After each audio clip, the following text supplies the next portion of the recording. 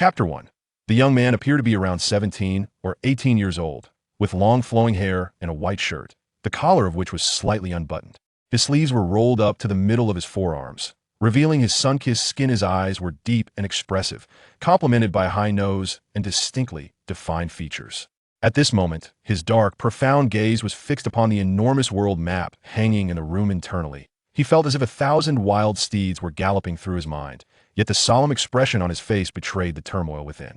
Is this the beginning of a new life? He pondered, glancing at the calendar affixed to the adjacent wall, which boldly displayed the date, November 10th, 1510, in the C-Circle calendar.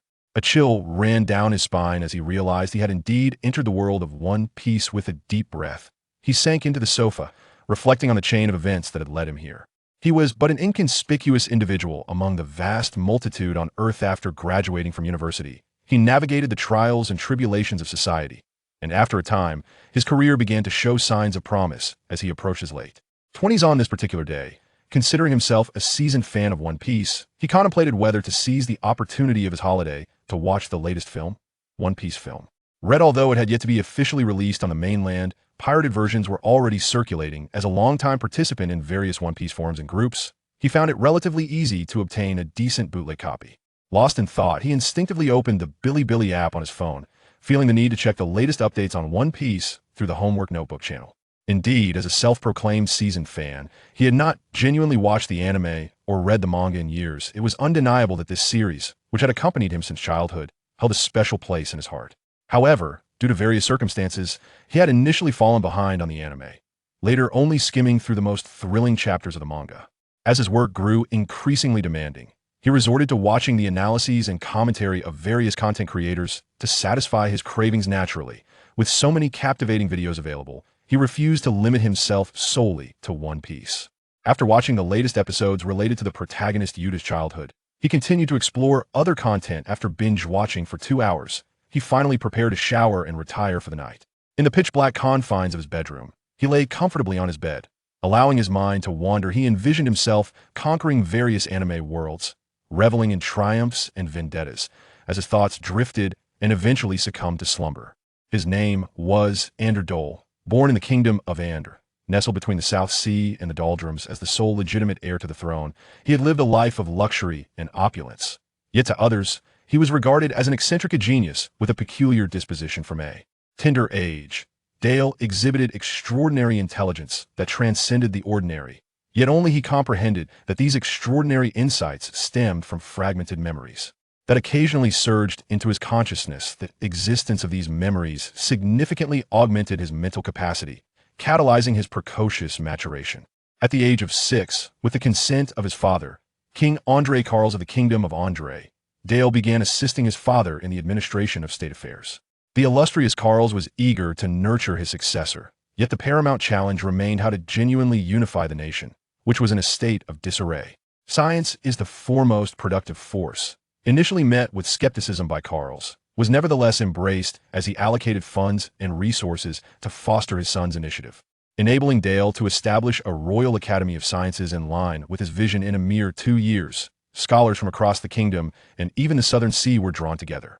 Over the subsequent 6 months, the areas under direct control of the Andre royal family, including the capital and 3 major ports, underwent a remarkable transformation. Under the sagacious leadership of the Crown Prince, the direction for talents within the academy was clarified, leading to a discernible advancement in science and technology. The potency of science began to ferment, influenced by the unique rules of this world. Various technologies and industrial products that would typically require decades, if not centuries, to proliferate were fully established within a decade, as envisioned by the fragments of Dale's memories. Steam and electricity, both existing in this world yet lacking effective promotion, began to flourish under Dale's guidance. The regions directly governed by the king experienced rapid development, with factories emerging as once exclusive luxury for the nobility gradually became essential commodities. For all these revelations stemmed from Dale's fragmented memories, with civilizations foreign to this realm providing profound insights, which, more importantly, accelerated King Carl's renewed plan to unify St. Migra. Thus, under the stewardship of Crown Prince Dale and the vigorous support of King Carl's, the military strength of Andre ascended rapidly, gaining a grassroots power that surpassed The limitations of relying solely on a few strong individuals to maintain dominion in April of the year 1510 of the Oceanic era.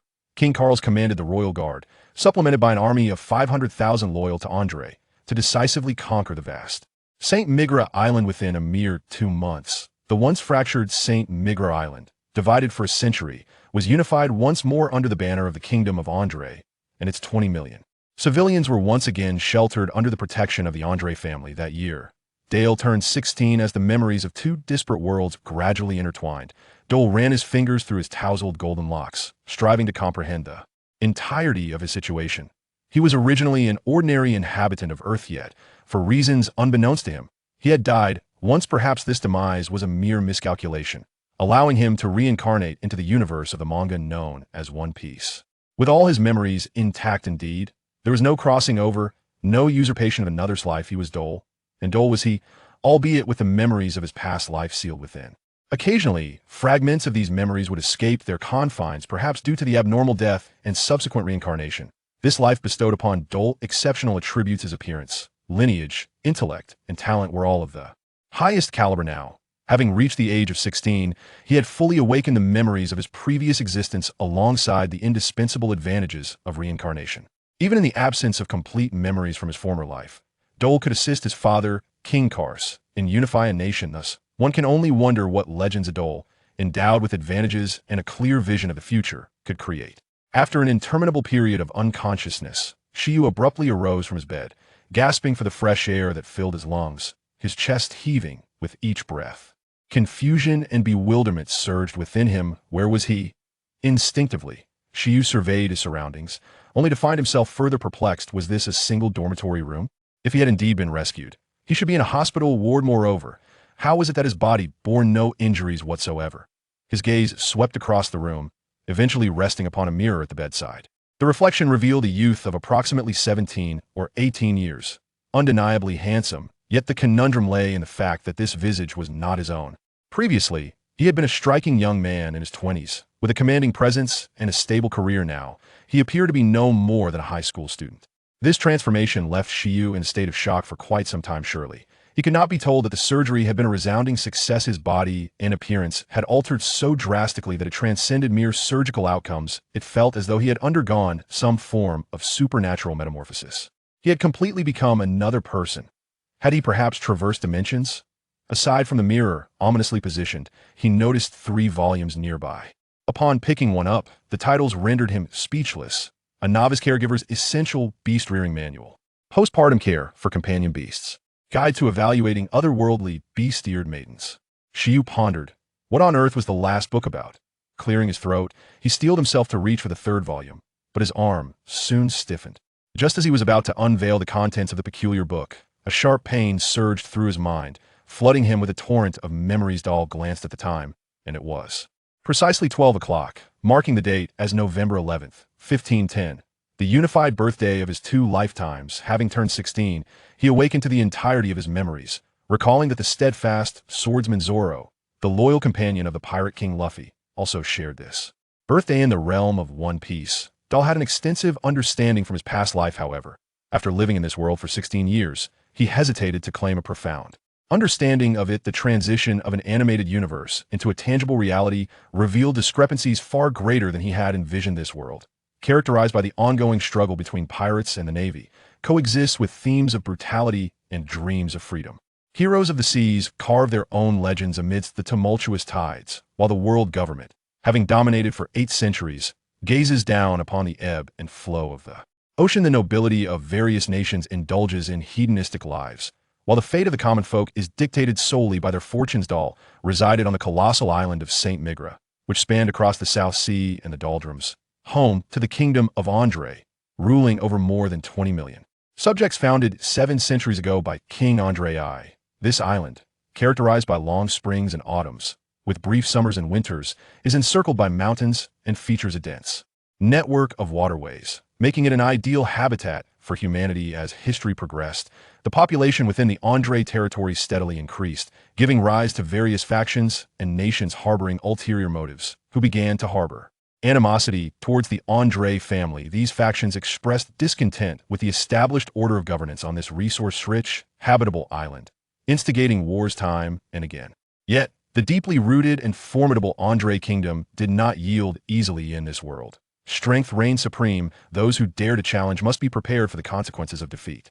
5 centuries ago, King Andrei IX initiated the St. Migra Unification War, eradicating all opposing forces on the island and achieving complete unification. It was not until over a century ago that the then-reigning King Andrei XI grew dissatisfied with the world government's long-standing restrictions on the maritime expansion of its member nations, endeavoring to bolster his own country's naval power during a grand military expedition to the South Sea. The Royal Navy of Andrei, comprising a formidable force of 100,000 troops, provoked the wrath of the world government. In response, the five elders swiftly issued a mandate for the blockade and sanctions against the kingdom of Andrei.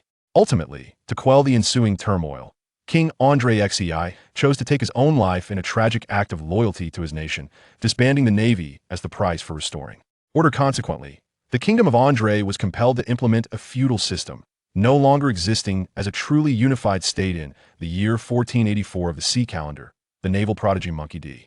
Garp achieved an extraordinary feat in the Valley of the Gods, triumphing over the infamous pirate Captain Rox D. Zebek. His remarkable victory echoed across the globe, earning him the title of Hero of the Navy, a source of immense pride for the naval forces. Inspired by the newspaper's accounts, the young King Carlos of the Andrei Kingdom, aged 20, resolved to revive the glory of his realm, determined to make Andrei great once again. Reflecting on his father, he felt a deep admiration, recalling that his grandfather had passed away due to severe illness. As the nation descended further into chaos, the turbulence of the times intensified. As the sole heir to the Andrei throne, Karl set sail at the tender age of 15, embarking on a journey with a feeble naval force. It was only at the age of 20, upon receiving news of his ailing father, that he returned home. During this period, only Karl's and his battle-hardened fleet fully understood the trials they had endured upon receiving the crown from his father. Karl spent the next decade implementing a series of stringent and effective national policies, maximizing the formidable capabilities and resources he had cultivated over 5 years at sea. Initially, he exerted absolute power to cleanse the capital region, gaining control over millions of subjects within the kingdom's heart. This foundation enabled him to train an elite guard to the standards of the naval headquarters, rooting out corruption within his jurisdiction, establishing new laws, and amending the previously flawed systems. Subsequently, leveraging the Royal Navy that accompanied him on his voyage, he established a new naval legion based on the headquarters standards. This effort culminated in the successful reclamation of the 3 major port cities of St. Migra, solidifying control over the kingdom's import-export trade, while severing the ties between domestic adversaries and external conspirators. The goal of complete unification was now within reach. By the year 1494, at the age of 30, Karls went so far as to use his own position as leverage, entering into a strategic marriage with Figo, the then director of the world government's underwater prison, thereby marrying Figo's only daughter, Iris. This alliance deepened the ties between Andrei and the world government, rendering the grave forces within Andrei incapable of receiving covert support from certain officials. Thus, Karls found a moment of respite after the marriage. He worked diligently for the well-being of his kingdom, fathering 3 sons and 1 daughter. His eldest son, Dale, was destined to become the crown prince and future king of the Andrei kingdom. After 16 years in this alternate world, Dale had completely assimilated into his new life. Even upon unraveling the mysteries of his past and awakening the memories of his former life, he wholeheartedly embraced this newfound identity. Fortunately, despite residing in the perilous world of the Pirate King, where an island's inhabitants could be obliterated in an instant, Dole's situation remains remarkably secure. Nestled within the 4 seas, his nation stands robust, and the vast expanses deter pirates from recklessly causing turmoil. Coupled with the formidable strength of his father, King Karls, and the burgeoning power of their united realm, it seems an auspicious beginning has been established. Rising from the sofa, Dole intended to retire for the night. However, having just assimilated his memories, slumber was the last thing on his mind. He altered his plans and resolved to visit the training grounds, eager to reacquaint himself with the prowess he had wielded in scant moments of recollection, and to explore the formidable strength possessed by his towering 16-year-old physique, standing at an impressive height of nearly 6 feet 3 inches. Elsa, am heading to the training grounds. Care to join me? Dole called out toward the outer chamber of the bedroom. Elsa, his devoted maid, appeared by his side as he spoke. Although the palace was expansive, Dole's private training area was conveniently located nearby. Of course, Your Highness. Are you truly going to train at this late hour? Elsa inquired, A hint of perplexity in her voice, clad in a black and white maid's uniform and sporting long, flowing black hair that cascaded to her waist, she approached Dole, revealing her slender waist and curvaceous figure. That was undeniably captivating, though she was of the same age as Dole. Her height, just over 5 feet, rendered her diminutive in comparison to his towering stature. The two individuals arrived at the nearby training ground, where entry into the palace's inner courtyard was strictly restricted to royal family members. The kingdom of Andre did not possess eunuchs, so apart from the maids and a handful of female soldiers tasked with protecting the queen and princess, there were no outsiders present, rendering the nighttime courtyard exceptionally tranquil. The training area was equipped with a diverse array of facilities, and as Dor donned his training attire, he squinted to sense the immense power contained within this body. He unleashed a powerful punch towards the energy testing device before him. It is worth noting that Dor merely awakened his memories. He did not undergo a traditional reincarnation, thus retaining complete mastery over his physical form without needing to adapt. His eagerness to test his strength stemmed from a desire to witness firsthand the extent of his capabilities. 1,000, 2,000, 3,000. Is this the sensation of 3,800 energy? With a casual strike, he observed the energy testing device indicating a final reading of 3,800 and could not help but marvel. At merely 16 years of age, while managing national affairs, he had honed his energy to such a remarkable level, undeniably showcasing his genius. Although he had yet to learn other advanced combat techniques, and had only practiced the most fundamental martial arts, he could still unleash over 4,000 energy in real combat. It is noteworthy that Rob Lucci, known as CP9's most formidable and ruthless weapon throughout history, recorded an energy level of 4,000 during his undercover missions at just over 20 years of age, having gained a preliminary understanding of his strength. It was time to explore the extraordinary abilities that accompanied his reincarnation. Dor contemplated this as he sat cross-legged, beginning to connect with the mysterious power residing within his mind. After an interminable state of unconsciousness, Shiyu abruptly rose from his bed, gasping for the fresh air, his chest heaving. A whirlwind of confusion and bewilderment enveloped him, as a multitude of emotions surged within. Where is this? Subsequently, Shiyu instinctively surveyed his surroundings, only to feel even more perplexed. A single dormitory? Even if he had successfully been rescued, he should be in a hospital room by now. Moreover, how could his body be completely unharmed? With a sense of bewilderment, Shiyu's gaze swiftly traversed the room, ultimately resting upon a mirror positioned at the head of the bed. The mirror reflected his current visage, appearing to be around 17 or 18 years of age, strikingly handsome. Yet the dilemma was that this was not him. The previous version of himself was a dashing young man in his 20s, possessing an air of distinction, who had been employed for some time. And now, this appearance could only be described as that of a high school student. This transformation left Shiyu in a state of astonishment for quite some time. He fervently hoped that no one would inform him that the surgery had been remarkably successful. His body and appearance had undergone such a profound change that it transcended the mere notion of surgery. It was akin to a magical metamorphosis. He had seemingly transformed into an entirely different person. Was it possible that he had traversed into another realm? Aside from the ominous mirror placed conspicuously on the bedside, Shiyu discovered 3 books nearby. Upon picking one up, the titles rendered him momentarily speechless. Essential Handbook for Novice Beast Caretakers, Postnatal Care for Companion Beasts, Guide to Evaluating Beast-Eared Females of Other Races. Shiyu was taken aback. The first 2 titles seemed relatively normal, but the last one raised numerous questions. Clearing his throat, Shiyu's expression turned serious as he extended his hand, only for his arm to stiffen abruptly. Just as he contemplated opening the 3rd book to discern its nature, a sudden, sharp pain surged through his mind, and a torrent of memories flooded in. Am I in the first empire of pirates as a recent graduate? At that moment, he found himself within his soul space, calling out into the empty, white void. Regarding the term Little Sprite, he had known about it since the instant Dayer awakened his talent, along with his memories. Another piece of information had emerged. A small sprite coexisted within his soul, capable of greatly assisting him in navigating this world. However, the specifics of its abilities could only be revealed through communication between Dayer and the sprite. As if responding to Dayer's call, the soul space rippled, and a small, golden orb of light materialized, hovering before him. The little sprite has arrived, it exclaimed joyfully, dancing around Dayer in circles. I must ask, little sprite, could you enlighten me about your capabilities? Dayer inquired directly, knowing that this was a matter of great significance concerning his future, and he could not afford to be careless. Certainly, master. As a being bound to your soul, the sprite typically resides in a dormant state within your soul space. It can gradually enhance your soul's strength and provide passive protection when your soul is harmed. This is the sprite's fundamental function. The golden light in the soul space resonated with a calm yet ethereal voice, echoing throughout the space. Noticing the sprite's eagerness, as if awaiting further questions from Dare, he obligingly continued, "Is there more? Do you, like other systems, issue tasks or perhaps offer chances for a lottery?" Having perused countless online novels, Dor is well aware of these tropes, instantly conjuring numerous possibilities. In truth, Dor is not particularly fond of task-oriented systems.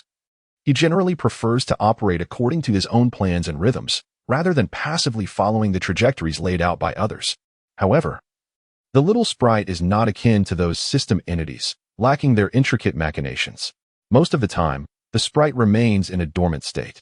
After expressing this, it ceased its fluttering and hovered before Dor, seemingly poised to convey something of great significance.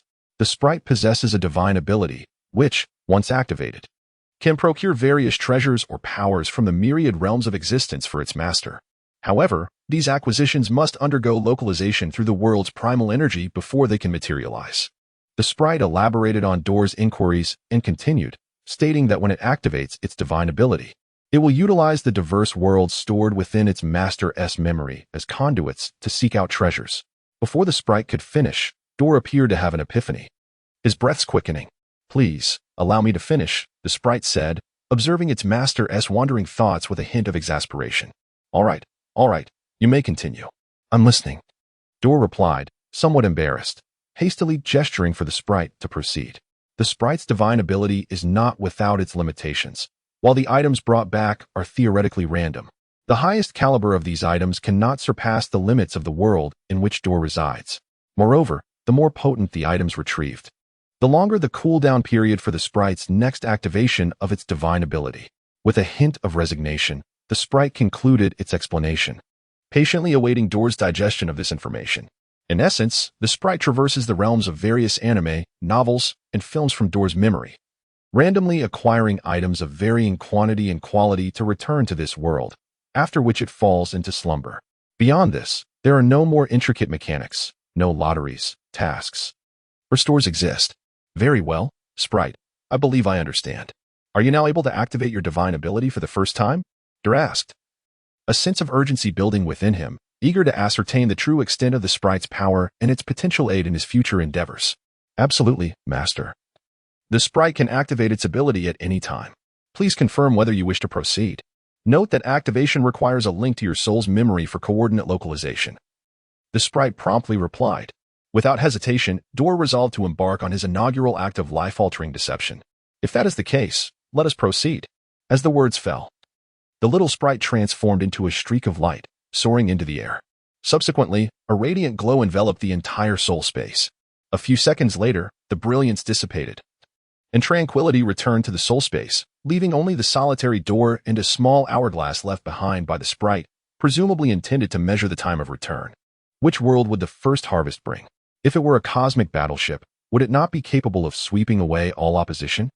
Dor's thoughts began to drift as he envisioned the sprite returning with a spacecraft, soaring directly above the holy land of Mariewa and unleashing a celestial weapon upon the gathering of those disdainful celestial dragons, causing them to physically evaporate. Speaking of which, Dor had once confronted the celestial dragons directly. The world government held its global conference every 4 years, and one had just taken place at the beginning of this year. As the crown prince, akin to the heir of an ancient dynasty on Earth, he was indeed entitled to accompany King Carlos to the conference. Reflecting on this, Dor quickly recalled fragmented memories that had occasionally surfaced over the past 16 years, most of which pertained to his time in school on Earth. Consequently, he had been unaware of the historical developments and related narratives concerning pirates during those 16 years. However, this did not hinder Dor from leveraging his secondary school education and knowledge gleaned from extracurricular sources to contribute to the construction of the Andre Kingdom. Among the most valuable fragments were those pertaining to philosophy, ethics, and history. This knowledge has allowed the young prodigy, Dol, to become a veritable expert in dragon-slaying techniques. Entrusting his father, Kars, with the concepts of national rejuvenation through science and education, the accumulation of resources, and the gradual ascent to power, thereby significantly accelerating the unification process of the Kingdom of Andre.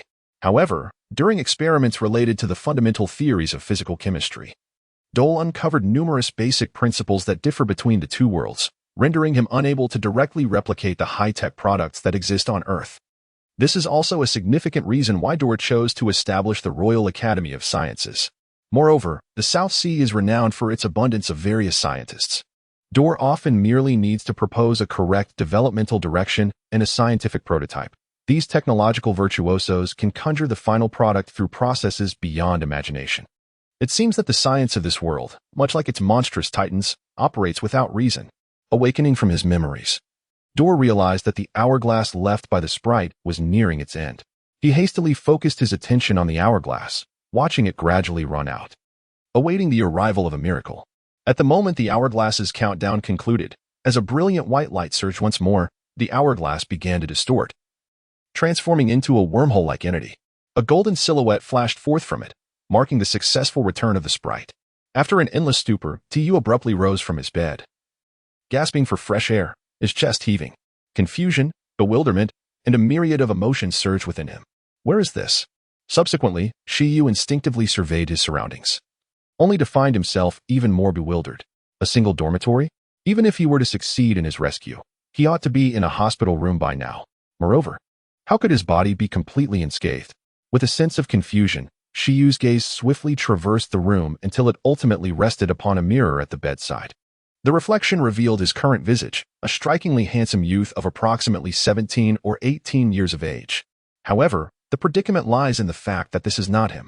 Previously, he was a remarkable young man in his 20s, having worked for some time.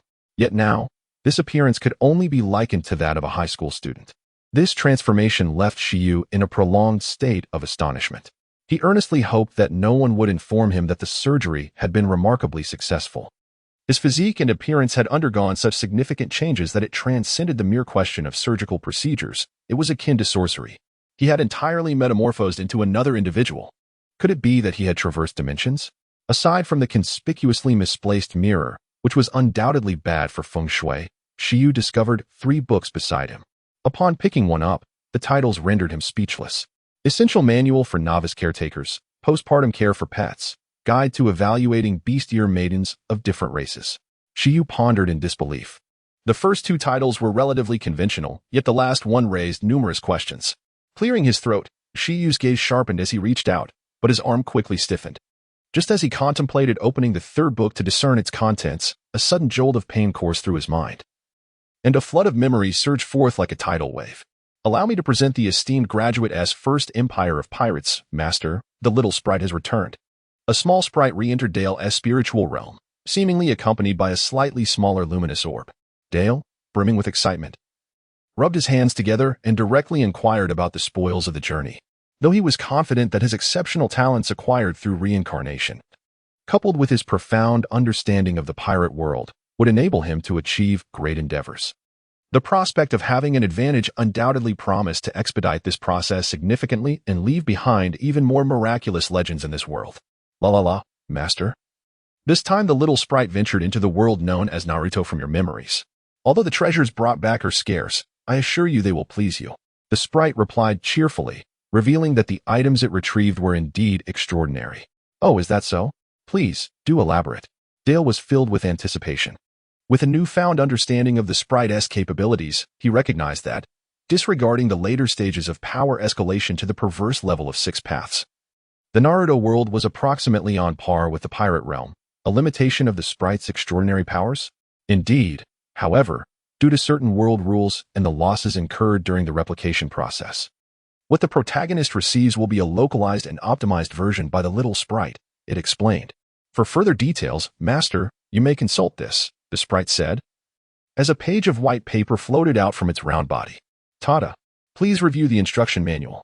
Before him, a page of the manual floated into view, suspended in the ethereal realm of the soul, boldly displaying the list of the little sprite's zero-cost acquisitions: 1 Rinnegan, exclusive limited edition; 1 Eternal Mangeki Sharingan, exclusive limited edition; 1 Uchiha Fan, domestic modified version. With a mere click, the sprite transformed into a customer service guide, providing thoughtful directions.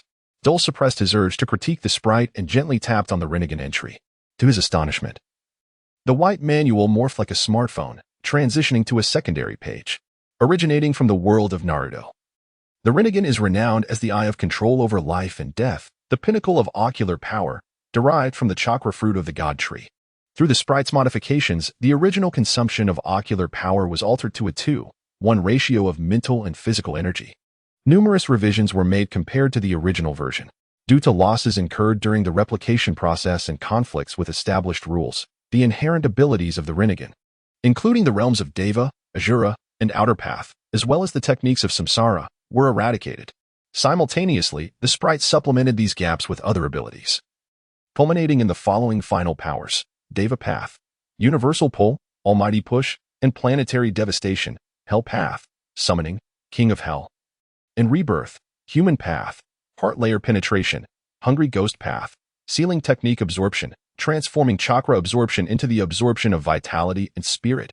5 elements. Basic elemental ninjutsu collected by the sprite were integrated, manifesting as instant ocular techniques. Thus concluded the first page of the manual.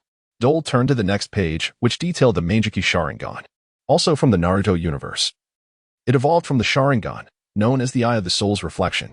The modified Manjiki, enhanced by the sprite, was imbued with an array of peculiar abilities, including Limitless Eye, Enhanced Dynamic Vision, a 360-degree field of view, thermal vision, and night vision capabilities, Inside Eye, the ability to discern the enemy's muscular pathways, perceive every subtle movement of the opponent, as well as the flow of energy such as spirit or other forces within their body.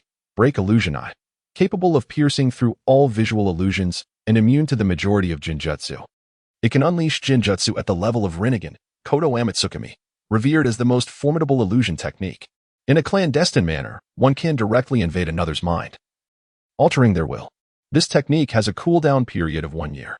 Amaterasu, upon activation, a powerful black flame ignites at the focal point of the pupil, which will not extinguish until the target is completely consumed.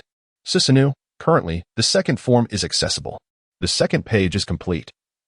Now we shall proceed to the third page's content. Note 1.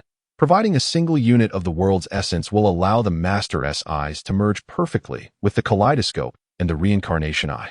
Note 2. The aforementioned dual eye abilities have not yet been fully unlocked.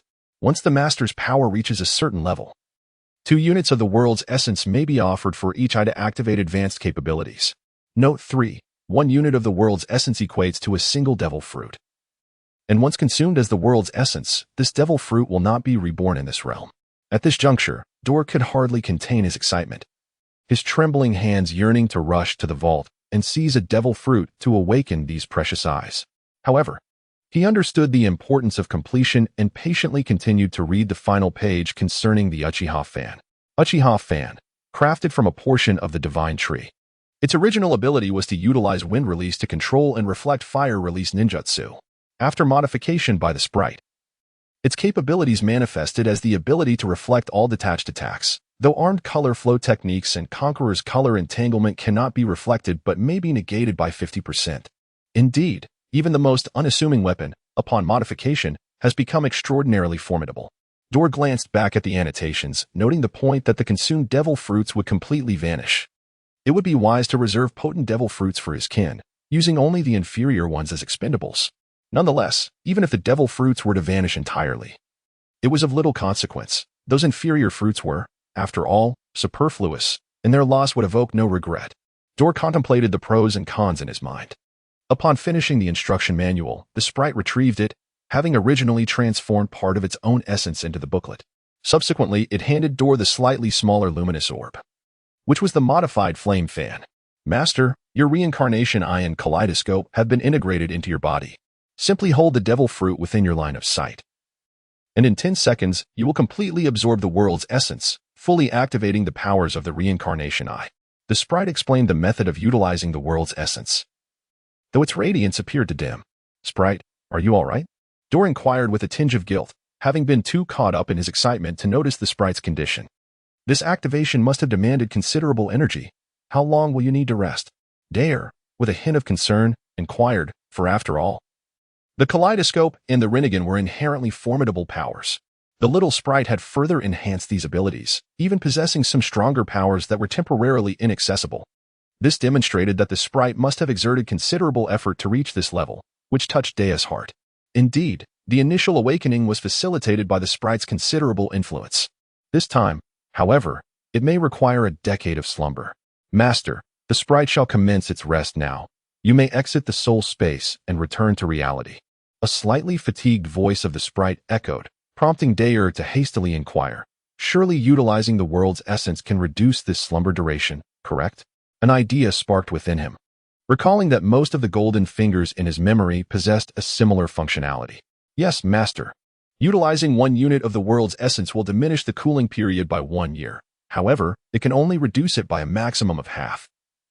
With a minimum slumber duration of 1 year, the sprite confirmed, subsequently transforming into an egg of half a person's height, seemingly entering its slumber. It is merely sleep, not a parting of life and death, Dayer reassured himself as he left the soul space, oblivious to how much time had elapsed outside. After an endless period of unconsciousness, Shiryu abruptly awoke from his slumber, gasping for fresh air, his chest heaving. A whirlwind of confusion and emotions surged within him. Where's this?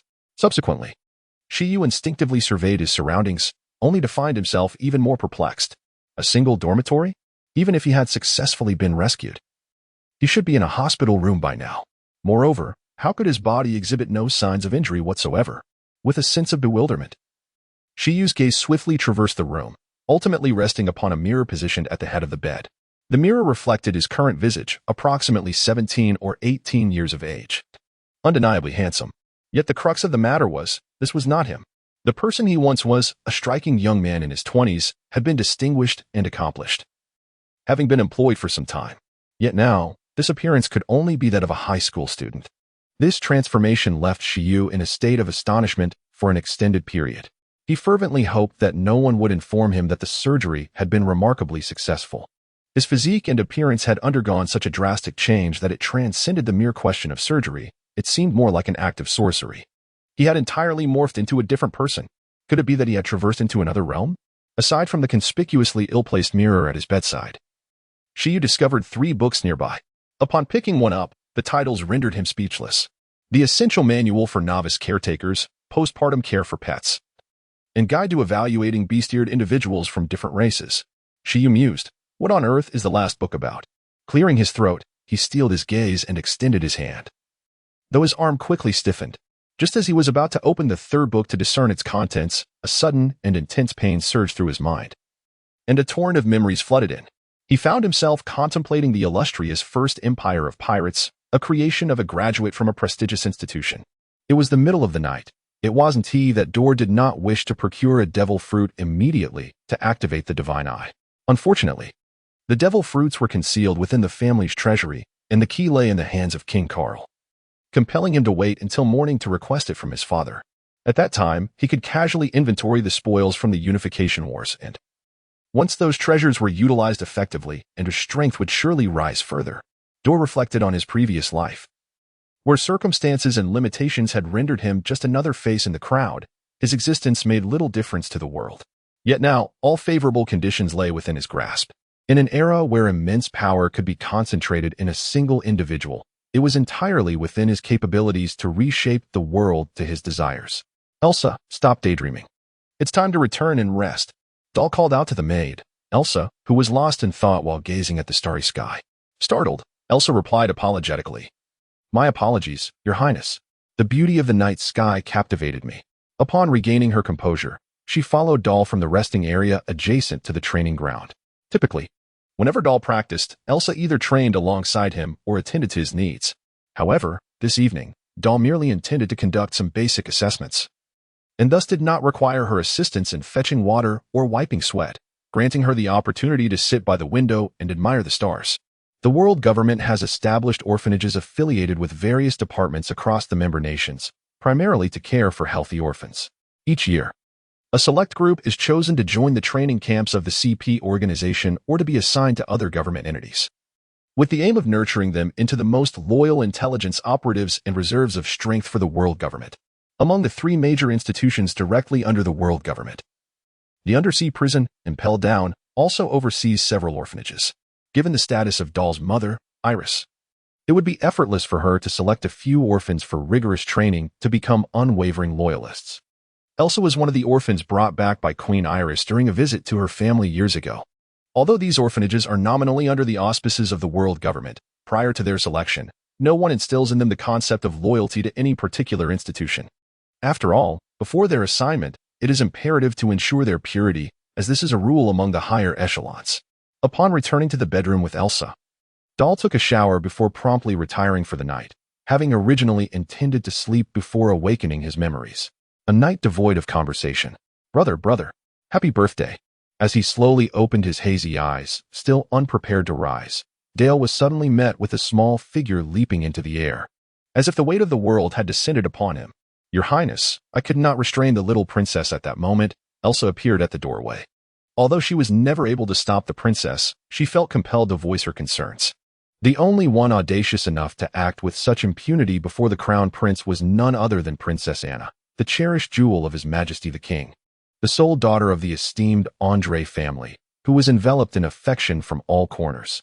King Carlos, the only son of the late monarch, was favored by his father for his potential to expand the family legacy. However, upon returning to his homeland, he hastily ascended to the throne. It was not until a decade of diligent governance that he finally considered matters of his own heart. In the first year of his marriage, he welcomed Dale into the world, followed by the births of Carlo and Karen over the next 3 years. At the tender age of 6, Dale, drawing from the fragments of his memories, began to assist Carlos in reforming and strengthening the kingdom. Carlos, however, soon found himself ensnared in the throes of duty. By the year 1498 of the sea-round calendar, the reformed kingdom had entered a phase of prosperity, and it was then that Queen Iris conceived Anna, who was now a mere 12 years old. Dale, at 17, is considered to have reached the threshold of adulthood in the world of pirates.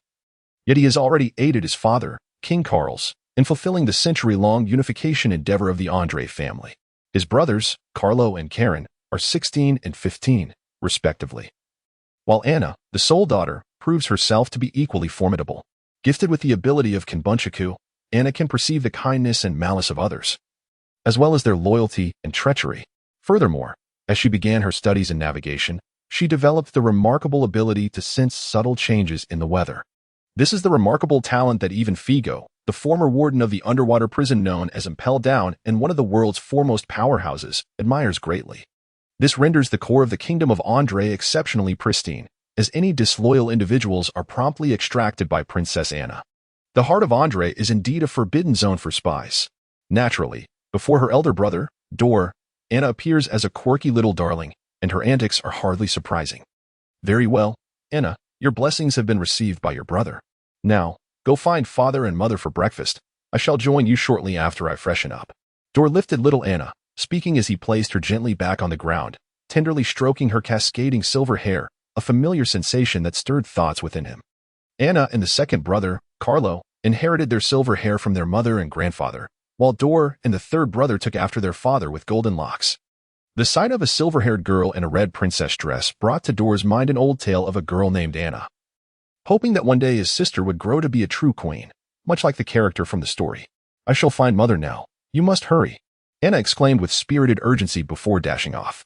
Watching her joyful figure fade into the distance, Dor began his morning routine. As for birthdays, the people of this world do not place much significance upon them. In the manga One Piece, the esteemed author, Oda, assigned birthdays to each character. Yet the narrative lacks any scene celebrating these occasions or acknowledging the birthdays of significant individuals. In the transition to the real world, this has morphed into a custom where everyone knows one another's birthdays but seldom celebrates them or exchanges gifts. Soon, Dor arrived at the palace where his parents led their daily lives, and indeed, they were still enjoying breakfast. Good morning, father and mother. Your son comes to pay his respects, Dor stated without hesitation, finding a seat at the table and making a face at Anna beside him. Dressed in a splendid gown, her waist-length silver hair cascading elegantly, the stately and graceful woman before him was none other than his mother, Iris. Ah, Dor has come. Aren't you the one who usually rushes through breakfast on your own to attend to your duties? What brings you here today to join us? Mother, do not jest. I am merely here to alleviate Father's burdens. I have indeed been too busy to share a meal together for quite some time, Dor replied, acknowledging the truth of his hectic schedule. Enough. You take advantage and then play the innocent. I have bestowed upon you the regency, and you should revel in it, interjected King Carlos, unable to contain himself, a sandwich filling his mouth. Standing at an impressive 3 meters tall, King Carlos wore a royal robe adorned with gold trim, embroidered with the red and gold crest of the André royal family. The emblem featured a large cross with 5 smaller crosses, and at its center lay a lily, symbolizing talent, dignity, distinction, nobility, and elegance. Observing Dor's silent response, Iris teasingly inquired, "Will your birthday be celebrated as it has in years past? Would you like me to host a grand banquet for you?" "Not at all, dear mother. If you could personally prepare a sumptuous feast for me this evening, I would be utterly content," Dor replied. Dal declined the troublesome royal banquet. After breakfast, Iris took Anna back to the backyard, while Dal trailed behind cars to the government hall like a shadow. After an interminable haze, Shiyu suddenly rose from the bed. He inhaled deeply, savoring the fresh air. His chest heaving. Confusion, bewilderment, and a myriad of emotions surged within him. "Where's this?" Subsequently, Shiyu instinctively surveyed his surroundings, only to become even more bewildered. A single dormitory? Even if he had been successfully rescued, he should have been in a hospital room by now. Moreover, how could his body possibly bear no injuries whatsoever? Filled with questions, Shiyu's gaze swiftly swept across the room, ultimately resting upon a mirror at the head of the bed. The reflection revealed his current appearance, approximately 17 or 18 years of age, strikingly handsome. Yet the issue remained, this was not him. The person he once was a dashing young man in his 20s, exuding charisma and having already spent some time in the workforce. But now, this visage could only be that of a high school student. This transformation left Shiryu in a prolonged state of bewilderment. He fervently wished that no one would inform him that the surgery had been a resounding success. His physique and appearance had altered so drastically that it transcended the mere question of surgery. It felt almost like sorcery. He had completely morphed into an entirely different individual. Could it be that he had traversed dimensions? Aside from the ominously positioned mirror at the bedside, which undoubtedly harbored negative feng shui, Shiryu discovered 3 books nearby. Upon picking one up, the titles rendered him momentarily speechless. Essential Handbook for Novice Caretakers, Postpartum Care for Pets, and Guide to Evaluating Beast Ears of Different Races. Shiryu pondered. The first 2 titles seem relatively normal, but what on earth is the last one about? Clearing his throat, Shiryu's expression turned serious as he extended his hand, only for his arm to stiffen abruptly. Just as he was about to open the 3rd book to uncover its nature, a sharp pain surged through his mind, overwhelming him with a deluge of memories. "I offer you the illustrious graduate of the Grand Pirate Empire. What brings you here?" "I knew you wouldn't come unless there was something on your mind," said Carl. Seated regally in the main chair, gazing across at Dole. "There have been new developments at the Academy. You should pay a visit." 2 years prior, Carl had bestowed upon Dole the title of Grand Minister, retaining the authority over military mobilization and appointments while entrusting Dole with nearly all other powers, including the formulation of military systems and laws. Though daily governance remained in the hands of Carl and the Prime Minister, the practical execution of policies was delegated to Dole and the Prime Minister's appointed officials. In essence, the Prime Minister was the sole scapegoat for any misfortunes. "Understood, Father. I have come today to request the key to the treasury. We acquired numerous valuable items during the recent battle, and they cannot be left to gather dust. Otherwise, they will be of no use in enhancing our forces," Dole stated earnestly. Over the past few years, he had dismantled countless entrenched adversarial factions within André's realm, accumulating a wealth of resources now within the royal treasury.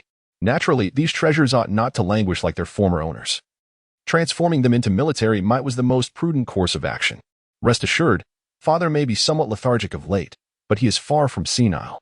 Unifying the kingdom once more is the pinnacle of my capabilities, yet it does not limit yours. Carl refrained from directly answering Dole's inquiry, instead reflecting on his own journey. "Father, you," Dole began, only to be interrupted by Carl. Having set sail at the age of 15, ascended to the throne at 20, and sired a child by 30, Carl had finally accomplished the aspirations of his youth and fulfilled the late king's wishes by unifying St. Migra. Thus, since the end of hostilities mid-year, there appeared to be a profound shift in Carl's demeanor, rendering him rather lackadaisical. "What say you? Would you care to share your thoughts with Father, as well as your ambitions? Is it truly so?" Although Dole has not yet fully awakened his past life's memories and does not exhibit any grand ambitions, he is wholeheartedly devoted to assisting Carl's in all his endeavors. Yet, deep within, Dole is inherently a person who cannot accept mediocrity. To him, André merely serves as a starting point. He has never sailed the seas, nor does he comprehend the multitude of formidable adversaries that lie beyond. But each time he listens to Carl's recount his experiences during 5 years at sea, the spark in his eyes is impossible to overlook. If, prior to the recollection of his past life, Dole merely fantasized about venturing into the ocean, establishing a reputation for Andre, and achieving greater success than his father, these aspirations were but figments of his imagination. His understanding of this world was still too superficial for him to ascertain what he truly desired. However, with the amalgamation of his previous memories and a burgeoning awareness of the past, present, and future of his world, his ambitions have begun to swell. Andre should not be merely a kingdom. Though the dual-eyed artifact brought back by the fairy remains dormant, the flame fan has already materialized, undoubtedly fueling Dole's ambitions further. The historical figures of Qin Huang, Han Wu, and Tang Zhong Mingzhu. Under heaven, all land belongs to the king, and on every shore, all subjects belong to the king. This is what Dole truly desires. The profound shift in his mindset is, to the seasoned Carls, akin to a beacon in the inky night. Easily discernible, thus prompting his inquiry. Taking a deep breath, Dole spoke slowly. Many are altered by the times. Yet only a select few possess the power to alter the times. I believe I am one of those few. The kingdom is too small. I yearn for a true empire. Though countless words lingered on the tip of his tongue, he distilled his thoughts into these few phrases. And he held faith that his father would understand him. Are you so eager for a position beneath me? Carls remarked with a teasing smile after hearing Dole's words. Perhaps such tedious probing should be kept to a minimum, Dole shrugged in response, expressing his exasperation but continuing earnestly. Since the public execution of Pirate King Roger by the Navy, an era has begun to spiral out of control. The number of pirates has surged exponentially. The great pirates of the New World have commenced a siege against the Navy and various factions under the world government. In an effort to stabilize the Grand Line situation and counterbalance the increasingly powerful Navy, an organization known as the Seven Warlords of the Sea was established. This is our opportunity. The world government's decree prohibiting member nations from possessing their own naval forces will soon falter. Already, at least 1/5 of the nations are covertly plotting to establish their own naval fleets. By the next World Conference at the latest, this prohibition will be abolished. Therefore, you shall remain on the throne for a few more years, during which I will set sail and assemble my own crew. It will then be your time to retire. It is rare to hear you speak so much. Well, I understand everything now. Take care of matters at home, and after the new year, you shall pursue your aspirations. Carls provided his answer, indifferent to the throne. Having fulfilled his mission, his primary concern lay with the future of his children. Now it seems that at least his eldest son can be given some freedom, which is a great relief. Oh, by the way, regarding the third son, that simple-minded lad with brawn over brains, could you also assist him in finding a suitable devil fruit? Ideally, one that is easier to develop. Carls handed the key to the treasury, a miniature jade seal, to Dole, and began to trim his cigar, gesturing for Dole to take his leave. The third son, Karong, a naturally gifted warrior, possesses strength, resilience, and keen instincts comparable to those of Zoan-type users. However, God is fair, Karong's aptitude for learning, along with his intelligence and emotional quotient, are rather lacking. Despite his immense power, he consistently lags in mastering martial arts.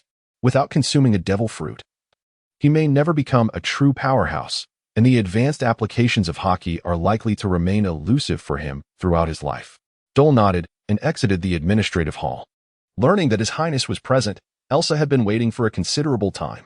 Upon seeing Dole appear, she quickly fell into step alongside him. Elsa, go to the library and fetch 2 volumes of devil fruit encyclopedias, then wait for me in my studio. I need to make a trip to the treasury. Dole instructed before heading toward the treasury. The foremost priority now is to activate the power of the double eyes. Dole could hardly contain his anticipation, hoping that the collection held enough useless fruits so that they could be discarded without regret. After an endless state of unconsciousness, Shiyu abruptly rose from his bed. Gasping for fresh air, his chest heaving, confusion and a myriad of emotions surged within him. Where is this? Subsequently, Shiyu instinctively surveyed his surroundings, only to become increasingly perplexed. A single dormitory? Even if he had successfully received rescue, he ought to be in a hospital room by now.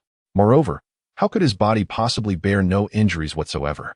With these questions swirling in his mind, Shiyu's gaze swiftly swept across the room, ultimately resting upon a mirror at the head of the bed. The mirror reflected his current appearance, a young man of approximately 17 or 18 years, strikingly handsome. Yet the dilemma lay in the fact that this was not him. The individual he once was, a dashing youth in his 20s, exuding charisma and having been employed for some time, seemed to have vanished. Now, this visage could only be that of a high school student. This transformation left Shiyu in a prolonged state of astonishment. He fervently hoped that no one would inform him that the surgery had been remarkably successful. His physique and appearance had undergone such a profound change that it transcended mere surgical intervention. It was akin to sorcery. He had seemingly morphed into an entirely different individual. Was it possible that he had traversed dimensions? Aside from the conspicuously misplaced mirror at his bedside, which exuded unfavorable feng shui, Shiyu discovered 3 books nearby. Upon picking one up, the titles rendered him momentarily speechless. Essential Manual for Novice Beast Keepers, Postpartum Care for Pets, Evaluation Guide for Beast-eared Individuals of Other Races. Shiyu? The first 2 titles were relatively mundane, but what on earth was the last one about? Clearing his throat, Shiyu's expression turned serious as he extended his hand, only for his arm to stiffen abruptly. Just as he was about to open the 3rd book to discern its contents, an excruciating jolt surged through his mind, flooding him with a torrent of memories. He was presented with the pirate's first empire, the King's secret vault, a repository of the highest secrecy within the entire Andre kingdom, accessible solely to the current heir and the king. However, this vault did not house gold or jewels. Rather, it contained the notes and records of Andre's ancestors, chronicling family history and the significant historical events experienced by his forebears in meticulous detail. These are the true treasures of the Andre family. In addition, there exist various items imbued with unique effects and artifacts of unparalleled significance, among which is a historical manuscript. However, the collection of weapons and armor, including devil fruits and blades of renown, is rather scant, as each generation of kings has indulged in this regard. And not every generation has replenished the stock. The key to the royal treasury is the royal seal's sub-imprint. By staining this imprint with the blood of the Andre lineage, one can activate the treasury's mechanisms and gain entry. This time, however, Dor was solely focused on acquiring the devil fruits, neglecting to examine the other items. He hurriedly took the chest containing the devil fruits and departed. Upon arriving at his studio, Dor found Elsa already waiting there, with 2 thick tomes of devil fruit encyclopedias at the ready. Your Highness, I have brought the family's collection of devil fruit encyclopedias alongside the revised editions from the world government, Elsa informed Dor, gesturing towards the 2 volumes on the table. Elsa grew up in an orphanage and was brought back by Queen Iris of the Andre family when she was 6. After 6 months of training, she became Dor's personal maid. While Dor is not harsh with those around him, Elsa believes that adhering to the duties expected of a maid is the correct course of action. Nearly 10 years have passed, and her loyalty is beyond question. Despite her somewhat aloof demeanor, she excels in the tasks assigned to her, proving to be an invaluable aid. Before Dor lies the complete collection of all devil fruits amassed by both the Andre royal family and himself, totaling 7 devil fruits. Among these, 2 devil fruits were acquired by Dole through fortuitous circumstances over the years, while another 2 were obtained by Carls during his 5-year maritime expedition. The final 3 were confiscated from various factions' treasuries following the unified battle in the middle of the year, due to the overwhelming aftermath of the conflict. These devil fruits were carelessly tossed into the vault, neglected and forgotten. In fact, there remains 1 more devil fruit in the treasury. Yet its nature remains a mystery, as it could not be identified in any of the comprehensive catalogs of devil fruits. Thus, it has been sealed away in the vault. The catalog from the world government, which is also part of Dole's mother Iris's dowry, is far more detailed than the centuries-old antique catalog held by the Andre royal family. Without further ado, Dole and Elsa each held a volume of the devil fruit catalog, meticulously comparing it with the bizarre array of devil fruits before them. Soon, the findings emerged. First, regarding the 2 devil fruits collected by Dole himself, their animalistic features were evident from their appearance. In his previous life, Dole had perused the official catalog of certain devil fruits. Typically, animal-type devil fruits exhibit distinct animal traits on the fruit itself, such as the horns of the bulbul fruit or the scales of the azure dragon fruit. Among Dole's 2 acquisitions, one was identified as a sacrificial waste fruit. Upon examining the details in the catalog, he realized it was destined for sacrifice. It was the animal type, fish fruit, ordinary species, sardine form. Indeed. Upon seeing this name, Dole was momentarily taken aback. While Kaido's fish fruit transformed him into a dragon king, capable of traversing heaven and earth, Dole's version merely rendered him as fodder, with sardines deemed too diminutive even for that purpose. Life is unpredictable, fortunately. The second fruit proved to be quite remarkable. The animal type, dinosaur fruit, ancient species, pterosaur form, a true ruler of the skies. The pterosaur stood 6 to 8 meters tall with a wingspan exceeding 10 meters, preying upon juvenile tyrannosaurs, thereby securing its place even in the treacherous world of pirates. Moreover, within the collection of devil fruits amassed by King Carl's, Dole discovered a splendid find, a superhuman-type fruit particularly well-suited for the third son. Karong, the superhuman type, explosion fruit. Indeed, it was the same explosive fruit possessed by Jim, a subordinate of the warlord Crocodile during Luffy's era. However, the manner in which this individual utilized and developed the fruit's abilities was nothing short of a travesty. Dole often found himself incensed at the thought. Superhuman type, explosion fruit. Any part of the body could explode, even the boogers that were expelled. Air blown from the mouth could also serve as an explosive. And the user was immune to bombs, even consuming one posed no threat at all. This should be the ultimate dream fruit for any master of martial arts. With a development direction that is both straightforward and brutally effective, culminating in the explosive power of infinite development. The most terrifying aspect is that once this demonic fruit completes its awakening, it may become yet another entity with the capacity to annihilate the world.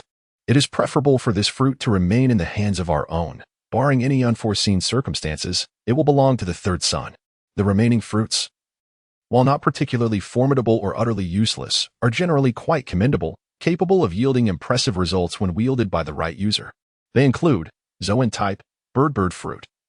Dove form, Zoan type, insect fruit, mantis form, paramecia type, net fruit, paramecia type, silver fruit. The dove possesses remarkable versatility, allowing for enhancements across various aspects through training, thus holding significant utilitarian value. Perhaps Morgans, the bird known for inciting chaos, will soon face a formidable rival. The mantis fruit offers the advantages of flight combined with dual blades and exceptional dynamic vision, potentially surpassing the overall strength of typical ancient types. The net fruit, an original creation from the anime, resembles Katakuri's special type. It can transform the user's entire body into a net, exhibiting an indestructible quality, though it can be ruptured. The silver fruit, akin to the Golden Emperor's gold fruit from the film, boasts excellent thermal and electrical conductivity, is resistant to chemical corrosion, and is notably malleable with great ductility. While it may yield different effects, it ensures that Andre will not lack for wealth in the future. As silver is also a precious metal in the world of One Piece, valued at approximately 1% of gold, it is more common and accessible. All right, Elsa, please gather these and take them to our base. Also, inform the second and third sons to return. I have important matters to discuss. Dole handed Elsa all the fruits aside from the sardine, leaving her curious as to why he retained the least valuable demonic fruit. However, she refrained from questioning further. After acknowledging his request, she departed the studio with the remaining fruits. Next comes the moment to witness the descent of the Eye of God. After an endless haze of unconsciousness, Shiryu abruptly sat up in bed, gasping for fresh air, his chest heaving. Confusion, bewilderment, and a myriad of emotions surged within him. Where is this? Subsequently, Shiryu instinctively surveyed his surroundings, becoming even more perplexed. A single dormitory? Even if he had successfully been rescued, he should currently be in a hospital room. Moreover, how could his body possibly be unscathed? Filled with confusion, Shiryu's gaze swiftly traversed the room, ultimately resting upon a mirror beside the bed.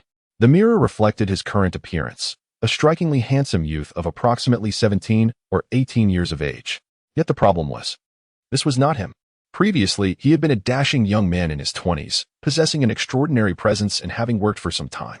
Now, however, his appearance resembled that of a mere high school student. This transformation left Shiryu in a state of bewilderment for a considerable time. He fervently hoped he would not be informed that the surgery had been a resounding success. His physique and appearance had undergone such a profound change that it transcended the realm of mere surgical intervention. It felt akin to sorcery. He had seemingly metamorphosed into an entirely different individual. Could it be that he had traversed dimensions? Aside from a mirror placed inconveniently at the bedside, which exuded an unfavorable aura, Shiryu also discovered 3 books nearby. Upon picking one up, the titles rendered him momentarily speechless. A beginner-esque guide to beast raising, postnatal care for pets, a guide to evaluating beastkin with animal ears. Shiryu pondered. The first 2 titles appeared relatively conventional. But what on earth was the third about? Clearing his throat, Shiyu's expression turned serious as he extended his hand, only for his arm to stiffen almost immediately. Just as he was about to open the third book to discern its contents, a sudden jolt of pain surged through his brain, inundating him with an overwhelming tide of memories. He was presented with the narrative of a remarkable graduate from the realm of piracy, the First Empire.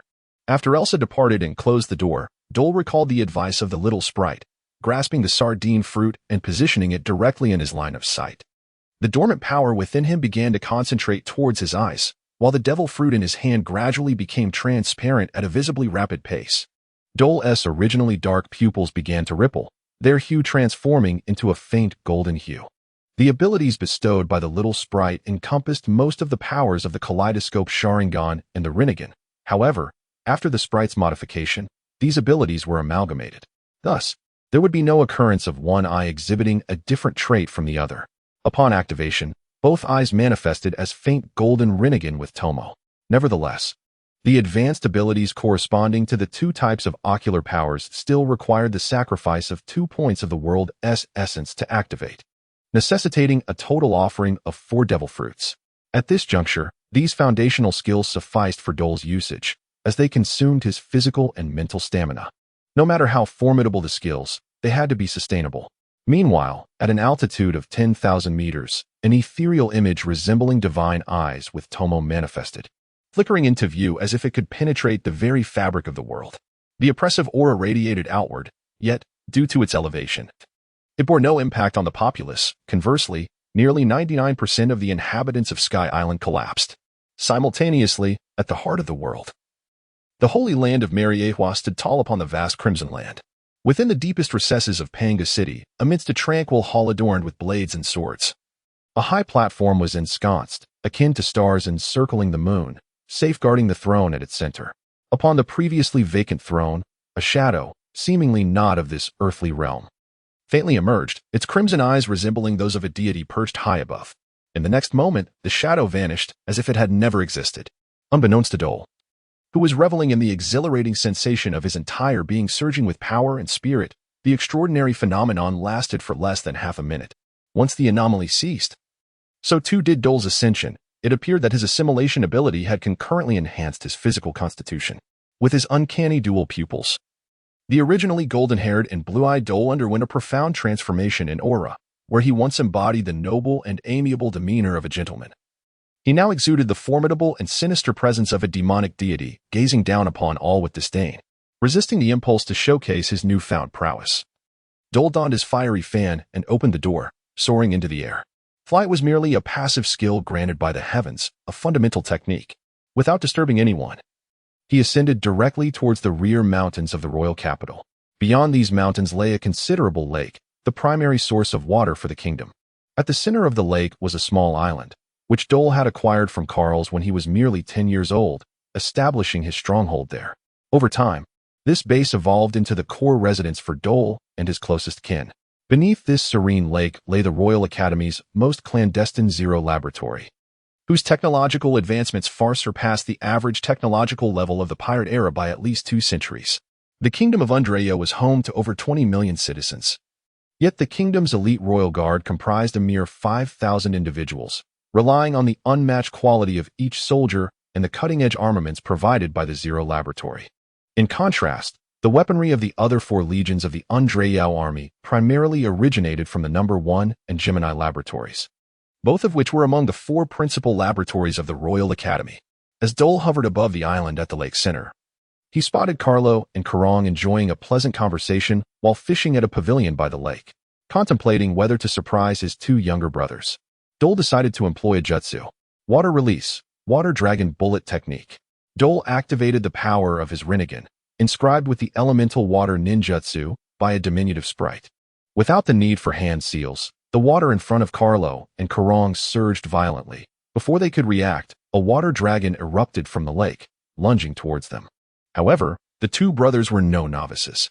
With a swift retreat to gain distance, Carlo, a swordsman, wielded his fishing rod like a sword, delivering several decisive strikes against the encroaching water dragon. Meanwhile, Karong, with his imposing stature, leaped into action. With a physique of remarkable strength, his robust muscles complemented by a height of 2.5 meters at merely 15 years of age, he descended with a powerful punch that shattered the water dragon.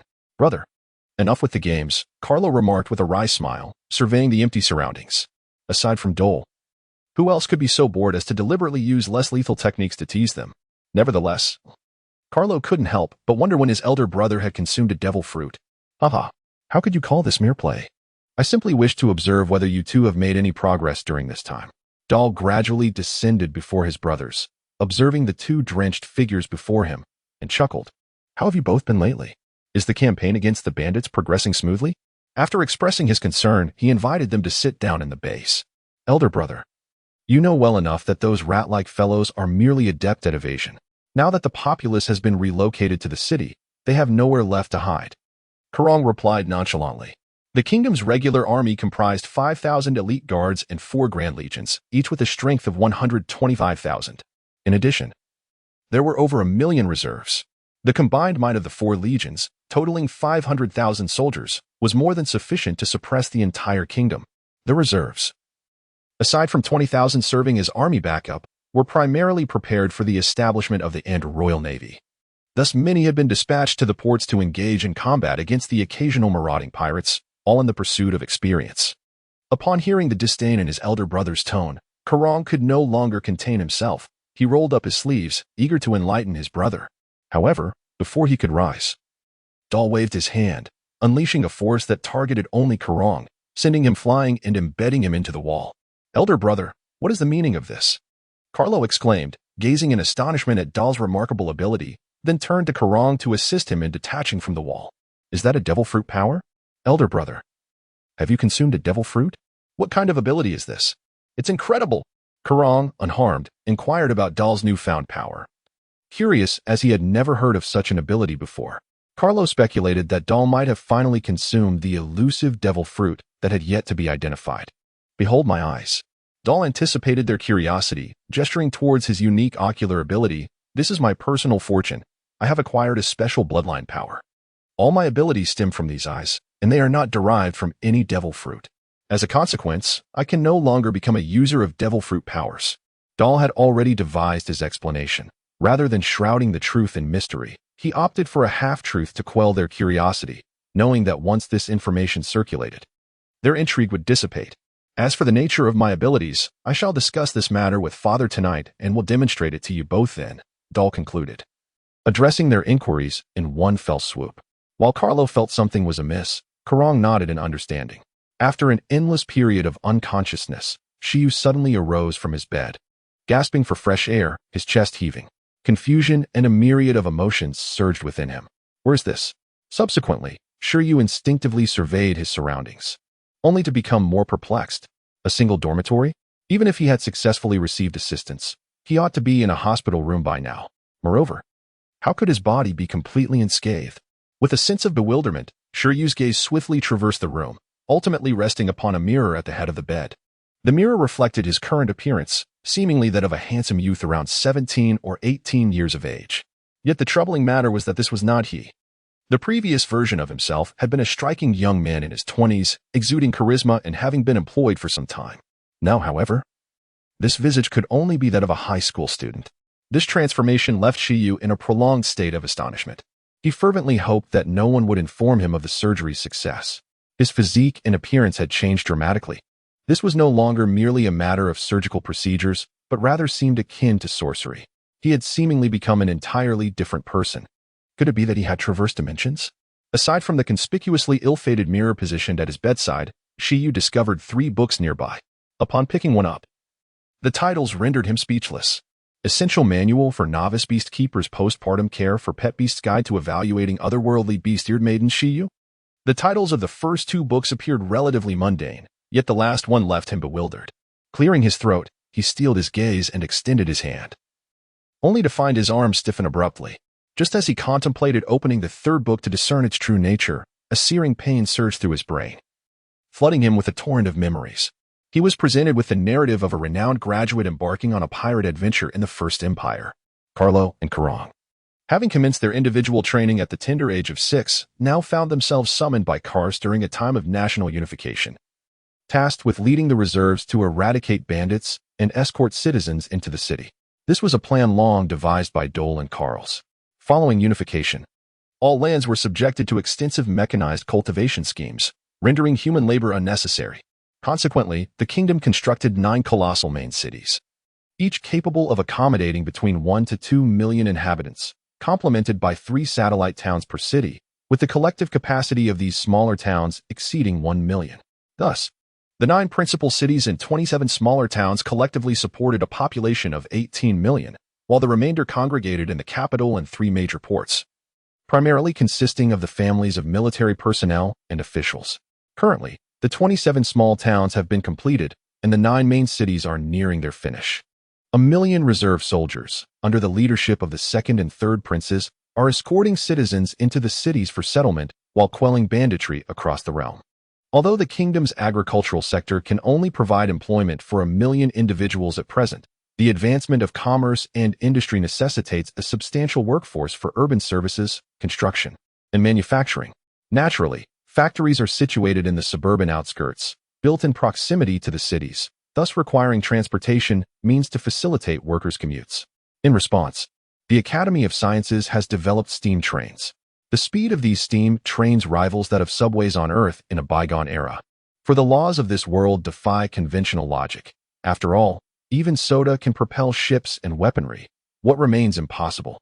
The products manufactured in these factories are exported through St. Me Port and Lagport, directed towards other nations, with domestic stability achieved and banditry quelled by the reserves. The primary pressure on the 4 legions now emerges from the 2 open ports, teeming with various factions. Indeed, as Sanair noted, there is little difficulty involved. Brother, are you calling us back to prepare for a voyage?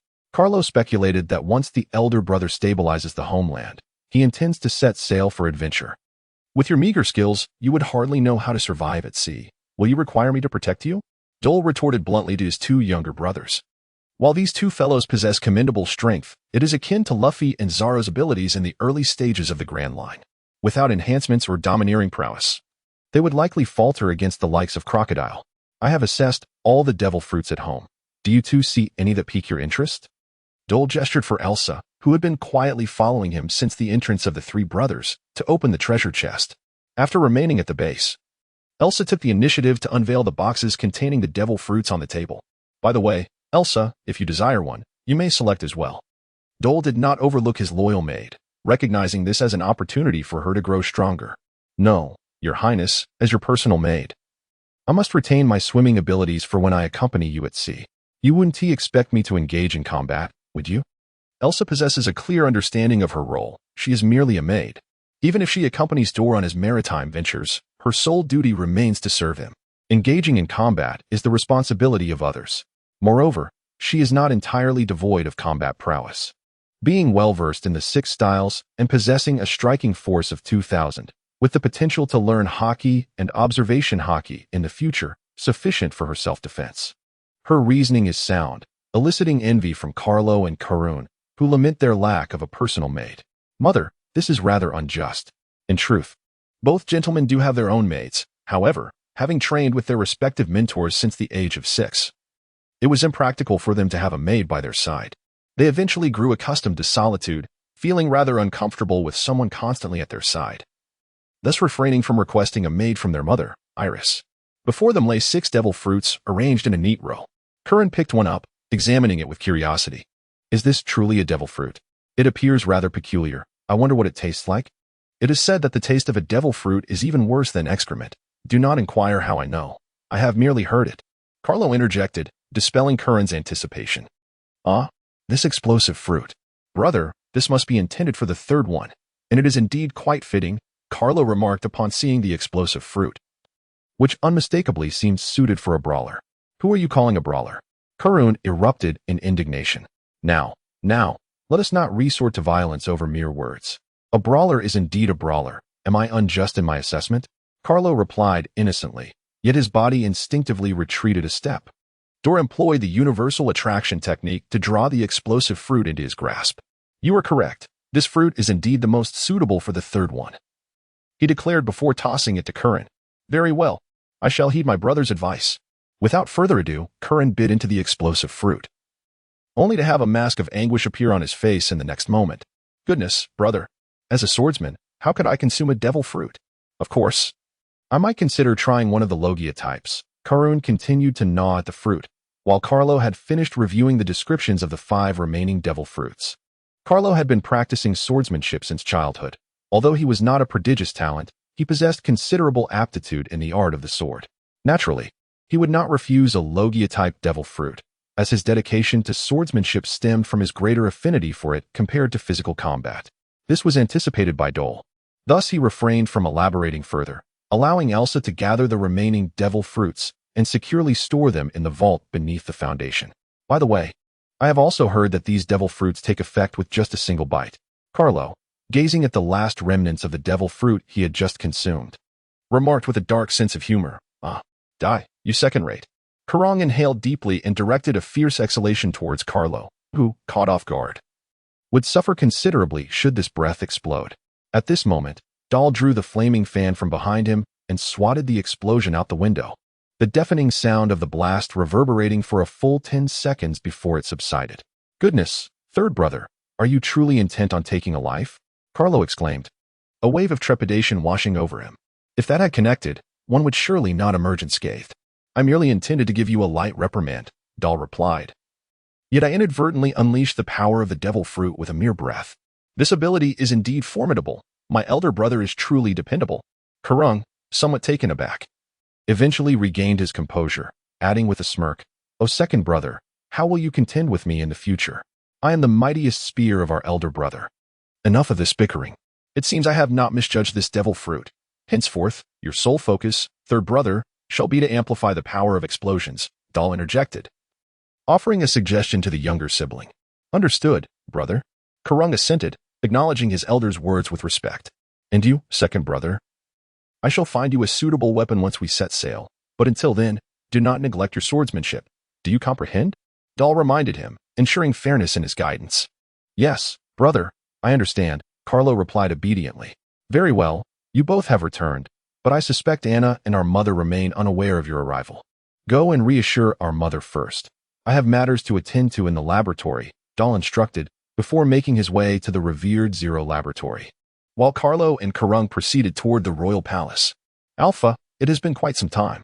After an interminable haze, Shiryu suddenly sprang from the bed. Gasping for the fresh air, his chest heaving. Confusion, bewilderment, and a myriad of emotions surged within him. Where is this? Subsequently, Shiryu instinctively surveyed his surroundings, only to become more bewildered. A single dormitory? Even if he had successfully been rescued, he should be in a hospital room by now. Moreover, how could his body show no signs of injury whatsoever? Filled with confusion, Shiryu's gaze swiftly swept across the room, ultimately resting upon a mirror at the head of the bed. The mirror reflected his current appearance, approximately 17 or 18 years old, strikingly handsome. Yet the dilemma was that this was not him. Previously, he had been a remarkably handsome young man in his 20s, having been in the workforce for some time. Now, however, his visage resembled that of a mere high school student. This transformation left Shiryu in a state of bewilderment for quite some time. He fervently hoped that no one would inform him that the surgery had been remarkably successful. His physique and appearance had undergone such a metamorphosis that it transcended the mere issue of surgical intervention. It felt akin to sorcery. He had seemingly transformed into an entirely different individual. Could it be that he had traversed realms? Aside from the mirror positioned at his bedside, which evidently harbored poor feng shui, Shiryu also discovered 3 books nearby. Upon lifting one, the titles rendered him momentarily speechless. Essential Manual for Novice Caretakers, Postpartum Care for Pets, and Guide to Evaluating Bestiared Individuals of Other Races. Shiryu was perplexed. While the first 2 titles appeared somewhat conventional, the last one was utterly bewildering. Clearing his throat, Shiryu's expression turned serious as he extended his hand, though his arm soon stiffened, just as he was about to open the 3rd book to discern its true nature. A sudden jolt of pain surged through his mind, flooding him with a torrent of memories. At your service, the legendary graduate of the First Pirate Empire, Dole. Have you finally arrived? As Dole stepped out of the elevator into the technologically advanced laboratory, he heard a voice emanating from above. The Zero laboratory has ceased utilizing phone insects for its operations, in pursuit of confidentiality. All cameras and broadcasting systems have been replaced with our own inventions, intercoms and biomechanical insect cameras. Dr. Alpha, are you not engaged in any experiments? I shall visit your laboratory to seek you out. The voice I just heard was indeed that of Dr. Alpha, utilizing the intercom system within the lab. Dr. Alpha, originally from the South Sea, once ventured to the future kingdom of Balsamoria for academic pursuits. Subsequently, the DS organization, comprising individuals like Beja and Panka, extended an invitation for Dr. Alpha to join them.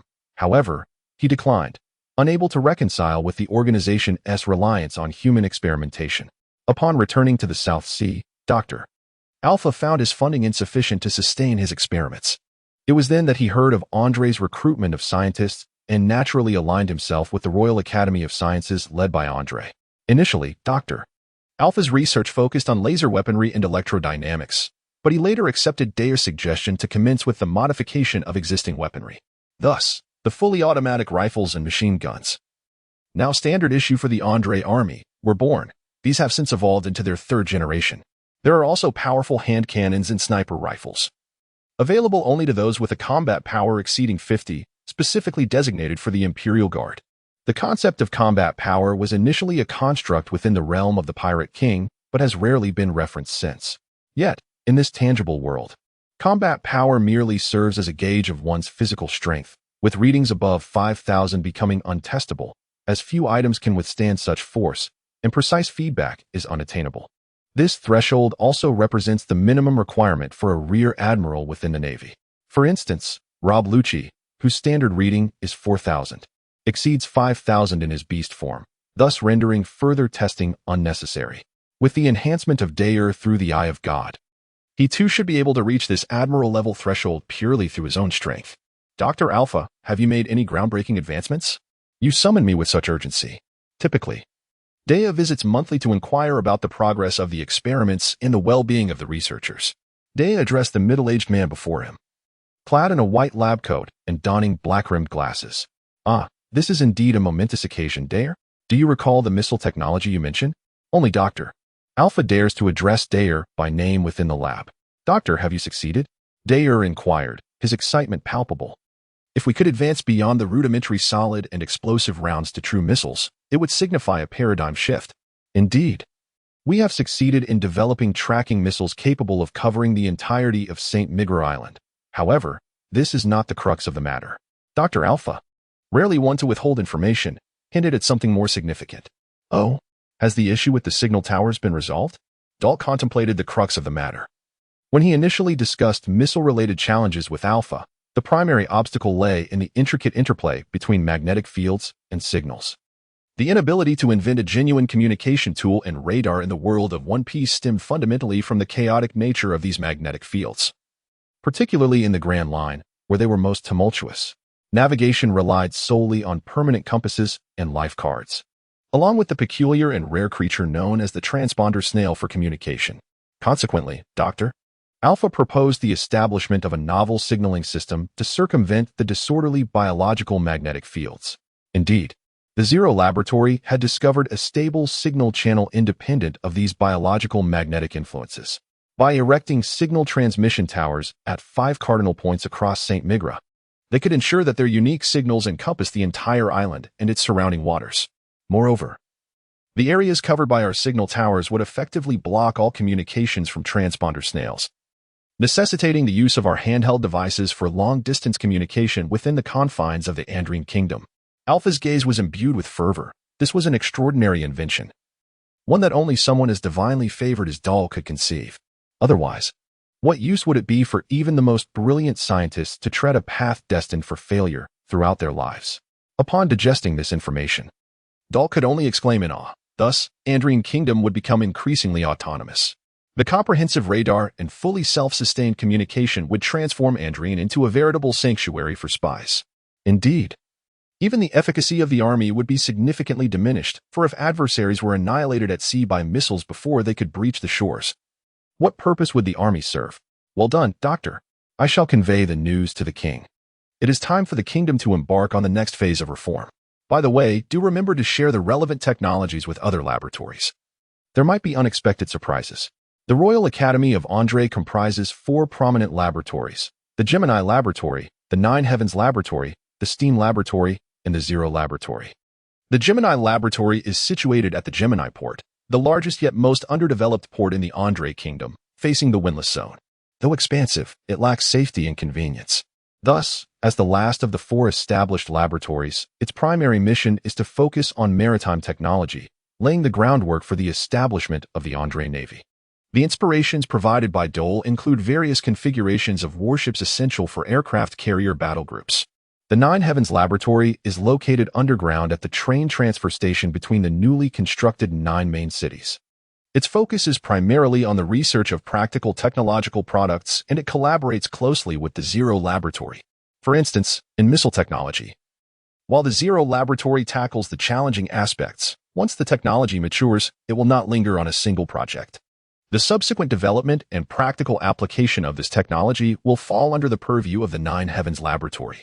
The upcoming signal towers and missile deployments will require the Nine Heavens to implement effectively. The STEAM Laboratory is located on the outskirts of the capital, concentrating on all technologies related to steam engines. They have already made significant advancements, including steam trains, steam machine tools, and various types of steam engines.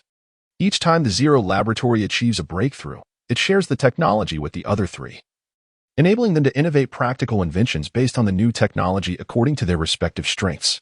Of course, I have entrusted the relevant technologies to those 3 individuals. I am confident they will not disappoint you, Dole. Alpha has great faith in those who came together for this recruitment, ultimately securing a position as a laboratory head. Dr.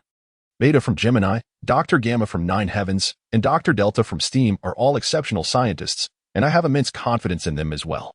Time is of the essence. I must return to report to the king. I shall finalize everything for tomorrow's grand meeting. Dole and Alpha, both decisive individuals, exchanged a few words before immersing themselves in their respective tasks. Dole glanced at the time. It was time to head home for dinner. After an endless period of unconsciousness, Shiryu abruptly arose from his bed, gasping for fresh air as his chest heaved. Confusion and bewilderment flooded his mind, a tumult of emotions overwhelming him. Where is this? Subsequently, Shiryu instinctively surveyed his surroundings, only to find himself even more bewildered. A single dormitory? Even if he had successfully received help, he ought to be in a hospital room by now. Moreover, how could his body possibly bear no injuries? With a sense of confusion, Shiryu's gaze swiftly traversed the room, ultimately resting upon a mirror positioned at the head of the bed. The reflection revealed his current visage, approximately 17 or 18 years of age, strikingly handsome. Yet the conundrum remains, this is not him. The former self was a distinguished young man in his 20s, having been in the workforce for some time. Now, this appearance could only be likened to that of a high school student. This transformation left Shiryu in a prolonged state of astonishment. One must not inform him that the surgery was a resounding success. His body and appearance had undergone a metamorphosis. It was no longer merely a matter of surgery, but rather akin to sorcery. He had completely become another person. Could it be that he had traversed dimensions? Aside from the conspicuously poorly positioned mirror at his bedside, Shiryu discovered 3 books nearby. Upon picking one up, the titles rendered him speechless. Essential Manual for Novice Caretakers, Postpartum Care for Pets, and Guide to Evaluating Bestiared Individuals of Different Races. Shiryu thought. The first 2 titles seemed relatively normal, but what on earth was the last one? Clearing his throat, Shiryu's expression hardened as he extended his hand. However, his arm quickly stiffened. Just as he was about to open the 3rd book to discern its contents, a sharp pain surged through his brain, and a torrent of memories flooded in. It provided an account of the First Empire of Pirates, where Dor led Elsa's hand as they slowly flew towards the palace, bathed in the glow of the setting sun and evening hues. Your Highness, I can return on my own, Elsa murmured, her cheeks slightly flushed. This is the first time Your Highness has held someone's hand. Not at all. The moonwalk consumes considerable energy. Wouldn't you like to experience the sensation of flight? Dor wished to enhance his rapport with his little maidservant, aiming to avoid any coldness between them. Elsa had never witnessed this playful side of the prince, rendering her momentarily speechless, yet her hand instinctively tightened around his. Before long, they descended at the entrance of Dor's chamber within the palace. Noticing the time was late, Dor refrained from further conversation and proceeded to the family dining hall, a place that would only be utilized when the entire family gathered. Such moments of togetherness were indeed rare. Previously, either Carl's or Dor was often absent, and later, Carlo and Karong were also away for training. Now, during this interval leading up to their voyage after the new year, they could relish an exceptionally serene period. Of course, many plans for the future awaited Dor's attention. The family dining hall's large round table was empty, and aside from Dor, The rest were engaged in casual conversation on the nearby sofa. Princess Anna nestled between the brothers Carlo and Karong, basking in a continuous stream of praise. Anna shall undoubtedly become the greatest navigator of the new era. Anna reveled in Carlo's flattery, feeling as though she might float away. Indeed, I have faith in you, Anna. When the elder brother sets sail, you shall be our chief navigator, Carlo expressed, unaware of the gravity of the situation, still caught up in his exuberance. Silence, Carlo. Do you realize how perilous the sea is? The queen, Iris, seated beside Carlos, could no longer restrain herself and rebuked him. Iris had grown up in a naval town and had sailed with her father, Figo, understanding that the ocean was not a mere child's play. What a lively scene! What does our little Anna desire now? At that moment, Dor stepped through the door, handing his cloak to the nearby maid. Upon seeing her elder brother, Anna leaped forward, and Dor promptly caught her. Oh, brother, you seem different. Gazing into Dor's dual-colored eyes, Anna's innate observation haki sensed an unusual aura. This? Dor pointed to his eyes, which indeed appeared transformed. He had grown stronger. Dor explained to Anna. She did not dwell on it too much. Indeed, those peculiar eyes amplified Dor's presence severfold, which was a good thing. As long as nothing else had changed, her brother remained her brother. We're just waiting for you. Well, since everyone is here, let us commence the feast. Carlos did not inquire further, but instructed to begin the meal, trusting that Dor would provide him with answers in due time. After dinner, on the outskirts of the royal city, Dor had to employ considerable persuasion to clarify the explanations he had previously given to the Carlo Karong brothers, elaborating on them before addressing the gathered company. He also conveniently reported on the new developments concerning Laboratory Zero. Present were not only King Carlos and the Carlo Karong brothers, but also 3 loyal retainers of the Andre family, devoted to the current head, Carlos, alongside 2 of Carlos's cousins. The 3 retainers of the Andre family were renowned throughout the South Sea, referred to as the formidable Killing Wolves. Killing, represented by the 7-kill swordsman, Kragas, clad in armor that rendered him almost unrecognizable as a swordsman, wielded a double-edged great sword that defied imagination regarding his swordsmanship.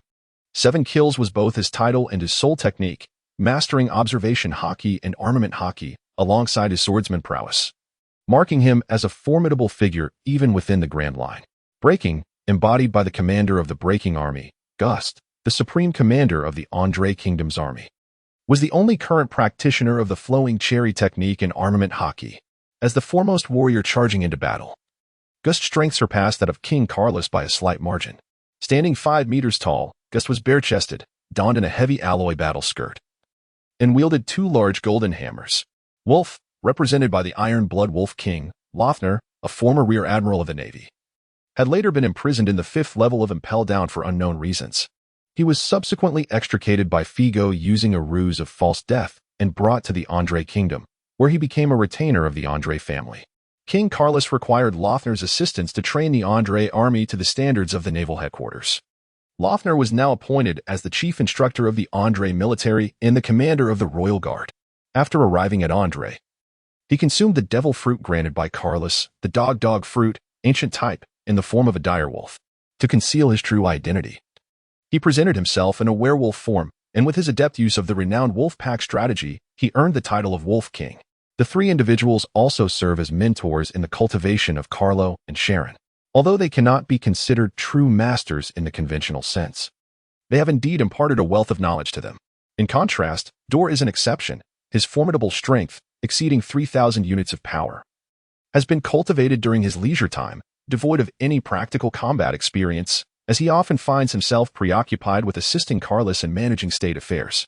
The 2 cousins of Carlos, who are also Dor's uncles, are named Andre Austin and Andre Oski.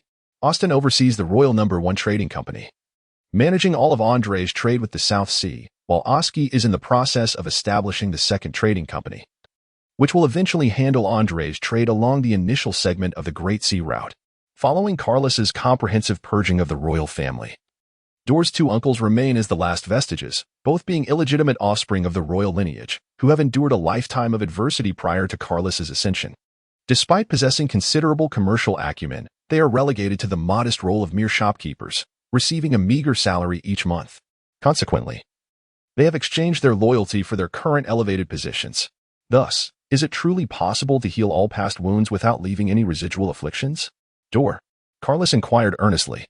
while the three loyal vassals wore expressions of grave concern. Upon hearing Dor's explanation of his capabilities, they were filled with excitement, particularly regarding the Hell Path's extraordinary ability to restore the body to its peak condition. These individuals have fought for many years, clashing with countless masters.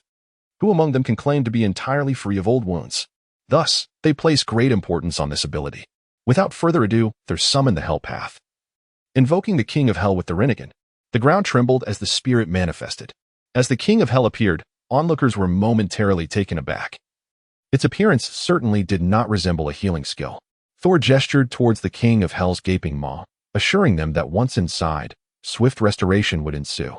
This was a minor modification of the Hell Path. It could not resurrect the deceased, but regardless of the injuries sustained, one could achieve peak recovery under the King of Hell's devouring. "I shall go first," declared Kragus. As a swordsman, he had endured numerous irreversible injuries in his youth, compelling him to don heavy armor to mitigate further harm and prevent exacerbation of old wounds. With that, he removed his battle armor, revealing the substantial scars that were painfully visible. Without further words, he stepped into the King of Hell's enormous mouth. And the onlookers were curious about the nature of this terrifying treatment, watching intently as the king began to chew, involuntarily bristling with apprehension. "Isn't this exceedingly frightening? Is it truly not a meat-eating demon?" Karen couldn't help but ask Carlo. "Perhaps one day we may find ourselves in need of it," Carlo replied, acknowledging the inevitability of their own injuries in the future. Before long, the King of Hell ceased its gnawing and opened its mouth once more, allowing Kragus to emerge. "How do you feel? Is it truly miraculous?" Gust asked, ever eager for battle, despite his own share of injuries. "Remarkably well, unprecedentedly so. I feel as though I have returned to my youth." "Your Highness, this ability is nothing short of miraculous." Kragus extolled Thor's virtues without reservation. "You may feel exhilarated, but I cannot claim the same comfort. Activating this ability does deplete my stamina. I doubt I will be able to utilize it again today after treating your injuries," Thor remarked, surprised by the considerable energy consumption required for the Hell Path's restorative effects. "Now that we have a better understanding of Thor's abilities, I take pride in your capability to assist us in recovering our bodies in the coming days," Kars said, hopeful that he might cleanse his own old wounds and once again employ the technique of flowing Sakura. "Of course, Father, even if you hadn't suggested it, I would have undertaken this," Thor replied. Though unable to summon the King of Hell, it did not impede his normal functions. However, there was no need to demonstrate other skills.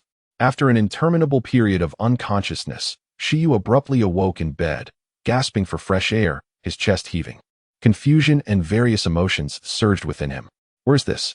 Soon, Shiyu instinctively surveyed his surroundings, only to feel even more bewildered. A single dormitory?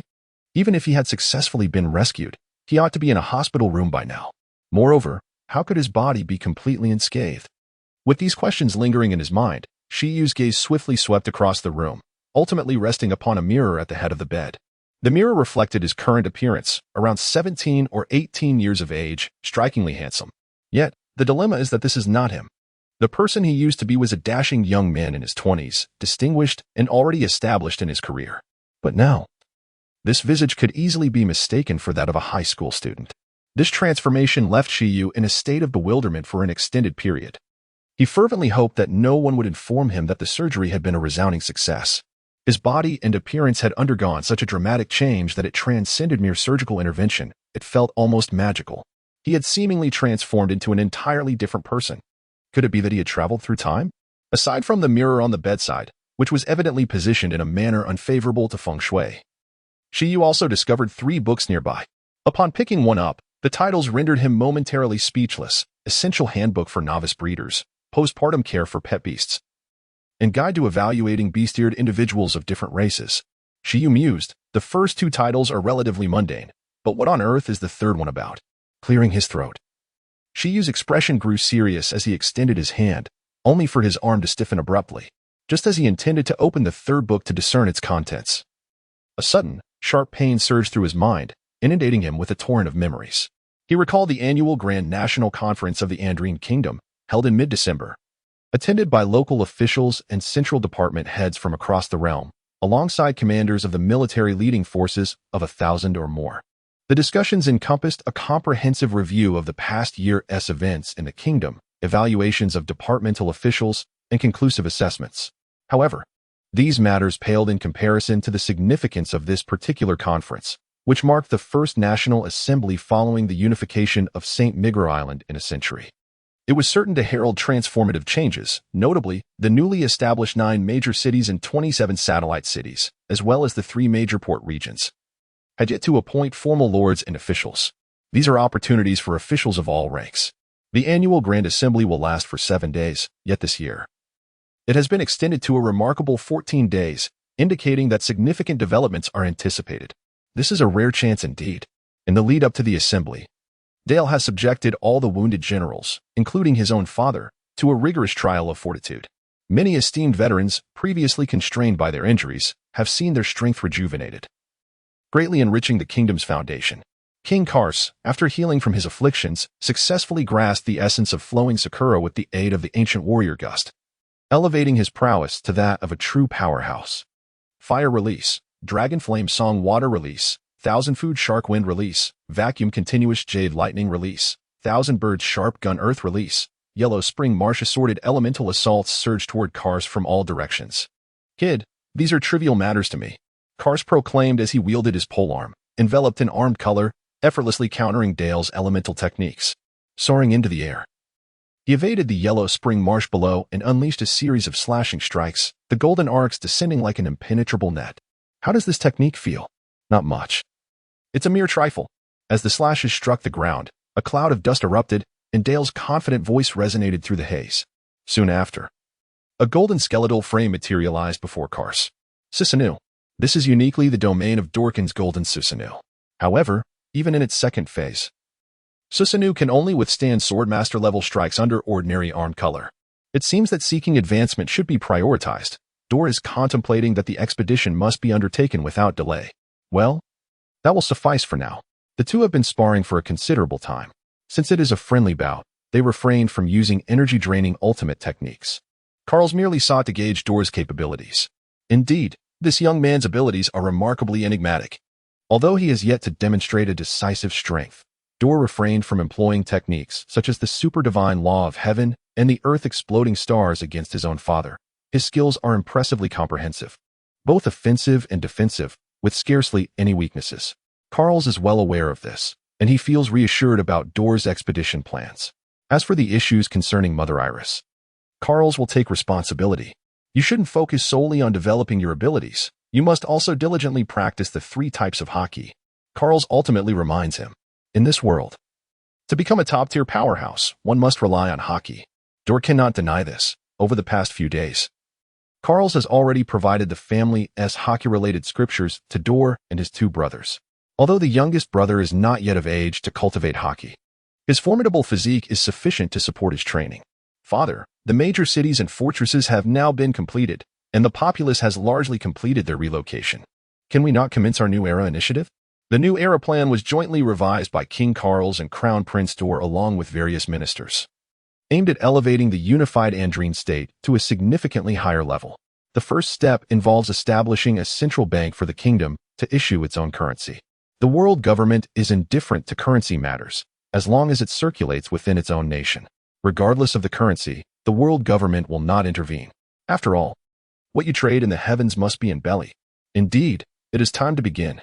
With the silver fruit in hand, we can directly peg Andrine currency to silver, which simplifies many complexities. Karls has also become aware of the specific information regarding several devil fruits. It appears that fortune is on his side, as a pillow comes with a nap. At the 9 Heavens Laboratory, 5 signal transmission towers have been successfully erected and are ready for activation. The first generation of Andrine handheld devices is expected to be distributed within 6 months. Today, Dole received news that, according to the plan, every adult citizen of Andre would be entitled to a complimentary first-generation handheld console, which they could replace for free once a year. This implies that as long as the device is not lost, one could consistently possess a new console each year. However, free offerings often come with limitations. The first-generation device only grants 500 minutes of call time per month and supports only basic calling functions, devoid of any additional features. To access more advanced functionalities such as video calls, texting, and photography, one must purchase premium products from various laboratories. The rollout is anticipated to commence after the new year. Though the introduction of the signal jammers for the phone bugs is not urgent, the timing is not yet ripe. The world government is not easily swayed. Carlos is astutely aware that agents from CP are undoubtedly present within the kingdom, as they are in every nation, including Andre. Now is not the moment to sever ties openly. Why do CP9 and CP0, despite their superficial concealment, have their true nature understood by the higher echelons? It is because the world government simultaneously obscures and deliberately reveals its strength to intimidate other nations. The more clandestine CP1 to CP8 remain entirely shrouded in mystery. Though their power may not rival that of CP9 and CP0, they serve as the vigilant eyes of the world government, maintaining firm control over the seas. Any minor disturbance is captured by their watchful gaze. Both Carlos and Dole recognize that the seas form the foundation of the world government. To illustrate, notable figures within the naval hierarchy hail from various seas: Carp from the East Sea, Suru, Palusalino, and Sakazuki from the North Sea, while Sengoku and Kazan originate from the South Sea.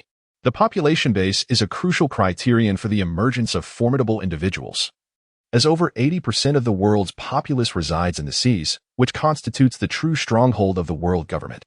This also explains their indifference towards the dominance of great pirates in the latter half of the Grand Line. Continue honing your haki here.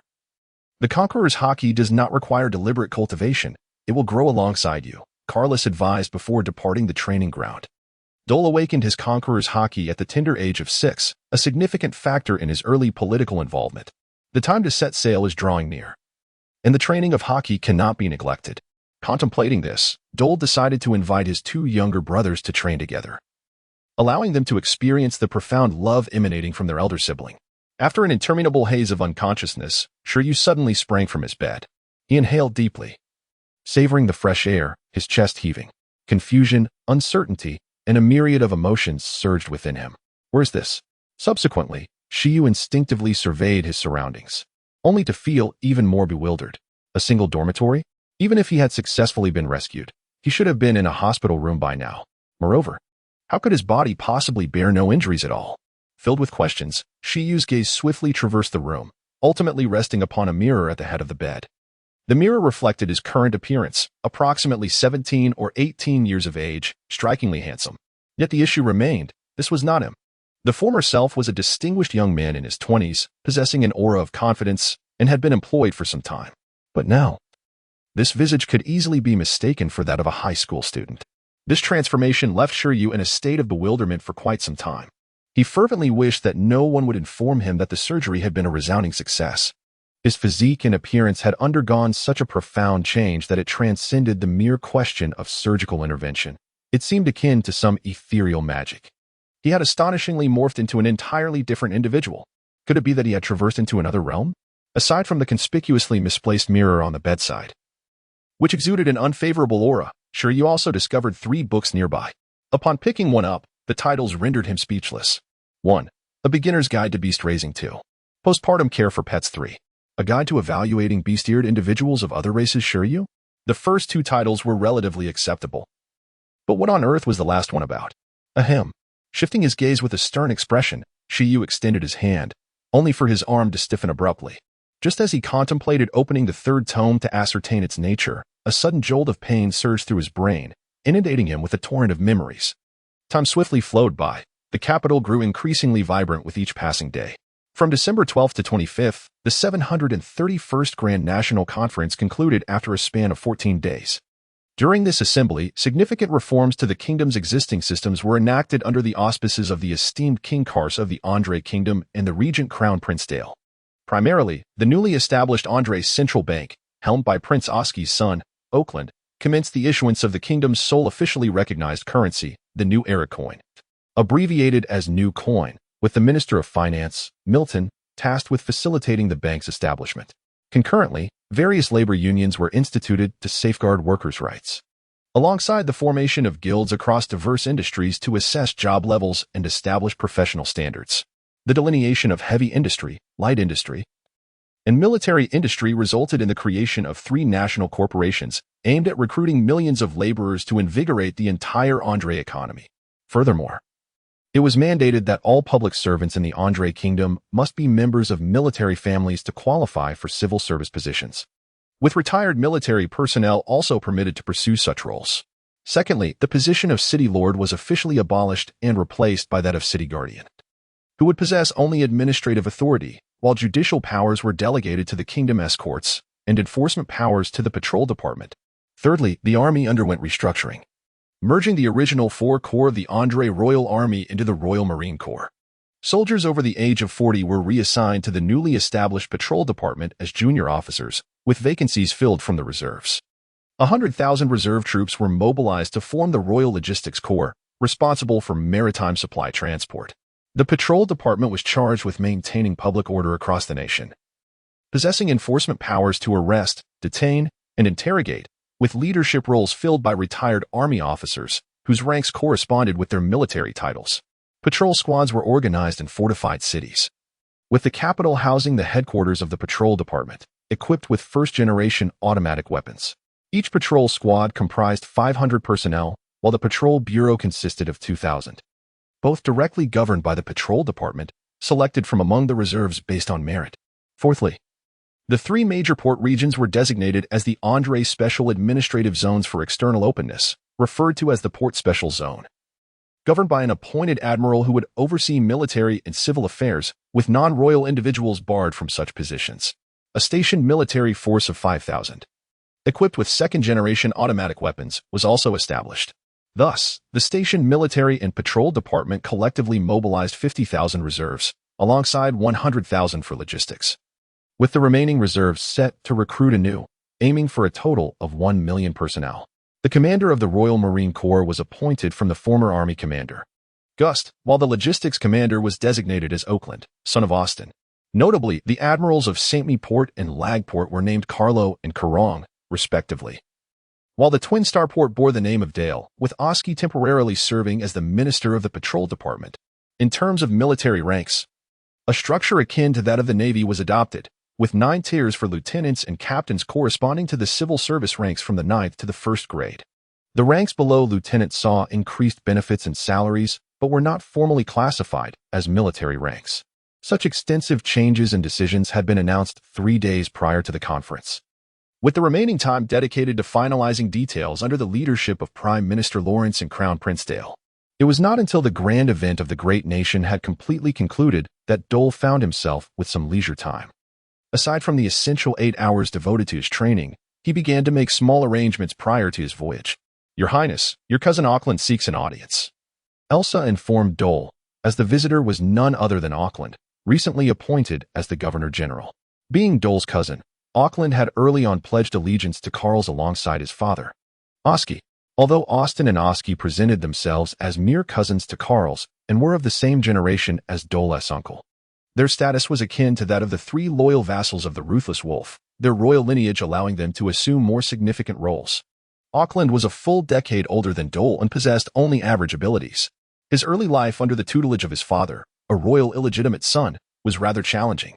He even spent several years mingling with the naval branch in the South Seas, until Carl's ascended the throne and purged the royal dross, subsequently summoning Auckland back. Following this, Carl's recognized Auckland's remarkable financial acumen, appointing him as an assistant to the Minister of Finance, Milton, with intentions of grooming him for the future position of Minister of Finance. "Let him in," Dole yawned, and after Auckland's appointment was finalized, Dole entrusted him with the superhuman-type silver fruit. During these past few days, while he trained, he occasionally guided Auckland in harnessing the powers of the devil fruit. "Your Highness, the central bank of the capital has been established, and the basic framework of the bank is now complete." Auckland, displaying utmost respect, immediately reported on the progress of his tasks, bowing as he stood beside Dole. "Cousin, we are family. There is no need for such formality," Dole remarked, still unaccustomed to the reverence shown. Both Auckland and another cousin, Oker, were astute individuals who understood that their current positions were earned through their talents and loyalty rather than merely due to their royal titles. "Next, we must utilize your devil fruit abilities to extract the entire silver mine of St. Migra, allowing our new currency to be directly pegged to silver. By the way, is there any public dissent regarding the complete ban on the use of Bailey? The silver mines of San Miguel are quite abundant, sufficient for initial usage. With factories now operating at full capacity, employing millions, it is effortless to harvest the silver from the entire South Sea. Your Majesty, the populace harbors no dissent." As you are aware, His Majesty King Carlos has unified Andria, flourishing in his prime, and no one would dare oppose his edicts. Regarding Carlos, Aslan possesses an inexplicable admiration for him. Upon learning of Carl's current accomplishments, a significant portion of which is attributed to Dor, this admiration has also shifted towards Dor. After a century of division, Andrea's population has dwindled by nearly a third, most succumbing to starvation. Present-day Andria has achieved a state where everyone lives in peace and prosperity. Adequately fed and clothed, the prohibition of Bailey holds no impact on them. Andria is solely comprised of state-owned enterprises, firmly under the control of absolute military power. As the leader, the king commands the highest force. The king can unhesitatingly allocate benefits to the lower strata of society, exchanging power for their support. The management, in order to realize the king's will, also treats the workers with greater kindness, ensuring efficiency remains intact. This is the most suitable system for Andre at present. A world devoid of capitalists is one of tranquility. Excellent. Cousin, you should seek out Dr. Gamma at the Nine Heavens Laboratory. He will impart the latest currency anti-counterfeiting technologies to you. Perhaps we could even establish a mint in close proximity to the laboratory for greater convenience and security. Dor proposed, noting that Nine Heavens is strategically located at a transport hub, ensuring ample safety. We aim to recover the national currency, the Bailey, within 6 months, exchanging it for the new currency at a 1-to-1 ratio. Henceforth, all transactions within Andre's domain shall exclusively utilize the new currency. Yes, Your Highness. I will make the necessary arrangements. After an interminable period of unconsciousness, Shiyu abruptly rose from his bed. He inhaled deeply, savoring the fresh air, his chest heaving. Confusion, bewilderment, and a myriad of emotions surged within him. Where's this? Subsequently, Shiyu instinctively surveyed his surroundings, only to find himself engulfed in further confusion. A single dormitory? Even if he had successfully been rescued, he ought to be in a hospital room by now. Moreover, how could his body be entirely unscathed? With a sense of bewilderment, Shiyu's gaze swiftly traversed the room, ultimately resting upon a mirror perched at the head of the bed.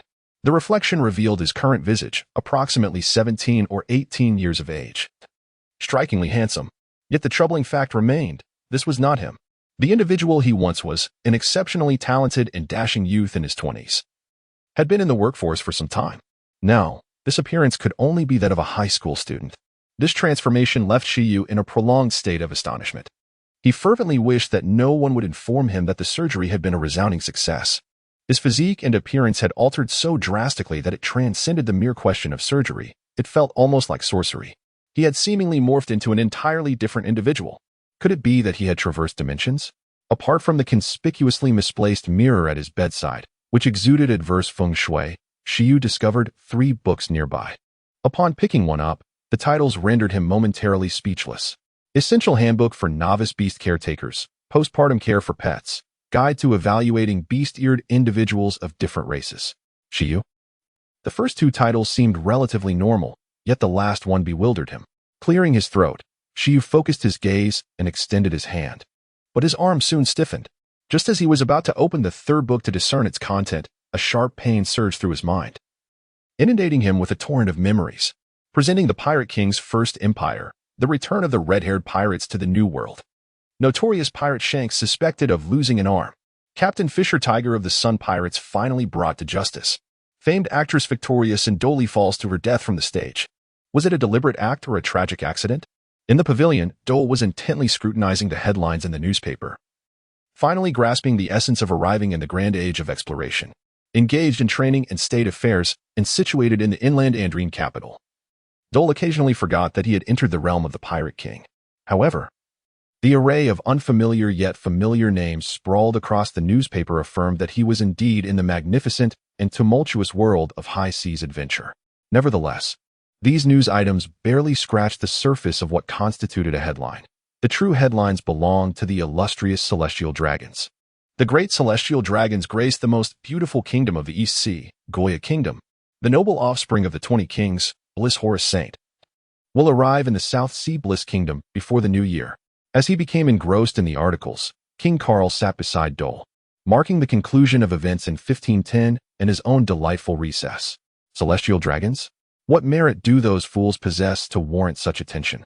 Observing Dole's interest in the reports about the celestial dragons, Carl disdainfully scoffed. and the four C's as the true foundation of the world government's dominion. Any monarch of a populous nation holds considerable stature within the world government. Even as these nations, under the covert machinations of the world government, experience conflicts and unrest, the kings of these realms maintain a faade of high standing globally. In truth, apart from the tributes they must pay to the heavens, they belong to an elite class that enjoys privileges wherever they may roam. This is also a significant reason why Carls is able to marry Iris.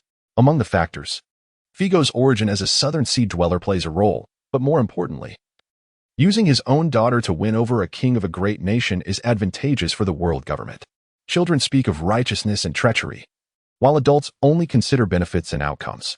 Dole, feigning profundity, responded to Carls, "Those celestial dragons are wretches. What if they could be of service to us? Speak plainly." "You brat," Carls retorted, taking a deep drag from his cigar, then leaned on the table, fuming. "I have a way to make this celestial dragon our most loyal ally. A companion willing to die for us without hesitation." Dole spoke softly, yet Carls found himself unable to remain calm upon hearing it. "Indeed, the power you refer to as divine is truly remarkable." Carls grasped the implication of those words, imprinting ideological steel stamps on the very essence of one's soul. "Such as a godlike ability. What do you propose?" "Simply wait for this esteemed celestial dragon to return to his homeland, the kingdom of bliss. I shall approach him under the pretense of admiring the sacred visage and have a face-to-face discussion." "The kingdom of bliss?" "Only nations that have birthed celestial dragons can claim the title of sacred. It is said that the Saint Bliss once graced the legendary Sky Island, remnants of which were discovered merely 200 years ago." Upon hearing Dole's succinct plan, Carl ceased to dwell on the matter. As the saying goes, children grow beyond their parents. Instead, he shifted to trivial topics. "The Sky Island is no mere legend. In my plans, the Sky Island holds significant importance, and even the moon does." Reclining in a shaded pavilion, Dole tossed aside the newspaper, squinting thoughtfully. "The moon? My capacity pales in comparison to yours. However, your conqueror's hockey seems unworthy of your ambition. Perhaps it still lacks the right opportunity. I sense it remains incomplete." Dole began to grasp this notion. It felt akin to possessing the eye of God without activating it with a devil fruit. His conqueror's hockey awakened at the age of 6, and now at 17. It has reached a level capable of contending with the hockey of Carls, who has reigned for 27 years without yielding. Yet, this is far from his limit. "By the way, the batch of Adam's treasures I brought back from the Grand Line. Did you really use it all to construct a single grand ship, as Dr. Beta mentioned?" "I had intended to use it to build an invincible fleet for the Navy." Carls felt a twinge of regret at this thought. Recalling his ambitious dreams of setting sail with a fleet entirely crafted from Adam's treasures, envisioning himself as the most striking figure upon the ocean. Instead, his son squandered it all, using materials sufficient to construct at least 10 colossal vessels for just one ship. The mere thought ignited his frustration. "This was my arrangement." "Fear not, father. The Navy will have even better resources in the future. Our gold and silver mines on St. Migra Island are abundant. Yet our iron reserves are woefully insufficient. However, I shall address this issue during my upcoming voyage." "The steel battleship project?" "One can only hope." "Indeed. The only thing currently lacking is steel. Technologically, there are no issues whatsoever. Valshu Adam, I have enlisted Dr. Alpha's assistance in constructing a flagship for the kingdom, aptly named after Andre. You will soon understand." Well, your penchant for mischief mirrors my own youthful spirit. Quite commendable. Come now. If I were to follow in your footsteps, I would have to wait until 30 to marry. Wouldn't that be quite a failure?" Dor intentionally jested with his father. "Though 30 isn't so bad." "Impudent rascal, dare to repeat that." "Why not? Who's afraid? Is the king so formidable?" The father and son rose from their respective recliners, ready to engage in a playful scuffle. "My lord, the web has established its stronghold across the seas and in paradise. Presently, we still fall short of the CP members." Dor listened intently to the voice emanating from the phone bug. This particular phone bug was encased in black armor, clearly indicating that the individual Dor was communicating with was situated overseas. The voice belonged to a person named Yu, acquired 4 years prior during the World Conference. Dor and Kars had procured this high-caliber talent at a talent auction on the Shambadi archipelago, spending a staggering 1 million berries. The name Yu was bestowed by Dor, whose age remains an enigma. However, he was a youth 4 years ago and should now be around 20. Yu's memories were considerably fragmented. He recalled being subjected to experiments in a laboratory as a human subject, only to escape during an explosion, subsequently finding himself on a slave ship and sold. Despite his delicate appearance and weakened state, he was sold for a mere 1 million berries, which Dor considered a remarkable find. Given that the starting price for humans was already 500,000, Yu possessed a unique constitution that rendered him immune to all poisons, as well as a special ability that allowed him to become nearly invisible. His mind was also implanted with various combat experiences, including the 6 styles. Thus, it was evident that the laboratory was likely affiliated with the world government, marking him as a natural-born operative. Consequently, Dor entrusted him to Foreign Figo for training. And it was only 2 years ago that Yu formally became part of Dor's command, establishing an intelligence organization, which Dor named the Web after awakening his memories. Do not inquire why this name was chosen. Dor's favorite Japanese anime was One Piece, and his favorite Chinese animation was Qin's Moon. After an interminable bout of unconsciousness, Shiyu abruptly rose from his bed.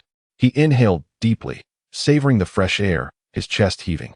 Confusion and a myriad of emotions surged within him. Where's this? Subsequently, Shiyu instinctively observed his surroundings, only to feel more bewildered. A single dormitory? Even if he had successfully been rescued, he should currently be in a hospital room. Moreover, how could his body be completely unscathed? With a sense of confusion, Shiyu's gaze swiftly swept across the room, ultimately resting upon a mirror at the head of the bed. The mirror reflected his present appearance, a strikingly handsome youth, seemingly around 17 or 18 years of age. Yet the problem is, this is not him. Previously, he had been a remarkable young man in his 20s, having worked for some time. Now, this visage could only be perceived as that of a high school student. This transformation left Shiyu in a state of bewilderment for an extended period. He fervently hoped no one would inform him that the surgery had been remarkably successful.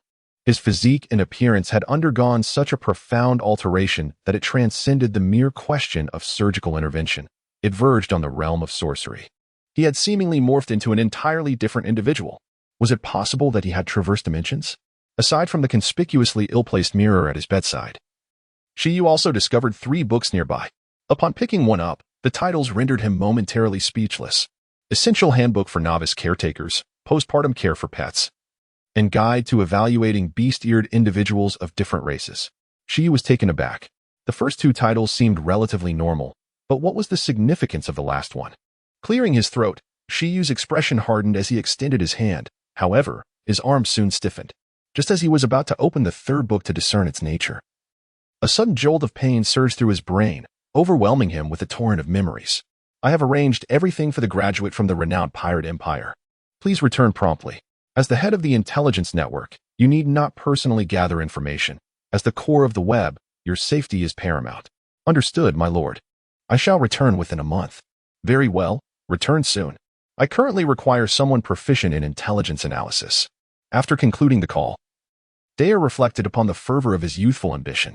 In fact, on the very day after awakening his memories, the existence of the little sprite and the eye of God fueled Dare's aspirations. Even the name of the king seemed beneath Dare, who resolved to emulate the illustrious first emperor, aspiring to establish an empire unprecedented in the annals of pirate history, a truly unparalleled first empire. Thus, in a moment of impulsive fervor, he designated an unnamed direct intelligence agency as the Web, appointing Yu as its leader and selecting various spirits as his deputies to assist in managing the intelligence network. Furthermore, Dare ensured that, in addition to the fixed annual funding, the Academy produced an array of espionage equipment, including but not limited to firearms disguised as everyday items, specialized human skin masks, satellite-level communication devices, colorless and odorless poisons, and the latest weapons developed in their laboratories. This enabled the rapid and viral expansion of the network within just 2 years. The enigmatic agents of intelligence had yet to establish their presence, and the merciless assassins were nowhere to be found. In an effort to thwart the global government, which possessed the terrifying capability to eavesdrop on the entire world, Dor contemplated unleashing a formidable weapon. He intended to impart the local dialect of his homeland, Teochew, to him upon his return from imprisonment, nurturing a cadre of agents proficient in conveying intelligence through this dialect. One cannot help but draw a parallel to Kennedy's audacious spirit in a convertible. In this world, the celebration of the new year is merely a superficial event, devoid of any traditional festival significance, and thus it has been spent in utter mundanity. Dale devotes a portion of his daily time to documenting useful fragments of memories from his past life. whether they be intelligence or knowledge, diligently noting down whatever comes to mind. Although Carlo and Sharon merely hold nominal titles as district governors, they are obliged to make their presence felt in their territories at least once a month, ensuring that the 5,000 station troops are firmly under their control, which constitutes their foundational strength. Once the New Year festivities conclude, the two brothers plan to assume their new roles, and this time, Dale and Anna also intend to accompany them. Dale's primary motivation is to witness the Academy's newly developed weaponry firsthand. As for young Anna, her sole intention is to partake in the adventure, having incessantly clamored to experience the newly inaugurated Kingdom S steam train since its launch. Brother, are you truly setting sail without your beloved sister?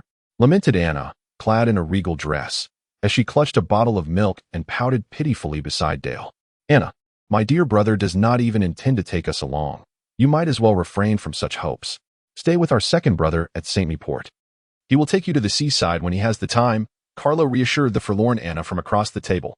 The four siblings boarded the royal train, departing from the capital's train station en route to St. Port. Once the third brother, Sharon, assumes his duties at GRA Port, Dale will be responsible for escorting Anna back home. All right, Anna, I have pressing matters to attend to at sea this year. In the future, once our navy is established, you shall be free to roam the South Sea as you wish. Now, be a good girl, Dale consoled her, hoping to quell her disappointment. After the return from the prison, he would be able to coordinate intelligence seamlessly with the network, facilitating the achievement of several minor objectives for this voyage. At this moment, the celestial dragon bound for the Kingdom of Bliss should have just embarked, so there is no need for haste. Bored, Dale gently stroked Anna's silky silver hair, marveling at its delightful texture. You wicked brother, you naughty brother, Anna muttered under her breath, her cheeks puffed in indignation as she sipped her milk, though she made no attempt to resist Dale's affectionate gesture. Brother, is the coastal defense artillery truly that formidable? Sharon inquired with anticipation as an explosive fruit user. Only intense explosions could bring him joy. The Nine Heavens Laboratory has already developed a formidable electromagnetic cannon, vastly powerful and not easily intercepted like ordinary projectiles. You will soon find out. With the current speed of the train, the journey from the capital to St. Port takes merely 3 hours. Truly, technology transforms our lives. Dale remarked casually, resting his chin on his hand as he gazed out at the rapidly passing scenery. Even amidst the high-speed motion of the train, Dale could effortlessly admire the beautiful landscape outside, an ability that eluded others. The 5,000 station troops at St. Port awaited their arrival outside the station. As Dale and his companions disembarked, they were warmly welcomed back to the governor's residence. Colonel Landon of the St. Division reports to the governor. Upon entering the admiral's residence, 5,000 soldiers clad in the black military uniforms of the Andre Army had already settled in the barracks near the admiral's estate, leaving only Colonel Landon, a towering figure at 2 meters and 50 centimeters tall with a crew cut. Having earned multiple commendations and possessing the prowess to single-handedly take down a bounty of 50 million Bailey, he was exceptionally promoted to the rank of colonel in the Andre Army, commanding the station forces in the St. Division. Although Prince Dor held the highest rank present, Carlo, as the Admiral of St. Port, was Landon's immediate superior. Thus he was the first to report to the Admiral. Very well, prepare yourself. We must conduct a patrol near the port shortly, Carlo stated with confidence, for he too had previously commanded troops against bandits. Understood. Landon saluted before departing. This Landon is indeed remarkable. It seems my father possesses a keen eye for talent, Karong remarked, raising an eyebrow. His decisive military demeanor mirrors my own. The bustling port, with its myriad of sails and vessels, stood adorned with towering structures. Rays of the setting sun cascaded from the heavens, illuminating the water, the sandy shores, and the cliffs, rendering the evening harbor particularly enchanting. Landon, accompanied by a contingent of soldiers and the 4 nobles of Dor, arrived at the water's edge. The throngs of busy individuals were engrossed in their own affairs, paying little heed to their presence. The esteemed nobles should be aware that as an open area, the port is directly governed by the military. This is due to the diverse and often unruly populace here. Maintaining order is a challenge. While it is indeed easier to amass wealth here than within the homeland, few venture to toil in this environment. Landon aptly expounded on the local conditions. Indeed, the influx of outsiders surpassed that of locals. However, those who engaged in commerce here were required to adhere to the regulations of Andre. Although the Andre Navy had not yet been formally established, numerous shipyards and repair docks thrived in the port. As one of the largest port cities connecting the South Sea to the Grand Passage, both Saint-Malo and Gila port had flourished. Yet, prior to Karl's ascension to the throne, taxation had remained uncollected, rendering this a lawless expanse. Even now, the power dynamics here remained exceedingly complex, a situation deliberately fostered by Karl. After an interminable haze, Shiryu abruptly rose from his bed. He inhaled deeply, savoring the fresh air, his chest heaving. Confusion, bewilderment, and a myriad of emotions surged within him. Where is this? Subsequently, Shiryu instinctively surveyed his surroundings, only to feel even more bewildered. A single dormitory? Even if he had successfully received help, he should have been in a hospital room by now. Moreover, how could his body be completely unscathed? Filled with confusion, Shiryu's gaze swiftly swept across the room, ultimately resting upon a mirror beside his bed. The mirror reflected his current appearance, a handsome youth of perhaps 17 or 18 years. Yet the crux of the matter was, this was not him. Previously, he had been a striking young man in his 20s, exuding charisma and having been in the workforce for some time.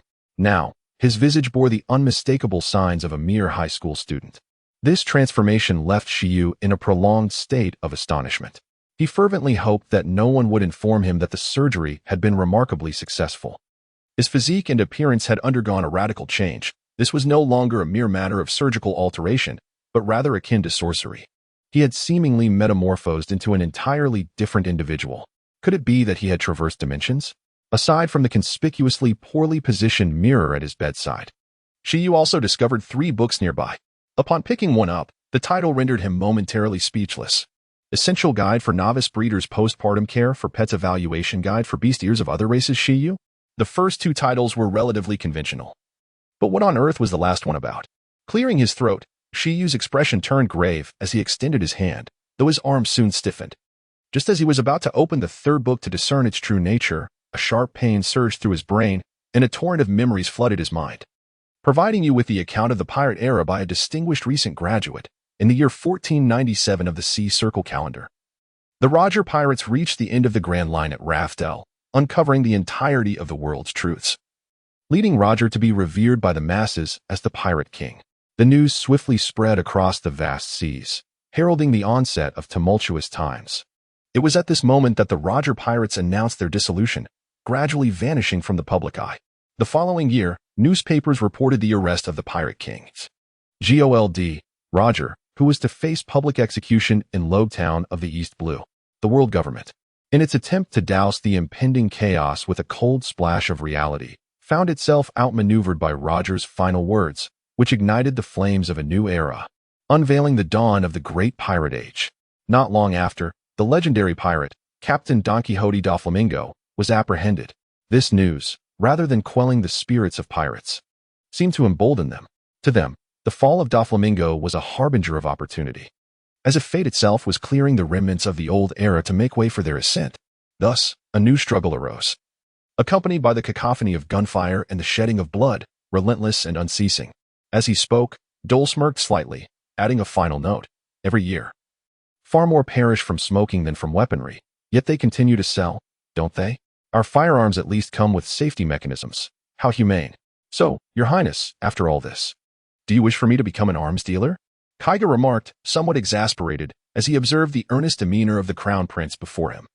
As a member of the former Royal No. 1 Trading Company, it was the first time he had witnessed this facet of the prince, renowned for his wisdom and martial prowess. By mid-January, Dole and Anna had returned to the royal capital, where the citizens of Andre began to enjoy a peaceful and prosperous life. That day in St. Myport, there were no notorious pirate provocations against the prince and princess, leaving Dole without the opportunity for retaliation. The next day, a pirate, cornered by the navy and desperate to land, was met with a barrage from 36 mounted plasma cannons, disintegrating them into nothingness. The pursuing navy, taken aback, could hardly believe that such formidable weaponry existed in the South Blue. Even the seasoned colonel, transferred from the Grand Line to the South Blue, was astonished. What arms dealer?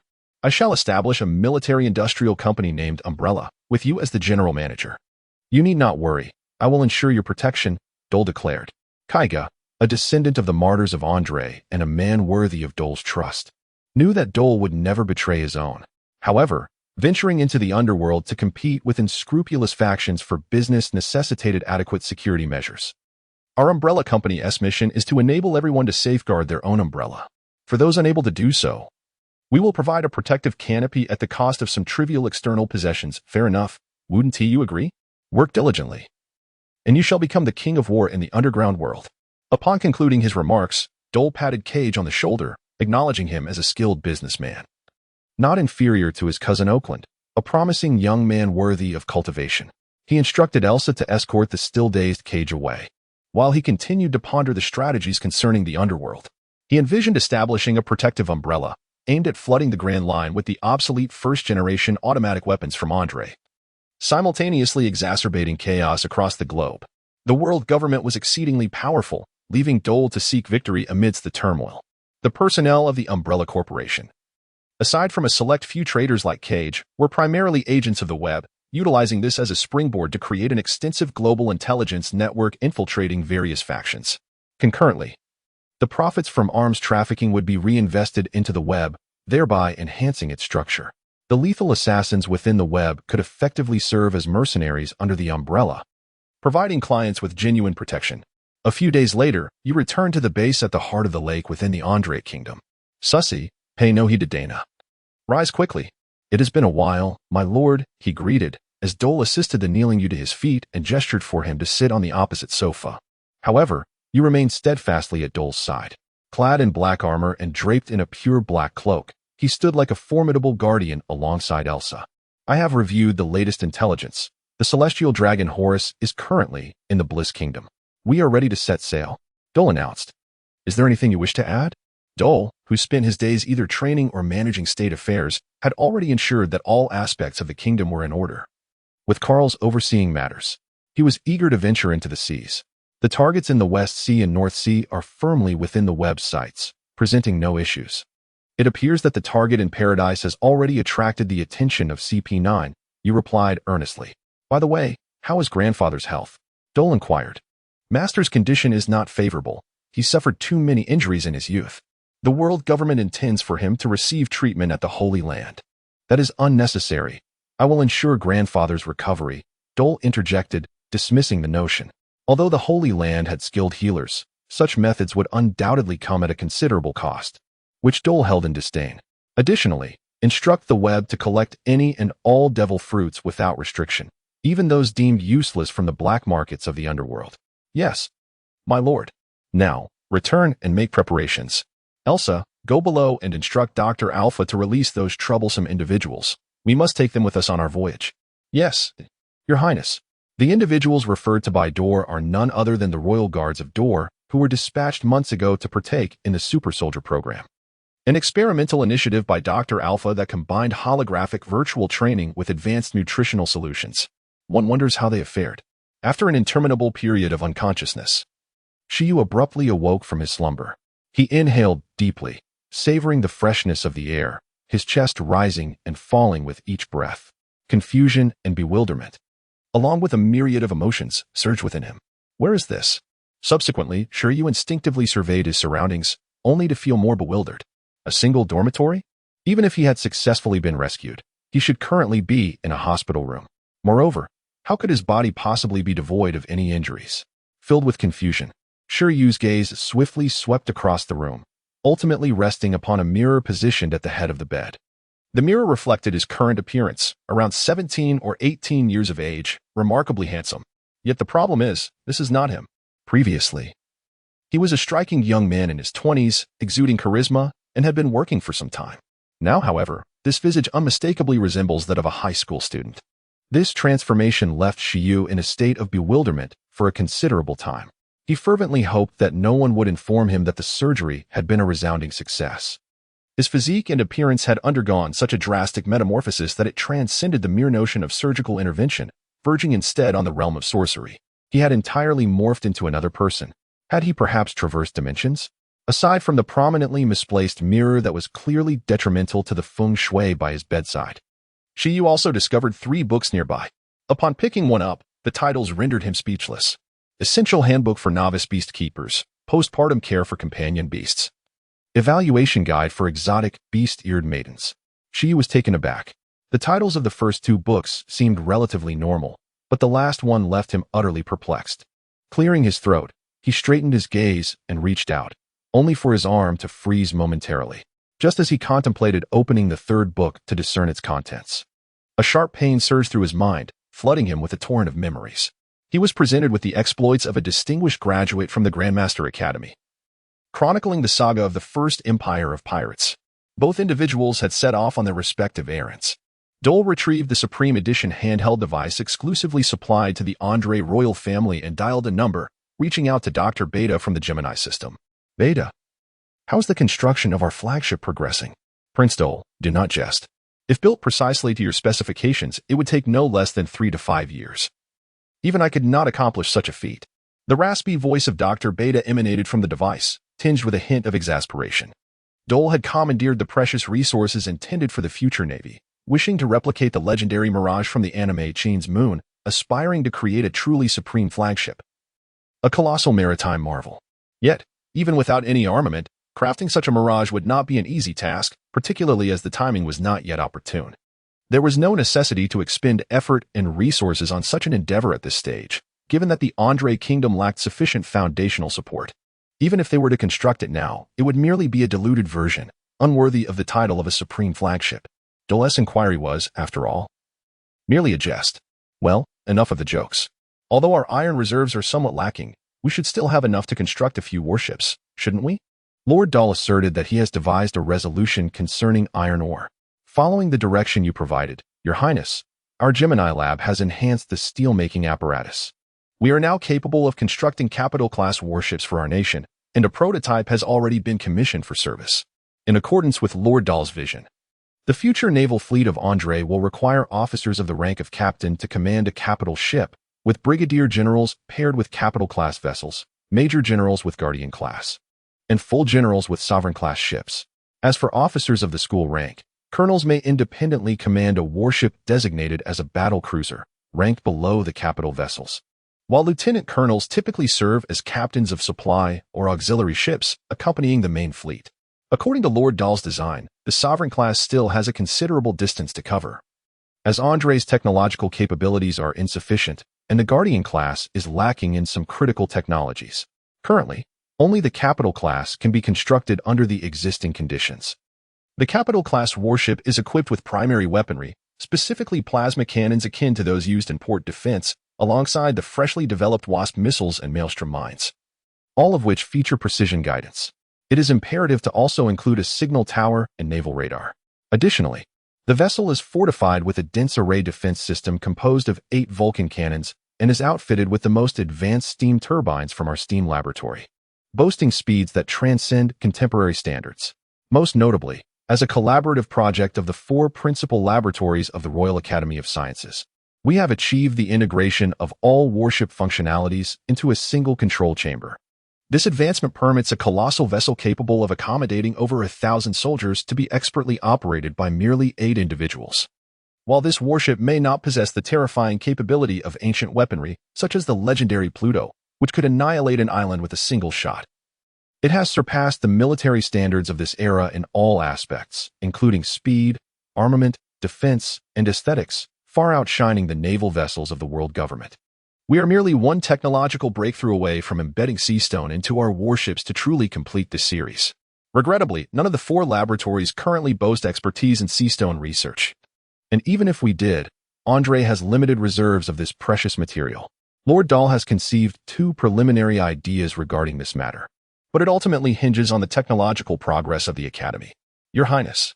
Behold, Your Highness.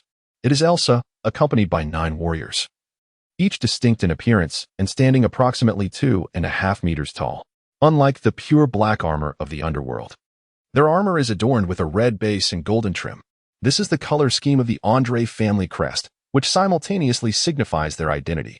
They are the elite guards bred by the Andre family, devoid of personal names, simply referred to as Ada, Aer, and so forth, up to Agio. 9 heavily armored warriors, kneeling in unison before Thor, offered a respectful salute, their iron masks concealing their expressions. Enough. Rise, their gesture dismissively. Ada and his comrades felt an invisible force lifting them, a mere application of Thor's mastery over the universal pull. As they stood, Agio, the one at the far end, removed his mask, revealing a somewhat youthful visage. The names of Ada and the others were arranged by age. Agia was younger than Thor, the same age as Carlo. Your Highness, Alpha truly is not human. Our days have been utterly inhuman. The others, at Thor's behest, also removed their masks and found their seats, while Ada and Aer remained dutifully by Thor's side. The group engaged in animated conversation, venting the frustrations they had bottled up over the days. Upon hearing them, Thor couldn't help but chuckle, realizing just how formidable Dr. Alpha was. Very well, you shall head to Twin Starport and rest. We will set sail together tomorrow. As you command, Your Highness. It turned out that Dr. Alpha's latest training regimen divided the day into two phases. The first phase was straightforward. They endured 12 hours of basic training in the harshest simulated environment, without food or rest, pushing their limits. Then came the second phase, entering a training pod sponsored by Alpha, where their minds honed combat skills in a holographic virtual space while their bodies rested and absorbed high-energy nutrient liquid to enhance their physiques. This cycle of alternating between the first and second phases gradually intensified the training load and dosage over 2 months, visibly strengthening them whenever they faced collapse. As battlefield guardians, the 9 were adept with polearms and throwing short spears, possessing impressive combat coordination. After enduring 2 months of grueling training, they experienced a remarkable transformation. Doctor, you must accompany us on this voyage. Is there any objection? Thor returned to Dr. Alpha's underground laboratory, which was essential for their upcoming expedition. Of course not. I was once a shipwright, after all. No problem at all. Alpha responded with utmost confidence, believing himself to possess far superior sailing experience than Thor. Very well. I shall report our itinerary to my father. Until we meet at Twin Starport tomorrow. May this journey be a pleasant one. After an endless period of unconsciousness, Shiyu suddenly jolted upright in bed, gasping for fresh air, his chest heaving. Confusion, bewilderment, and a whirlwind of emotions surged within him. Where is this? Subsequently, Shiyu instinctively surveyed his surroundings, only to find himself even more perplexed. A single dormitory? Even if he had successfully been rescued, he ought to be in a hospital room by now. Furthermore, how could his body bear no injuries whatsoever? With a sense of bewilderment, Shiyu's gaze swiftly traversed the room, ultimately resting upon a mirror positioned beside his bed. The reflection revealed his current visage, approximately 17 or 18 years of age, strikingly handsome. Yet the conundrum remains. This is not him. Previously, he had been a distinguished young man in his 20s, having been in the workforce for some time. Now, this appearance seemed to belong to nothing more than a high school student. This transformation left Shiyu in a prolonged state of astonishment. He fervently hoped that no one would inform him that the surgery had been remarkably successful. His physique and appearance had undergone such a drastic change that it transcended the mere notion of surgical intervention. It felt as though he had been touched by celestial magic. He had seemingly morphed into an entirely different individual. Could it be that he had traversed into another realm? Aside from the ominous mirror positioned at his bedside, Shiyu also discovered 3 tomes nearby. Upon picking one up, the titles rendered him speechless. A beginner's guide for beast keepers, postpartum care for pets, and a guide to evaluating bestiar maidens. Shiyu pondered. The first 2 titles seem relatively ordinary, but what on earth is the last one about? Clearing his throat, he attempted to maintain his composure, yet his arm stiffened abruptly, just as he was about to unveil the contents of the 3rd book. A sharp pain surged through his mind, and a deluge of memories flooded in. He recalled the narrative of a prodigious graduate in the First Empire of Pirates, assuring his mother, "Rest assured, mother, grandfather's health will surely improve. Do you not trust my capabilities?" Daleben had intended to seek out his father, Carlos, but upon discovering that his mother, Eris, was present, he engaged her in conversation while awaiting Carlos's return. Eris expressed no objections to Dale's maritime ventures, merely voicing her own longing for her father. Upon learning of Dale's extraordinary abilities, she specifically urged him to ensure that Figo received proper care. "Mother, what do you think about inviting grandfather to retire in Andre?" Dale inquired tentatively, positioning himself closer to her.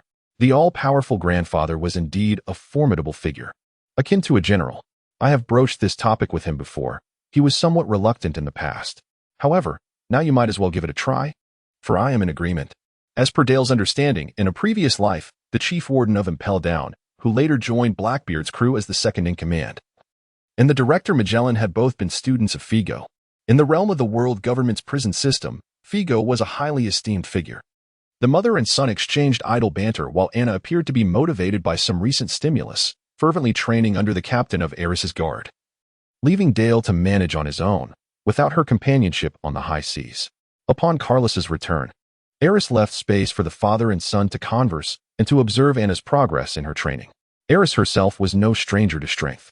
She had served as an intern sailor aboard the ship of Vice Admiral Tsuru. I have conveyed the news regarding Andre's impending state visit. Subsequently, you will be able to utilize this official engagement for your own purposes. Karst did not elaborate further, but instead addressed the matter at hand. Although he believed he had fulfilled his mission, he hoped to assist Dole in realizing his ambitions as much as possible. At this juncture, the kingdom of Andre could become stronger than at any point in its history, provided it developed methodically, yet this was still far from sufficient. Thank you, Father. I will be vigilant. I will also pay visits to nations that have been relatively friendly towards our kingdom. Dole understood his father's intentions and did not indulge in pleasantries. 3 years prior, the incident instigated by the Fishman Tiger in Mariewa had indeed shaken the world government. Despite their fervent attempts to conceal the truth, those of us in the know were acutely aware that all was not well within the celestial dragons. Roger had perished, and the golden lion had vanished.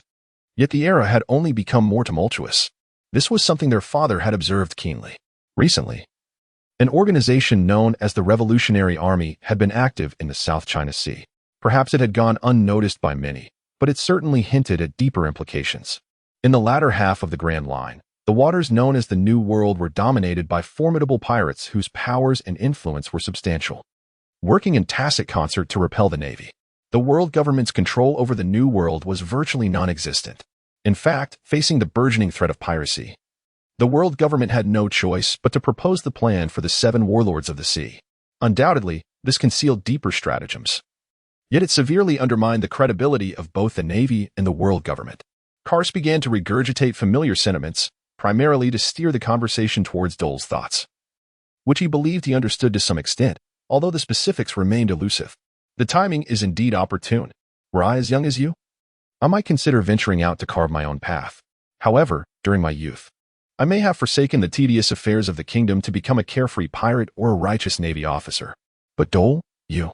At this point, Karst paused, his expression grave as he fixed his gaze upon Dole, articulating the confusion and uncertainties he had harbored for years. You are different. You hold everything regarding the kingdom in high regard. From a tender age, you have diligently pursued knowledge, learning from me, from Milton, from Austin and Oskin, and from Gust. You have not neglected any aspect, be it governance, commerce, military affairs, or personal strength. Your actions demonstrate that you could not simply abandon everything in pursuit of an ethereal existence. Thus, your ambitions may well exceed my imagination, which is precisely why I have refrained from mentioning them. The once fragmented and weakened kingdom of Andre cannot accommodate your vast aspirations. As he trimmed his cigar and tapped the table rhythmically, Carl was somewhat curious about what Dor would say. Dor, of course, would not disappoint him. He had contemplated much since the awakening of his memories. The world of One Piece, a vast and brilliantly colorful realm, is filled with the mysterious century of history that vanished, the wondrous devil fruits, the uniquely styled islands, the admirable sea heroes, and numerous figures and events that once left Dor feeling unfulfilled. However, as the memories of his 16 years of life in his homeland corroborated with the information he had gleaned in his previous existence, and after the little sprite had brought him new insights, he found himself reflecting on the life he once despised as a corporate drone. An ambition arose within him, transforming the pure rationality of a prosperous nation into a life goal of establishing an empire. My father, the German kingdom of the North Sea, once briefly ruled over the entire North Sea, yet the kingdom remained just that, a kingdom. While the world government continued to be the lofty authority that governs one of the 4 seas, unable to alter this reality. What I desire is not merely to initiate or conclude an era, whether it be the One Piece spoken of by Roger or becoming a hero in the eyes of the world government. Such notions hold little allure for me. What I yearn for is for the kingdom to evolve into an empire. The kingdom of Andre must become the Andre Empire. Dor articulated his life goal with remarkable calmness. His magnetic voice seemed devoid of emotion, this tranquility akin to undertaking an endeavor destined for success. Halfway through, Carl had ceased his actions of trimming the cigar. Indeed, one could only marvel at how he resembled his father. Destruction is always far simpler than creation. What you are tasked with is not merely the act of building. It is more akin to the reformation of this world, a challenge far more arduous.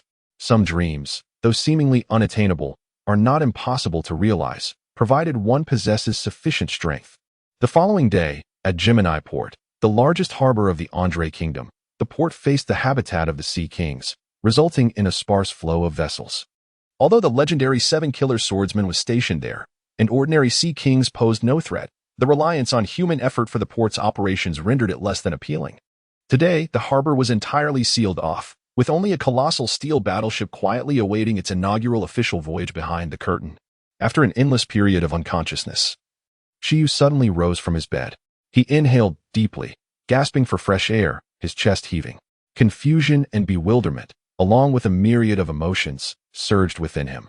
Where is this? Subsequently, Shiyu instinctively surveyed his surroundings, only to become more bewildered. A single dormitory? Even if he had successfully been rescued, he ought to be in a hospital room by now. Moreover, how could his body possibly bear no injuries? With these questions swirling in his mind, Shiyu's gaze swiftly traversed the room, ultimately resting upon a mirror at the head of the bed. The mirror reflected his current appearance, approximately 17 or 18 years of age. Undeniably handsome. Yet the crux of the matter was, this was not him. Previously, he had been a striking young man in his 20s, exuding charisma and having been in the workforce for some time. Now, this visage could only be that of a high school student. This transformation left Shiyu in a state of astonishment for quite some time. He fervently hoped no one would tell him that the surgery had been a resounding success. His physique and appearance had changed so drastically that it was no longer merely a matter of surgery. It felt akin to sorcery. He had seemingly become an entirely different person. Could it be that he had traversed into another realm? Aside from the conspicuously poorly positioned mirror at the bedside, Shiyu discovered 3 books nearby. Upon picking one up, the titles rendered him momentarily speechless. Essential Manual for Novice Beast Keepers, Postpartum Care for Companion Beasts. Evaluation Guide for Otherworldly Bestiar Maidens. Shiyu? The first 2 titles seemed reasonably normal, but what on earth was the last one about? Clearing his throat, Shiyu's expression turned serious as he extended his hand. However, his arm soon stiffened. Just as he was about to open the 3rd book to discern its contents, a sharp pain surged through his brain, and an overwhelming tide of memories flooded in. He envisioned the Grand Pirate Empire, a realm that far surpassed any notion of the sea he had previously held.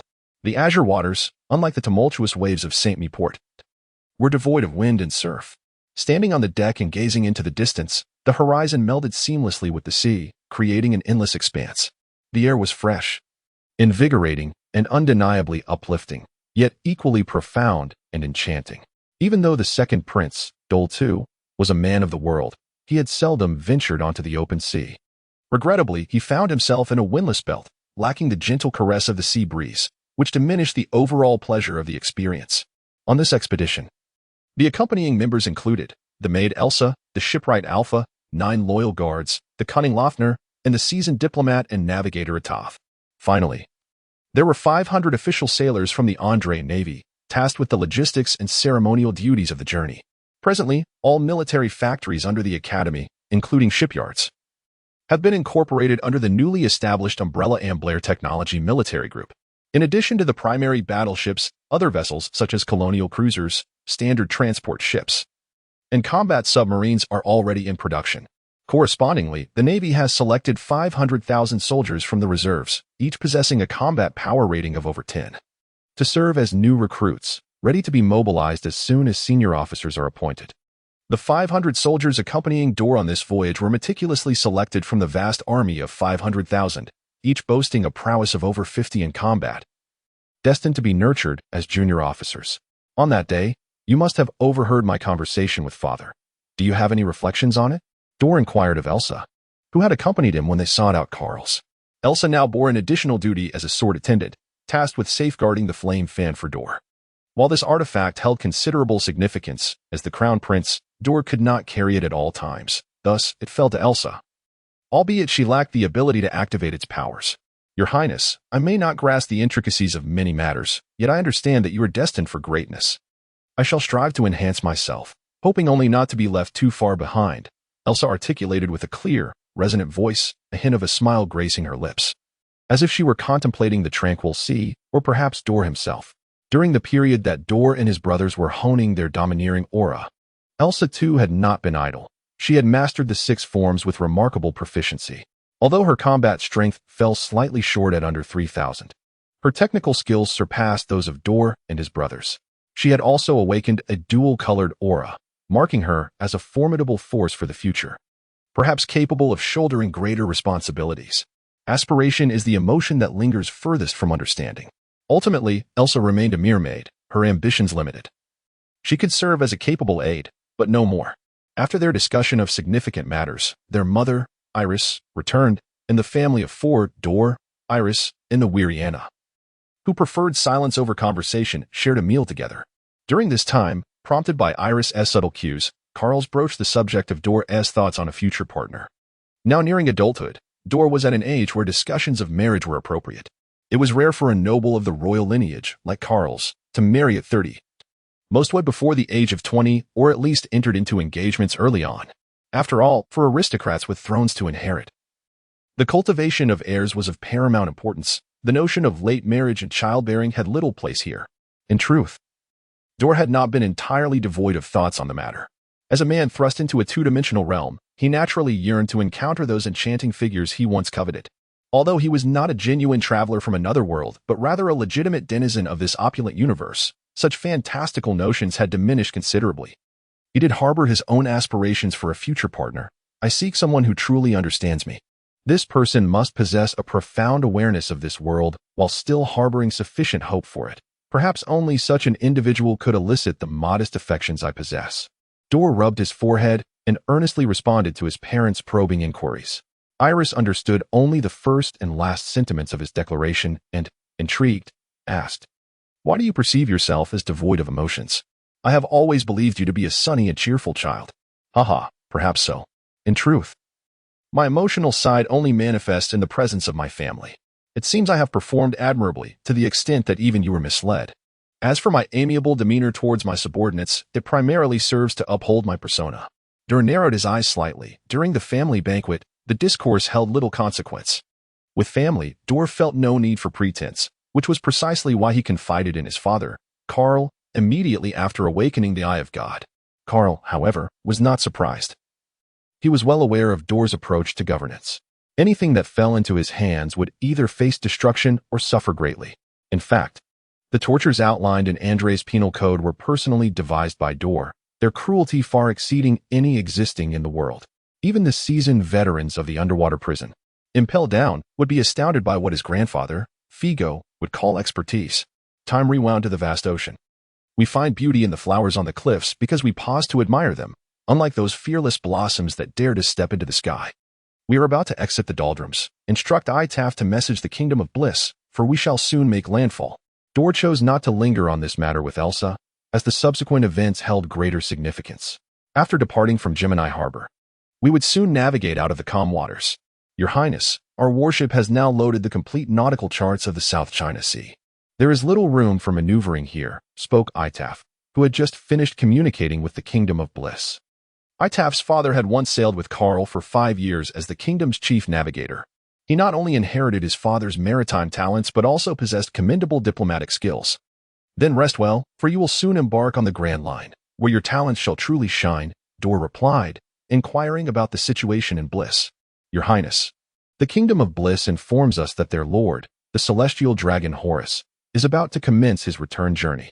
If we wish to pay our respects, we may meet him at sea. Very well. Dealings with the celestial dragons should indeed be conducted by me. Stay close and refrain from rash actions. Understood, Your Highness. Although the celestial dragons may appear devoid of normalcy, they are not entirely foolish. At the very least, Horus does not resemble those mindless celestial dragons. Otherwise, he would not have ascended from his former kingdom to become a celestial dragon, only to occasionally return to his homeland. The current royal family of the Kingdom of Bliss remains a vassal of the Bliss clan from 8 centuries past. This nation, with a population in the millions, enjoys a modicum of strength under the celestial dragon's influence. Now, the main course is about to be served. After an endless bout of unconsciousness, Shiryu abruptly rose from his bed. He inhaled deeply, savoring the fresh air, his chest rising and falling. Confusion and various emotions surged within him. Where am I? Soon. Shiryu instinctively surveyed his surroundings, only to feel more perplexed. Is this a single dormitory? Even if he had successfully been rescued, he ought to be in a hospital room by now. Moreover, how could his body possibly be unscathed? Filled with doubts, Shiyu's gaze swiftly swept across the room, ultimately resting upon a mirror at the head of the bed. The mirror reflected his current appearance, a youth of around 17 or 18, strikingly handsome. Yet, the issue was, this was not him. Previously, he had been a distinguished young man in his 20s, having worked for some time.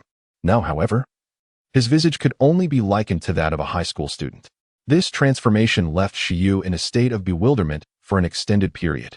He fervently wished that no one would inform him that the surgery had been remarkably successful. His body and appearance had undergone such a profound change that it transcended the mere notion of surgical intervention. It was akin to sorcery. He had utterly transformed into an entirely different individual. Was it possible that he had traversed dimensions? Aside from the conspicuously poorly positioned mirror on the bedside, Shiyu discovered 3 books nearby. Upon picking one up, the titles rendered him speechless. The Beginner's Handbook for Beast Care, Postpartum Care for Companion Beasts. Guide to Evaluating Beast-Eared Maidens of Different Races. Shiyu? The first 2 titles seemed relatively conventional, but what on earth was the last one? Coughing slightly, Shiyu's expression turned serious as he extended his hand, only for his arm to stiffen abruptly. Just as he was about to open the 3rd book to discern what it contained, a sudden jolt of pain surged through his brain, overwhelming him with a torrent of memories, providing the esteemed graduate with the first empire of pirates. Master, how could you willingly engage with the celestial dragons? In the ship's conference room, Daer and his close associates were deliberating their objectives and tasks. You, somewhat perplexed, inquired of Daer. You was acutely aware that Daer held little regard for these so-called world nobles, even harboring disdain for all aristocrats outside of Andre, which prompted his question. Understanding your adversary is crucial to selecting the path to victory. My stance towards the celestial dragons does not impede our collaboration. Everything is for the sake of our shared goal, Daer replied without hesitation. He understood that imparting his views to his subordinates was vital. Such casual expressions of his opinions would render their application far more effective. The most perilous enemies often do not present themselves in a fearsome guise. The celestial dragons perpetually display a foolish demeanor. Who can assure that this is indeed the visage that the world government wishes to project to the public? Upon hearing this, you pondered deeply. Perhaps the network could leverage the influence of their underground realm to expedite infiltration into the New World and even the Navy. Report, Your Highness. The celestial dragon Horus's ship, the Celestial Bliss, has entered our observation range. Please advise. A soldier entered the conference room to inform Daer. Let us approach a bit closer. Allow Uncle Wolf to halt the warship. We shall proceed in a small boat, Daer instructed as the soldier departed. Preparing to commence their operation. Elsa, you need not accompany us this time. Itav, Ada, Aer, you shall accompany me, he commanded. At your service, Your Highness. 3. Lord Horus, a massive iron warship has appeared ahead. The celestial butler reported to the tall, slender celestial dragon clad in a spacesuit.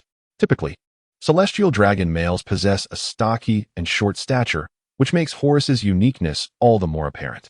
However, once he caught the attention of Dole, his fate was sealed. Despite the imposing grandeur of the iron warship before him, it seemed rather modest compared to Horus's personal vehicle, especially since in cruise mode. The warship's myriad weapons remained concealed. What vessel is this? Does it not instinctively steer clear of the world government's fleet? Horus mused, perplexed. Throughout his journey from the Holy Land to the South Sea Bliss, every merchant ship and pirate had opted to evade him. As a celestial dragon, he was naturally accompanied by CP agents and naval escorts. This time, the Navy dispatched Rear Admiral Squirrel, a future elite admiral, to accompany the celestial dragon on his visit to the Kingdom of Bliss. On the deck, Horus lounged comfortably in a recliner.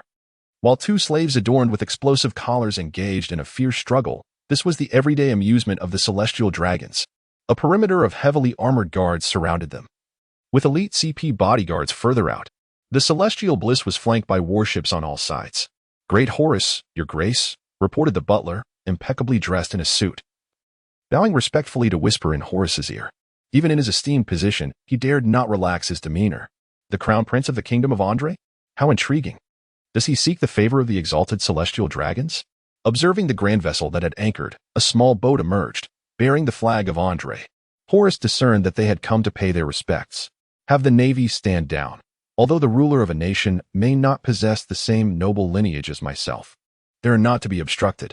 While Horus might not have a comprehensive grasp of external affairs, he was somewhat familiar with the great noble families of the South Sea. as his ancestral homeland lay within its bounds. Unlike those celestial dragon families that have completely severed ties with their roots, the Bliss family stood in stark contrast. Navigating through the naval vessels, they approached the celestial Bliss. After passing multiple inspections, Ada and Ayer were left behind on the small boat. Dole, accompanied by Ataf, approached the celestial dragon. This celestial dragon, named Horus, towered above 2 meters, even taller than Dole, and his spacesuit mirrored the typical design he had come to expect. Oh, celestial god! When Dole and Horus first locked eyes, Dole unleashed what could be deemed the most formidable illusion technique, a gaze of extraordinary cooldown. Everything proceeded seamlessly. With an unexpected visitor, and for the sake of future security, CP0 and the Weasel arrived early to guard the celestial dragon. Although CP0 may have sensed something amiss, the surrounding environment appeared normal, and thus he chose to remain silent. Honorable Saint Horus, it is a privilege to encounter your esteemed presence in this remote South Blue. I, Andre Dole, am truly honored. Everything unfolded as anticipated. Once the CP0 agents and Weasel confirmed the absence of danger, they exited the chamber. The conversation between Dole and Horus grew increasingly congenial. All of you may leave. I have pressing matters to discuss with young Andre. After their dialogue had progressed sufficiently, Horus dismissed his attendants. As the patriarch of the Bliss family, now in his 30s, Dole appeared as a mere youth before him. However, for the celestial dragons, such a statement signified his considerable satisfaction with the individual. The butler, displaying remarkable discernment, led the numerous attendants away, while Atav remained perplexed. This celestial dragon seemed quite different from what he had come to understand. Great ancestor, feel free to express your wishes. This space is utterly secure for discourse. The speaker was Horus, whose will had been altered by the deity, and at this moment, Dole represented his only divine entity. Horus removed his bubble helmet, and for the first time in his life, he found himself humbling himself before another, yet he felt no discomfort whatsoever. This indeed pertains to the ancestors of the Bliss family. No matter how humble he may be, it is by no means excessive, and certainly not something that can be compared to the 5 elders.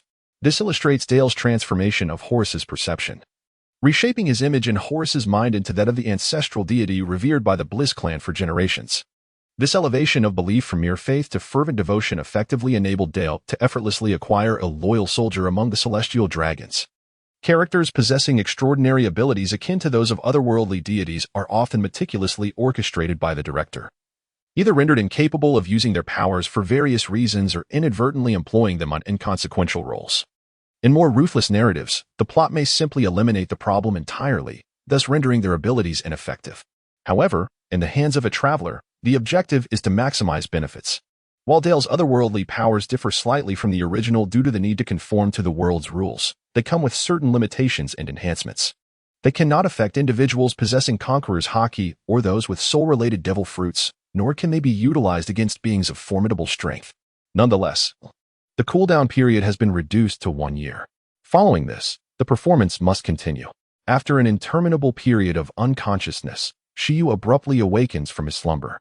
He inhales deeply, savoring the fresh air, his chest rising and falling with each breath. Confusion and a myriad of emotions surge within him. Where's this? Subsequently, Shiyu instinctively surveyed his surroundings, becoming increasingly perplexed. A single dormitory? Even if he had successfully received rescue, he ought to be in a hospital room by now. Moreover, how could his body bear no injuries whatsoever? With a sense of bewilderment, Shiyu's gaze swiftly traversed the room, ultimately resting upon a mirror at the head of the bed.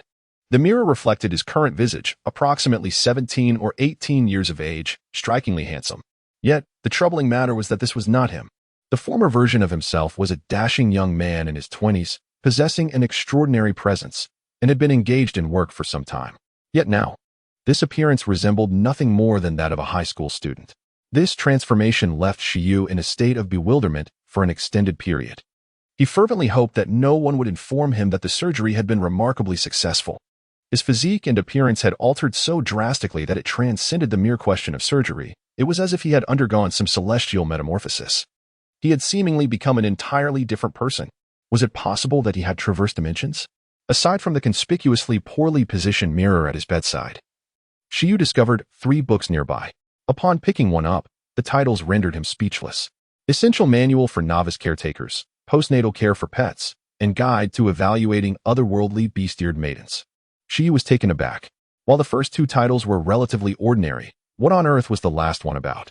Clearing his throat, Shiyu's expression turned serious as he extended his hand, but soon his arm stiffened, just as he was about to open the third book to ascertain its nature. A piercing pain surged through his mind, flooding him with a torrent of memories. In the presence of the bewildered celestial dragon butler and diplomat Atav, Dor and Horace Saint ambled out of the room, arms linked and laughter resonating between them. Dor, you must expedite the production arrangements. I look forward to seeing who in Mariewa dares to compete with me, Horace Saint, in terms of vehicles. What sport is there in mere slave gladiators? Let them clash with my iron warship instead. Haha. Rest assured, as long as the iron is secured, we shall construct whatever size vessel you desire. When the time comes, I fear that even the most audacious pirates will be struck dumb in the presence of your colossal battleship. Observing his lord engaging amiably with the celestial dragon, Atav felt a wave of relief wash over him. Although he was not entirely clear on the situation, it seemed to be a positive development. Your Highness, what is the meaning of this? Have you bewitched that celestial dragon with some sort of potion? This is the first time I have witnessed a celestial dragon so amiable. Back aboard the small boat, Atav, who had been suppressing his curiosity, wore an expression of astonishment as he inquired of Dor. As a diplomat, he was acutely aware that engaging in conversation with such peculiar beings as the celestial dragons was not a common occurrence. Speak less if you cannot articulate. What bewitched potion? I merely negotiated a business deal with our esteemed celestial dragon, Dor replied nonchalantly. As for the truth, they will come to understand it in due time. Now, they awaited good news from Horace. Shortly after, Dor retrieved a telephone snail, tossing it to Atav. Your Highness, what is this? Indeed. It is Horace's butler's telephone snail. Dal relayed the transaction he had just finalized with Horace, astonishing even the seasoned diplomat Atav. Our ironclad warships have caught the eye of the celestial dragons. I struck a mutually beneficial deal with him. He will assist us in securing mining rights to all the uninhabited islands in the windless zone between the South China Sea and the Grand Line from the world government. In exchange for our commitment to supply at least 3 iron vessels annually, preferably larger than our current auxiliary ship. As for armaments, we shall equip them according to naval standards, without the necessity for missiles. It is indeed a win-win situation, is it not? With that, Dal paid no further mind to the pensive diplomat, as the successful subjugation of a celestial dragon yielded far more than mere negotiations. Atav, grappling with self-doubt, began to question whether his professional acumen was truly sufficient. Could such a win-win agreement really be reached through mere exchanges of words? As a diplomat, he understood that from a professional standpoint, the illustrious Prince Dal had accomplished something remarkable in less than 2 hours. On the surface, the immediate benefit was the resolution of the metal scarcity within the kingdom of Andre. Collaborating with the celestial dragons would position Andre as a friendly force in the eyes of the world government, thereby amplifying its influence. In reality, this arrangement allowed Andre's navy to legally control the entire windless zone, safeguarding its mining operations and naturally expanding its maritime power. The myriad of covert advantages was beyond count, and Atav found himself genuinely in awe of the Crown Prince's foresight, gazing at Dal with profound admiration. Elsa and others awaited Dal's return on the deck, observing Atav's expression of reverence for the prince with bemusement. The celestial dragon fleet had already departed, and after bidding them farewell, Dal and his entourage continued their journey. Although their objective had been achieved, visits to other nations were still necessary, for state affairs must proceed. Upon returning to the hold of the auxiliary warship, Dal briefed everyone on the collaboration with the celestial dragons. Unsurprisingly, his actions left the assembly astounded. Your Highness, this matter is of great importance. I must inform His Majesty at once. Rothner was the first to react, his loyalty leading him to prioritize the Lord's interests. There's no need for that. My father was already apprised of my plans before I set sail. We shall await the official documents from the world government, which my father will arrange accordingly.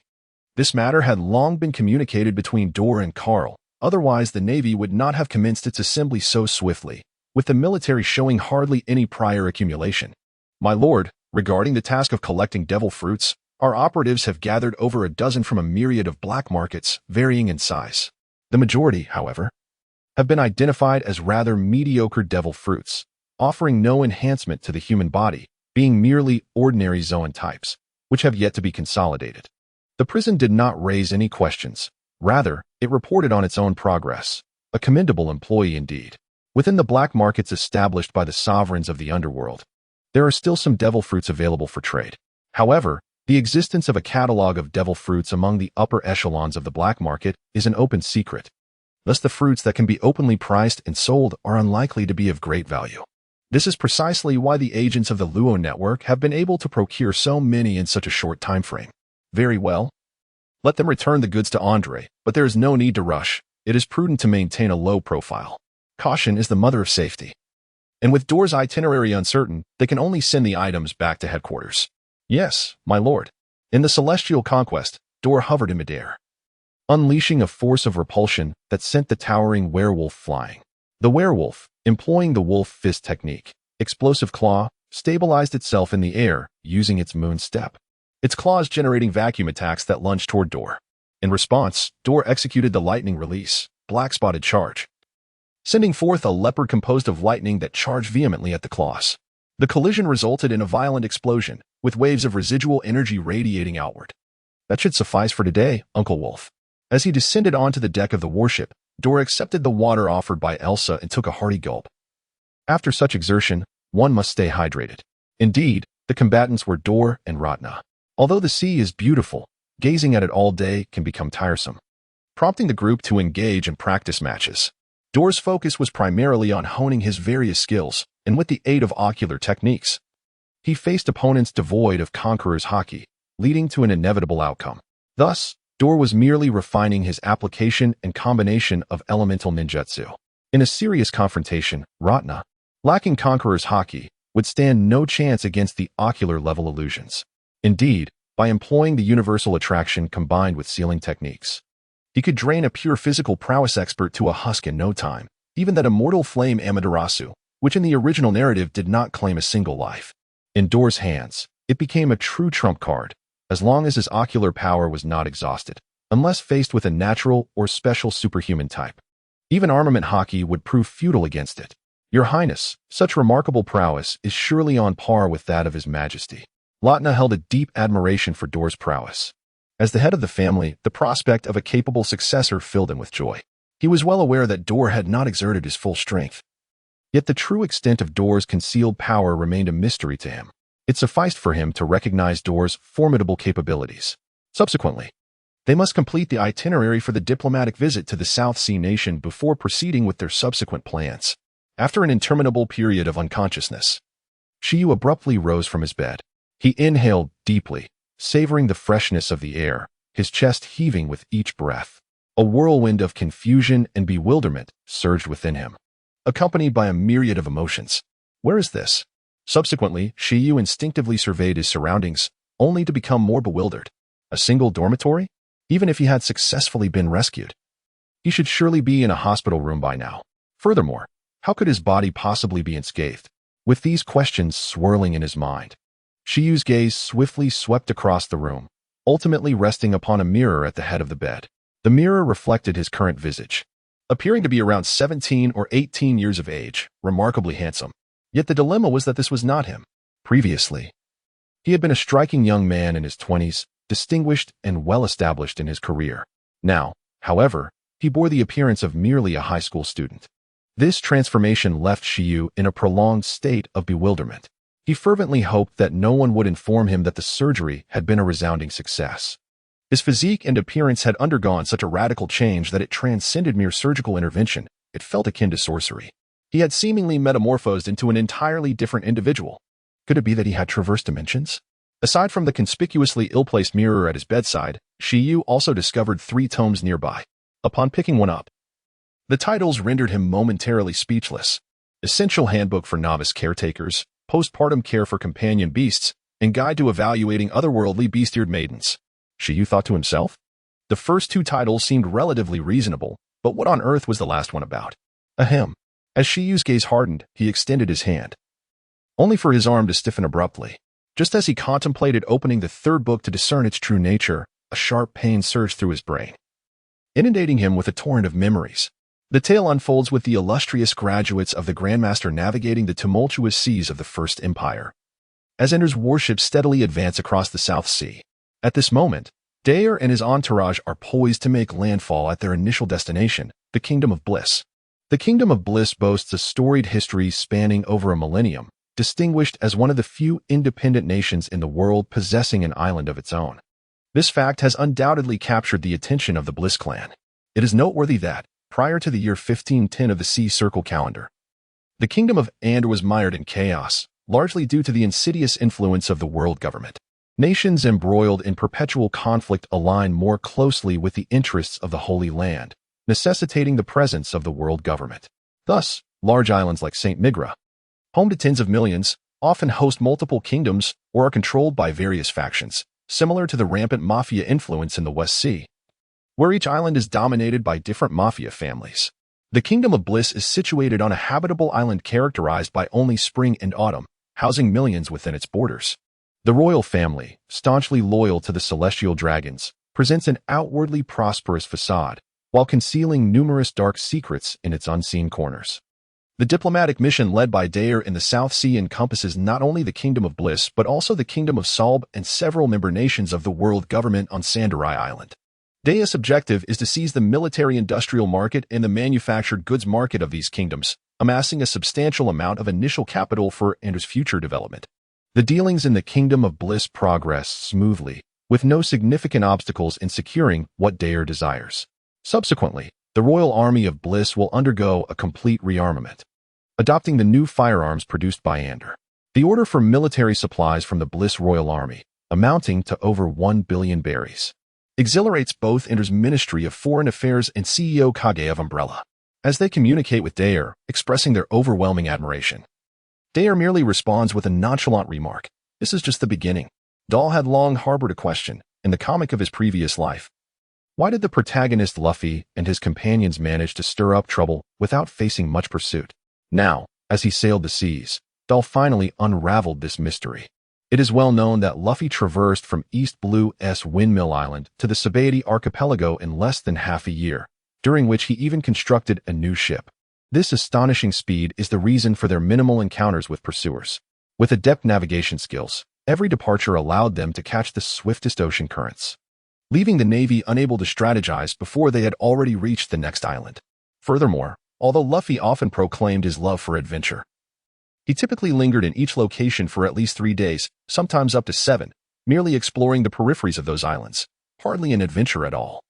The situation became even more absurd 2 years later, when they no longer relied on permanent pointers, instead following the path of the paper of life. Constantly engaged in fights or en route to them, how could they not be swift? Nevertheless, Dahl understood that Oda, the masterful creator, ultimately crafted a tale for the youth.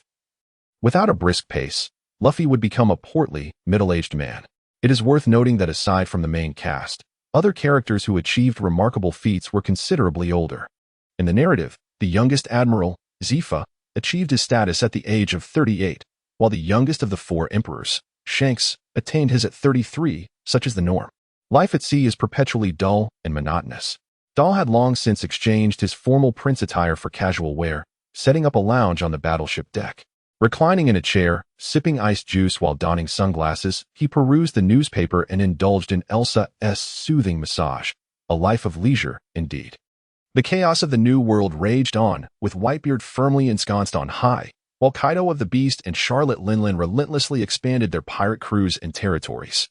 Many overconfident pirates, each with ulterior motives, chose to join the fray in the New World, while the Navy actively prepared for a counteroffensive against the marauding pirates.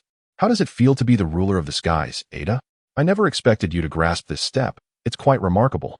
A colossal wyvern descended before Dahl, gradually transforming back into its human form. Ada, the captain of Dahl's personal guard.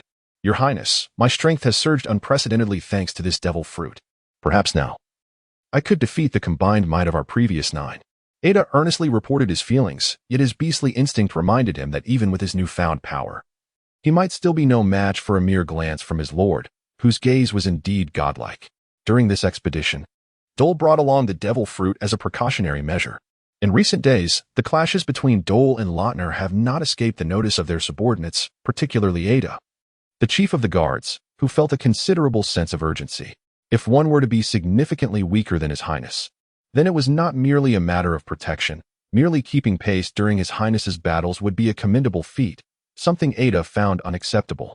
Thus, Ada, with a surge of latent potential, emerged as the third formidable master in the kingdom of Andre, simultaneously mastering both the armament hockey and the flowing cherry blossom technique. At a mere 28 years of age, Ada is the youngest among the trio, the others being King Kars and Marine Corps Commander Gust.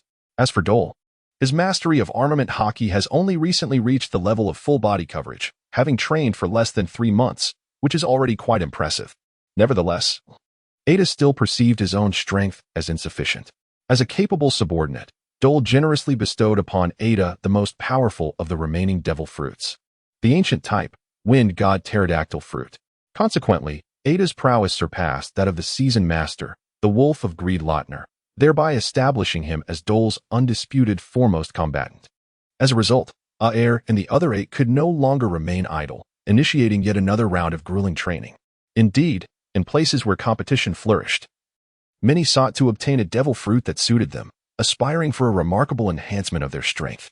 However, you did not harbor any particular thoughts on the matter, as his primary responsibility lay in intelligence work.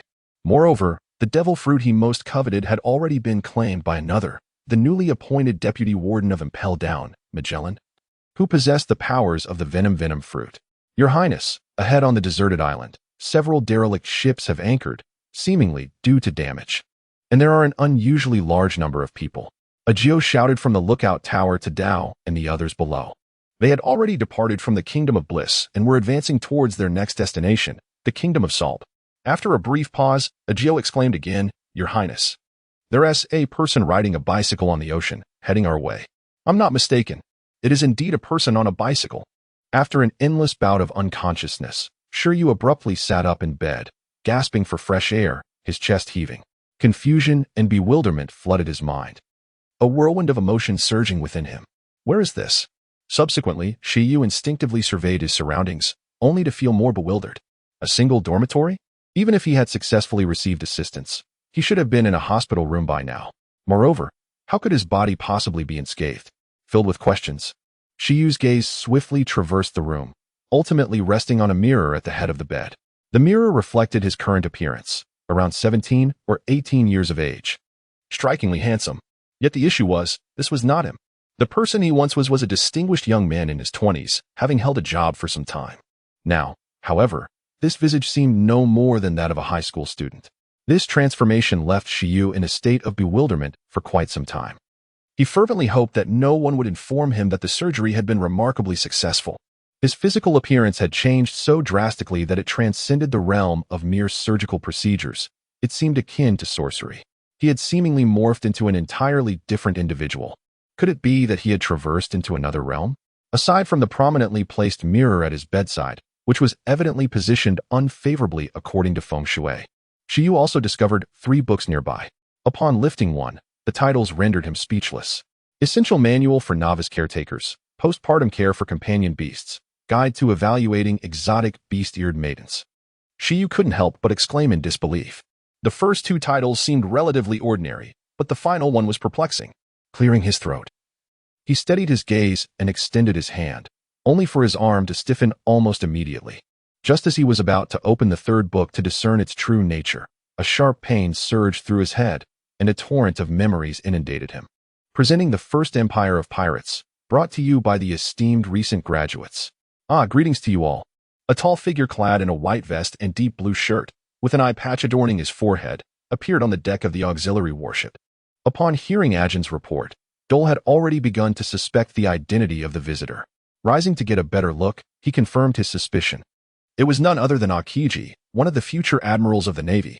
At this moment, Kazan was 38 years old, holding the position of a candidate for admiral within the naval headquarters, with the rank of rear admiral.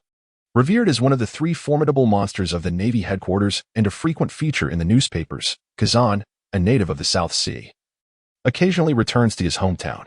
Although his birthplace is merely a small town devoid of any relatives or friends, he deeply cherishes the unique warmth of human existence that such quaint locales offer, particularly after the O'Hara incident 11 years ago. When the fervor of justice gradually morphed into a languid sense of it, his frequency of vacations has notably increased. As a man from the South Sea, he has heard tales of the once mighty kingdom of the South Sea, the Andre Kingdom, which explains his swift approach upon sighting a vessel bearing its flag. At that moment, Kazan and the Andre crew were traversing the route from the Bliss Kingdom to the Salb Kingdom. The group of refugees discovered by a Jew, aboard a dilapidated ship, had fled from the Salb Kingdom.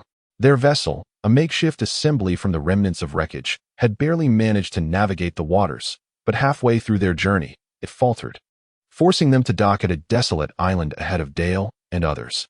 Without assistance, they would be trapped on this forsaken isle, just as despair loomed over everyone. A peculiar individual capable of traversing the sea on a bicycle happened to pass by, none other than Kazan himself. As a Navy officer with a sense of justice, Kazan felt compelled to aid these individuals. However, upon grasping the full scope of the situation, he fell into silence. It appeared that this was not a dilemma he could resolve alone, or perhaps not at all. Bartholomew Kuma, one of the 7 warlords of the sea, was once the ruler of the Salb Kingdom. Despite his immense strength, Kuma was woefully ignorant of governance. He understood that the discontent of the populace stemmed from the oppressive nobility. In his misguided efforts to assist the rebellious citizens, he annihilated the nobility and the military forces dispatched to quell the uprising, yet the outcome did not unfold as he had envisioned. Instead, new aristocrats seized control of the kingdom, while Kuma was branded a butcher of his own people, earning the infamous title of a tyrant. Ultimately, he was ousted by the wrathful citizens and became a fugitive sought by the world government. In the South China Sea, Dor possesses a considerable understanding of this matter, recognizing it as a thoroughly orchestrated conspiracy. Drawing upon the memories of his previous existence regarding the bear, the answer becomes glaringly evident. It was merely an ordinary vagabond bear, clad in tattered garments and sporting a monk's tonsure, clearly not of royal lineage. By a twist of fate, this bear inadvertently consumed a devil fruit, bestowing upon it formidable powers. Once noticed by ambitious figures, it was cunningly manipulated with promises of leadership, instilling hope in a populace suffering in dire straits. Following the bear's ascension to the throne, its inherent kindness and naivety were exploited to eliminate the ruling authorities of the Salb Kingdom, paving the way for the uprising to oust him through popular sentiment, allowing the conspirators to ascend as new nobility. Consequently, the entire Salb Kingdom descended further into chaos, as the new king pledged to double the tributes to the celestial dragons in a bid for recognition from the world government. This predicament has rendered many citizens unable to sustain their lives, prompting them to flee their homeland, even if it leads to death. Ironically, these refugees may find that no other nation is willing to accept them. This is precisely the dilemma that Kazan finds himself in. Even when confronted by the formidable pirates of the New World, he has never faltered. He approaches challenges head-on. Yet, in this expanse of the South Sea, a group of commoners has proven to be his undoing. Just as he found himself at an impasse, he spotted Dor and his companions. Although he was uncertain if seeking out this group was the wisest decision, given their noble status, he felt compelled to approach them, hoping for a potential breakthrough. Thus unfolded the previous scene, where Kazan froze his bicycle upon the ice and leaped gracefully before Dor and the others. "Vice Admiral of the Navy, what brings you here?" inquired Ada, who stood protectively in front of Dor. As a renowned powerhouse of the world, Ada recognized the visitor. "Ah, no need for excitement, my friend. You hail from the kingdom of Andre, correct?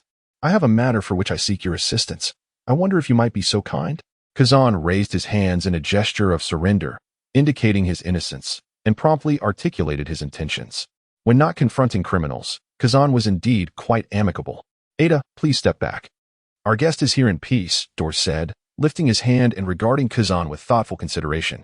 "Sir, we are a diplomatic delegation from the kingdom of Andre. How may we assist you?" "Well, you see, those individuals over there are refugees from the Sobel Kingdom. Could I trouble your shipwright to repair their vessel? Otherwise, they risk being stranded on this desolate island." Kazan pointed towards the direction of the island, directly stating his purpose. However, he was uncertain of the true needs of the refugees and could only offer the pretext of needing a ship repair. "Of course, let us assess the situation," Dor replied, feigning ignorance while aligning with Kazan's request. "And do bring your bicycle along, Ada." Dor intended to engage this future influential figure in conversation. Hearing this, Ada unfurled his magnificent wings and gracefully descended to retrieve Kazan's bicycle. "Remarkable, my friend. Your subordinate possesses the powers of a devil fruit user, does he not?" Dor sought to showcase a hint of his own prowess, and Kazan expressed surprise. True flight abilities are exceedingly rare. Even Kaido's dragon form does not qualify as genuine flight. It appears that these nations, steeped in centuries of tradition, are indeed more complex than they initially seem. Nevertheless, Kazan did not dwell on it, as these allied nations are. After all, benefactors of the Navy. The warship continued its journey towards the island, with Dor offering a chair to Kazan and politely asking, "Would you care for a drink?" "Ah, some dairy farmer's milk would be delightful, thank you." It seems this matter does not typically fall within the responsibilities of a vice admiral. Are you referring to the refugees? Perhaps this is not my duty, but sometimes one must extend a helping hand when able. And what if we choose not to assist? Then I might have to requisition your vessel, but rest assured, I am not unreasonable. After an endless stupor, Shiyu suddenly arose from his bed. He gasped for fresh air. His chest heaving, confusion, bewilderment, and a myriad of emotions surged within him. Where is this? Subsequently, Shiyu instinctively surveyed his surroundings, only to find himself engulfed in further confusion. A single dormitory? Even if he had successfully been rescued, he should currently be in a hospital room. Moreover, how could his body possibly bear no injuries whatsoever? With these questions swirling in his mind, Shiyu's gaze swiftly traversed the room, ultimately resting upon a mirror at the head of the bed. The reflection revealed his current visage, an appearance of approximately 17 or 18 years, strikingly handsome. Yet, the dilemma remained. This was not him. The former self was a distinguished young man in his 20s, exuding charisma and having been in the workforce for some time. But now, this countenance appeared to belong to a mere high school student. This transformation left Shiyu in a state of bewilderment for quite some time. He fervently wished not to be informed that the surgery had been a resounding success. His body and appearance had changed so drastically that it transcended the mere question of surgery. It felt akin to sorcery. He had seemingly transformed into an entirely different person. Could it be that he had traversed into another realm? Aside from the conspicuously ill-placed mirror by his bedside, Shiyu also discovered 3 books nearby. Upon picking one up, the titles rendered him momentarily speechless. 1. A Novice Caregiver's Essential Manual for Raising Beasts. 2.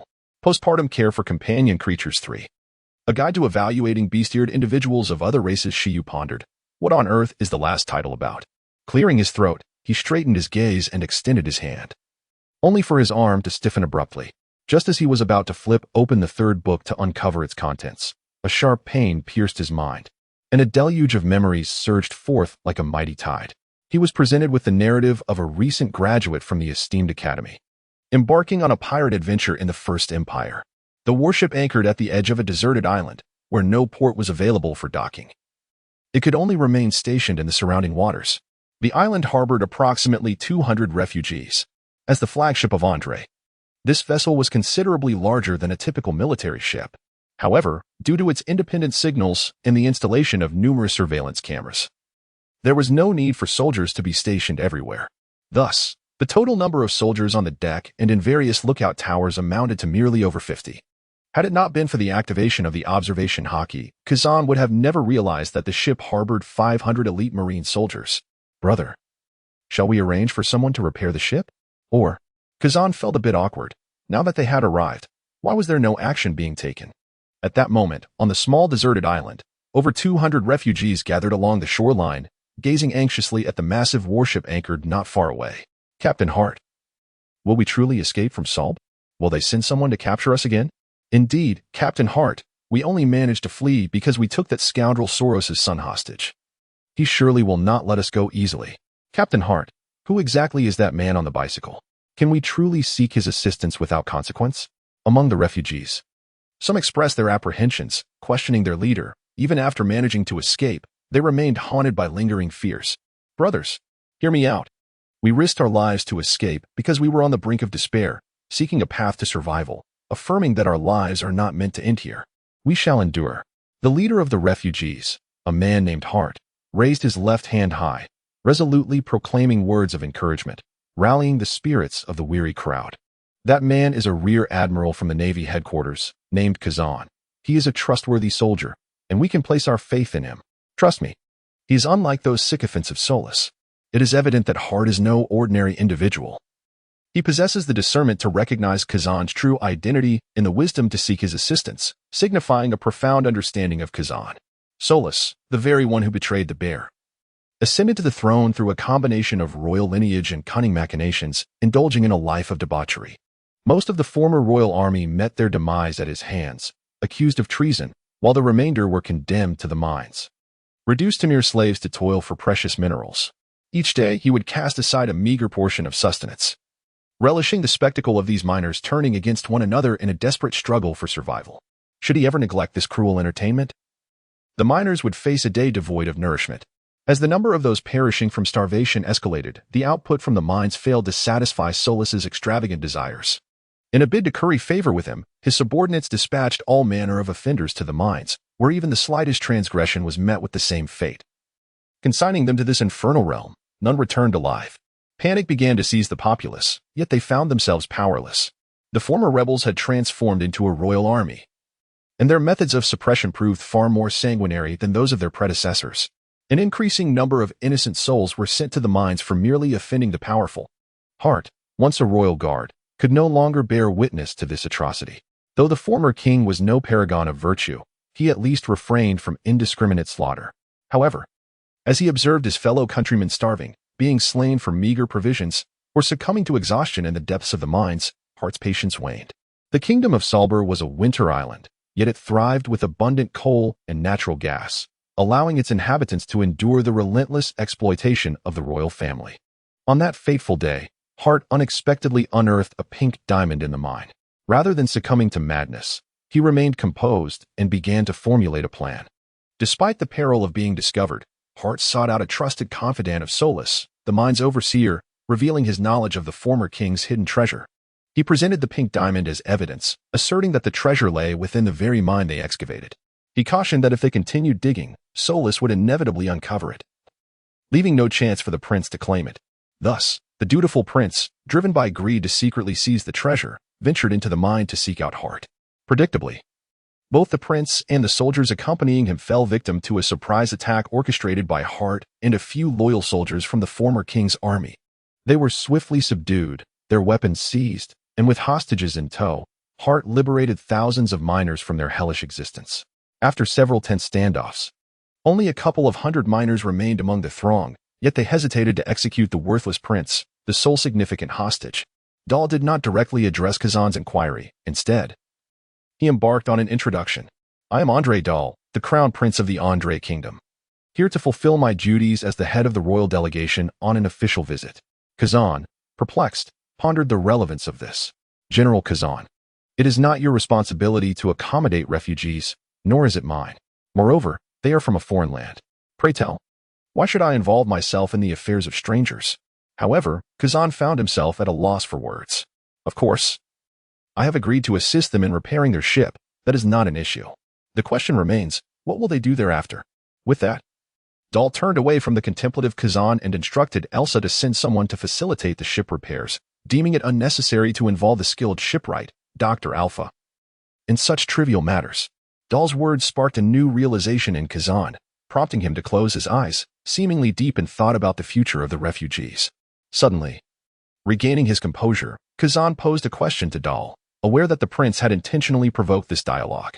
May I ask, Your Highness, what do you believe justice truly is? Dahl responded, let me put it this way. Although our navy prides itself on being an organization of justice, each of us holds a unique interpretation of what justice entails. Thus, I am curious to know how those outside the navy perceive justice. Kazan was profoundly intrigued by Dahl, a prince from a secluded nation in the South China Sea. Though this kingdom may have once flourished, in comparison to the world government, it seemed rather insignificant. Yet, within his perception, the vessel radiated an extraordinary aura. Among its crew, two individuals stood out as formidable. One was the Zoan-type devil fruit user capable of flight, while the other resided within the ship's cabin. As for the individual before him, the self-proclaimed Crown Prince Dahl, Kazan could discern no useful information. He was akin to an enigmatic vortex, drawing in all perception without yielding the slightest response, profoundly unfathomable. After an interminable state of unconsciousness, Taimu abruptly rose from his bed, gasping for fresh air as his chest quivered. Confusion and bewilderment surged within him, a tumult of emotions flooding his mind. Where's this?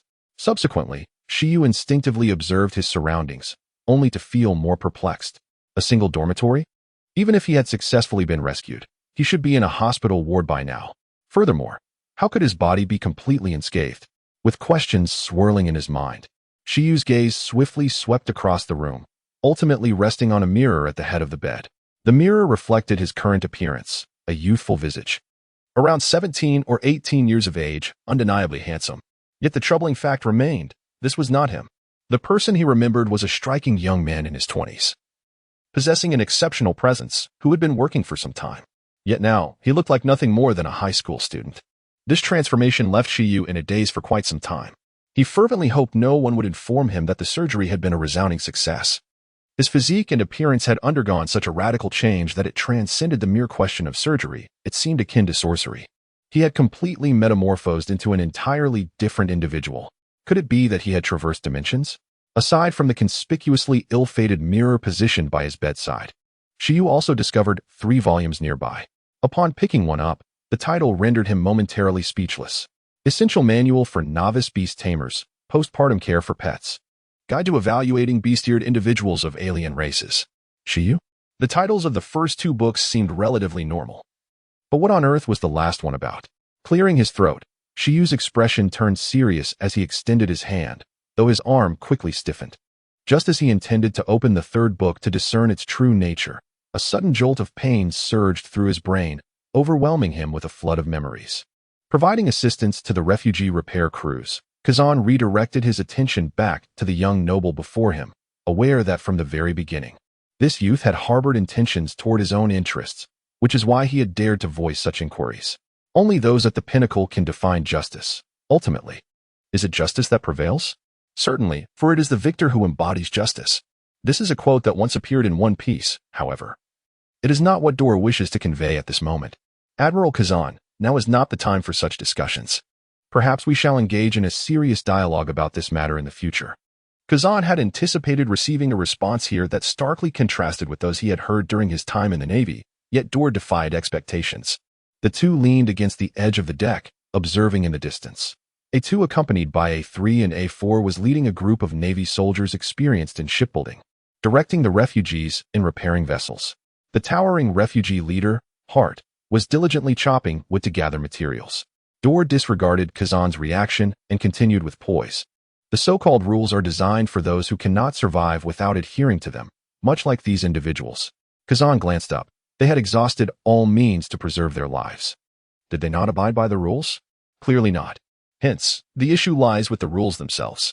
Instinctively, frost began to form upon Kazan, crackling ominously. As a menacing aura permeated the air. Elder brother, could there be trouble? A3 and A4, sensing the situation aboard the warship, voiced their concerns to A2. It is not our place to worry. Let us focus on our tasks, A2 remarked without a second thought. With A1 and the Wolf of Greed present, even the Vice Admiral posed no threat, let alone the fact that His Highness's strength would likely surpass theirs. Mr. A2, might the Kingdom of Endor accept us? Hart inquired cautiously. We have become homeless. This matter was critical for the lives and futures of the over 200 individuals he had let out. Too many had already sacrificed themselves. When A2 and his companions had come to assist, they had also revealed their identities. After much internal conflict, Hart finally voiced his plea. The other refugees, upon hearing Hart's words, ceased their labors, awaiting A2's response. We seek only a place where we can live peacefully and a means to support ourselves. Please grant us this opportunity. We are truly at our wits' end. Hart, noticing A2's prolonged silence, feared that A2 might misinterpret his intentions and added hastily. His words laced with emotion from the harrowing experiences of recent days. This matter is beyond my authority. A2 responded helplessly, as they were trained as loyal retainers. They were devoid of any humorous sympathy. My sincerest apologies, young Dor. You articulate your points well. However, perhaps the issue lies not with the rules themselves, but rather with the discrepancies in their actual implementation. Kazan maintained a modicum of respect for the established system, believing that after 8 centuries of accumulation, it could not persist if fundamentally flawed. Admiral Kazan, it seems you still do not comprehend, Dor replied. As a user of the ice fruit, you possess the ability to freeze the water's surface, allowing these individuals to depart the deserted island. Yet, you have chosen to seek my assistance in repairing their vessels. Why is that? Indeed, the frozen sea surface allows one to embark on a journey towards either the Kingdom of Sorb or the Kingdom of Bliss, reaching either destination within a mere 7 days. You refrain from doing so. Is it because such an action contradicts justice? No, it merely contravenes the rules. Naturally, given your significant standing, even a few minor infractions would not result in dire consequences for you. However, this group of individuals is far less fortunate, which is why you hesitate to act impulsively. Just moments ago, the intelligence regarding these refugees had been thoroughly investigated. revealing their current status as rebels against the world government's member states. Even other member states are prohibited from accepting them freely. As a member of the subordinate institution of the Navy, Kazan cannot afford to act against the prevailing regulations, seemingly persuaded by Dor's reasoning. Kazan chose not to dwell on this matter that would yield no immediate answers. Nevertheless, he recognized Dor's uniqueness. Perhaps they could engage in other discussions. For he is indeed an intriguing individual. Ah, Dor, well, since you are willing to share such thoughts, I suppose we can consider ourselves friends? With the burdensome thoughts set aside, Kazan relaxed somewhat, for at his core, he is rather indolent. Indeed, Dor nodded, responding to Kazan with candor. It is quite pleasant to establish mutual acquaintances, even if it is merely our first encounter. Having spent his entire life in the kingdom of Andre, he had never truly made a genuine friend. As friends, it was only natural for Dole to express himself a bit more. If the questions posed are inherently flawed, what value lies in the answers? Moreover, light cannot permeate every corner. Wherever there is illumination, shadows inevitably follow. Do you understand? In truth, a world such as ours can never attain true fairness. No one can achieve this. The innate prowess of individuals, like the formidable Whitebeard and Kaido, or your Navy's hero garb, determines that some are born to be superior. Their talents ensure they rise above the masses, their training yielding results that would take others a decade or two to attain. Including you and me, we are all extraordinary in the eyes of this world. Kazan listened intently, as if grasping a flicker of inspiration, and could not help but voice his query. How would you choose to act in order to instigate even a slight improvement in this stagnant world? If there existed a person or creature endowed with power surpassing all others, formidable enough that both admirals and ordinary soldiers would appear equally fragile before it, such a notion is unfathomable, even when considering ancient weapons. The two exchanged silent glances. It was indeed too early to discuss these matters. They shared a glass of milk, their gazes drifting to the other side, where trouble was brewing. Kazan leaped onto the surface of the sea, instantly freezing the area beneath him into a sheet of ice. The nearby refugees, gathering supplies, looked on in bewilderment, while only Hart sensed the impending danger. A dozen merchant ships were advancing towards the deserted island, subtly encircling it. Kazan could clearly see the flag they bore, that of the kingdom of Sorbet. Alara was in serious trouble now. Meanwhile, Hart had pulled a barely conscious hostage from a wooden barrel, clutching him tightly. Truly the sole heir of Solus, his only bargaining chip. The atmosphere grew increasingly tense. After an endless haze of unconsciousness, Shiryu suddenly sprang from his bed, gasping for fresh air, his chest heaving. Confusion and a myriad of emotions surged within him. Where is this? Subsequently, Shiryu instinctively surveyed his surroundings, only to find himself even more perplexed. A single dormitory? Even if he had successfully been rescued, he ought to be in a hospital room by now. Furthermore, how could his body possibly be unscathed? Filled with. Shiryu's gaze swiftly swept across the room, ultimately resting upon a mirror positioned at the head of the bed. The mirror reflected his current appearance, a young man of approximately 17 or 18 years, strikingly handsome. Yet the issue was that this was not him. The person he once was a remarkable young man in his 20s, having been in the workforce for some time. And now, no matter how one looked at it, this visage resembled that of a mere high school student. This transformation left Shiryu in a prolonged state of astonishment. He fervently wished that no one would inform him that the surgery had been remarkably successful. His physique and appearance had undergone such a metamorphosis that it transcended the realm of mere surgical procedures and ventured into the domain of sorcery. He had seemingly become an entirely different individual. Was it possible that he had traversed into another world? Aside from a mirror positioned at the bedside, clearly detrimental to his feng shui, Shiryu discovered 3 books nearby. Upon picking one up, the titles rendered him speechless. Essential Manual for Novice Caretakers, Postnatal Care for Companion Beasts, and Guide to Evaluating Interracial Bestiar Maidens. Shiryu pondered, what on earth is the last book about? The titles of the first 2 volumes seemed relatively mundane. Yet the final one was perplexing. Clearing his throat, Shiryu's gaze sharpened as he extended his hand, only for his arm to stiffen abruptly. Just as he was about to peruse the 3rd book to uncover its contents, a sudden jolt of pain surged through his mind, flooding him with a torrent of memories. He recalled a certain pirate king of the First Empire, a recent graduate of a prestigious academy, and his nemesis, the traitorous Hart, whose visage he would recognize even if reduced to ashes. A peculiar-looking man wielding a monocular was observing while reporting to a stout, opulently adorned individual nearby. Transmit my orders. Encircle them. This time, I shall ensure they have no means of escape. Indeed, as the sovereign of the illustrious Solbay kingdom. He had taken to the seas personally to capture this audacious band of rebellious miners. In the current world of allied nations governed by the world government, most lacked their own maritime military forces. Thus, Solrus had commandeered merchant vessels stationed at the port, leading 2,000 royal troops in pursuit. He was even reluctant to seek assistance from the naval branch in the South Sea, as it would entail paying a fee. And those fugitives would likely become the Navy's accolades, rather than his own to manage.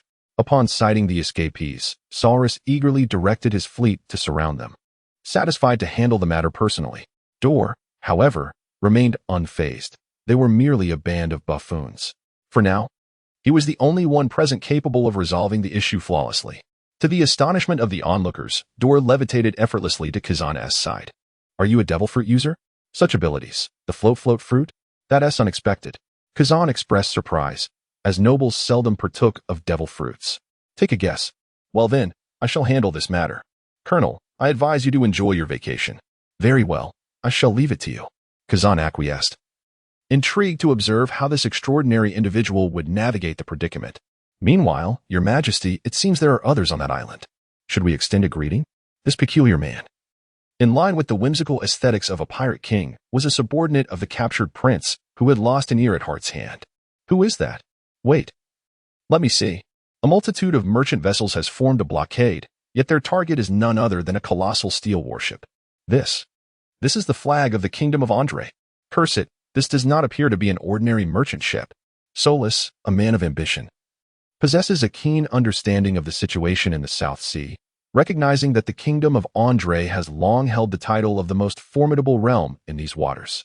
Although it has not dominated the North Sea as briefly as the Kingdom of Germa, it remains a power that has directly contended with the world government, far beyond the reach of a small nation with merely hundreds of thousands of citizens. At this moment, Dor and Kazan have returned to the island, where Er has constructed a temporary pavilion for the soldiers, and Elsa has brought Dor a chair. "My lord, please grant us a chance for survival." Hart, upon encountering the true authority of Dor, knelt before him, followed by a multitude of others bowing in subservience. "Speak of your circumstances. I mean your personal situation. I am already acquainted with the intelligence regarding your group." "Yes, my lord, I am Hart, hailing from the Grand Line." Hart spoke candidly, revealing his past in its entirety. He originated from a small town along the first half of the Grand Line, where he was taken in by the master of the local swordsmanship dojo. There, he mastered the dual-wielding sword style. After the master's passing, Hart, unwilling to vie for the dojo's inheritance against the master's biological son, departed the town to become a bounty hunter.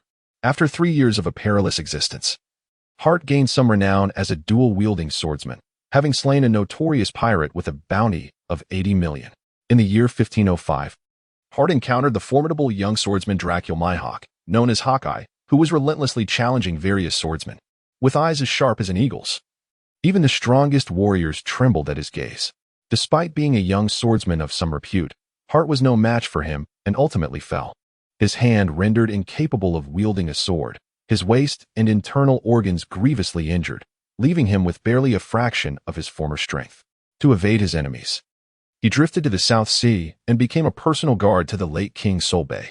Though his injuries were permanent, and he could no longer employ his dual-wielding technique, Hart still ranked among the elite in a small nation of the South Sea. "I ask, what will I gain by assisting you with this matter? Or rather, what can you offer in return?" Dor regarded the kneeling Hart with a playful expression. Standing at 3 meters and 4 centimeters, Hart, even while kneeling, could maintain eye contact with the seated Dor. Meanwhile, Hart's subordinates were somewhat bewildered, for Hart had never shared tales of his past, leaving them with limited understanding of his history. "My life, my soul, whatever you desire, take it. Just grant me a chance to live." With a determined bite of his teeth, Hart unsheathed his dagger, placing it horizontally at Dole's feet. It was a formidable blade, crafted with 21 meticulous strokes. He then prostrated himself upon the ground. Dole was thoroughly pleased. A man with such awareness possessed vast, untapped potential, and Hart still had youth on his side. Naturally, Sobel had been Dole's primary target, for the kingdom of Sobel harbored the richest coal deposits in the entire South Sea, and Andre needed a substantial supply of coal to advance steam technology. Thus, Hart could merely be seen as an unexpected boon.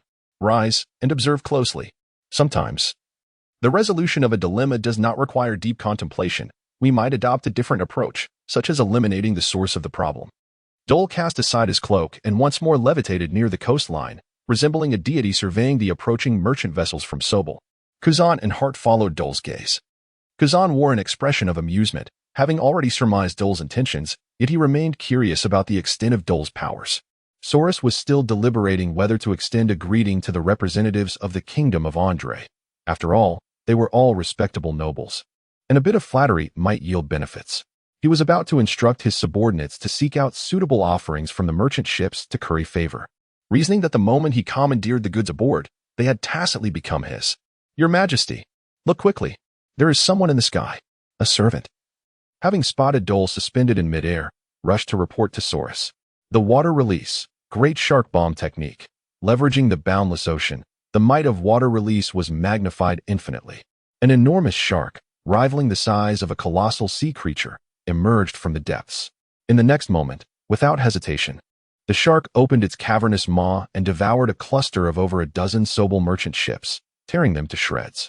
While countless Sobel soldiers met their doom in the depths of the sea. "Stop dawdling, Hart. Go retrieve Soros." The personal mission to capture the rebellious king had met misfortune at sea, resulting in utter annihilation of the forces. "What do you think of this scenario, Admiral Kazan?" After an interminable period of unconsciousness, Shiyu abruptly awoke from his slumber, gasping for fresh air, his chest heaving. Confusion and bewilderment surged through him, a tumult of emotions overwhelming his senses. Where is this? Subsequently, Shiyu instinctively surveyed his surroundings, only to become more perplexed. A single dormitory? Even if he had successfully been rescued, he should currently be in a hospital room. Moreover, how could his body be entirely unscathed? With a sense of bewilderment, Shiyu's gaze swiftly swept across the room, ultimately resting upon a mirror at the head of the bed. The reflection revealed his current appearance, roughly 17 or 18 years of age, strikingly handsome. Yet the conundrum lay in the fact that this was not him. The person he once was a distinguished young man in his 20s, having been in the workforce for some time. Yet now, this visage could only be that of a high school student. The transformation left Shiyu in a prolonged state of astonishment. He fervently hoped no one would inform him that the surgery had been a resounding success. His physique and appearance had undergone such a profound change that it transcended the mere question of surgery. It felt akin to sorcery. He had seemingly morphed into an entirely different individual. Had he possibly traversed realms? Aside from the conspicuously ill-favored mirror positioned at his bedside, Shiyu discovered 3 books nearby. Upon picking one up, the titles rendered him speechless. Essential Guide for Novice Beast Keepers, Postpartum Care for Pet Beasts, Evaluation Guide for Otherworldly Beast-Eared Maidens. Shiyu? The titles of the first 2 books seemed relatively normal, but the last one was perplexing. Clearing his throat, Shiyu's demeanor turned serious as he extended his hand, only for his arm to stiffen abruptly. Just as he intended to open the 3rd book to discern its contents, a sharp pain surged through his mind, inundating him with a torrent of memories. He was presented with the image of a colossal deep-sea shark, stretching over 1,000 meters in length, composed entirely of flowing seawater, rampaging across the ocean, leaving a trail of shattered vessels and dismembered human limbs in its wake. The sea was stained crimson with blood, and at that moment, Solus, still bewildered by the unfolding chaos, was rescued by Hart. "Ah, young Dole, your prowess is truly remarkable. The ability to manipulate the terrifying force of seawater is astonishing," remarked Kazan with a serious expression. He surmised that Dole intended to eliminate all adversaries, and based on his observations, he believed Dole's subordinates possessed more than enough strength to accomplish this task. However, he was taken aback to discover that the merely 17 or 18-year-old Dole wielded such formidable power. As a naval officer, Kazan was acutely aware of the ocean's might in a world predominantly composed of water. Even to this day, he had yet to encounter any devil fruit ability capable of directly and extensively manipulating seawater for attacks. Currently, the only known beings capable of wielding seawater against foes were fishmen who had mastered their martial art to an extraordinary level. Nevertheless, Kazan regained his composure. Observing Dole return to solid ground, still harboring some concern. "Young sir, the matter remains unresolved. We require an explanation, fear not. The narrative has merely reached its first act." Dole replied with unruffled composure, comfortably resuming his seat. Elsa, timely and attentive, served fruit to her lord, disregarding those around her. In her view, as long as her lord and the other combatants were present, her sole duty was to attend to her lord's needs, leaving other matters aside. Shortly thereafter, Hart returned to Dole's side, accompanied by a disheveled, stout middle-aged man. Despite Dole's relaxed demeanor, Hart did not dare to underestimate the situation, respectfully reporting, "My lord. This man is soulless. He clings to life by a thread and is yours to dispose of as you see fit." Bowing respectfully, he diligently reported his work. Indeed. Hart demonstrated a keen sense of propriety, having already positioned himself as a subordinate. Well done. With a snap of his fingers, there summoned the power of the universe. And a force emanated from his palm, drawing forth his son, the Prince Carrot, who was confined in a wooden barrel from afar. At long last, the father and son were reunited, albeit both in a state of unconsciousness. Water style, water transformation healing technique. This is an exceedingly obscure water-based healing ninjutsu, utilized solely by the character Suigetsu in the original work. It possesses a slightly superior healing effect compared to ordinary medical ninjutsu and stands as one of the few healing techniques within the realm of elemental ninjutsu. As Dole's hands transformed into water and glided over the two unconscious captives, their injuries healed at a visibly rapid pace. Elementalization? Is there truly a natural water element? Yet, what of the manipulation of gravity? At that moment, Kazan's mind was a flurry of questions, though he found himself unable to voice them and could only stifle his curiosity. Who are you? Release me. Do you know who I am? Carrot struggled incessantly in Hart's grasp, while Hart awaited Dole's command. "Atu, take this fellow to Alpha. Equip him with some trinkets and teach him to accept his fate." "Yes, Your Highness." Atu took Carrot from Hart and hurried toward the auxiliary warship, where Dr. Alpha remained in his chamber, remotely overseeing the experiments at Laboratory Zero. Before long, King Solus also regained consciousness, but before he could utter a word, he was hypnotized by Dole's Rinnegan, sitting vacantly in place. Hell Path, summoning King Yama. Dole snapped his fingers again, realizing that using a finger snap as a technique activation gesture possessed a certain elegance compared to forming hand seals or calling out techniques. Another ability he had witnessed before. Kazan hesitated to speak, and Dole noted his reticence. "Hart, step inside. From now on, you shall be one of us." Dole gestured toward the gaping maw of the Yama statue, addressing Hart. "Once you regain your peak condition and refine your haki, you shall become a formidable backbone of our strength. It is my honor, Your Highness." Hart, having observed Dole display various miraculous powers, decisively changed his tone, showing unwavering obedience without a hint of hesitation. Removing his sword, Hart stepped directly into the statue, which resumed its work, voraciously consuming. "Very well, Kazan, to speak candidly. I am not a user of devil fruit powers. However, this matter is unlikely to yield any further complications." After hearing Dole's explanation and glancing at Solus, whose eyes had transformed into swirling purple orbs, Kazan pondered thoughtfully and directly inquired, "What do you intend to do? Will you allow this king to return with the refugees to Solb Kingdom and publicly grant them amnesty? But you underestimate me, Kazan." The forthcoming script unfolds as follows. The kingdom and the prince return. The former king, burdened with the guilt of having caused the deaths of 2,000 royal soldiers, acknowledges his unworthiness to remain on the throne, abdicates to the prince, and subsequently falls gravely ill, resigning to a life of seclusion within the palace. Perhaps, years later, news of his sudden demise will emerge, but that is of little consequence. Prince Kalut managed to reform the traitors who had captured him and subsequently encountered Andre's delegation. On his journey, he successfully rescued his father, the king. Upon ascending to the throne, Kalut pledged to forge numerous cooperation treaties with Andre and to overthrow the tyranny of his late father, becoming a benevolent ruler of Solb. How splendid is this narrative! A triple victory. The refugees shall once again serve as the guardians of the new king. Solb will return to its rightful path, and Andre will reap inconsequential benefits. I must commend you, Dole. Your brilliance is undeniable in every regard. Kazan no longer dwells on Dole's disparate abilities, but rather appreciates his adeptness in handling matters. As my holiday draws to a close, perhaps it is time for me to depart. I intend to visit the kingdom of Andre, which I believe will be as remarkable as you are. Turning to glance at the silhouette left behind by the vanishing statue of the King of Hell, Kazan could distinctly sense that Hart, now restored to his peak condition, exuded an aura rivaling that of pirates with bounties exceeding 1 billion. Until we meet again. Observing the tall figure cycling away, Dole calmly bid farewell, recognizing that now was not the moment for excessive words. Action speaks far louder than speech. Kazan, having mounted his bicycle, altered his course, preparing to take a leisurely tour of the kingdom of Andre before returning to the Navy headquarters via the trade winds, as it was conveniently along his route. Hart, how do you feel? I shall have Ada conduct specialized training for you. Henceforth, you will remain by my side. Yes, Your Highness, I feel as if I have returned to that day of sparring with Hawkeye, the most powerful day of my life. Hart retrieved his sword, kneeling on one knee. Very well, cease repairs on the ship, tidy up, and let us embark on our vessel to Solb. Once this matter is concluded, we shall set our sights on the Grand Line. After an endless period of unconsciousness, Shiyu abruptly awoke in bed. He gasped for fresh air, his chest heaving. Confusion, perplexity, and a myriad of emotions surged within him. Where's this? Subsequently, Shiyu instinctively surveyed his surroundings, only to find himself even more bewildered. A single dormitory? Even if he had successfully been rescued, he ought to be in a hospital room by now. Moreover, how could his body be completely unscathed?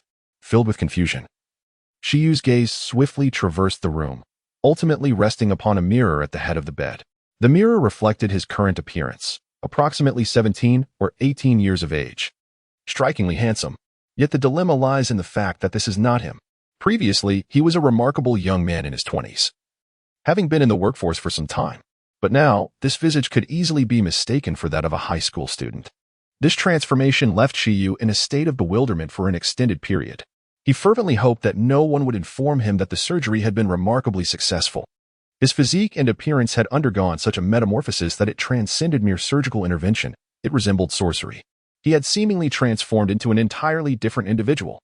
Could it possibly be that he had traversed dimensions? Aside from the conspicuously ill-placed mirror at his bedside, Shiyu also discovered 3 books nearby. Upon picking one up, the titles rendered him speechless: Essential Manual for Novice Breeders, Postpartum Care for Pets, and Guide to Evaluating Bestiared Individuals of Other Races. Shiyu was taken aback. The first 2 titles seemed relatively mundane, but the last one was perplexing. Clearing his throat, Shiyu's expression turned serious as he extended his hand, only for his arm to stiffen abruptly. Just as he intended to open the 3rd book to discern its true nature, a sharp pain surged through his mind, and a torrent of memories crashed over him. He was provided with insights into the exploits of a recent graduate from the Grand Line's First Empire, as their warship reactivated and reached the waters of the Solb Kingdom by the 3rd day. After 2 days of acclimatization, Hart's position was established as the inaugural member of the newly formed organization under Dor, the Swordbearers. This organization had been established by Dor with the future Swordmasters in mind, setting a minimum standard for membership at the Swordmaster level, with the additional requirement of being a genius under the age of 30. Hart's swordsmanship had been honed over many years, and his breakthroughs in mental state were evident to the naked eye. Now that his physical condition had returned to its peak, his mastery of swordsmanship was on the verge of rivaling that of a Grand Swordmaster. Moreover, with the initiation of training in dual-colored hockey, he was confident that he would soon become a formidable force comparable to Ada. It is noteworthy that Hart, a dual-wielding swordmaster, currently possessed only a single sword. This particular blade, known as Soul Reaper, one of the 21 fine blades, had come into his possession during his time in the South Sea, although he had previously been unable to unleash its full potential. During his adventures in the Grand Line, Hart wielded 2 swords of equal quality to his fine blade. Yet both of these companions were destroyed in his final battle. Now, this sword had been seized from a band of pirates in the South Sea, and after many years, it was only today that Soul Reaper could once again shine with brilliance. Upon learning of Dor's arrangements, both the refugees and Hart ceased their worries about the future. Upon arriving at the Solb Kingdom, Dor exhibited no interest in this winter island, home to fewer than 50,000 inhabitants, blanketed in ice and snow. Dor did not set foot on the island. After the events unfolded as scripted, Carrot, with nanobombs implanted by Alpha in both his head and heart, became a docile and obedient puppet king. All the minor slaves of the Solb Kingdom were liberated, and thereafter, workers for mining were to be recruited in accordance with the wages and benefits stipulated by Dor. However, this time, the Andre Kingdom would fund them with various efficient mining tools and facilities. Dor's personal guards, Aki and ABA, transformed into the new Carrot's personal guards, rallying the 200 refugees who had fled with Hart and consolidating the previous royal army into a new force of 5,000. Assisting Carrot in regaining control of the nation. The Pink Diamond Mine, previously discovered by Hart, now belonged to the Andre royal family and the Royal No. One trading company of Austin swiftly dispatched personnel for a covert acquisition. Simultaneously, the Andre Royal Bank sent representatives to establish a branch, and henceforth, the new Andre currency would serve as the official currency in the Solb Kingdom, standing on equal footing with Bailey. Thus, Dor and his companions lingered in Solb for 7 days, awaiting the personnel dispatched from Andre, and once all arrangements were complete, they prepared to proceed to their next destination. The phone bug on Elsa's person buzzed, unmistakably a call from Carl's. Dor answered the phone bug lazily. "Good morning, father." At that moment, Dor was enjoying breakfast, planning to depart after concluding matters in the Solb kingdom. "Be serious. This is important." Carl's, observing the phone bug's lethargic demeanor, responded tersely from the Andre Palace. "The world government has officially issued the documents regarding the mining rights in the Windless Zone. From today onwards, the entire South Sea Windless Zone is our private garden." "Oh, this is all thanks to my efforts. What reward does His Majesty plan to bestow upon me?" Dor, having anticipated this, was not surprised. He dug at his ear and took a bite of the meat sandwich in his hand. To enrich her culinary repertoire, under Dor's guidance, Elsa had mastered the preparation of 108 breakfast dishes, including meat sandwiches, rice rolls, and egg pancakes. Dor placed great importance on breakfast. Having suffered from stomach ailments in the past due to neglecting it, he did not wish to endure that feeling again. "Enough of the jesting.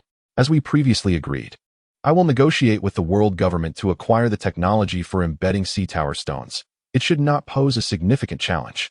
The dilemma lies in our inability to procure sufficient sea tower stones." Carl's brought up the matter at hand, recognizing its magnitude. To dominate the Windless Zone, it was imperative to equip the warships with sea tower stones to repel marine creatures. Indeed, Dor regarded it as standard equipment in the Andre Navy's inventory. Undoubtedly, the demand for sea tower stones is immense. According to the Academy of Science's extensive research over the years, aside from a few islands rich in sea tower stones, the most abundant source lies within the depths of the oceanic mines. While the sea tower stone is notoriously hard and difficult to extract, the challenge primarily stems from its concealment in the deep sea. Nevertheless, I possess a solution to this predicament, and I aim to resolve it within this year.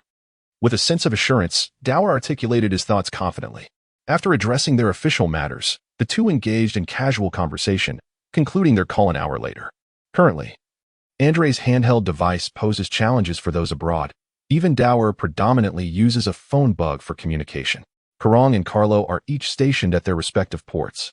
Carlo's swordsmanship has hit a plateau, clearly indicating that he has not progressed far in the path of the sword. His physical techniques are only practiced to a mediocre level. And though his observation skills are commendable, he does not aspire to be a marksman. After consuming the devil fruit, Karong's strength has surged remarkably. In the bustling black market of Lagport, where various underground factions and even the monarchs of the underworld operate, anyone who dares to disregard the rules and oppress the citizens of Andre is swiftly dealt with by Karong's formidable might. He has begun to earn a reputation as a formidable force. Princess Anna remains engrossed in her training, seemingly resolute this time. Dower decided that upon his return home, he would bring her a thoughtful gift. On the deck, two figures engaged in an intense battle at an imperceptible speed, even in close combat. Hart was no match for Dower. The power of the Sharingan allowed him to effortlessly counter every attack. Meanwhile, the auxiliary warship set sail once more, with Dower and Hart participating in their daily training. This time, Dower abandoned long-range attacks, opting instead to hone his armed hockey through close combat. In another part of the ship, Elsha was engaged in combat with Ao, Aliu, and Ajin. Their strengths were relatively comparable, and under the watchful eyes of Ada and Ratna, they could train with full intensity. As for Yu, he dedicated his days to processing intelligence from all directions, summarizing the useful information to report to Dower at dinner, thereby neglecting his own training, as direct confrontation was not his style. It was time to accelerate their journey. After an endless period of unconsciousness, Shiyu suddenly arose from his bed. He inhaled deeply, savoring the fresh air, his chest heaving with emotion. Confusion and bewilderment surged within him, a whirlwind of feelings flooding his mind. Where is this? Subsequently, Shiyu instinctively surveyed his surroundings, only to feel even more perplexed. A single dormitory? Even if he were to be successfully rescued, he should currently be in a hospital room. Moreover, how could his body be completely unscathed? Filled with confusion, Shiyu's gaze swiftly swept across the room, ultimately resting upon a mirror positioned at the bedside. The reflection revealed his current appearance, approximately 17 or 18 years of age. Quite handsome. Yet the dilemma lay in the fact that this was not him. Previously, he had been a striking young man in his 20s, possessing a remarkable presence and having been in the workforce for some time. Now, however, this visage resembled nothing more than that of a high school student. This transformation left Shiryu in a state of bewilderment for an extended period. He fervently hoped that no one would inform him that the surgery had been a resounding success. His physique and appearance had undergone such a dramatic alteration that it transcended the realm of mere surgical intervention. It felt akin to magic. He had seemingly morphed into an entirely different individual. Could it be that he had traversed dimensions? Aside from the conspicuously misplaced mirror at his bedside, which was clearly detrimental to his feng shui, Shiryu also discovered 3 books nearby. Upon picking one up, the titles rendered him speechless. Essential Manual for Novice Caretakers. Postpartum Care for Companion Beasts. Guide to Evaluating Beast-Eared Individuals of Alien Races. Shiryu? The first 2 titles seemed relatively reasonable. But what on earth was the last one about? Ahem. With a serious expression, Shiryu extended his hand, only for his arm to stiffen abruptly. Just as he was about to open the 3rd book to uncover its true essence, a sharp pain surged through his brain, inundating him with a flood of memories. In a rare moment of tranquility, Dor reflected upon the historical narrative of the anime One Piece while gazing at the ocean view outside his study. As the virtual merged with reality, it appeared that everything diverged from his prior imaginings. Dor's knowledge of One Piece was limited to the establishment of the new organization, the Cross Guild, by Old Sand, in alliance with Buggy and Mihawk. He was also aware of the latest bounties on pirates. According to the timeline, the protagonist, Luffy, had consumed the devil fruit last year and had sworn brotherhood with 2 companions. The current state of the New World was tumultuous, a veritable battlefield of factions. Apart from Whitebeard, Kaido, and Charlotte Lin had yet to fully seize the legacies left by the great pirates of the previous era. The 7 Warlords of the Sea, heralded as the 3rd major organization of the future, were nearly assembled, with the addition of Jinbei, the Fishman, and Don Quixote Doflamingo anticipated this year. Based on the intelligence gathered by the prison and his understanding of the One Piece narrative, Doflamingo was likely the last of the first generation of warlords to join. This could not be merely conjectured. Doflamingo was known for his meticulous planning. If time permitted, he would not resort to the extreme measure of intercepting the celestial gold to secure his place among the warlords. He was acutely aware of the formidable foundation of the world government and would refrain from direct confrontation until he surpassed them in strength. Thus, upon learning that only one position remained among the warlords, and that he was not the sole candidate, he acted decisively, aligning with his characteristic style. At this juncture, the main characters were still in their early days. Luffy was idling in Windmill Village. Zoro was driven by the recent demise of his beloved mentor. Nami's village had yet to fall into the hands of the fishmen. Sanji was adrift on a deserted island with Red-Leg Zeph. Usopp was aimlessly wandering in his hometown.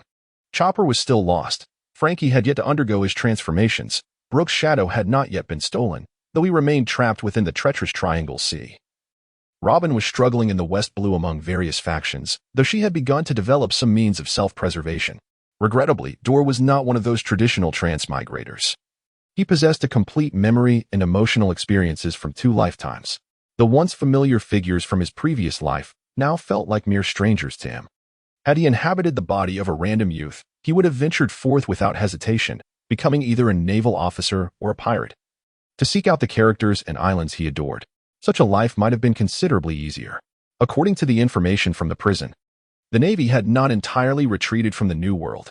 Admiral Sengoku and Vice Admiral Garp were brimming with determination, while Zephyr had already stepped back from the front line. Consequently, the pirates active in the Grand Line were significantly more formidable than those of Luffy's era. The naval forces have deployed considerable strength to the New World, prompting many pirates, reluctant to be ensnared in that brutal arena, to remain in the first half of the Grand Line, believing themselves to be safe from calamity. Thus, the first half of the Grand Line still harbors notorious pirates with bounties as high as 500 million. Alas, they remain oblivious to the impending consolidation of power by the 4 emperors in the New World, which will lead to the Navy's comprehensive retraction of influence in that realm. In conjunction with the 7 warlords, to cleanse the entire first half of the Grand Line. At that juncture, escape will be impossible for them. Dahl treads with utmost caution, fully aware that the CP's agents in the 4 seas are as numerous as the stars, and any minor disturbance will attract scrutiny. The Revolutionary Army is thus compelled to remain hidden beneath the surface. Consequently, Dahl has chosen an alternate path, akin to his strategic maneuvers concerning the kingdoms of Bliss and Salb, directly seizing control at the highest echelons to secretly govern the entirety of the South Sea from top to bottom. Even the CP cannot achieve such intimate surveillance of the kings of the allied nations, nor can they influence the implementation of their policies. Undoubtedly, this method is far swifter than that of the Revolutionary Army. However, it remains an approach beyond their reach, a means by which they find it most challenging to leverage their advantages. In a previous life, Dayer often pondered whether the world of One Piece could ever achieve the justice and democracy akin to modern society. The undeniable truth is that it is impossible. In a realm where power resides within a singular entity, the notion of a system that proclaims equality among all is simply unattainable. For the weak lack the standing to demand fairness. If one does not trample upon the weak, how could they ever lift their gaze to acknowledge you as a formidable force? Thus, as long as there exists a vast disparity in strength at the individual level, the ideal of universal equality will forever remain an elusive dream. At this moment, what is required is authority. Only when the strongest stand united with the weakest can the so-called powerful maintain a relative equality with the vulnerable. This world is not terrifying per se, but rather, it is starkly real, and reality is seldom beautiful. Having experienced life in an advanced civilization, Dor firmly believes that there is no one better suited to establish new rules for this world. His endeavors are persistently aimed at this very objective. Your Highness, Mr.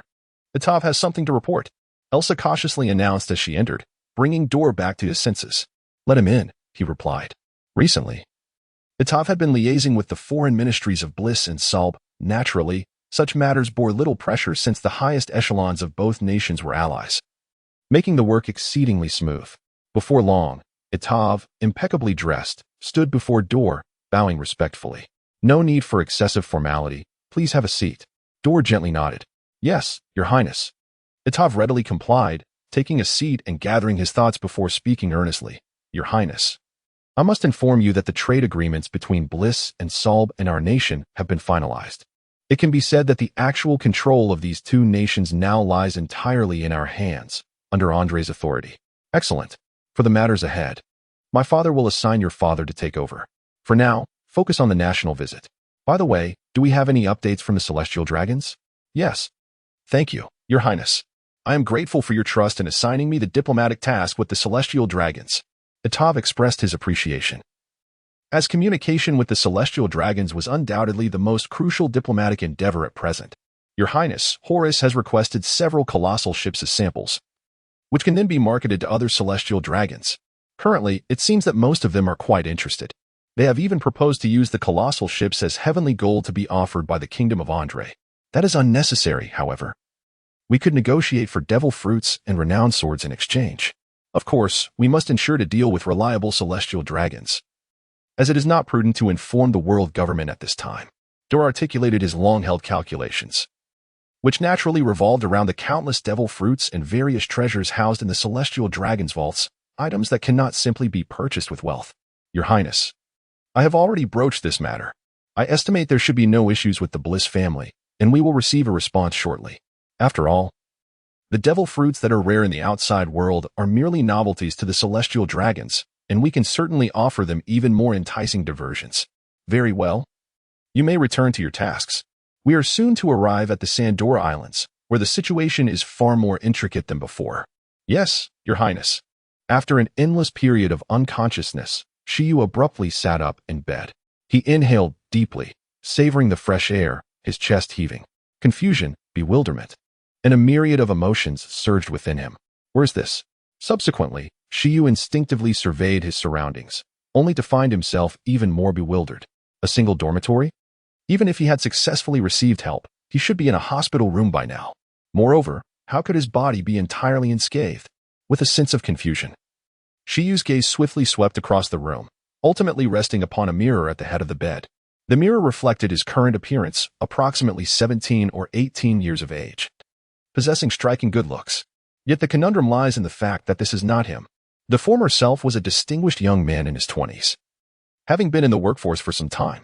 Yet now, this visage could easily be mistaken for that of a high school student. This transformation left Shiyu in a state of bewilderment for quite some time. He fervently wished that no one would inform him that the surgery had been successful. His body and appearance had altered so drastically that it transcended the mere issue of surgery. It seemed akin to sorcery.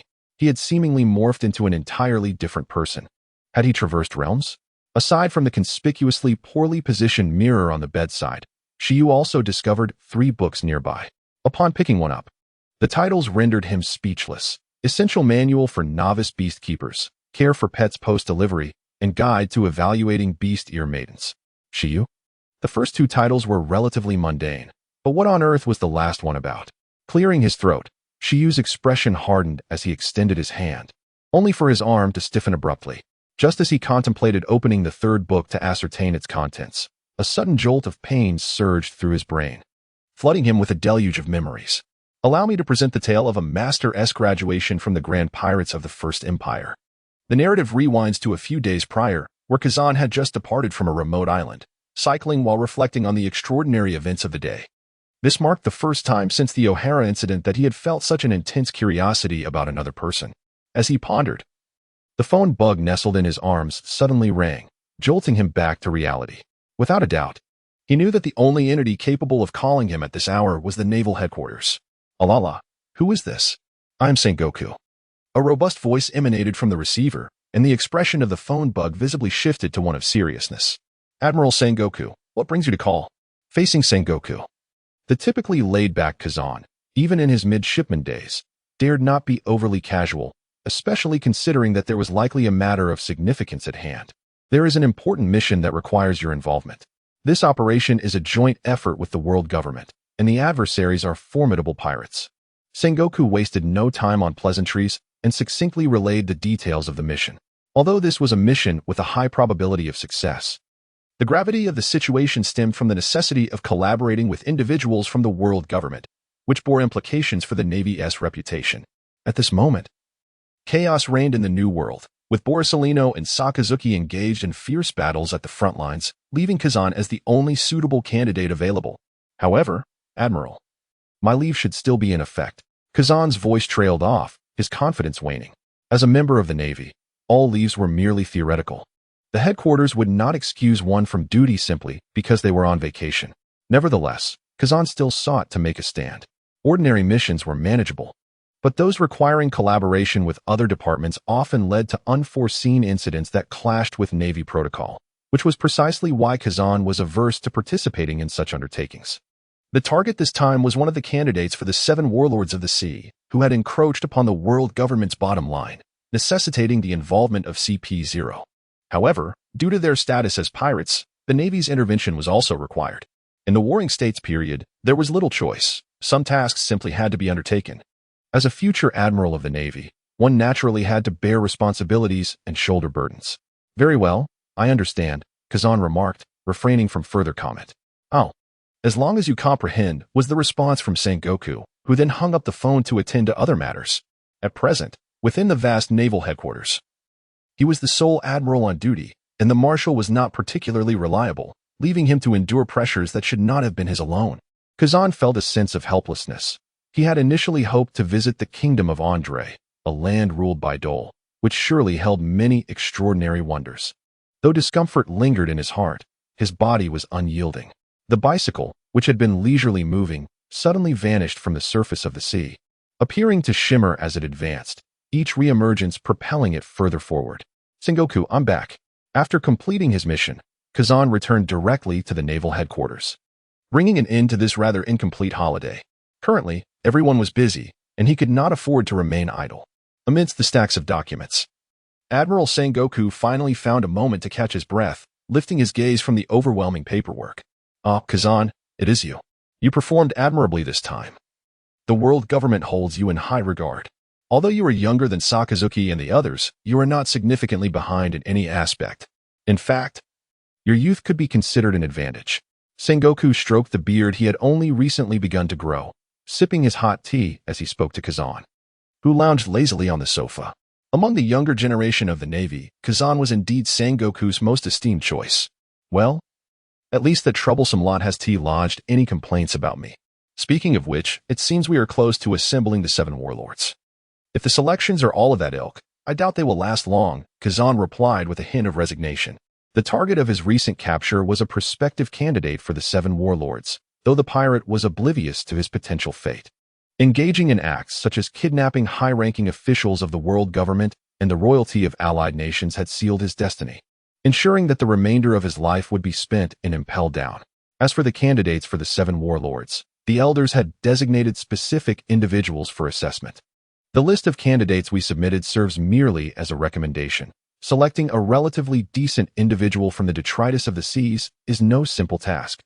The warring states have no recourse in this matter, as it is a firm policy dictated by the 5 elder stars. Their only option is to avert any further deterioration of the situation. In recent years, Admiral Akainu has gradually relinquished authority to him, becoming increasingly hands-off. Among the confirmed members of the 7 warlords of the sea, Crocodile, Gecko Moria, and the recently inducted pirate Empress Boa Hancock were all recommended by the Navy, while Bartholomew Kuma and Dracula Mihawk were appointed by the world government. At present, they appear to be relatively compliant, indicating that the formation of the warlords may serve a constructive purpose. From the initial proposal to establish the warlords 4 years ago, and after gathering detailed intelligence and conducting risk assessments, the selected individuals seem to be competent. One can only hope they remain compliant. Otherwise, they could become a significant nuisance. Kazan is particularly wary of the potential for complications, as pirates notoriously lack any semblance of credibility, and maintaining a facade of tranquility is already a notable achievement. The 6th candidate has been confirmed by the world government as the strongest individual from Fishman Island, Jinbei. Interestingly, Sengoku initially opposed the warlord policy, yet he did not foresee the world government's wariness towards the Navy. Admiral Akainu's actions were ultimately driven by necessity. Sometimes, one cannot be overly exceptional, and the Navy is no exception. It is surprising that a member of the Sun Pirates, who have previously offended the Celestial Dragons, could be forgiven. This suggests that the world government's formation of the warlords is indeed of paramount importance. Kazan was taken aback by this selection, as the world government is notorious for its merciless stance against those who offend the Celestial Dragons, indicating that the formation of the warlords harbors deeper motivations. By the way, Admiral Sengoku, could you assist me in retrieving intelligence on the Kingdom of Andre in the South Sea? The crown prince of this nation is quite an intriguing individual. Speaking of Dor, Kazan's tone grew contemplative. Sengoku, upon hearing the name of the kingdom, was somewhat surprised, as he was not unfamiliar with the Kingdom of Andre. Being from the South Sea himself, he even knew Carl's. Indeed, Carl set sail at 15 and met Sengoku at 18 when Sengoku was also just in his 30s, serving as a vice admiral in the Navy headquarters. I know that young man Carl's well. He is an idealistic and ambitious individual. Having such an outstanding presence among the nobility of the South Sea is indeed a positive development for us. As Sengoku spoke, he instructed someone to fetch all available records regarding Andre, acknowledging that, despite being an acquaintance, Kazan's mention suggested it would not be a straightforward matter.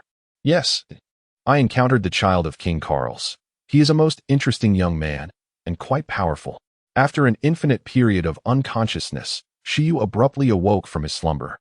He inhaled deeply, savoring the fresh air, his chest heaving. Confusion and a myriad of emotions surged within him. Where is this? Subsequently, Shiyu instinctively surveyed his surroundings, only to find himself even more perplexed. A single dormitory? Even if he had successfully been rescued, he should have been in a hospital room by now. Furthermore, how could his body be entirely unscathed? With these questions clouding his mind, Shiyu's gaze swiftly traversed the room, ultimately resting upon a mirror positioned by the bedside. The mirror reflected his current visage, suggesting an age of approximately 17 or 18, with strikingly handsome features. Yet, the issue was clear. This was not him. Previously, he had been a remarkable young man in his 20s, having been in the workforce for some time. Now, however, this appearance bore the unmistakable countenance of a mere high school student. This transformation left Shiyu in a state of bewilderment for a considerable time. He fervently hoped no one would inform him that the surgery had been remarkably successful. His body and appearance had undergone such a profound change that it transcended the realm of mere surgery. It resembled sorcery. He had completely metamorphosed into an entirely different individual. Could it be that he had traversed dimensions? Aside from the conspicuously poorly positioned mirror on the bedside, Shiyu also discovered 3 books nearby. Upon picking one up, the titles rendered him speechless. Essential Manual for Novice Beast Keepers, Postnatal Care of Pets, Guide to Evaluating Beast Ears of Different Races. Shiyu? The first 2 titles seemed relatively mundane, but what on earth was the third one about? Clearing his throat, Shiyu's expression turned serious as he extended his hand, only to have his arm suddenly stiffen. Just as he intended to open the third book to uncover its contents, a sharp pang surged through his brain, and a torrent of memories flooded in. He provided insights into the discussions surrounding the Andre Kingdom within the marine headquarters of the pirate empire. Conversations regarding the events and member nations of the world government were primarily the concern of the elders, bearing little relevance to their navy.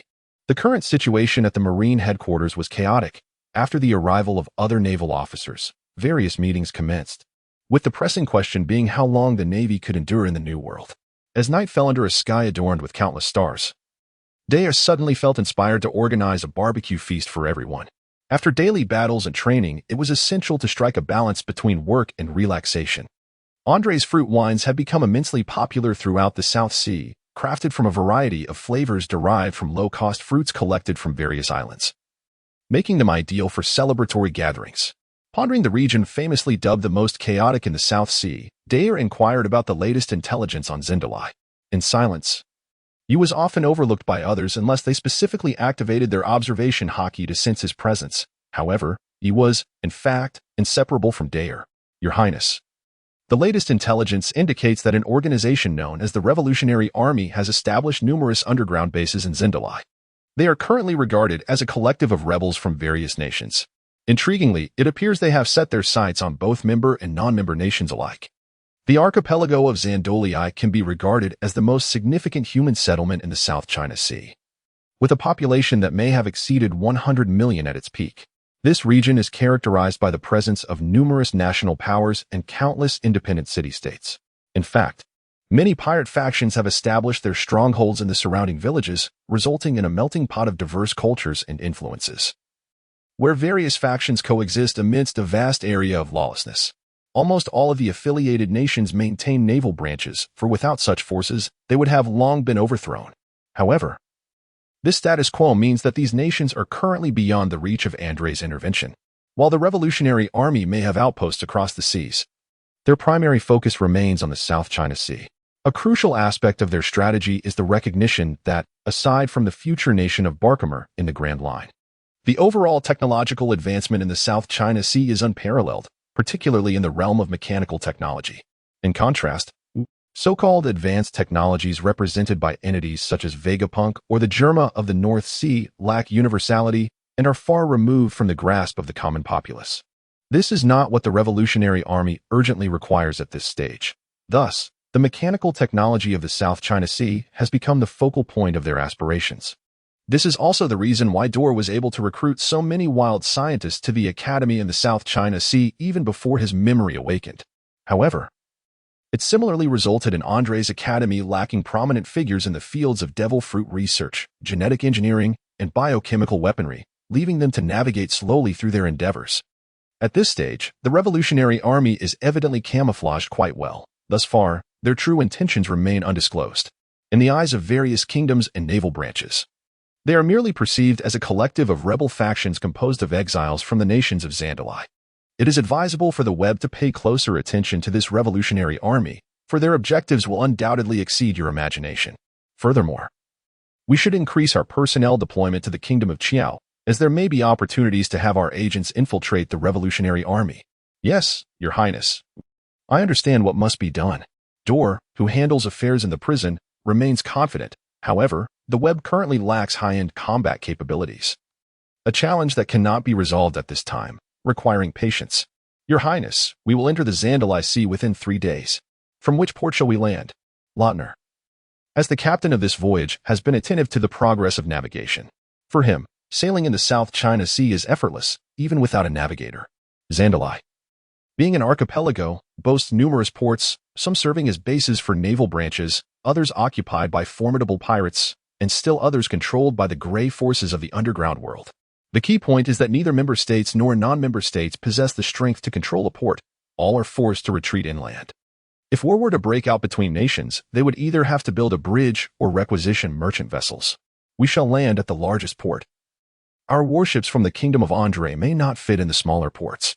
Dor smiled faintly, perceiving this as a potential opportunity to plant a flag in the Zandalai archipelago first. Lautner nodded in acknowledgement. With 3 days remaining, once we receive the answer, there should be no issues. He resumed drinking with Ada and the others. Elsa, please call Kaiga. It's time to engage in some significant business. Dor finished the blueberry wine in his hand and instructed Elsa to contact the CEO of Umbrella, Kaiga. Yes, Your Highness, the maid Elsa complied, returning to her room to retrieve the telephone bug, which was answered immediately. The telephone bug, adorned with a British gentleman's hat, perfectly embodied Kyga's image. Dor had given him the opportunity to take charge, and he was increasingly exuding the aura of a big shot, though he remained respectful and deferential in Dor's presence. Is this Your Highness? Upon heeding Dahl's command, Cage established the Umbrella Corporation and took control of all military industries within the Kingdom of Andre, setting up his own military laboratory, albeit without a leading scientist as of yet, beyond the kingdom's borders. The former Royal Navy's warships have transformed into armed merchant vessels under the Umbrella's banner, boasting a maritime strength that surpasses that of the Andre Kingdom, which has yet to officially form a navy. With hundreds of warships and thousands of cargo vessels, along with a workforce largely comprised of well-trained agents from the web, Cage swiftly became a pivotal figure in the underground world of the South China Sea. How has Umbrella been developing lately? Dahl inquired, exuding confidence in Cage, whose very name suggested a natural aptitude for the arms trade. Your Highness, all departments of the Ambler Group have been established, and we have recently secured defense contracts from Bliss and Salb, ensuring a steady stream of orders for the foreseeable future. Currently, in the South China Sea, the weapons we offer consist mainly of obsolete flintlocks and solid shot cannons, conventional arms that, despite their cost-effectiveness, are insufficient to propel us toward the Grand Line. Cage recounted the situation in detail, awaiting Dahl's directives. Their rapid progress in the South China Sea left them eager to expand into other territories. There is no need to rush toward the Grand Line. We must allow time for the right moment to present itself. Besides the web agents, Umbrella must also establish its own security and mercenary teams. Dahl's placement of web personnel within Umbrella was merely a means to expedite mutual growth in the long run. Both entities will need to operate independently. Now, to the matter at hand, make arrangements to formally establish a branch in Sandalai. Surely, you have numerous clients in this war-torn region? Additionally, you will set up Umbrella orphanages and schools here, serving as a talent cultivation base for the kingdom. I do not wish to see any more children sold into slavery. The population itself is a resource. Dahl succinctly articulated his intentions to Cage, confident that he would comprehend the necessary actions. I understand, Your Highness. Cage responded, recognizing that intelligent individuals are often easy to communicate with. After an endless period of unconsciousness, Shiryu suddenly awoke with a start from his bed, gasping for fresh air, his chest heaving. A wave of confusion and myriad emotions surged within him. Where's this? Subsequently, Shiryu instinctively surveyed his surroundings, only to feel more bewildered. A single dormitory? Even if he had successfully received assistance, he should be in a hospital room by now. Furthermore, how could his body bear no injuries whatsoever? With these questions swirling in his mind, Shiryu's gaze swiftly traversed the room, ultimately resting upon a mirror positioned at the head of the bed. The mirror reflected his current appearance, a youthful visage of approximately 17 or 18 years, strikingly handsome. Yet the dilemma lay in the fact that this was not him. The individual he once was, a remarkable young man in his 20s, had been distinguished and had held a job for some time. Yet now, his countenance distinctly resembled that of a high school student. This transformation left Shiryu in a prolonged state of astonishment. He fervently hoped no one would inform him that the surgery had been remarkably successful. His physique and appearance had undergone such a profound change that it transcended the mere notion of surgery. It felt akin to sorcery. He had seemingly morphed into an entirely different individual. Could it be that he had traversed realms? Aside from the conspicuously ill-positioned mirror at his bedside, Shiryu discovered 3 books nearby. Upon picking one up, the titles rendered him momentarily speechless.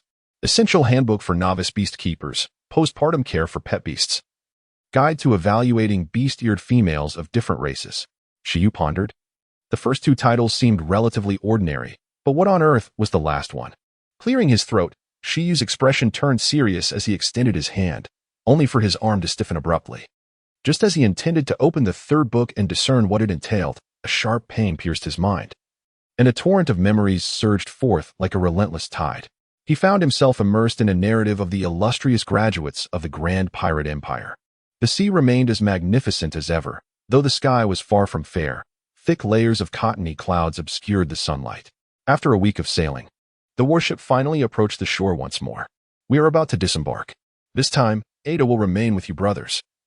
Wolf Uncle will accompany me and the soldiers to the island. We must display our grandeur this time. Dahl stood at the bow, facing the ocean breeze, his gaze already encompassing the entirety of the port, while the others could only perceive its outline. Yes, Your Highness. Hart acknowledged the command and proceeded to inform the others. Ada similarly went to notify Ayer and the rest of the brothers. Now, alongside Ada, a new presence accompanied Dala Hart, a sword-bearer whose role closely resembled that of a personal guard. To delineate their functions, one might say that the personal guard leaned towards protection, while the sword-bearer inclined towards offense.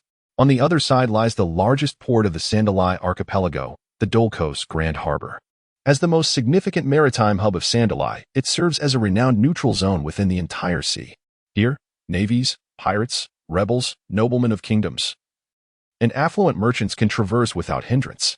Moreover, even if a wanted criminal were to appear before the navy, they could not be apprehended provided the identity of the fugitive remains concealed. However, once their identity is revealed, hiding within this neutral territory becomes impossible. The moment they step beyond its bounds, they need not fear the Navy's intervention, for countless bounty hunters will descend upon them like vultures drawn to the scent of blood, tearing them apart mercilessly. This phenomenon is influenced by the powerful rulers of the underworld, who have established official branches in this locale, making Dolkos Harbor the largest black market in the South Sea. Similarly, there exists at least one such place in both the Four Seas and the Grand Line. Additionally, the Navy has stationed its largest contingent in the South Sea, comprising 108 divisions. The commander of this division is a rear admiral who has recently retired from the New World, supported by 3 formidable colonels from the naval headquarters. On the pirate front, there is an alliance formed by 7 notorious pirates who have withdrawn from the Grand Line, returning to the South Sea. They have struck an agreement with the local navy. As long as they do not initiate attacks, they will remain free from arrest. Naturally, this equilibrium is only accessible to the elite, bearing no relevance to the common populace, who find themselves in a perilous arena rife with both opportunity and danger. Here, they might amass wealth sufficient to last several lifetimes, or they could unexpectedly fall victim to passing pirates or the disdainful gaze of a noble. Neutrality exists merely in the grand scheme of things. The demise of insignificant players does not sway the overall balance, allowing the powerful to act without restraint. At this moment, within an underground conference room of Dolkos Harbor, a Revolutionary Army commander, Lindbergh, presides over a meeting concerning the Kingdom of Andre. The Crown Prince of Andre is set to conduct a state visit to the various allied nations of Sandalai. What are your thoughts on this matter? Commander, all intelligence regarding the Kingdom of Andre is available here, a revolutionary soldier remarked, handing a dossier to Lindbergh. Upon receiving it, he began to study it with earnest attention, as this nation was also among their targets. Meanwhile, Barney Joe appeared increasingly agitated, addressing the assembly with fervor. Have you all forgotten how our comrades infiltrating Andre were ruthlessly slaughtered? Should we not seek vengeance for our fallen brothers? What is there left to discuss? At this moment, Barney Joe was far from the composure he would exhibit a decade later. He and his childhood friend, along with hundreds of others, had joined the Revolutionary Army and were dispatched into the Kingdom of Andre to infiltrate various powerful factions, waiting for the opportune moment to act. The outcome was that last year, Karl initiated a sweeping unification war, obliterating all factions, large and small, and the infiltrators from the Revolutionary Army were not spared. Joe, remain calm. The actions of the Kingdom of Andre are not directed at us. Their king possesses remarkable vision and has successfully unified the entire realm, possibly restoring its strength to the pinnacle it once held as the foremost power in the South China Sea, a position we, the Southern Army, cannot afford to offend lightly. As a leader, Lindbergh maintained a broader perspective. His men were well aware of the sacrifices that would accompany their deployment. Often, opportunities fail to adapt to the rapid changes of circumstance. Everyone, it is prudent that we refrain from hasty actions. This prince is not like those foolish nobles. According to the intelligence gathered by our warriors regarding Andre, this individual may even surpass his father in capability. The assembly was taken aback by the commander's assessment of Dole, for they were devoted to overthrowing the decaying aristocratic rule and understood the arduous journey Karl had embarked upon from a powerless king to his current stature. The challenges of unifying a kingdom of 20 million souls were immense, and to hear such remarks from their own commander based on the intelligence was nothing short of astonishing. Subsequently, Lindbergh circulated the intelligence in his hands among the attendees, while he himself perused the information regarding the self-styled protector, the Ambrolari group, potential allies, perhaps, simultaneously. In the grandest hotel of Dalaiko's port, the top-floor conference room was filled with the leaders of the underworld, congregating to discuss similar intelligence concerning the Kingdom of Andre. However, in contrast to the Revolutionary Army, Their black markets still thrived in the ports of Saint-Me and Lag, resulting in minimal conflict over interests. Although the Kingdom of Andre had not entirely prohibited signals from telephone bugs, following the release of Andre's handheld devices, all non-communication telephone bugs were completely disabled, rendering all monitoring, broadcasting, and video functionalities inoperable within Andre's borders. The greatest losses in this regard are undoubtedly suffered by that so-called journalist, for without images, there can be no truth. The news concerning Andre can no longer be pursued. However, it is evident that this individual must bear the burden alone. It is unreasonable to expect others to toil alongside him for the sake of his family's interests. Ultimately, this group concludes to merely observe the unfolding events. For as long as their profit remains unscathed, they are indifferent to whom one chooses to engage with. It bears no relevance to them. After an interminable stupor, Shiyu abruptly rose from his bed. He inhaled deeply, savoring the freshness of the air, his chest heaving with each breath. Confusion and uncertainty. A myriad of emotions surged within him. Where is this? Subsequently, Shiyu instinctively surveyed his surroundings, only to become even more bewildered. A single dormitory? Even if he had successfully received rescue, he should be in a hospital room by now. Moreover, how could his body bear no injuries whatsoever? Filled with confusion, Shiyu's gaze swiftly scanned the room, ultimately resting upon a mirror at the head of the bed.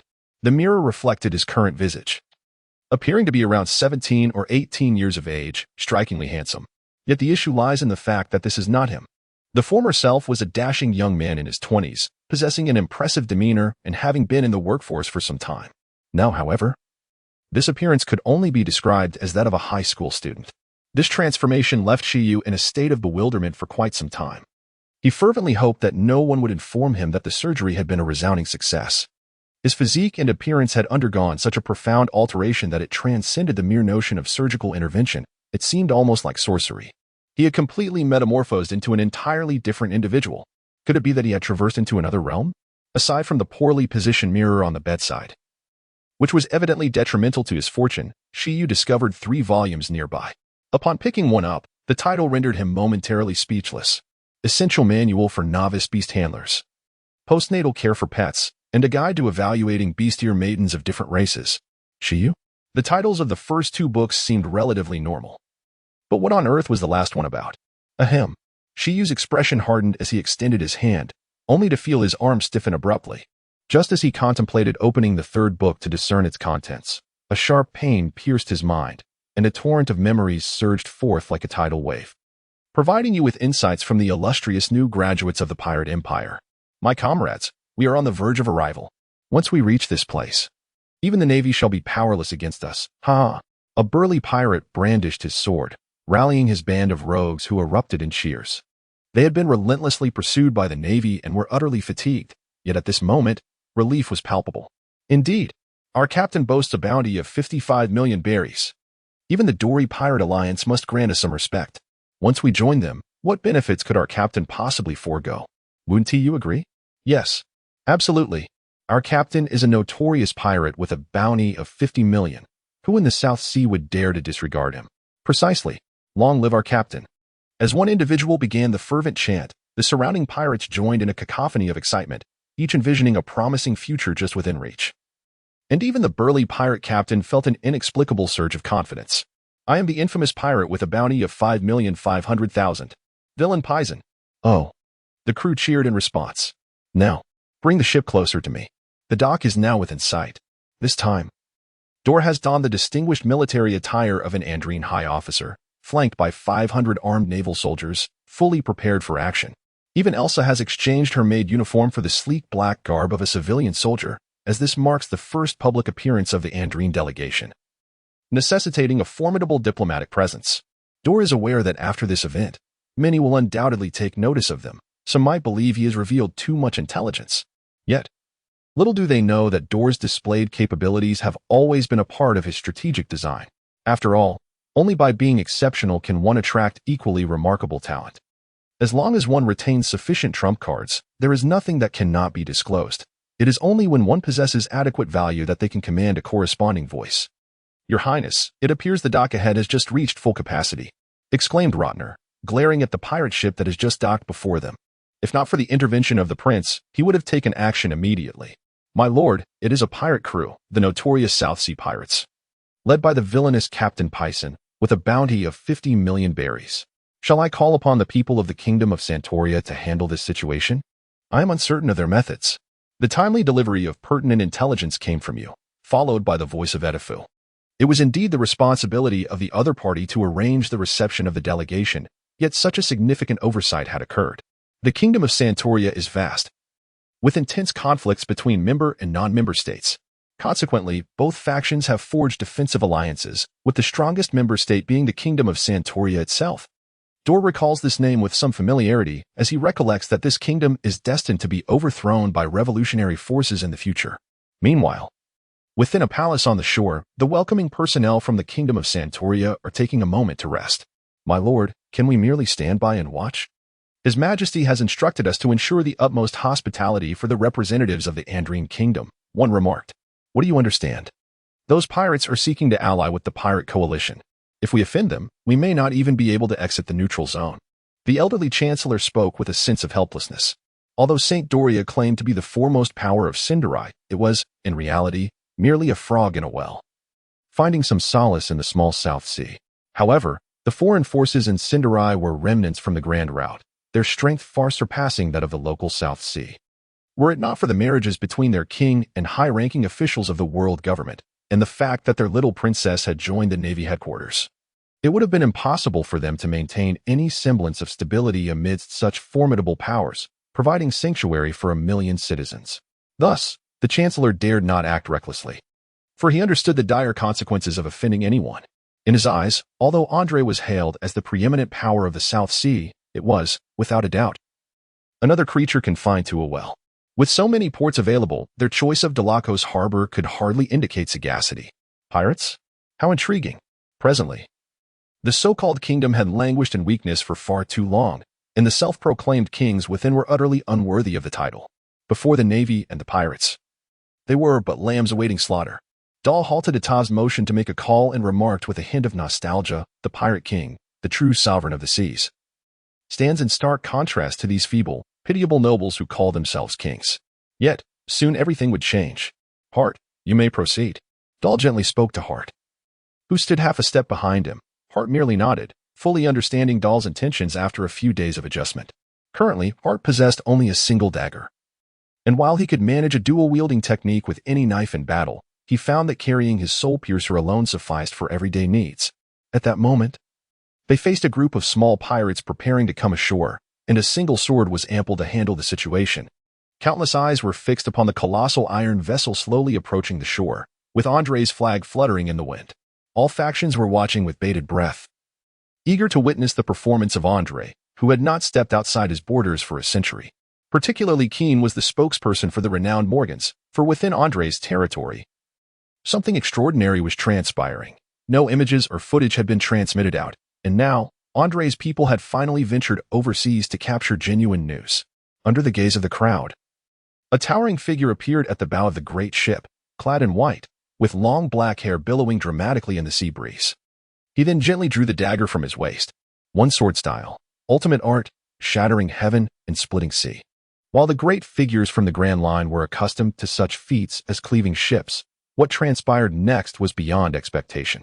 A dark purple, massive slash shot skyward, expanding continuously until it transformed into a vast shadow enveloping the coastline.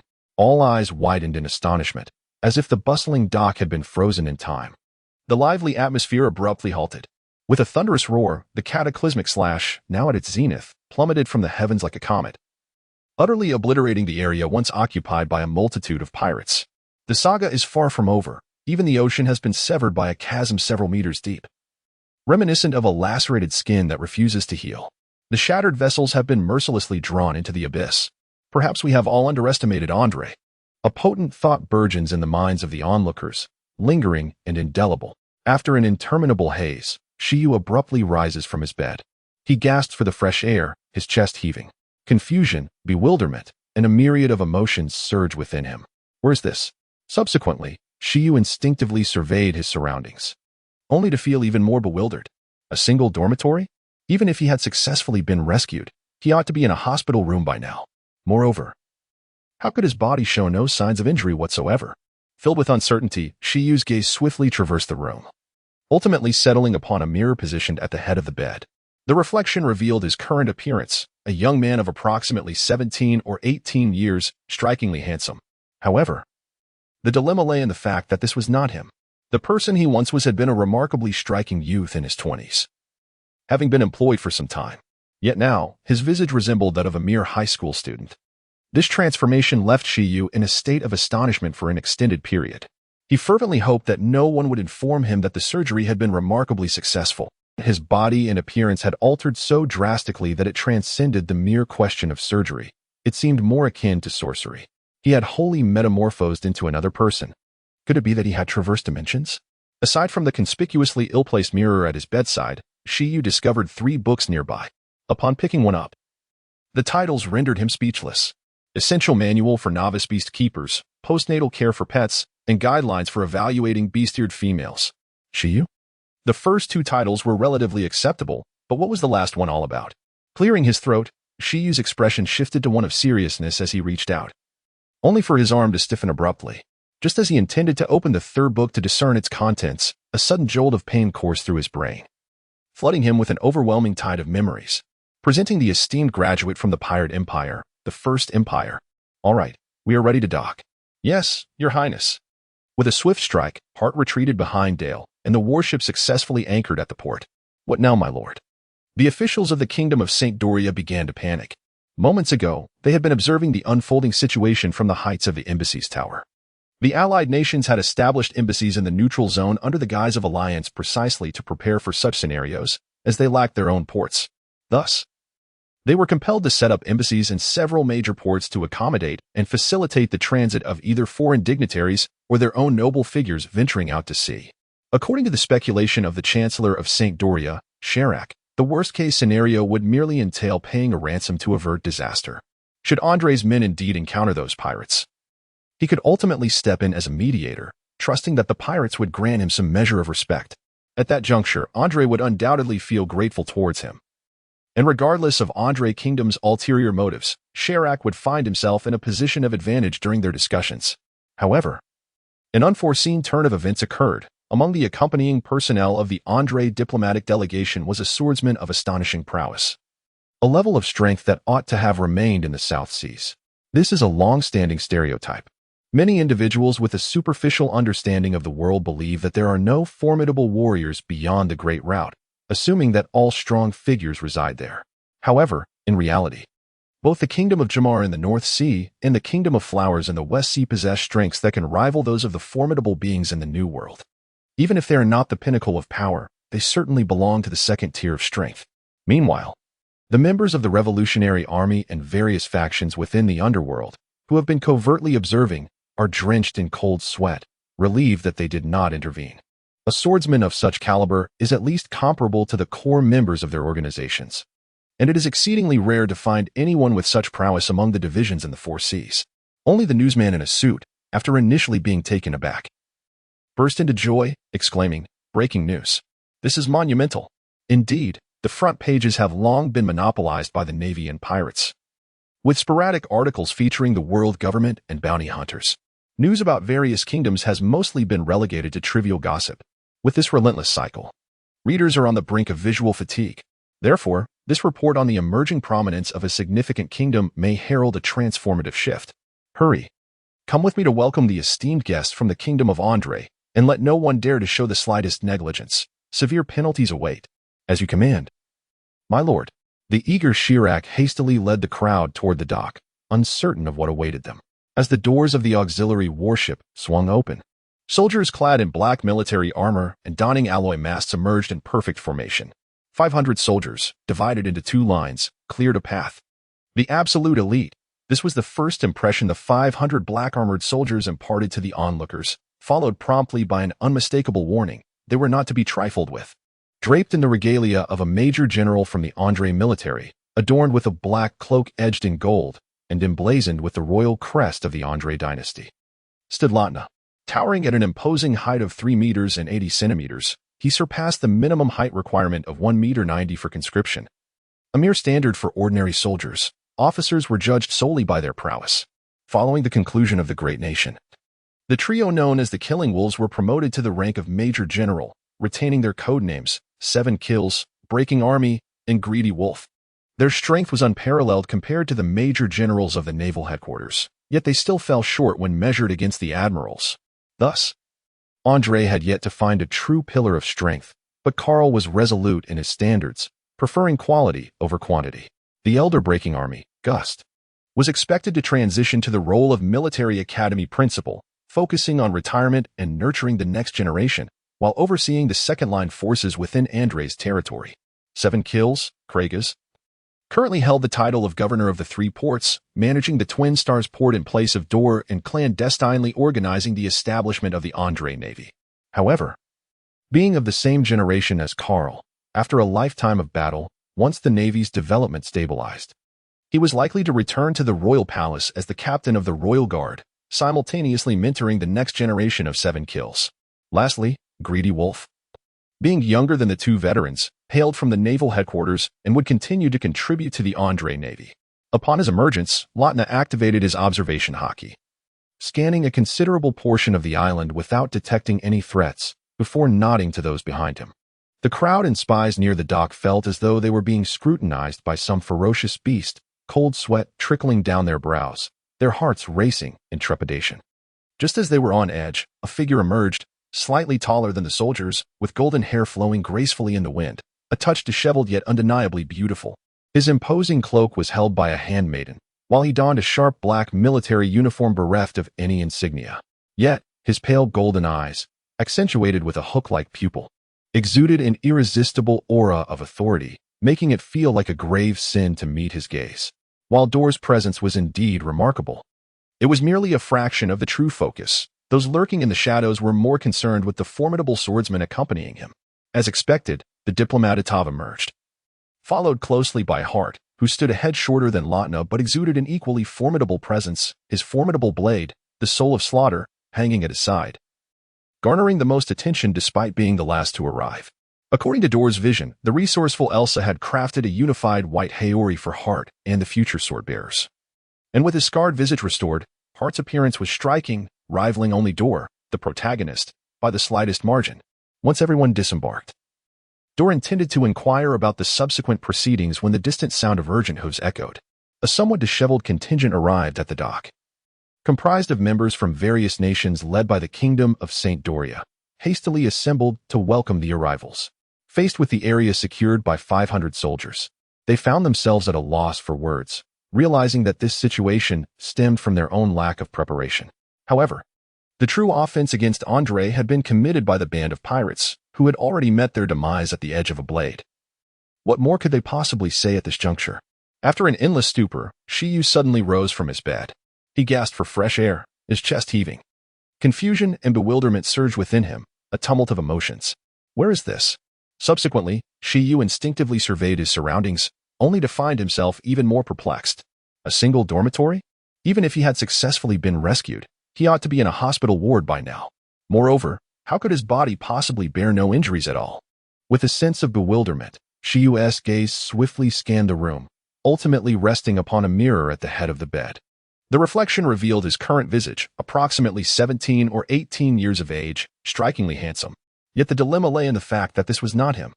The former self had been a distinguished young man in his 20s, possessing an impressive demeanor and a steady job for some time. Yet now, this appearance could only be that of a high school student. This transformation left Shiyu in a state of astonishment for an extended period. He fervently wished that no one would inform him that the surgery had been remarkably successful. His physique and appearance had undergone such a metamorphosis that it transcended mere surgical alterations. It felt akin to sorcery. He had seemingly transformed into an entirely different individual. Was it possible that he had traversed realms? Aside from a mirror, conspicuously positioned in a manner detrimental to feng shui, Shiyu also discovered 3 books nearby. Upon picking one up, the titles rendered him speechless. Essential Guide for Novice Caretakers, Postnatal Care for Pets, and Evaluation Manual for Bestiared Individuals of Alien Races. Shiyu thought. What on earth is the last title all about? Clearing his throat, he steeled his gaze and extended his hand, but his arm soon froze in place. Just as he contemplated opening the 3rd book to discern its contents, a sharp pain surged through his brain, and a torrent of memories flooded back to him. He recalled the moment he first beheld Dole and his entourage, Xeric immediately discerned a distinction between them and those they referred to as kings. It was not merely because Dole, the crown prince clad in military attire rather than formal wear, stood out. Nor was it solely due to the recognition of Dole and his companions as formidable beings of considerable strength. For one who has spent years traversing distant lands, the notion of a mere kingdom's chancellor being oblivious to the formidable presence before him is not surprising. What astounded him was the sight of the 500 heavily armed soldiers clad in black armor from the kingdom of Andre. Their imposing and uniform demeanor exuded a sense of pressure that surpassed even the elite knightly orders of his own realm. Although Sherak could not comprehend the nature of their weaponry or the material of their armor, the palpable military aura they radiated was undeniably real. Observing these 500 soldiers, Sherak could glean the might of the kingdom of Andre. Remarkably, the swordsman who had just engaged in battle stood at the rear of the formation. Sherak took a step forward, but was halted. The scene grew awkward. Just as he was about to identify himself, the crown prince of Andre spoke first. Is this the manner in which your alliance of the Xandarai kingdom receives guests? Or do you believe the kingdom of Andre to be an easy target? Though the prince's voice was not loud, it carried an unmistakable gravity. His lowered tone imbued with an implicit pressure that caused the representatives from the allied nations to break into a cold sweat, rendered mute by the moment. Sherak, regaining his composure, recognized that while others might remain silent, as the chief representative, he could not afford to feign ignorance. Esteemed Prince of Andre, I am Sherak, the Chancellor of the Kingdom of Santoria, and I have the honor of overseeing the reception of your esteemed delegation. Allow me to extend a warm welcome on behalf of the Xandarai Kingdom Alliance. Sherak refrained from diverting into other matters, humbling himself first, and after finishing his greeting, he bowed deeply to Dol, an act that surpassed what many nobles could achieve in public. Oh, you are Sherak, Chancellor of Santoria. Pray, enlighten me. Why has the port been overrun by pirates, leaving no place for docking? How do you intend to address this situation? Dol waved his hand, granting Sherak entry as the soldiers stepped aside. Sherak, of average height around 1.70 meters, appeared neat and composed in his official attire. Approaching Dol, Sherak reiterated his apologies. Yet certain matters could not be discussed in such a public setting. Prince Dol, might I suggest we move to the embassy? This is not an appropriate venue for our discussion. We have arranged a banquet to honor your arrival. Sherak understood that, regardless of the circumstances, they were at fault and did not wish to admit that his allies were powerless against the pirates. He aimed to placate Dol first. Very well. I shall grant you this opportunity. The others need not accompany us, as they are merely a distraction. Dol was willing to extend a chance to the kingdom of Santoria. Indifferent to the thoughts of other minor nations, once the dominant power has been secured, the smaller nations are inevitably compelled to submit. Although the kingdom of Santoria does not possess complete control over its ports, it commands the largest core island of Sindalai, with a population exceeding 8 million, and boasts a formidable order of knights, renowned as the finest army in Sindalai. However, like many other kingdoms, they are severely deficient in advanced weaponry and the requisite technology, rendering them incapable of achieving absolute control over the ports. Consequently, they must collaborate with foreign entities to jointly develop the ports and surrounding regions. Regarding cavalry, Thor had previously consulted relevant materials in the library of the Academy of Sciences, which enlightened him to the world's inherent disparities. The exquisite metal armor of this world offers formidable protection against conventional firearms, including the widely adopted small-caliber machine guns currently in use. This is also the reason why cavalry remains formidable on land, unless one is a true marksman. The conventional tactic of lining up for execution is utterly ineffective against heavily armored cavalry. However, Andre's firearms have advanced to a level of customization that varies from individual to individual. For instance, the 500 non-commissioned officers being trained possess a valor score exceeding 50. Consequently, the weapons they wield, including pistols and submachine guns, are oversized caliber versions that, while exhibiting significant recoil, possess a destructive power far surpassing that of similar weapons from Dor's previous life. The other kingdom's denizens dared not utter a word and quietly dispersed, leaving only the people of Sandoria to guide Dor and his companions, while Ronat led the soldiers to clear the path on either side. Fortunately, after the intimidation caused by Heartsblade, even the lurking rats dared not emerge to create mischief at this moment, allowing for an unobstructed passage. Alas, Sherak felt a twinge of regret. He longed to witness the prowess of those elite Andre soldiers and the extraordinary firearms they wielded, which were entirely distinct from those available on the market. Your Highness Dor, we are almost there. What are your thoughts on the so-called neutral zone? Chirac, unaware of Andre's true intentions for this state visit, could only probe indirectly. The surface may appear prosperous, yet beneath lies filth. Dore's expression remained impassive as he offered Chirac an 8-character response, yet this answer rang with authenticity. The so-called neutral zone in the South China Sea, the largest of its kind, appears to be bustling and vibrant on the surface, teeming with people.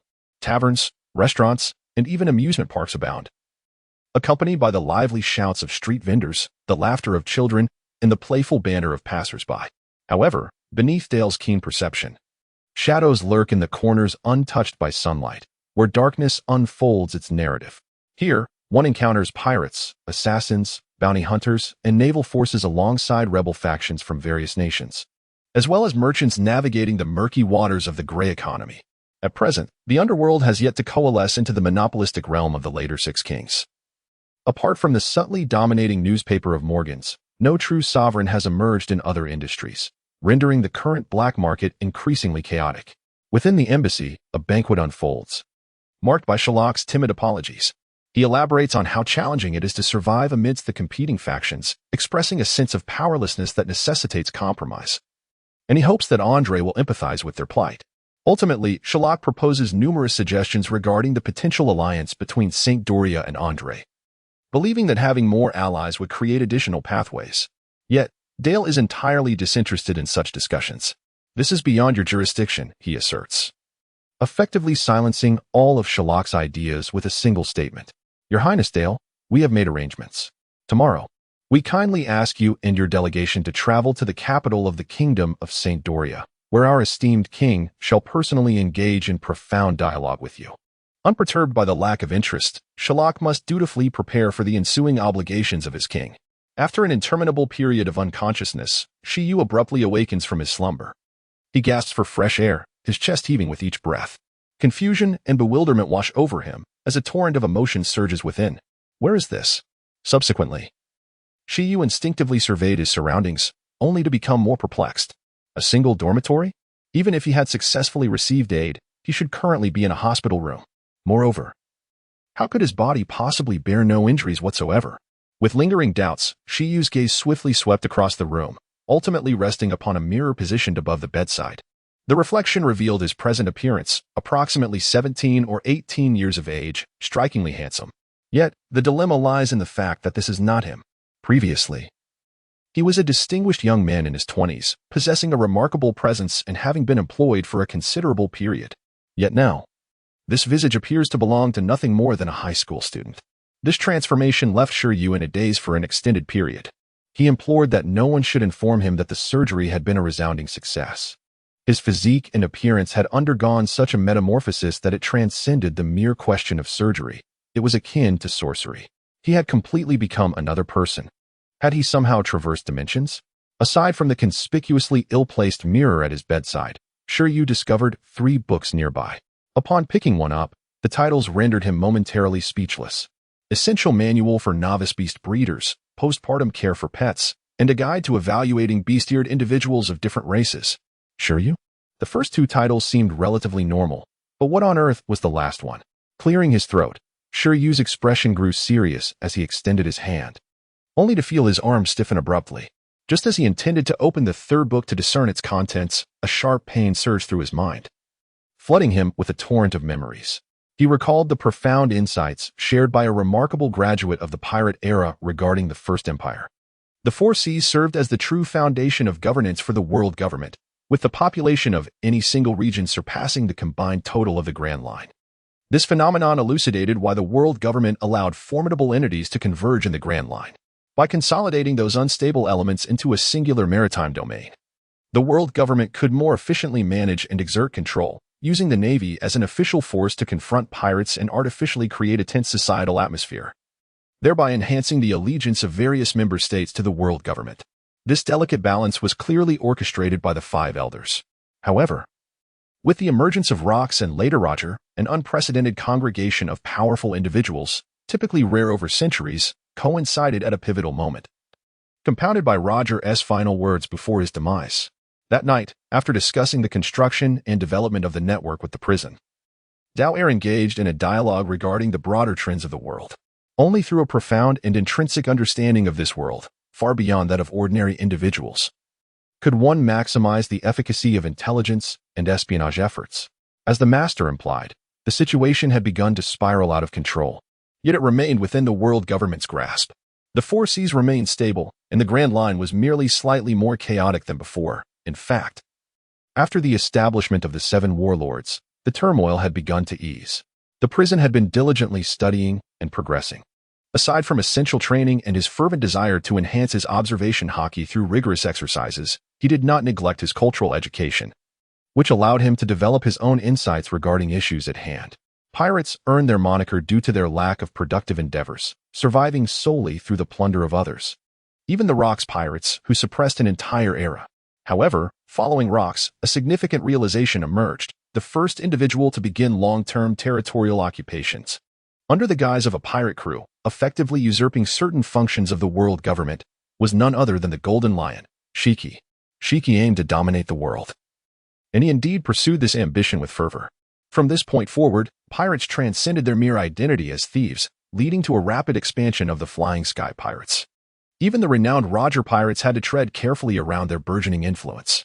Subsequently, following the likes of the Golden Lion, the Whitebeard pirates, the Beast pirates, and the Big pirates began to stake their claims and establish formalized armies. This marked the onset of the New World's impending loss of a foothold for the world government. Dal too possessed an understanding of the social essence of the world that far surpassed that of any indigenous individual lacking even a 9-year compulsory education. For him, perceiving the essence through the phenomena was an instinctive act, yet it remained a challenging endeavor for others. The Roger pirates were merely traditional pirates. Even after Roger ascended to the title of Pirate King, the threat he posed to the world government was limited. Aware of his inability to significantly impact the foundational authority of the world government, Roger's final words held deep meaning. Roger understood that as a pirate, even if one ruled the New World or the entirety of the Grand Line, as long as the four seas remained under the dominion of the world government, and as long as berries remained the sole valuable universal currency, the world government would remain unshakable. At this juncture, Dal paused, taking a sip of hot tea before gesturing for you to share his insights. Presently, the world government's grip on the New World had become tenuous within the Navy. Certain individuals began to entertain their own thoughts, while nations across the Grand Line started to question the world government's ability to safeguard them. Undeniably, this was an unprecedented situation for the world government. Though they maintained an outward calm, their 800-year reign had instilled a profound sense of confidence. Dal nodded, clearly pleased with Yu's performance. With this, he felt reassured, entrusting the web of their plans to Dal. Perhaps, once Yu's strength advanced further, he could confidently allow him to operate independently. Yet, lacking experience in navigating such circumstances would inevitably lead to a myriad of issues and oversights. Even minor discrepancies, typically inconsequential, would be magnified, thus constituting the essential conditions for our rise as Andre. Therefore, our current objective is to intensify this chaotic process, subsequently feeding off the decaying roots of the world government to nourish and strengthen ourselves. Dal seamlessly continued Yu's line of thought, clarifying their true purpose and outlining the path ahead. Thank you for your teachings, my lord. Yu expressed, acknowledging that his present achievements were a gift from Dal. Though Dal's instruction was driven by his own motives, he remained Yu's sole unwavering ally throughout his life. Now, focus diligently on the web. It serves as my eyes upon the world, and its clarity hinges on your efforts. Alas, it is a pity about the poison fruit, awakening too late to seize it. Dal concluded, always lamenting Yu's missed opportunity with the poison fruit. Had Yu possessed an immunity to toxins, wholly neutralizing the fruit's side effects, he would have emerged as a formidable force, rivaling the admirals in the future. In the kingdom of St. Doria, within the royal city of St. Doria, King Doria Joseph is hosting a family banquet in the palace. This banquet, of course, bears no relation to the envoys of Andre and their compatriots. Coincidentally, today marks the sole day of respite for the cherished little princess of Santo Doria. Doria Malloy, the apple of King Joseph's eye, is the only princess of the current Doria lineage and the king's youngest offspring. In comparison to her 3 unremarkable brothers and even the other members of the clan, Malloy stands out remarkably. Having grown up in the palace, she has long yearned for the outside world. King Joseph, unable to restrain her, personally escorted her to the naval headquarters, allowing her to enlist in the recruits camp, believing it far safer than her impulsively venturing out alone. Within the Navy, There exists a specialized unit for these noble young gentlemen, ensuring they are spared from perilous missions, akin to gilded service reminiscent of a pirate king. However, Malloy is different. She did not join such a unit. Instead, due to her exceptional performance, she caught the attention of Vice Admiral Crane, becoming a member of her female staff, thus emerging as a true naval officer. Graduating from the recruits camp at the tender age of 15, she commenced her endeavors alongside Crane, capturing pirates. Under Crane's protection, she found herself relatively safe, even without venturing into the New World. Throughout the past year, Malloy and her fellow female officers have been stationed in the North Sea under Vice Admiral Crane, their primary objective being the notorious Don Quixote family. Despite enduring numerous trials and tribulations, with many colleagues tragically losing their lives, they have yet to apprehend the nefarious Don Quixote da Flamingo. Recently, the influence of the Don Quixote family in the North Sea has waned, seemingly plotting something anew, with reports indicating sightings of Da Flamingo on the island of Gaia in the Grand Line, having made no headway against Da Flamingo over the past year. And with their adversary seemingly conceding, Vice Admiral Crane has ceased her vigil over the North Sea, granting the female officers an unusual 2-month leave. After an interminable period of unconsciousness, Shiyu abruptly awoke in bed. He gasped for fresh air, his chest heaving. Confusion and bewilderment surged within him, a tumult of emotions flooding his mind. Where is this? Subsequently, Shiyu instinctively observed his surroundings, only to become more bewildered. A single dormitory? Even if he had successfully received rescue, he should presently be in a hospital room. Moreover, how could his body be devoid of any injuries? Filled with confusion, Shiryu's gaze swiftly scanned the room, ultimately resting upon a mirror at the bedside. The mirror reflected his current visage, appearing to be around 17 or 18 years of age and quite handsome. Yet the dilemma lies in the fact that this is not him. The previous version of himself was a striking young man in his 20s, with a commanding presence, who had been working for some time. Now, however, this appearance undeniably resembles that of a high school student. The transformation left Shiyu in a prolonged state of astonishment. He fervently hoped that no one would inform him that the surgery had been a resounding success. His physique and appearance had altered so drastically that it transcended the mere question of surgery. It seemed almost like sorcery. He had seemingly metamorphosed into an entirely different individual. Could it be that he had traversed into another realm? Aside from the conspicuously ill-placed mirror at his bedside, Shiyu also discovered 3 books nearby.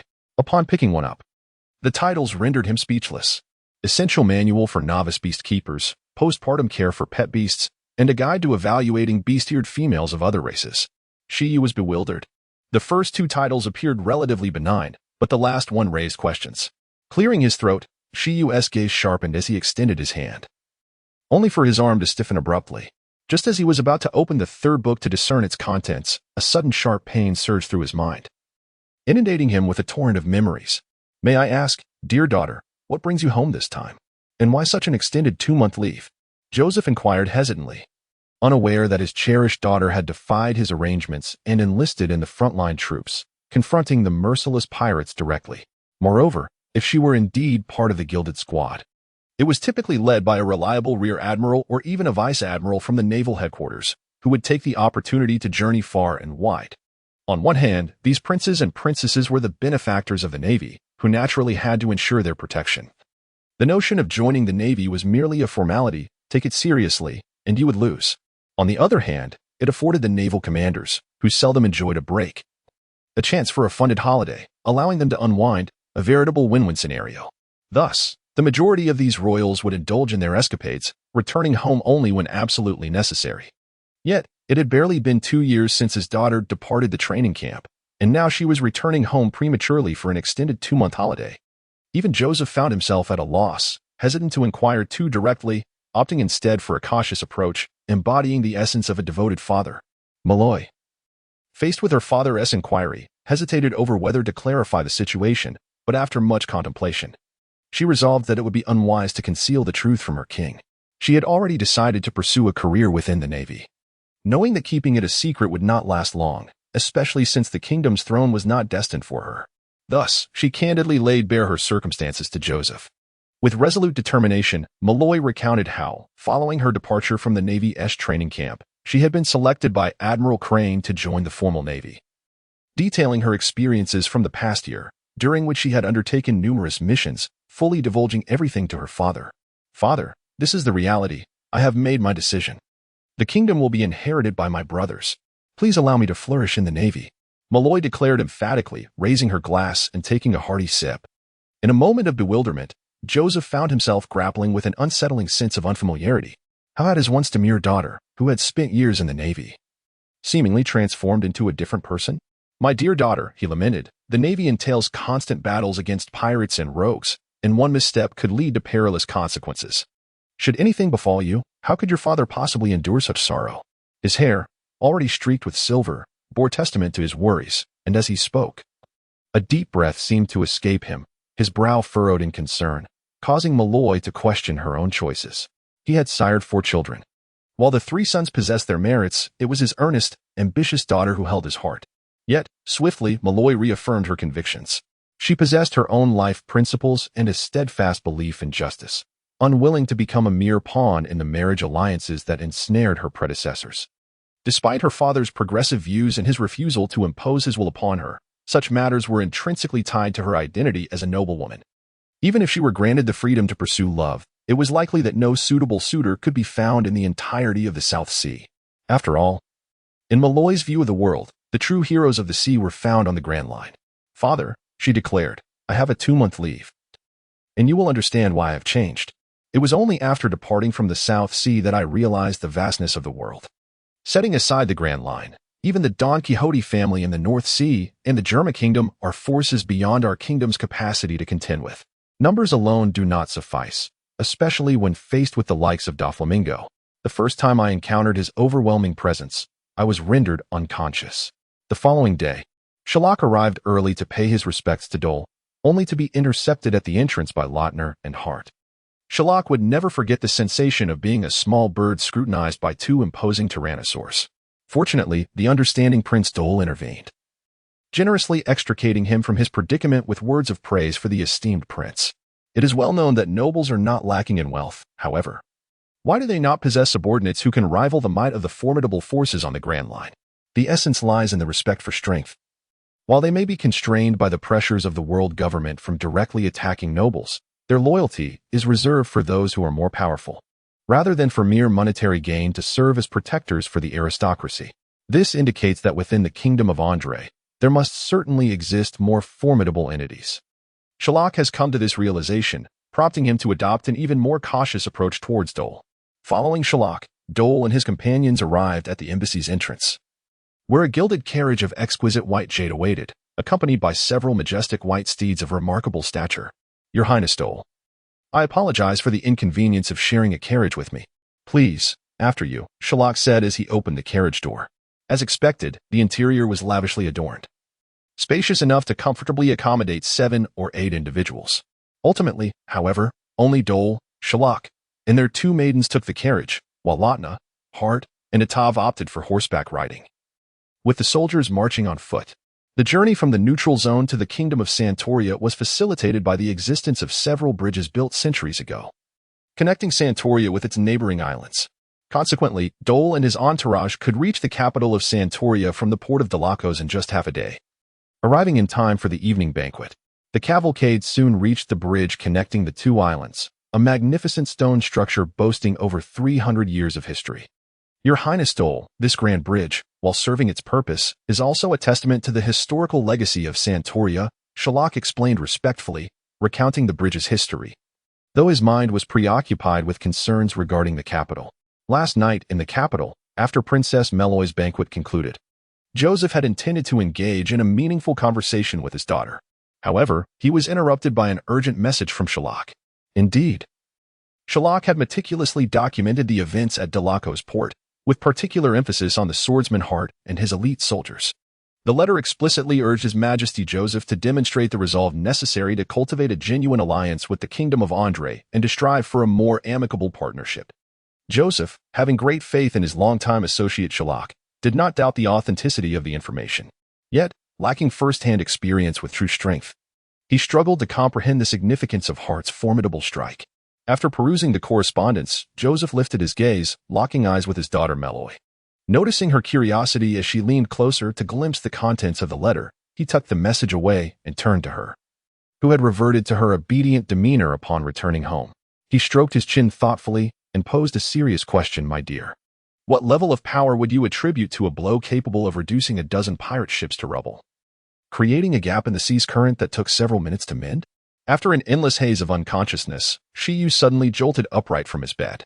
He inhaled the fresh air deeply, his chest heaving with each breath. A whirlwind of confusion and uncertainty surged within him, accompanied by a myriad of emotions. Where is this? Subsequently, Shiryu instinctively surveyed his surroundings, growing increasingly bewildered. A single dormitory? Even if he had successfully been rescued, he ought to be in a hospital room by now. Moreover, how could his body possibly be unscathed? Filled with confusion, Shiryu's gaze swiftly traversed the room, ultimately resting upon a mirror perched beside his bed. The reflection revealed his current visage, approximately 17 or 18 years of age, strikingly handsome. Yet, the conundrum lies in the fact that this is not him. Previously, he had been a dashing young man in his 20s, possessing an air of distinction, and had been employed for some time. Now, however, this appearance could easily be mistaken for that of a high school student. This transformation left Shiyu in a state of bewilderment for quite some time. He fervently hoped that no one would inform him that the surgery had been remarkably successful. His body and appearance had altered so drastically that it transcended the mere question of surgical intervention. It was akin to sorcery. He had completely metamorphosed into another person. Had he perhaps traversed through realms? Aside from the conspicuously poorly positioned mirror at his bedside, Shiyu also discovered 3 books nearby. Upon picking one up and glancing at the title, he was rendered speechless. Essential Manual for Novice Beast Keepers, Postnatal Care for Pets. Guide to Evaluating Bestiared Individuals of Other Races. Shiyu pondered. The titles of the first 2 books seemed relatively ordinary, but what was the last one about? Clearing his throat, Shiyu's gaze sharpened as he extended his hand. However, his arm soon stiffened. Just as he was about to open the 3rd book to discern its nature, a sudden jolt of pain coursed through his brain, flooding him with a deluge of memories. Providing you with the latest news from the Grand Empire of Pirates. Ha ha ha. Well done this time, Robert. From the other end of the din-din mushy, a sharply exaggerated laugh resonated. Belonging to the infamous Morgans of the underground world. On an unknown empty island, Morgans held a microphone in one hand while unveiling a freshly printed newspaper, evidently pleased with the news provided by the South Sea branch. Since the return of the red-haired pirates to the Grand Line last year, the New World's notorious pirates and naval commanders seemed to have hit a pause button, lacking sufficiently explosive news to publish. A formidable swordsman has emerged in the South Sea, parting the ocean with a single sword stroke. Once a master of the Grand Line, this swordsman has now become a mere lapdog for the nobility. Delve into the identity of this enigmatic swordsman. His true identity will astonish you. Observing the editors transform the gathered intelligence into sensational headlines, Morgans felt a deep sense of satisfaction. These were merely superficial elements, considered as his way of providing benefits to the public. As for the crucial intelligence contained within, particularly regarding the kingdom of Andre and other core information, that would come at a different price. Ha ha ha. Morgans mused that news from the 4 seas was indeed the rarest. The 4 seas, suppressed by the world government, resembled a stagnant pond.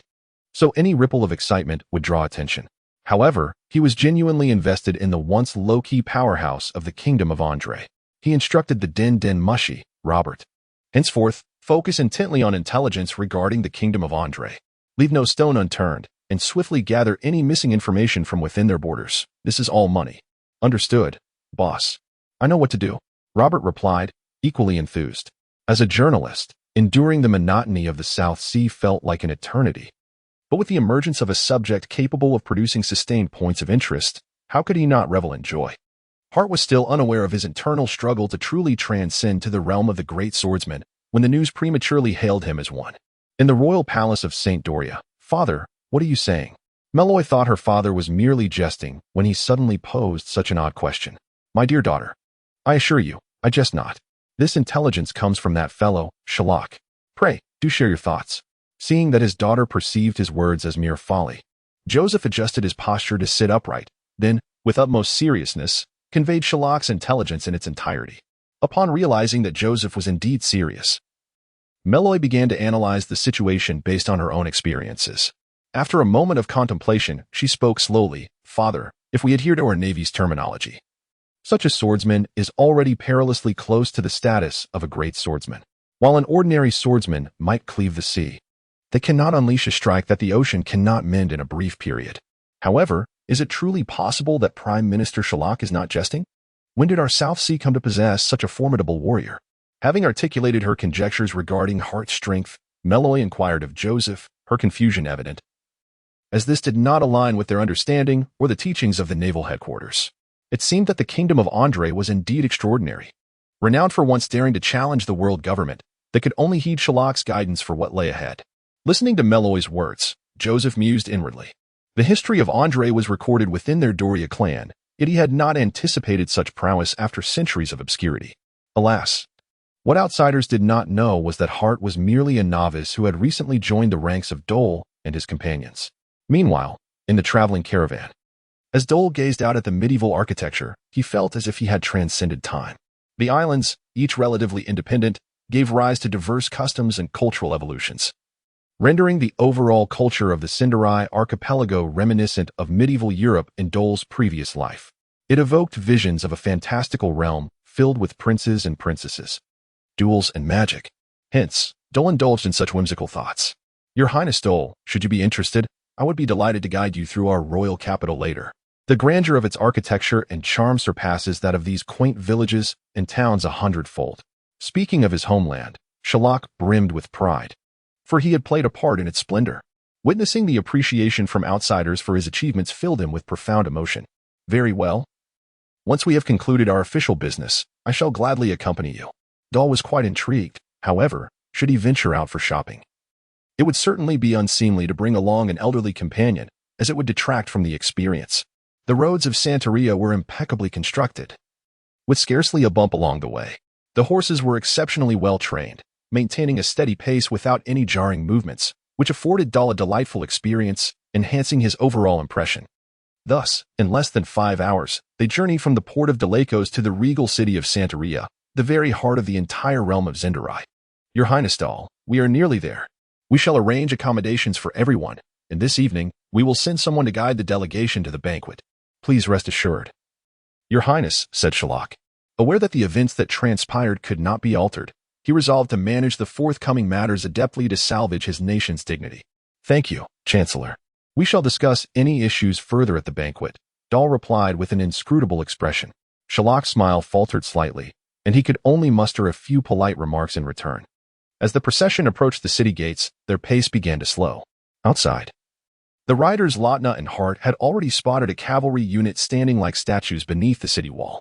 However, as they drew nearer, the fully armored cavalry began to advance toward them. After an endless haze of unconsciousness, Shiyu abruptly sat up in bed.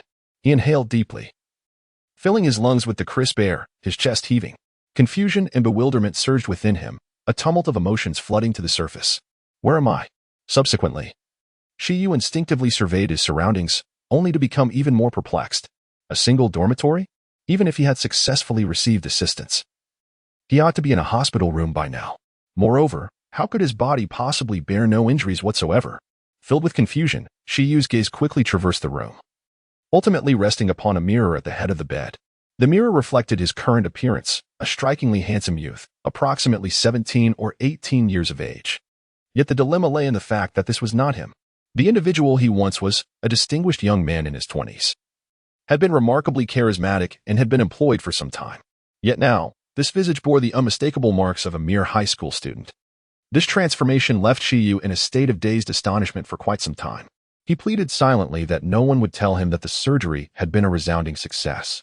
His physique and appearance had altered so drastically that it transcended the realm of mere surgical intervention. It seemed almost like sorcery. He had completely morphed into an entirely different individual. Had he somehow traversed into another realm? Aside from the ominous mirror positioned at the head of the bed, Shiyu discovered 3 books nearby.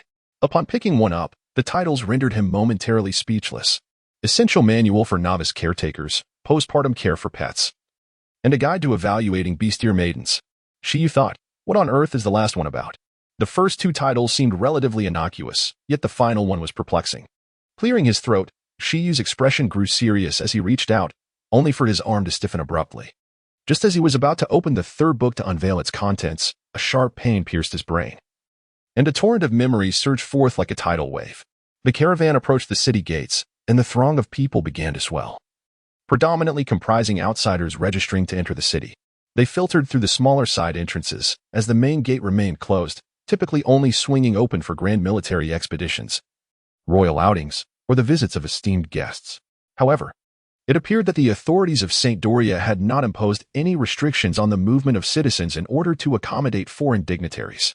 The caravan gradually came to a halt at the main entrance beneath the city walls. 2 battalions of cavalry had already assembled, standing vigilantly to the side. A towering figure, clad in full armor and standing 3 meters tall, approached the halted carriage. "Is it Chancellor Sherlock? I am Paul, the commander of the Royal Knights, dispatched by His Majesty to welcome the delegation from the Kingdom of Andre." A deep, resonant voice echoed within the carriage. Sherlock leaned out, and Dole cast a glance outside. Spotting a tall knight clad in heavy armor, his square face the only exposed feature. "I am Sherlock. I entrust you with our esteemed guests. It is imperative that we leave a favorable impression on the delegation from the Kingdom of Andre. Do you understand?" "Yes, my lord. His Majesty specifically instructed me on this matter, and I shall fulfill my duty." Having confirmed the identity of the visitor, Paul decisively dismounted, removed his helmet, and bowed respectfully to the carriage. General Paul, indeed, is not as naive as he appears. His words also serve to inform Chirac that Joseph's side has already comprehended the intelligence regarding Andre. After concluding his remarks, Chirac rose, preparing to disembark. As Paul would subsequently escort Prince Dole and his entourage to the Palace of St. Doria, which is designated for hosting foreign dignitaries. "Your Highness Dole, I shall take my leave for now. We shall reconvene at the evening banquet. However, it would be prudent for your guards to establish their encampment outside the city." "Certainly," Dole acknowledged, understanding that such protocols are to be respected, especially in the capital of another realm, where foreign troops must exercise restraint. "Let us camp here, General Tanlang." Dole's resonant and commanding voice echoed. "Yes, Your Highness," Lieutenant Ratna responded, leading 500 soldiers away. They would find a suitable location for their encampment just beyond the city limits. "Rest assured, I shall ensure that provisions are adequately arranged for Andre's warriors." At this moment, Paul also spoke up, acknowledging that the matters concerning the military were indeed under his purview as the head of the armed forces. And thus he expressed his stance at an opportune time. Naturally, Dole was pleased with their attitude, yet he refrained from elaborating, merely uttering a sound of acknowledgement, indicating his understanding. Once Chirac departed with the welcoming party, the Knights of the Order led the convoy into the city, arriving at an ancient palace adjacent to the royal palace. After arranging accommodations for the Andrine envoy, Paul took his leave with his retinue, showing no intention of remaining to protect Dole. It seemed that the St. Dorians were, indeed, somewhat unreserved in their approach. "General, is this truly acceptable?" questioned one of Paul's guards upon their return to the Royal Knights camp. "After all, they are foreign dignitaries. In the past, when visitors from other nations arrived, without our oversight, there is no telling what sort of chaos might ensue. This is the Emperor's command, and we must execute it," Paul replied. "However, I have come to realize that the Emperor's actions are driven by necessity. These individuals are not to be underestimated. Take, for instance, that commander with the half-mask. He alone could potentially eliminate us all. The sensation of being targeted by a fierce beast is truly terrifying. In terms of martial prowess, Paul is regarded as the mightiest within St. Doria, yet his strength is primarily effective against ordinary pirates with bounties in the millions. This truly reflects the genuine prowess of the Kingdom of the Four Seas.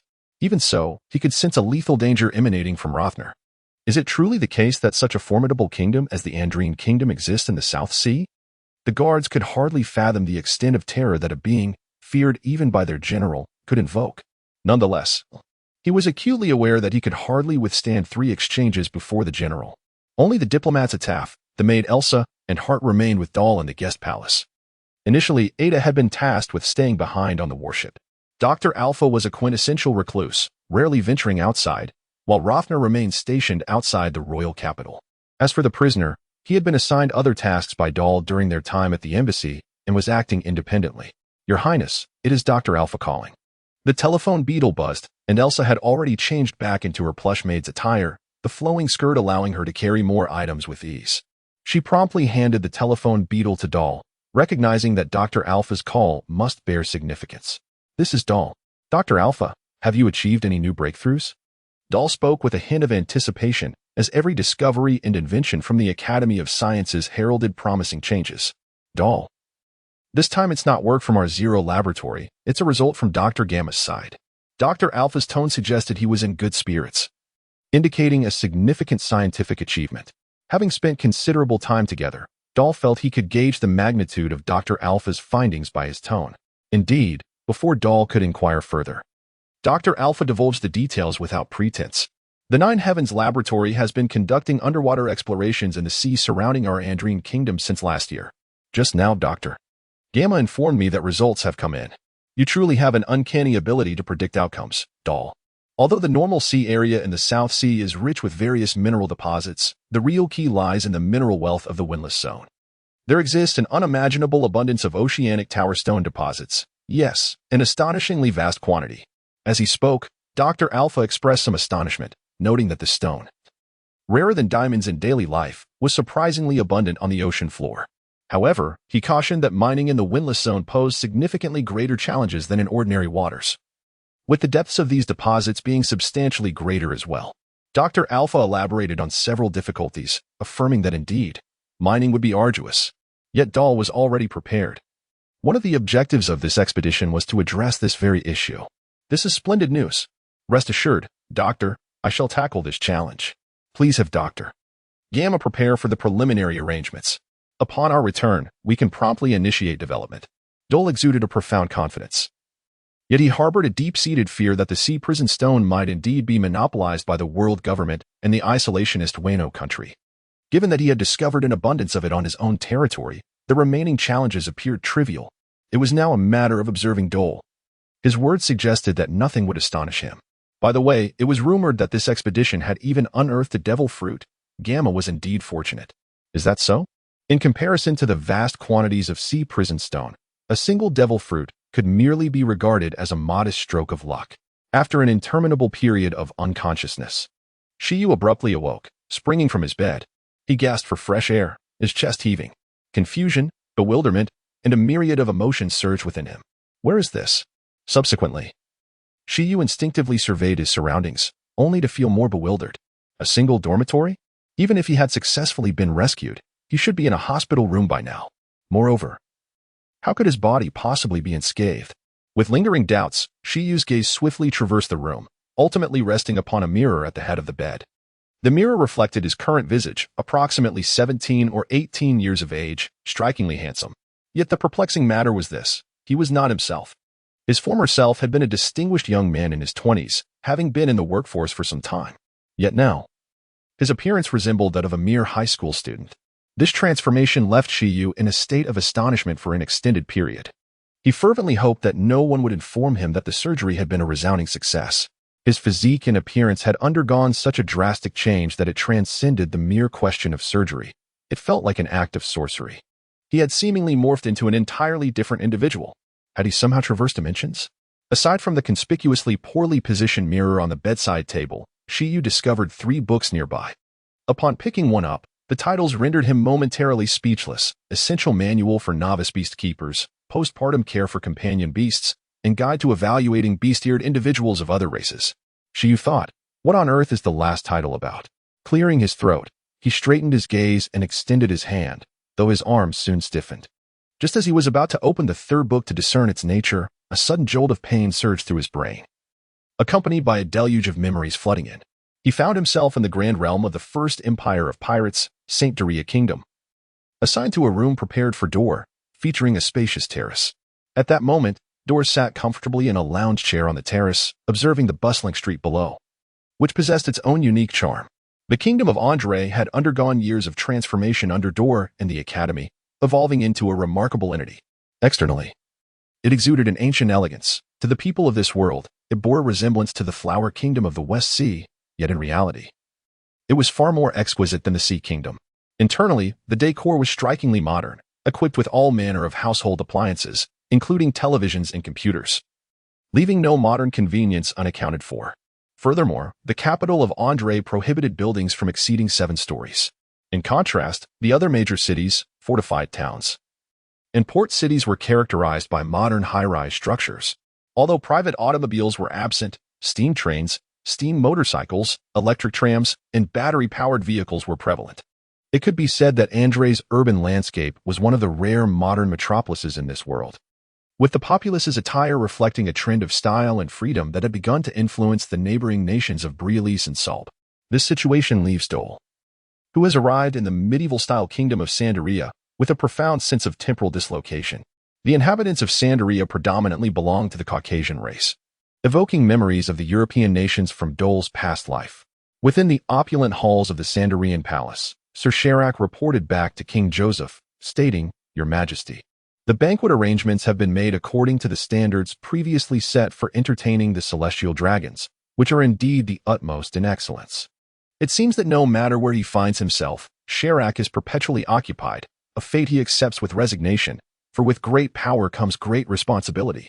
Now, all that remains is to await the formal meeting scheduled for the evening. However, one must ponder the true intentions of Crown Prince Andrei. As the king, Joseph need not concern himself with trivial matters, yet as the paramount figure of authority, he bears the brunt of the associated risks. His composed and judicious demeanor has fostered the kingdom's current state.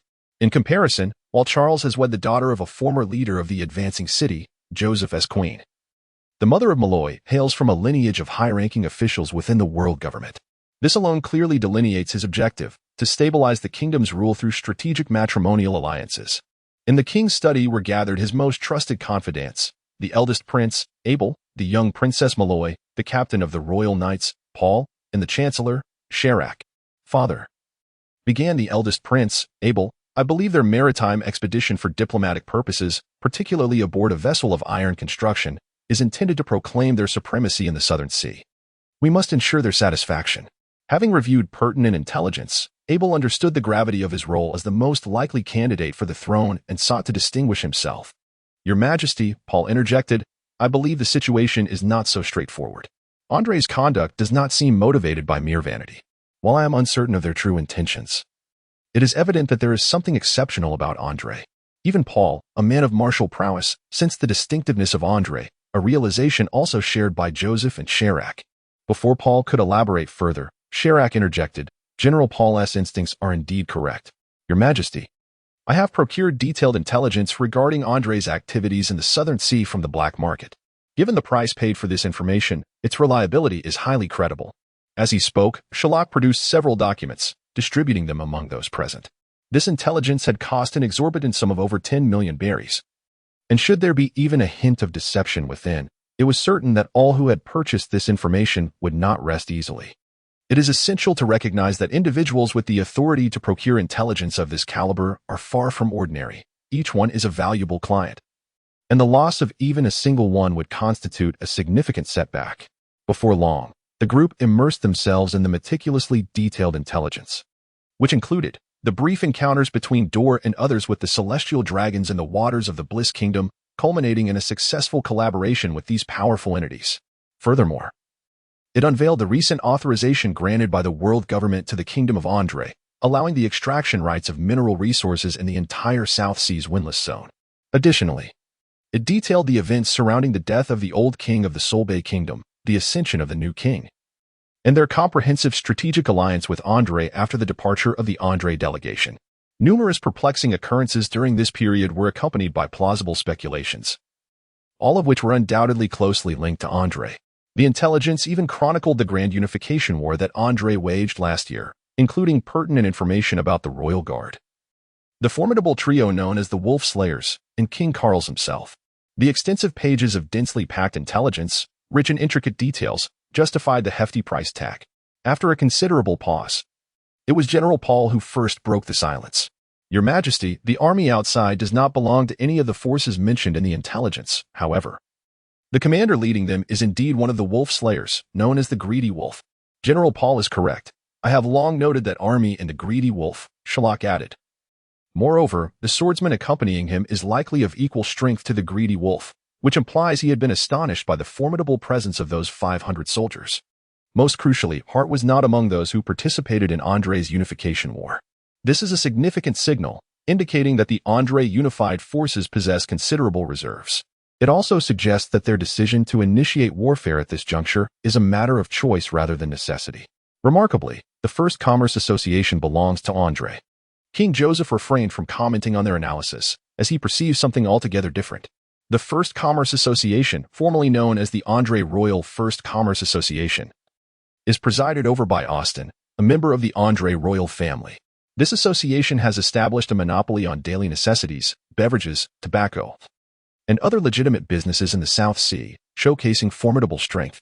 It is indeed astonishing that this organization is affiliated with Andre in Santa Doria. There are also branches and operations of the First Commerce Association, renowned for its high reputation and exceptional value. The treatment of employees across various regions is commendable, and the association strictly adheres to local tax laws. Even pirates and bandits hesitate to plunder their goods, as the risk of theft yields little reward, rendering such endeavors fruitless. Consequently, this name frequently graces the lips of the Chancellor of Finance, leaving a lasting impression on King Joseph regarding the First Commerce Association. At this moment, the observant Meloy discerns something extraordinary from the intelligence reports. The swordsman you mentioned, known as Hart, was once a formidable bounty hunter in the Grand Line. However, after a confrontation with one of the 7 warlords, Dracul Mihawk, he was left incapacitated. The intelligence suggested that he had retreated to the kingdom of Sorbet. Yet how could he have become a subordinate of that so-called prince, even advancing in strength? After an endless period of unconsciousness, Shiyu suddenly rose from his bed. He gasped for fresh air, his chest heaving with each breath. Confusion, bewilderment, and a myriad of emotions surged within him. Where is this? Subsequently, Shiyu instinctively observed his surroundings, becoming even more bewildered. Is this a single dormitory? Even if he had successfully been rescued, he should currently be in a hospital room. Moreover, how could his body be completely unscathed? Filled with confusion, Shiyu's gaze swiftly swept across the room, ultimately resting upon a mirror at the head of the bed. The mirror reflected his current appearance, approximately 17 or 18 years of age, strikingly handsome. Yet the issue is, this is not him, the person he once was. A dashing young man in his 20s with a remarkable presence, had been working for some time. Yet now, this visage clearly resembles that of a mere high school student. This transformation left Shiyu in a daze for quite some time. He fervently hoped that no one would inform him that the surgery had been a resounding success. His physique and appearance had undergone such a profound change that it transcended the mere question of surgery. It felt almost like sorcery. He had entirely morphed into an entirely different person. Had he somehow traversed realms? Aside from the conspicuously ill-placed mirror at his bedside, Shiyu discovered 3 books nearby. Upon picking one up, the titles rendered him momentarily speechless: Essential Manual for Novice Beast Keepers, Postpartum Care for Companion Beasts, and Guide to Evaluating Beast-eared Entities of Other Races. Shiyu? The first 2 titles seemed relatively normal, but what on earth was the last one about? Clearing his throat, Shiyu's expression turned serious as he extended his hand. However, his arm soon stiffened, just as he was about to open the 3rd book to discern its nature. A sharp pain surged through his mind, and an overwhelming tide of memories flooded in. It appeared that the depths of the kingdom of Andre were beyond what we could comprehend at this moment. We should focus on the task at hand and prepare for tonight's banquet. After listening to his daughter Meloy, Joseph decided to cease the current discussion. He exchanged a glance with his sons, Sharak and Paul, signaling them to attend to their own matters, leaving only his daughter Meloy behind. At that moment, Meloy was no longer clad in military attire. Her ponytail was released, allowing her chestnut locks to cascade over her shoulders. Dressed in a flowing pink gown, with delicate brows and almond-shaped eyes, her nose elegantly arched, and her figure reminiscent of early spring willows, subtle yet brimming with youthful vitality. Noticing that everyone else had been dismissed by her father, she inquired with a knowing expression, "Father, is there anything else you wish to discuss with me?" "Indeed. My daughter is astute. In truth, I wanted to inquire about the formidable individuals mentioned in the intelligence reports. If they were to gaze upon this vast ocean, what level of power would they possess?" Joseph contemplated for a moment before voicing his inquiry. Apart from attending the occasional world conference, he had rarely ventured beyond the borders of his country, and his understanding of the world was limited to what he gleaned from newspapers, rendering it rather superficial. As expected, Meloy understood her father's intent, but was equally astonished. If the intelligence was accurate, the influence of the kingdom in the South Sea was indeed formidable. "Father, according to this report, that formidable General Gust, his strength should surpass that of the elite vice-admirals of our navy, if not equal. This is merely a conservative estimate. Naturally, their king may possess greater strength, for it is unreasonable for such a formidable individual to remain subordinate to the weak. In truth, there is little intelligence available regarding Carlos, as he has refrained from taking action for quite some time, due to injuries sustained in his youth. Carlos has been unable to grasp the techniques of Luiying. However, now that he has been restored by Dole's Hell Path, his capabilities have indeed advanced, making him superior to the aging Gust. Is he stronger than the vice-admiral of the naval headquarters?" I understand now. By the way, when the banquet begins, you shall escort Andre's entourage to the palace. Joseph possesses some knowledge of the vice admiral, as the king of a great nation is personally escorted by him during the World Conference. In fact, when his own wife traveled to Santeria for their wedding, it was also the vice admiral who escorted her. I shall go. I am equally curious about the Prince Andre and what manner of person he is. For there is even less intelligence available about him than his father, which is quite unusual. Although Malloy has trained within the Navy for a few years, her heart remains that of a young girl. Yet, this pasture under General Crane's command has weighed upon her spirit, rendering her emotions less apparent. Casting aside the intelligence report, Malloy departed the study with a light step. Joseph remained, fixated on the document in hand, lost in contemplation. Dole gazed at the bustling street, and gradually found it lacking in interest. He closed his eyes and released his observation hockey. An invisible wave spread through the air, and a three-dimensional model materialized in Dole's mind. The uniqueness of his observation hockey allows for an exceptionally detailed analysis of all inorganic objects or living beings within his perceptual range, if he so desired. With his current ability to cover the entirety of the Santeria capital with his observation and conqueror's hockey, he could target a specific individual several streets away without inadvertently harming others. With the enhancement of observation hockey, any adversary who stands before him for more than 3 seconds will be thoroughly analyzed. However, at present, Dole is merely engaged in the routine practice of his observation hockey, without any specific target in mind. On the bustling streets, Malloy ambles with 2 guards, her mind adrift, as the vibrant surroundings seem to anchor her heart, which drifts like a vessel upon the sea. In the past 2 years at the naval recruit camp, Malloy has undoubtedly exerted herself far more diligently than other idle princes and princesses, yet she remains far behind the true future pillars of the Navy from the elite camps. Their instructor was merely a retired rear admiral, while she had only encountered the legendary naval drill instructor, the former Admiral Zephyr, once. During his brief service under Vice Admiral Crane, 2 years of rigorous training have bestowed upon her an impressive physical prowess of 500 units, barely allowing her to reach the threshold to learn the 6 powers. Subsequently, she spent a year at sea, where her senior comrades taught her the techniques of shave, moonwalk, and storm leg from the 6 powers. The 3 techniques are inherently suited for beginners, all revolving around the core strength of the legs. It is widely acknowledged that the power generated from the legs typically surpasses that of the fists. After mastering these techniques and combining them with her marksmanship, she, despite holding the rank of merely a captain, has already attained a prowess comparable to that of a major. Such capability among her peers is indeed commendable. Even within the Navy, should she desire, she can now apply for admission into the elite training camp, a privilege that once seemed beyond her reach. Shaking her head to cast aside work-related thoughts, she reminded herself that it was vacation time. To dwell on work during a holiday would be a disservice to the respite.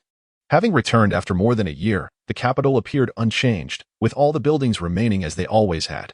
This monotony rendered Malloy somewhat disenchanted, as she had grown accustomed to the vibrant world of the sea and found herself unable to tolerate the stagnation of this provincial city. She couldn't help but ponder how the kingdom of Andre might be. This realm, renowned for its formidable warriors, surely could not be inferior to the maritime kingdom of Jamar. Could it? Recalling her previous visit to the Jamar kingdom, a fascinating land comprised of colossal, mobile snails, she mused that it was indeed far more intriguing than her own territory.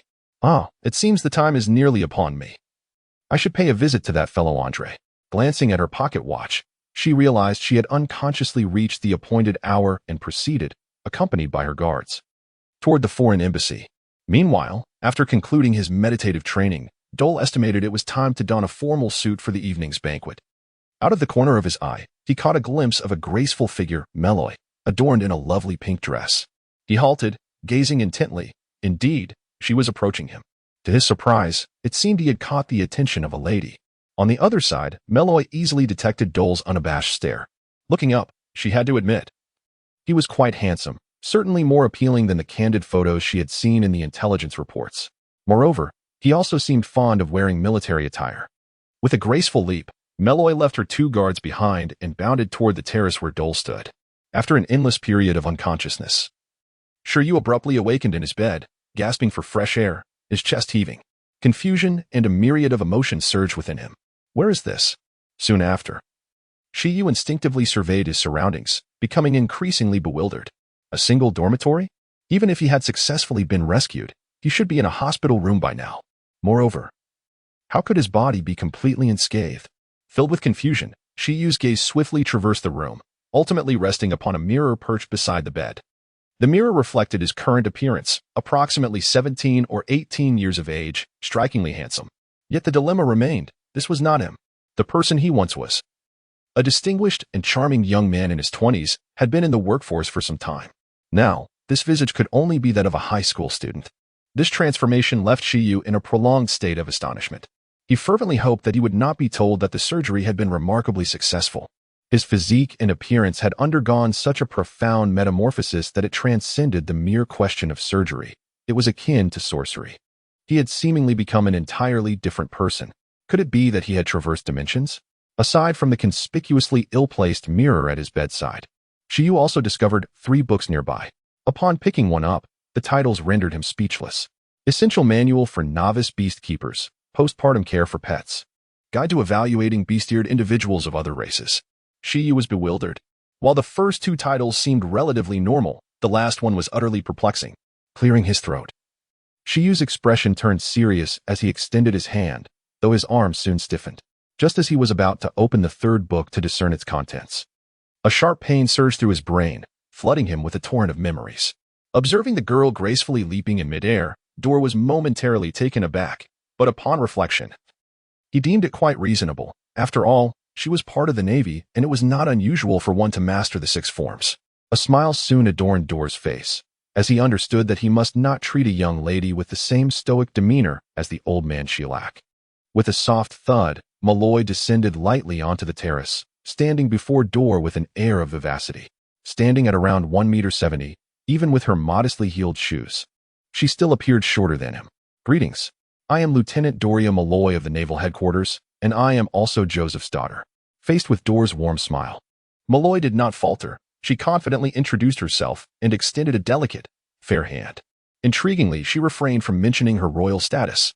Hello, I am Dor. Dor gently shook the princess's soft hand, his introduction notably more succinct than Malloy's.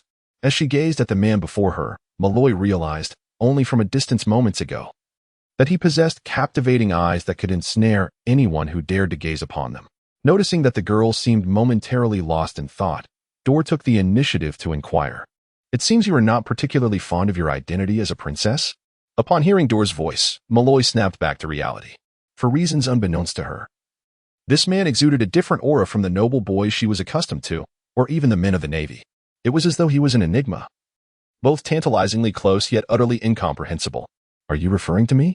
Your introduction seems lacking in sincerity. Who introduces themselves by merely stating their name? Do you believe yourself to be famous? I am indeed a princess of this kingdom, but I aspire to be a just member of the Navy in the future. Thus, my identity as a princess has become less significant to me. Malloy, upon hearing Dor's words, could not help but voice her inner thoughts, surprising herself with her own lack of decorum. Nevertheless, she proceeded to answer Dor's inquiry. In truth, Dor had long familiarized himself with the intelligence regarding this princess. He was well aware of her enlistment in the Navy, yet he had not delved into the specifics, never anticipating her return to Santeria at this moment. My identity holds little significance, or rather, it is my connection to it that imparts importance. What truly matters is I, Andre Dor, rather than any title. How self-absorbed. No. It is confidence. Malloy found herself at a loss for words. After all, he was merely a prince from a remote kingdom. Who bestowed upon him such confidence? Just then, a series of gunshots echoed, resonating even on the terrace, clearly not far away. Trouble had arisen at the bank. Malloy glanced around, pinpointing the source of the commotion, and anxiously exclaimed, of all times, to have such an incident while distinguished guests were present, and with me in front of him, it made her face flush with embarrassment. Dor sensed the situation, realizing it was merely a street away. Observing Malloy, who was anxiously preparing to use her moonstep to rush over, Dor could not help but chuckle. Your Highness, let us go and see. With that, he took her bewildered hand, and in an instant, they soared into the air.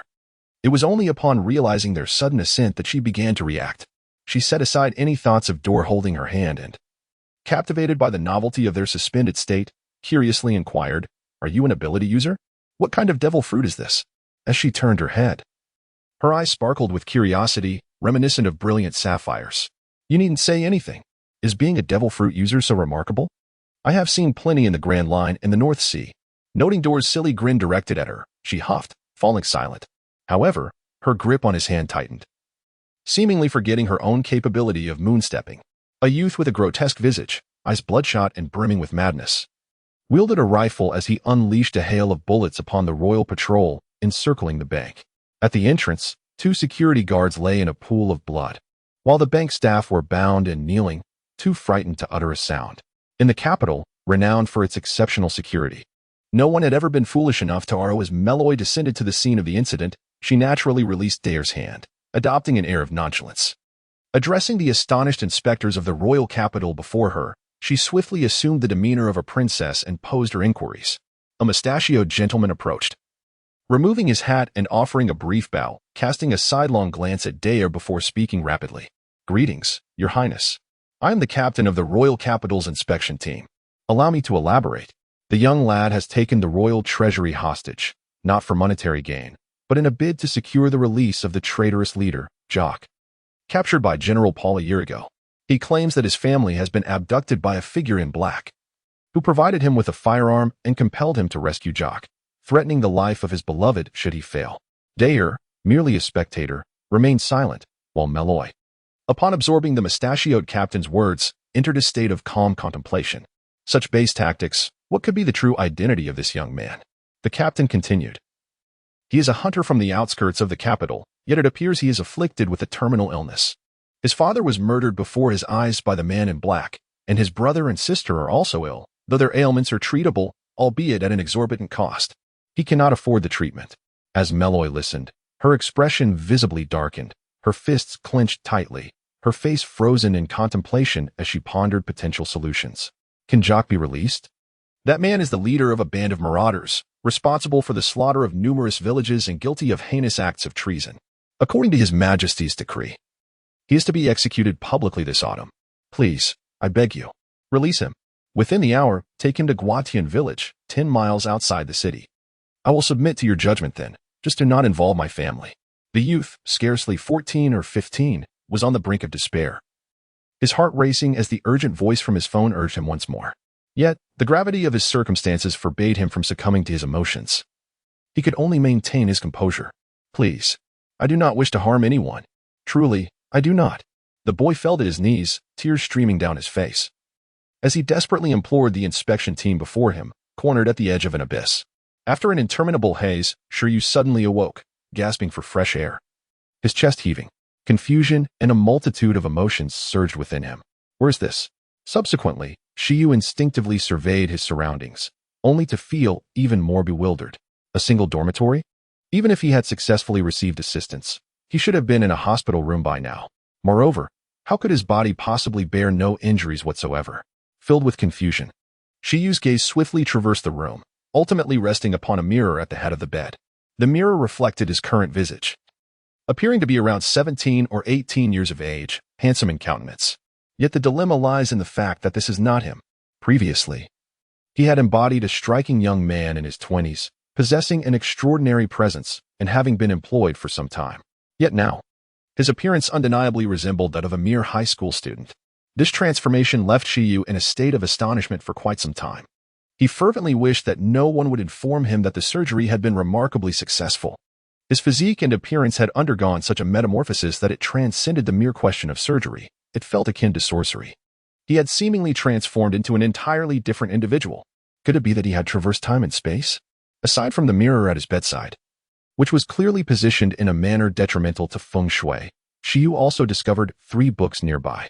Upon picking one up, the titles rendered him momentarily speechless. Essential Guide for Novice Breeders, Postpartum Care for Companion Beasts, and Evaluation Guide for Beast-Eared Individuals of Other Races. Shiryu? While the first 2 titles seemed relatively ordinary, what on earth was the last one about? Clearing his throat, Shiryu's expression grew serious as he extended his hand, only to feel his arm stiffen abruptly. Just as he was about to open the 3rd book to discern its contents, a sudden sharp pain surged through his mind, and a torrent of memories inundated him. In the wake of the events surrounding the First Empire of Pirates, Meloy increasingly found herself grappling with the complexity of the situation. Nevertheless, she compelled herself to remain composed. The more urgent the circumstances, the less one could afford to panic. Subconsciously, she adopted the thought process of her superior, Admiral He, who was renowned as the brains of the Navy and could arguably be considered the most astute individual within the naval headquarters. What would she do in this scenario?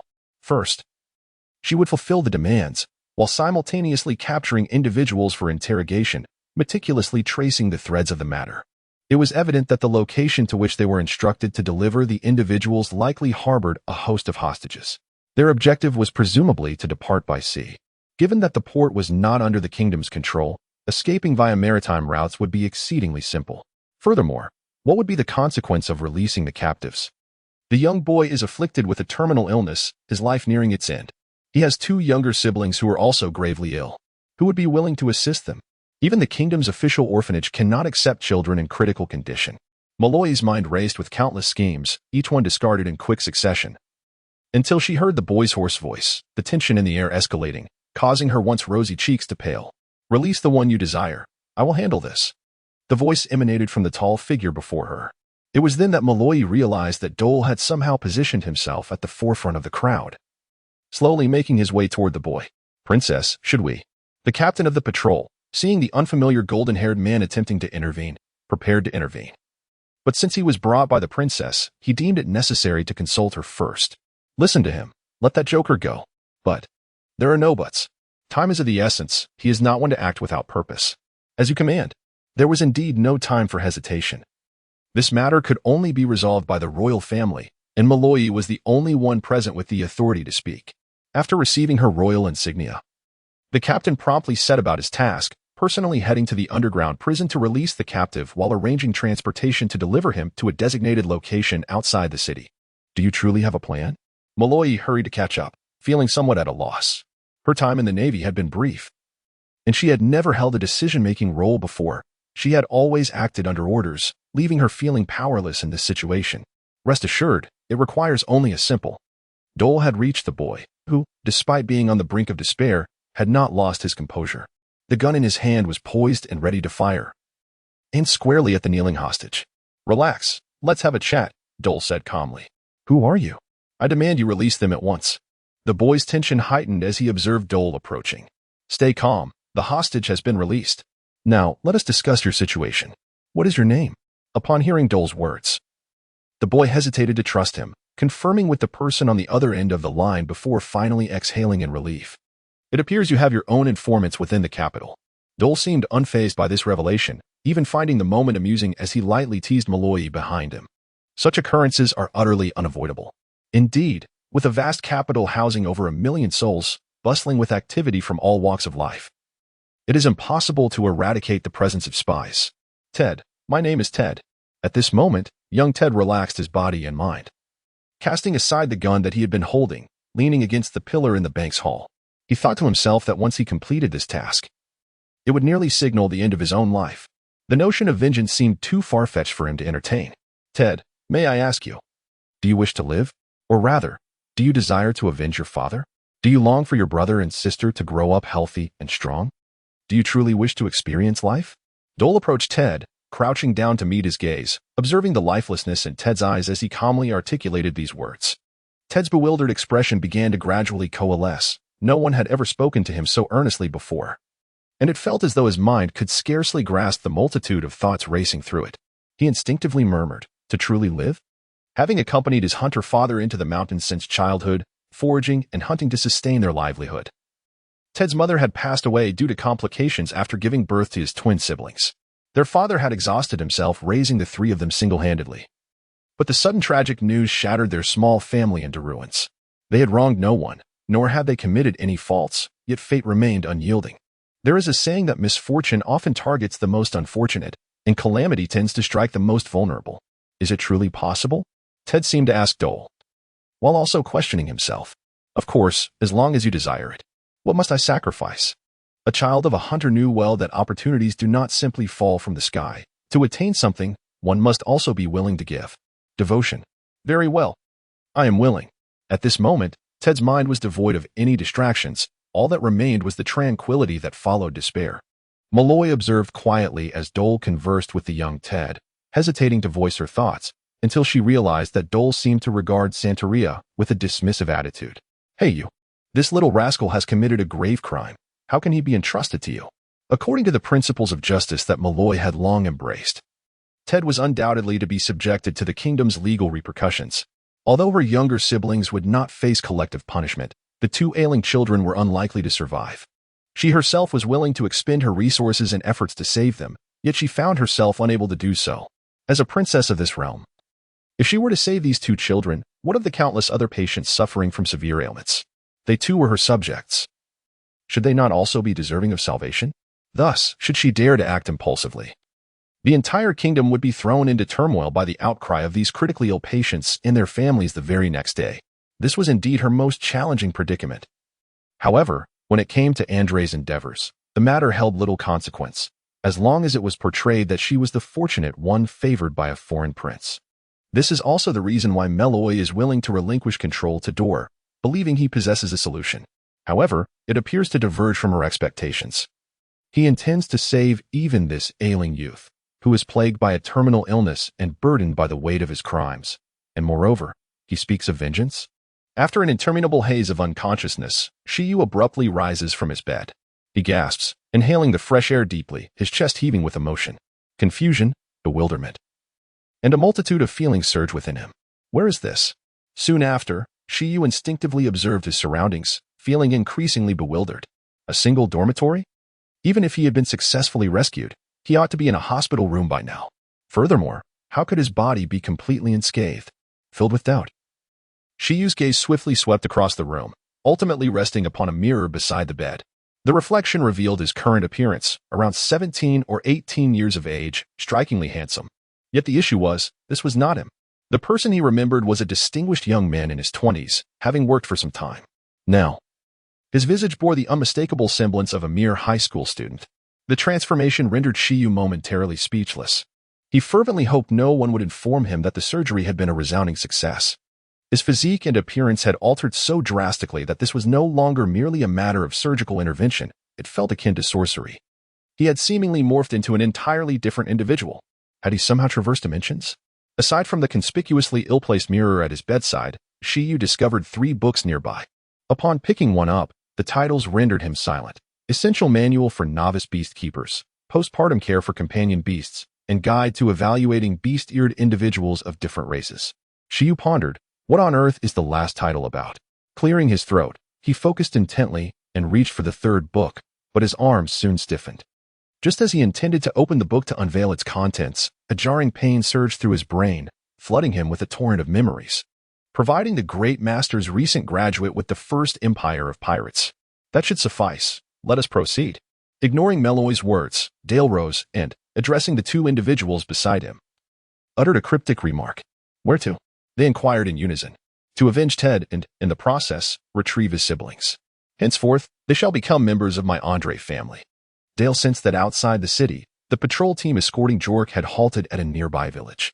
With a celestial force, Dale took flight, accompanied by Malloy and Ted, soaring beyond the city limits.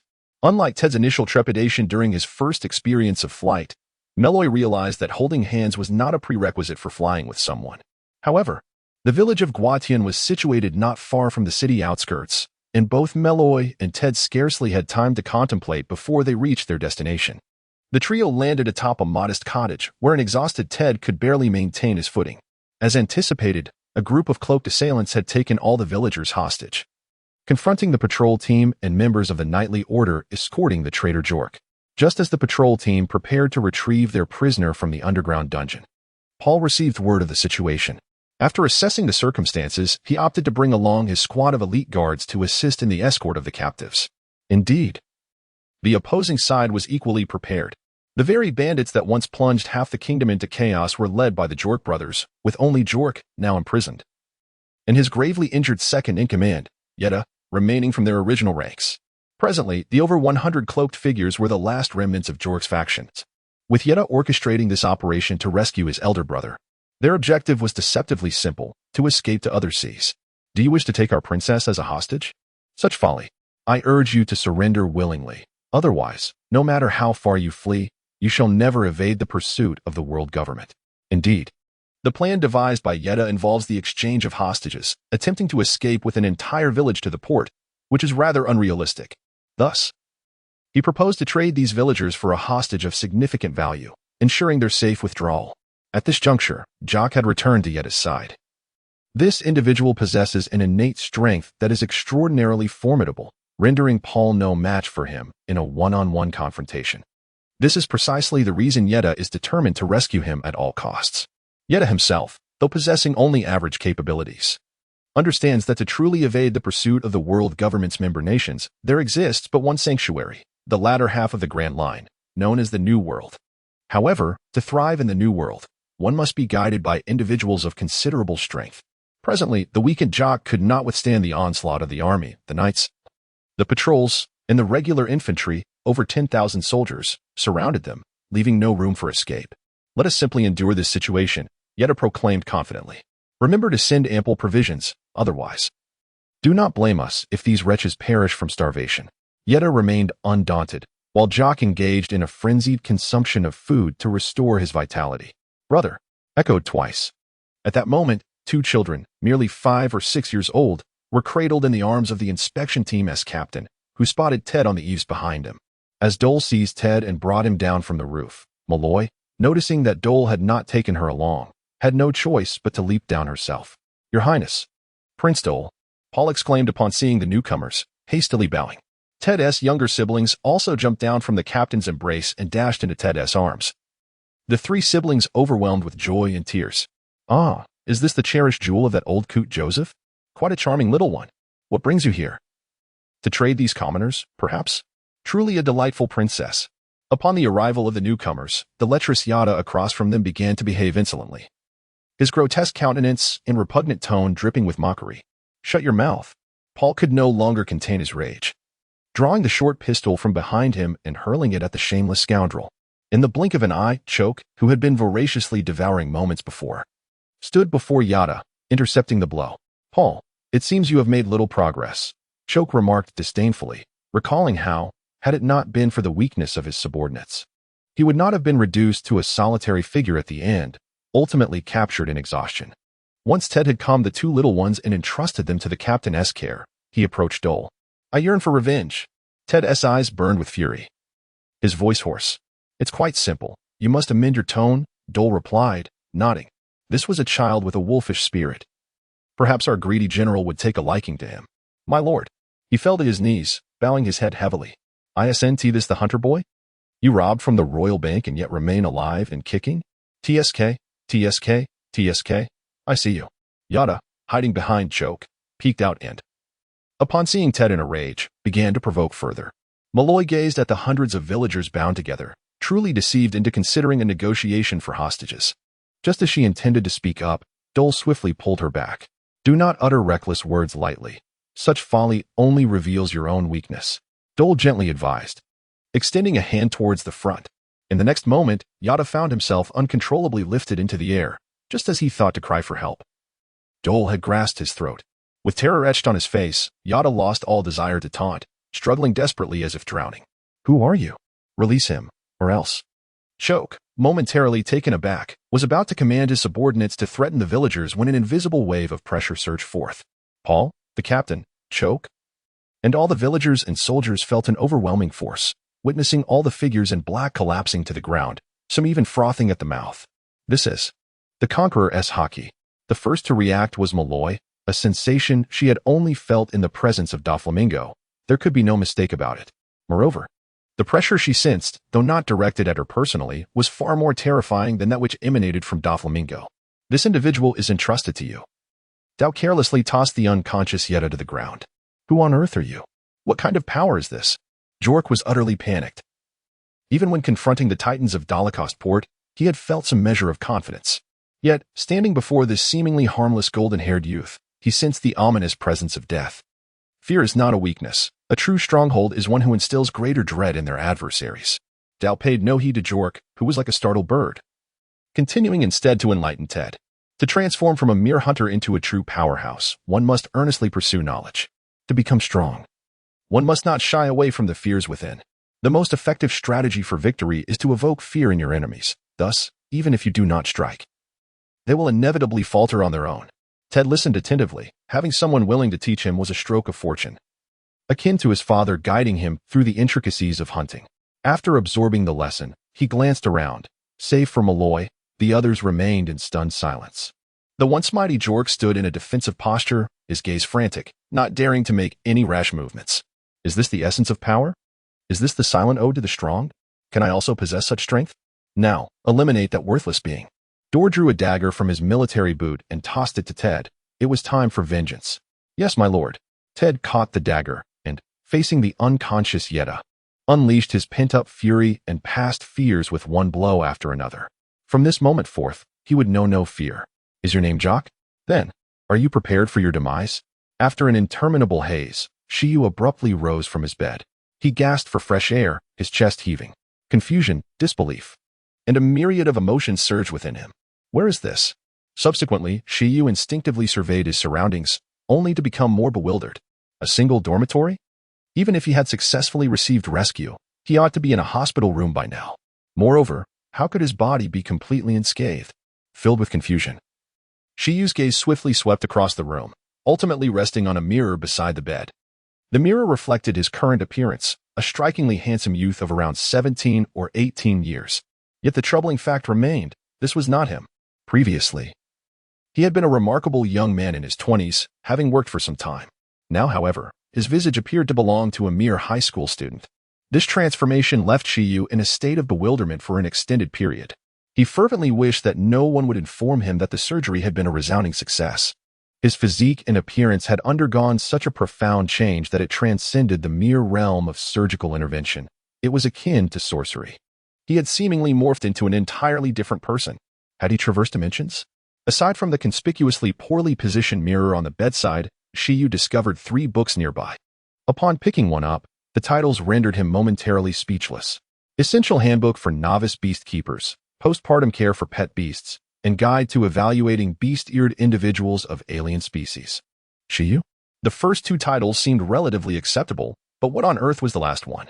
Clearing his throat, Shiyu's expression grew solemn as he extended his hand, though his arm quickly stiffened, just as he intended to open the 3rd book to discern its contents. An intense pain surged through his brain, inundating him with a torrent of memories. The narrative offered by a recent graduate from the esteemed Pirate Academy. What nonsense! It's merely the power of a devil fruit. What is so remarkable about it? Daring to harm my brother, you shall perish. Chalk regarded the Conqueror's haki as nothing more than a devil fruit ability, believing it was of little consequence. He had vanquished many with such powers before. Chalk stood at an imposing height of 5 meters, bald-headed, his face laden with excess flesh, and his triangular eyes exuding menace. With a single step, he created a slight depression in the ground, instantly appearing before Dor, delivering a thunderous punch. Bang! To contend with such a foe, Dor did not even require his ocular techniques, opting instead to confront Chalk head-on with his fists. Channeling his armament haki, his fists became enveloped in a formidable aura, and the two engaged in a frenzied exchange of blows at a speed imperceptible to the naked eye. Boom, boom, boom. Suddenly, Dor accelerated the pace of his strikes. And before the unprepared Chalk could react, he was struck multiple times, sent hurtling through the air, crashing into 5 houses in succession. What a splendid punching bag! But nothing more than that. Dor withdrew his fists, brushing off the dust from his attire, contemplating that perhaps it was best to continue as a mage. While the visceral satisfaction of combat was delightful, it lacked elegance. You insufferable brat!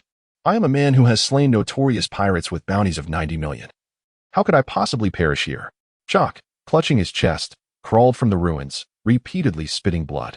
In this world, the absolute disparity in strength meant that a single hit could lead to severe injury, if not death. Mark my words, I will return.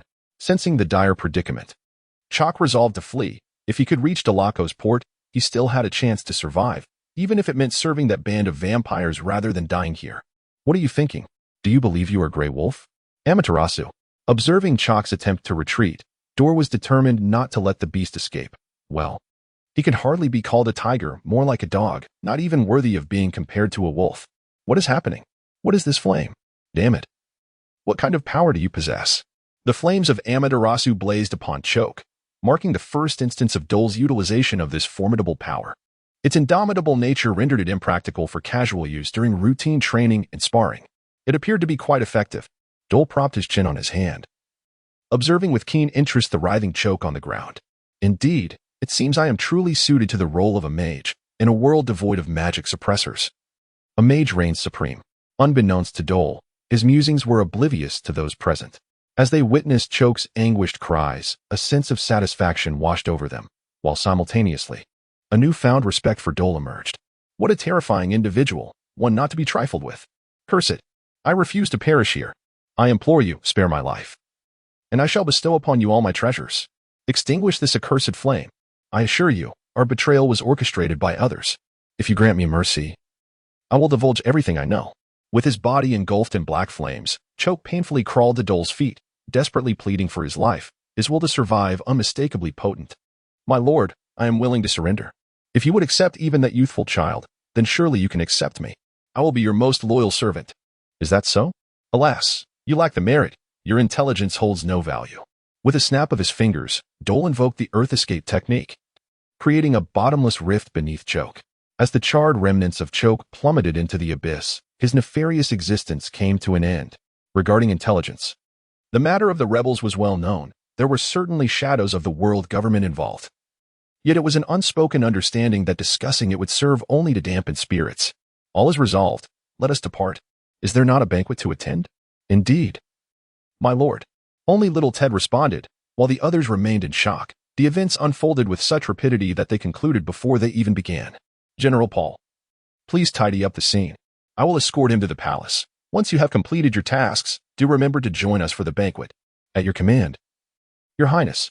Regaining her composure, Malloy swiftly organized the aftermath while preparing to lead Dole to the palace for the banquet. Yet, she turned to find Dole seemingly intent on departing alone. Hey, Dole, where are you going? My clothes are soiled. I need a change. And what of them? Malloy gestured towards Ted, who was barely clinging to life, along with the two small children she held, Ted's brother and sister. Oh dear, I almost forgot. They require medical attention. As Dale suddenly exclaimed, a realization struck him. Something felt amiss, and it turned out to be these three little ones. The imposing statue of the King of Hell re-emerged, once again captivating the attention of the crowd. It seemed that this prince from Andre was indeed shrouded in enigma. Go on in, Dale declared, seizing Ted and unceremoniously tossing him into the gaping maw of the King of Hell. He then rendered the other two children unconscious, sending them into the abyss as well. Let them rest for a while. When the time is right, he would release them. This could be deemed one of Dale's ingenious adaptations, for while a robust man of 3 to 5 meters could only accommodate one, a few children posed no issue at all. What is this ability of yours? Have you consumed multiple devil fruits? Malloy, somewhat dazed, marveled at the seemingly incongruous powers being wielded by a single individual, truly astonishing. Do you harbor some misunderstanding about the devil fruits? I am not one of those so-called aberrant beings. But, sigh, are you implying that it is indeed possible for someone to consume several devil fruits? Enough of this chatter. We must hurry, or we shall be late for the banquet.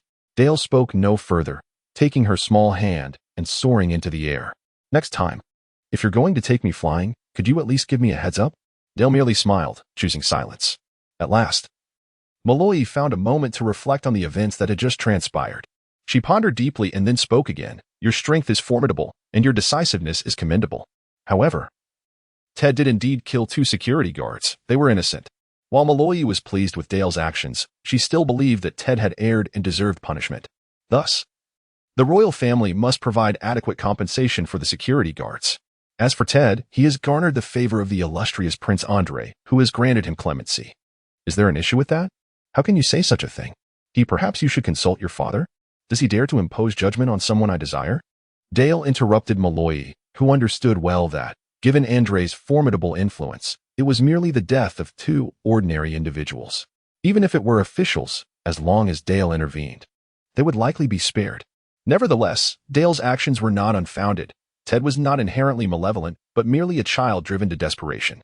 The true instigator had already been dealt with by Dale's hand. Observing Malloy lost in thought, Dale chose not to intrude. He descended onto the terrace of the embassy and returned to his room to don formal attire. He left Malloy to enjoy the breeze, hoping she might clarify her thoughts. If so, they might have the potential for deeper connection. Truth be told, he had quite an admiration for this noble maiden who had genuinely served in the Navy. Lead the way. Let me experience your world. Oh, very well. Let us proceed. Malloy ceased her contemplation and followed Dowager out of the room, stepping into the grand hall outside. Upon observing the peculiar gazes of Andre and the others who had been waiting, a sudden realization struck her. After an interminable stupor, Shiryu abruptly sat up from his bed. He inhaled deeply, savoring the fresh air, his chest heaving with each breath. A whirlwind of confusion and myriad emotions surged within him. Where is this? Subsequently, Shiryu instinctively surveyed his surroundings, only to feel even more bewildered. A single dormitory? Even if he had successfully been rescued, he should be in a hospital room by now. Moreover, how could his body possibly be unscathed? With a sense of confusion, Shiryu's gaze swiftly swept across the room, ultimately resting on a mirror at the head of the bed. The reflection revealed his current visage, approximately 17 or 18 years of age, strikingly handsome. Yet the dilemma was undeniable. This was not him, the person he once was. A remarkable young man in his 20s, had been distinguished and charismatic, having been employed for some time. But now, this appearance could only be that of a high school student. This transformation left Shiryu in a daze for quite some time. Do not dare to inform him that the surgery was a resounding success. His body and appearance had changed so drastically that it transcended the mere question of surgical intervention. It was akin to sorcery. He had completely transformed into an entirely different individual. Could it be that he had traversed dimensions? Aside from the mirror positioned at his bedside, which evidently possessed unfavorable feng shui, Shiryu also discovered 3 books nearby. Upon picking one up, the titles rendered him momentarily speechless. Essential Manual for Novice Caretakers, Postnatal Care for Pets, and Guide to Evaluating Beast-Eared Individuals from Other Races. Shiryu? The first 2 titles seemed relatively normal. But what on earth was the last one? Clearing his throat, Shiryu fixed his gaze and extended his hand, though his arm soon stiffened. Just as he was about to open the 3rd book to discern its contents, a sharp pain surged through his brain, overwhelming him with a torrent of memories. I am endowed, a recent graduate, presenting myself to His Majesty Joseph. Simultaneously, I convey greetings from the Ender Kingdom to the Kingdom of Saint Doria. The banquet was specifically arranged to welcome Dor, thus tardiness was not an option. Although Joseph occupied the main seat, the commencement of the feast hinged upon Dor's arrival. The gathering was marked by a harmonious atmosphere, as both parties intentionally refrained from broaching significant national matters, tacitly agreeing to set those discussions aside for later. However, Hart had gained notoriety due to his exploits at the port, making him a subject of great interest among the nobles and high-ranking officials of Saint Doria. Additionally, Queen Meloy, the sole consort of His Majesty Joseph, appeared to be exceedingly pleased with Dor in various respects. Little Dor, how have you been faring lately? It has indeed been quite a while since our last encounter. This queen is the descendant of a high-ranking official from the world government, having grown up alongside Dol's mother, Iris, in a small town, making them somewhat familiar with each other. Aunt Linda mentioned that the queen is well, yet she frequently laments her solitude, lacking even a companion to converse with. Aunt Linda is indeed the mother of Meloy, having grown up in a stable and peaceful environment. She possesses a navet that surpasses both Joseph and Meloy, embodying the essence of a child raised within an ivory tower. Is that so? I find myself in a similar situation, yet the treacherous seas render my journey to Andre to visit Iris quite cumbersome, necessitating an appointment with the Navy. Indeed, the Queen Mother has expressed similar sentiments, but who can truly predict such matters? Perhaps changes will emerge in a few years. Dol's voice remains as rich and magnetic as ever, yet his tone carries a subtle depth, suggesting that his words are not merely a response to the Queen. Both Sherak and Joseph, upon hearing this, appear to ponder its implications. Ah, young Dol, it is your first voyage too, is it not? Allow me to share that my daughter serves in the Navy and frequently embarks on such journeys. I dare say you must have much in common. Why not exchange contact information so you may converse further when time permits? Linda finds herself quite taken with the tall and handsome Dol, adorned in his black and gold princely attire, exuding an air of nobility. Moreover, as the next anticipated king of Andre, she harbors intentions of uniting Dol and Meloy. She has long lamented her betrothal to Joseph, a man of ordinary appearance and early baldness. While alliances are a commonplace occurrence for her, she had hoped for a broader selection. Yet, her father chose Joseph for her. Thus, as a devoted mother, witnessing such a remarkable peer, she naturally considers her daughter's future, who among the trifling lot in the South Sea could possibly compare to Dol. Mother, what are you saying? Meloy blushes, genuinely fond of Dol, especially when juxtaposed against the so-called noble elite within the naval headquarters, often dismissed as a gathering of ineptitude. Alas, my dear daughter, you cannot enlist. Does that mean you intend to forego marriage altogether? Eventually, it must come to pass. Soon, the delightful dining experience concludes, and the other guests gradually depart, leaving only the core figures from both factions. Malloy must accompany the queen, while Prince Abner remains. On Dahl's side, he and Atav remain seated, while Elsa and Hart stand behind them. Opposite, Joseph leads the representatives of the allied nations. Dahl has no intention of speaking first, maintaining a gentle smile as he awaits their initiation. Sharak and the others, having joined the banquet through Paul earlier, are now well informed about Dahl and tread carefully. Since Dahl wishes for them to speak first, it falls upon Sharak, representing Santoria, to take the floor. Your Highness Dahl, it is as follows, according to our intelligence. Your nation's military-industrial conglomerate, Ambralair Tech, intends to establish the headquarters of its Sandalai Islands branch in our royal capital. Dahl had long since informed Cage about this matter, so it was only natural that they, as senior officials of Santeria, were aware of it. Upon hearing this, Dahl merely nodded. That is splendid. We are eager to forge a partnership with the Ambralari Group. If possible, we would prefer to invest and acquire a stake. Santeria had long coveted the various cutting-edge weapons from Ambralari, essentially outdated arms discarded by the Andrine military. With sufficient firearms and coastal defense weapons, they could seize complete control over the ports within the kingdom, rather than relying on pirates to guard their own harbors as they did now. Our Umbrella Corporation is willing to ensure protection for all. Therefore, I believe President Cage would be amenable to collaborating with your nation. As for equity stakes, that may not be necessary, as Ambralari is not lacking in research funding.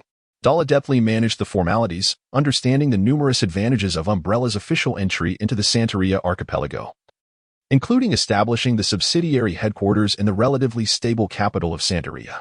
However, it would be beneficial for your nation to seek out skilled artisans and promising scientists to join our subsidiary's research institute, where we shall provide the finest research environment. Consequently, your nation would also have the opportunity to share in the technological advancements they produce. It must be said that wherever Dahl went, he always found a way to excavate every potential. Naturally, Santeria had no objections and happily reached various agreements, leaving the finer details to the diplomat Atav. Just as Joseph signaled Shellac for the next exploratory move, Dahl did not keep them in suspense any longer and directly revealed his true intentions. Your Majesty Joseph, you should be well aware of what I just discussed with Aunt Linda. As a royal family, we find ourselves forced to retreat to the land. Yet once we venture into the sea, we are stripped of our dignity. This is intolerable. If the world government cannot ensure our safety in navigating the seas, then they ought to restore to us the right to establish our own navy. Dole spoke with unwavering conviction, his tone grave and imbued with an air of authority that brooked no dissent. In that moment, Sharak, Paul, and Joseph found themselves captivated by Dole's formidable presence. Thus, it became evident this was indeed Andre's true objective. However, Joseph was not taken aback. After all, Andre had previously demonstrated a willingness to defy the world government, and it was undeniable that Dole's assertions held a kernel of truth. Ever since the public execution of the pirate king Roger, the number of pirates had surged exponentially, while the Navy's might was predominantly concentrated in the Grand Line, leaving the seas perilously vulnerable. Even the voice of the Sandarai Islands had partially fallen into the hands of that so-called pirate alliance. What utter absurdity! Criminal organizations reminiscent of the Seven Warlords had long been festering in the shadows. Therefore, we must unite and reclaim certain rights from the world government at the next World Conference. Dole rose, placing his hands firmly on the table, his expression grave as he surveyed those present, resolutely articulating his intentions. This was also the first step towards realizing his ambitions. After an interminable haze, Shiyu suddenly awoke. Rising abruptly from his bed, he inhaled deeply, relishing the fresh air, his chest heaving. Confusion and a myriad of emotions surged within him. Where's this? Subsequently, Shiyu instinctively surveyed his surroundings, his confusion deepening. A single dormitory? Even if he had successfully received assistance, he ought to be in a hospital room by now. Furthermore, how could his body bear no injuries whatsoever? With these questions lingering in his mind, Shiyu's gaze swiftly traversed the room, ultimately resting upon a mirror positioned by the bedside. The reflection revealed his current visage, appearing to be around 17 or 18 years of age, strikingly handsome. Yet the dilemma was this: he was not himself. The former version of him had been a distinguished young man in his 20s, already established in his career. Now, this appearance could only be that of a high school student. This transformation left Shiyu in a state of profound astonishment. Please do not inform him that the surgery was remarkably successful. His physique and appearance have altered so drastically that it transcends the realm of mere surgery. It verges on the supernatural. He has seemingly metamorphosed into an entirely different individual. Could it be that he has traversed dimensions? Aside from the conspicuously placed mirror at his bedside, exuding unfavorable feng shui, Shiyu also discovered 3 books nearby. Upon picking one up, the titles rendered him speechless. Essential Guide for Novice Caretakers, Postpartum Care for Pets, Evaluation Guide for Bestiared Females of Other Races. Shiyu? The first 2 titles are somewhat acceptable. But what on earth is the last one? Clearing his throat, Shiyu's expression grew serious as he extended his hand, though his arms soon froze in place. Just as he intended to peruse the 3rd book to ascertain its contents, a sharp pain surged through his mind, and a torrent of memories flooded in, providing you with the esteemed graduate's insights into the pirate empire. So, esteemed guests, who was in favor? Who was opposed? The meeting proceeded without a hitch. And under Dare's guidance, the representatives from the allied nations, along with King Joseph, reached a consensus. They signed a confidentiality agreement to unconditionally support all proposals concerning the Kingdom of Andre at the World Conference scheduled for 3 years hence. In return, Andre will generously bestow upon each nation 1 warship, identical to the ironclad vessels gifted to the Celestial Dragons upon the conclusion of the World Conference. Additionally, each nation will receive a membership card, granting a 20% discount on all weapon purchases at Amberlair, along with priority access to new weaponry. The representatives themselves will be awarded a membership card from the No. 1 Chamber of Commerce, also eligible for the same discount. 3 days later. Still on the familiar terrace. Your Highness, Ted is a commendable child. No one is more suited to inherit the title of Greedwolf. Before Dare stood Ted, who had completed his apprenticeship alongside Lautner. Through his observation, Dare sensed a formidable power emanating from the young lad and entrusted him to Lautner. Having heard his tale, Lautner was instantly impressed and took him as his disciple, soon discovering that the boy possessed the potential for Conqueror's Haki. Subsequently, Dare and Lautner deliberated, concluding that this awakening likely occurred at the time of his father's demise, but due to his frail condition, he was unable to unleash it. Very well, from now on, you shall train under Uncle Wolf. When the opportunity arises, I shall procure a wolf fruit for you. Dare stretched lazily, uttering those words with nonchalance. Yes, master. I shall strive diligently in my training, aiming to assist you as soon as possible. The young man's new life has just commenced, and he is naturally brimming with enthusiasm. The 2 swiftly departed, as Lautner could not linger away from the barracks for too long, while Ted was in a crucial phase of diligent training. In the past 3 days, Itav has been diligently finalizing the signing of amicable cooperation agreements with various nations of Sandarai. Dor has also been busy arranging for Ambrair's development within Sandarai. The second-line troops within Andre's nation are now equipped with the 3rd-generation automatic firearms series developed by the Academy of Sciences. Additionally, the elite 5,000 soldiers of the Army, who have been transformed into the Marine Corps, are now armed with electromagnetic rifles and amphibious steam vehicles. Consequently, as the largest arms dealer in the South China Sea, Umbrella has introduced its 1st generation of semi-automatic rifles, along with various new individual weapons such as mortars and howitzers, and will also establish a company-affiliated security force. The USS Special Operations Team. Once undisturbed, Dor beckoned to the figure behind him, revealing the recently returned Y. So, have you gathered all the necessary information? Indeed. The 7 pirate crews each have bounties exceeding 100 million, with core members boasting bounties above 50 million. Such strength ensures their position even in the New World.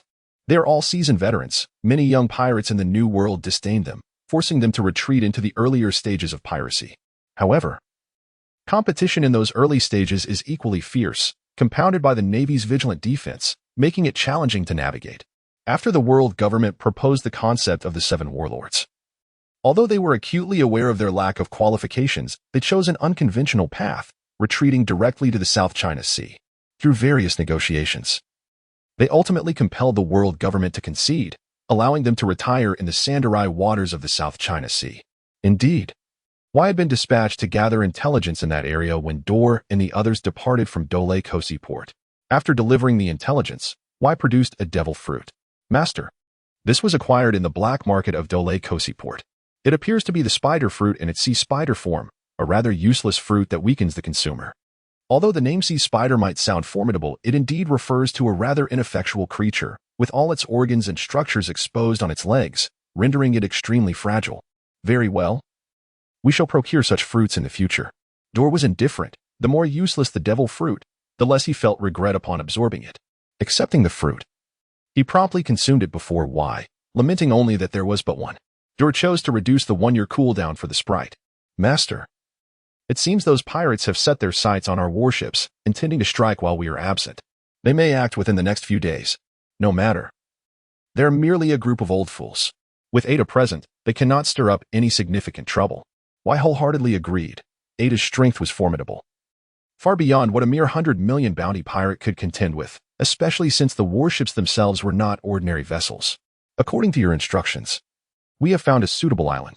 This island bears some resemblance to our St. Migra, with one side facing the Grand Line and the other facing the doldrums.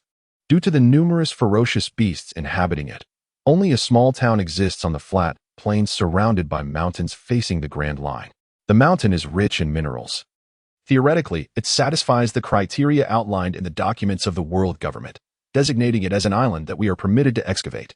This was precisely the plan devised by Dor from the outset. Once the naval forces of the Andrine Kingdom are established in the South China Sea, success would be within easy reach. However, such a move would undoubtedly provoke the nerves of the world government. Thus he refrains from taking that path. Consequently, another avenue of development arises. The Grand Line becomes exceedingly significant. Yet, the Andrine Kingdom is separated from the Grand Line by an expanse of calm waters, necessitating a strategic stronghold for an advance into the Grand Line. Therefore, Dor instructed the net to scout the area according to specific criteria, which has now yielded the intelligence regarding a prison island, an island that could be legitimately occupied by Andrine forces while directly facing the Grand Line. Excellent. Once our state visit concludes, we shall make a casual stop and seize that small island. Dor was thoroughly impressed by the efficiency of the net this time. His opportunity lies in spending some time in the kingdom of Santoria, awaiting visits from neighboring nations. At that juncture, he can finalize agreements and transactions with each country before venturing into the Grand Line. Of course, aside from a certain particular nation, the Grand Line is not included in the itinerary for the state visit, as one must consider the implications of a South China Sea nation conspiring with ports of the Grand Line. Such actions would undoubtedly raise alarms within the world government. Therefore, Dor primarily intends to pay a visit to his maternal grandfather. Dor, I never imagined that the Andrines were indeed so affluent, truly planning to establish over 100 orphanages. The melodious voice of Princess Meloy rang out from outside the door, a result of Dor's prior instructions to Elsa, allowing her direct access. After an interminable period of unconsciousness, Shiryu suddenly awoke, sitting up in bed. He inhaled deeply, savoring the fresh air, his chest rising and falling with each breath. A swirl of confusion and bewilderment engulfed him, as a myriad of emotions surged within. Where am I? Subsequently, Shiryu instinctively surveyed his surroundings, growing increasingly perplexed. A single dormitory? Even if he had successfully been rescued, he ought to be in a hospital room by now. Moreover, how could his body be entirely unscathed? With these questions swirling in his mind, Shiryu's gaze swiftly swept across the room, ultimately resting upon a mirror positioned at the head of the bed. The mirror reflected his current appearance, around 17 or 18 years of age, strikingly handsome. Yet the dilemma lay in the fact that this was not him. The individual he once was a remarkable young man in his 20s, having been in the workforce for some time. Yet now, his visage unmistakably resembled that of a high school student. This transformation left Shiryu in a state of bewilderment for quite some time. He fervently hoped that no one would inform him that the surgery had been a resounding success. His body and appearance had undergone such a radical change that it transcended the mere question of surgery. It was akin to a miraculous transformation. He had seemingly become an entirely different person. Could it be that he had traversed dimensions?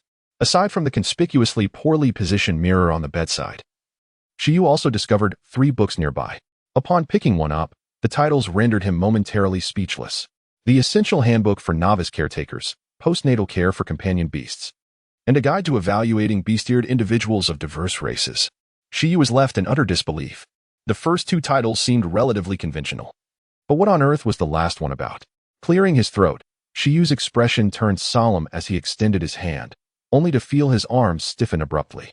Just as he was about to open the 3rd book to discern its contents, a sharp pain surged through his brain, and a torrent of memories flooded in like a tidal wave.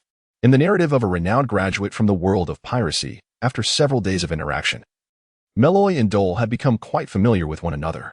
Being of similar age and Dole's wealth of life experiences allowed them to engage in pleasant conversations, making their companionship quite effortless. Of course, Meloy, you need not regard me as some sort of philanthropist. I have raised these orphans, and naturally, as they grow, they are expected to contribute to my endeavors. It's a mutually beneficial arrangement. Under the auspices of the First Trading Company and the Umbrella Corporation, Dole established hundreds of orphanages throughout the Cinderai archipelago. Simultaneously, he set up joint offices around the peripheries of these orphanages to recruit talent and gather intelligence. Regardless, I am truly grateful for what you have done for these children. This is something even the world government has failed to accomplish. Indeed, Meloy's assertion was not an exaggeration. While the world government employed similar tactics to gather talent from various regions, significant disparities existed. The orphanages established by the world government were strictly regulated, aside from the children. All personnel were reassigned from CP agents, making it evident how these retired agents would care for the children. Moreover, their orphanages had stringent admission criteria. Any child deemed even slightly unfit or flawed was turned away. Ultimately, the selection process for agents was steeped in bloodshed and cruelty, with barely half of the children managing to survive the ordeal within the orphanage. In contrast, Dole's orphanages limited each facility to a capacity of 1,000 children, imposing very few other regulations. Each orphanage was also allocated a certain number of medical treatment slots, with all expenditures meticulously recorded and priced according to the severity of the ailments. Furthermore, Andre sought not only combatants, but talents from various fields, arranging assessments for children upon reaching the age of 7, subsequently assigning them to different orphanages for more specialized training. Those deemed suitable as agents and warriors were directly sent back to training camps within Andre's homeland. Thus, the vacated positions will enable the continued adoption of other children. In essence, Andre's orphanage also serves as an educational institution. However, a stringent requirement for admission is that the children must be under 5 years of age, ensuring ample time for moral and ethical education, imprinting upon them the indelible mark of Andre's profound ideals. Now, you may attend to your duties. Should you find a suitable candidate for that pigeon fruit, you are permitted to allocate it directly. The telephone bug is still not the most secure means of communication. Perhaps sending messages via carrier pigeons could ameliorate this issue. Understood. Although you may not possess great strength, he is a master of the 6 styles, employing the shave and moonwalk to vanish instantaneously from the terrace. Meanwhile, Meloy has approached the coffee table. Dole enjoys resting on the terrace, and upon discovering this, Meloy arranged for the coffee table to be relocated here. Who was that ominous figure just now? Meloy casually inquired, noting that if she was not mistaken, this individual was employing the 6 styles, and with a mastery that surpassed her own. However, Dole harbors many secrets, and she has grown accustomed to the presence of a few more. Dole, you previously mentioned that Don Quixote Doflamingo would become one of the 7 warlords of the sea. Is that indeed true? This is precisely what Meloy wished to inquire about today, a matter that Dor had casually mentioned to her a couple of days ago. This has occupied her thoughts for the past couple of days, for this is the target they have pursued for an entire year, sacrificing many colleagues along the way, yet still failing to capture it. The malevolent deeds committed by this individual are evident to Meloy. Should such a person ascend to the ranks of the 7 warlords, it would undoubtedly spell misfortune. Furthermore, if this is indeed the case, even Vice Admiral Tsuru may find herself at a loss when it comes to Doflamingo. The world government has already made preparations to summon Jinbi, the Fishman Karate Master, to become the 6th warlord, which signifies that, at the latest, all 7 warlords will be in place by this year. The Night King harbors deeper machinations. He covets this position and will undoubtedly take action. Meloy, however, remains oblivious to the more profound implications. Surely, such a person would be met with opposition from our Navy headquarters. Indeed, thus he must undertake an action that silences the Navy, rendering them incapable of protest. Initially, Meloy presumed that even if Dor were formidable, he would resemble those reclusive sages, indifferent to worldly affairs. Yet, through their exchanges, it became apparent that Dor's understanding of the world surpasses that of anyone else. Dor is an arms dealer, and I too am currently engaged in the arms trade. Do you consider me to be wicked as well? Dor leaned closer to Meloy, his curiosity piqued. That is different. Not in the slightest. I have never regarded myself as a virtuous man. All my actions serve my ambitions. Ambitions, you say? A more palatable term would be dreams. Dreams? If that is the case, then I too harbor ambitions. My desire in joining the Navy is to one day command my own fleet, navigating the seas with unbridled freedom. Is that so? Does the Navy not espouse justice? What does your justice entail? Dor had assumed that Malloy would be indoctrinated with concepts of justice by the Navy. Are you familiar with the notion of justice? The elites of the elite training camp certainly revel in such rhetoric, but our recruits, ordinary individuals striving for a livelihood and nobility, seeking gilded experiences, do not engage with justice. It was only upon joining Vice Admiral Tsuru's command that I became aware of these matters. Is that so? I heard about it from a friend in the Navy, who even inquired about my perception of justice. You have friends in the Navy? Is this not your first voyage? Malloy expressed curiosity, pondering how a prince confined to the royal palace could forge friendships with the Navy. Yes, his name is Kazan. He is also from the South Sea. And we met while at sea. He is quite an intriguing individual. Malloy was struck by the revelation.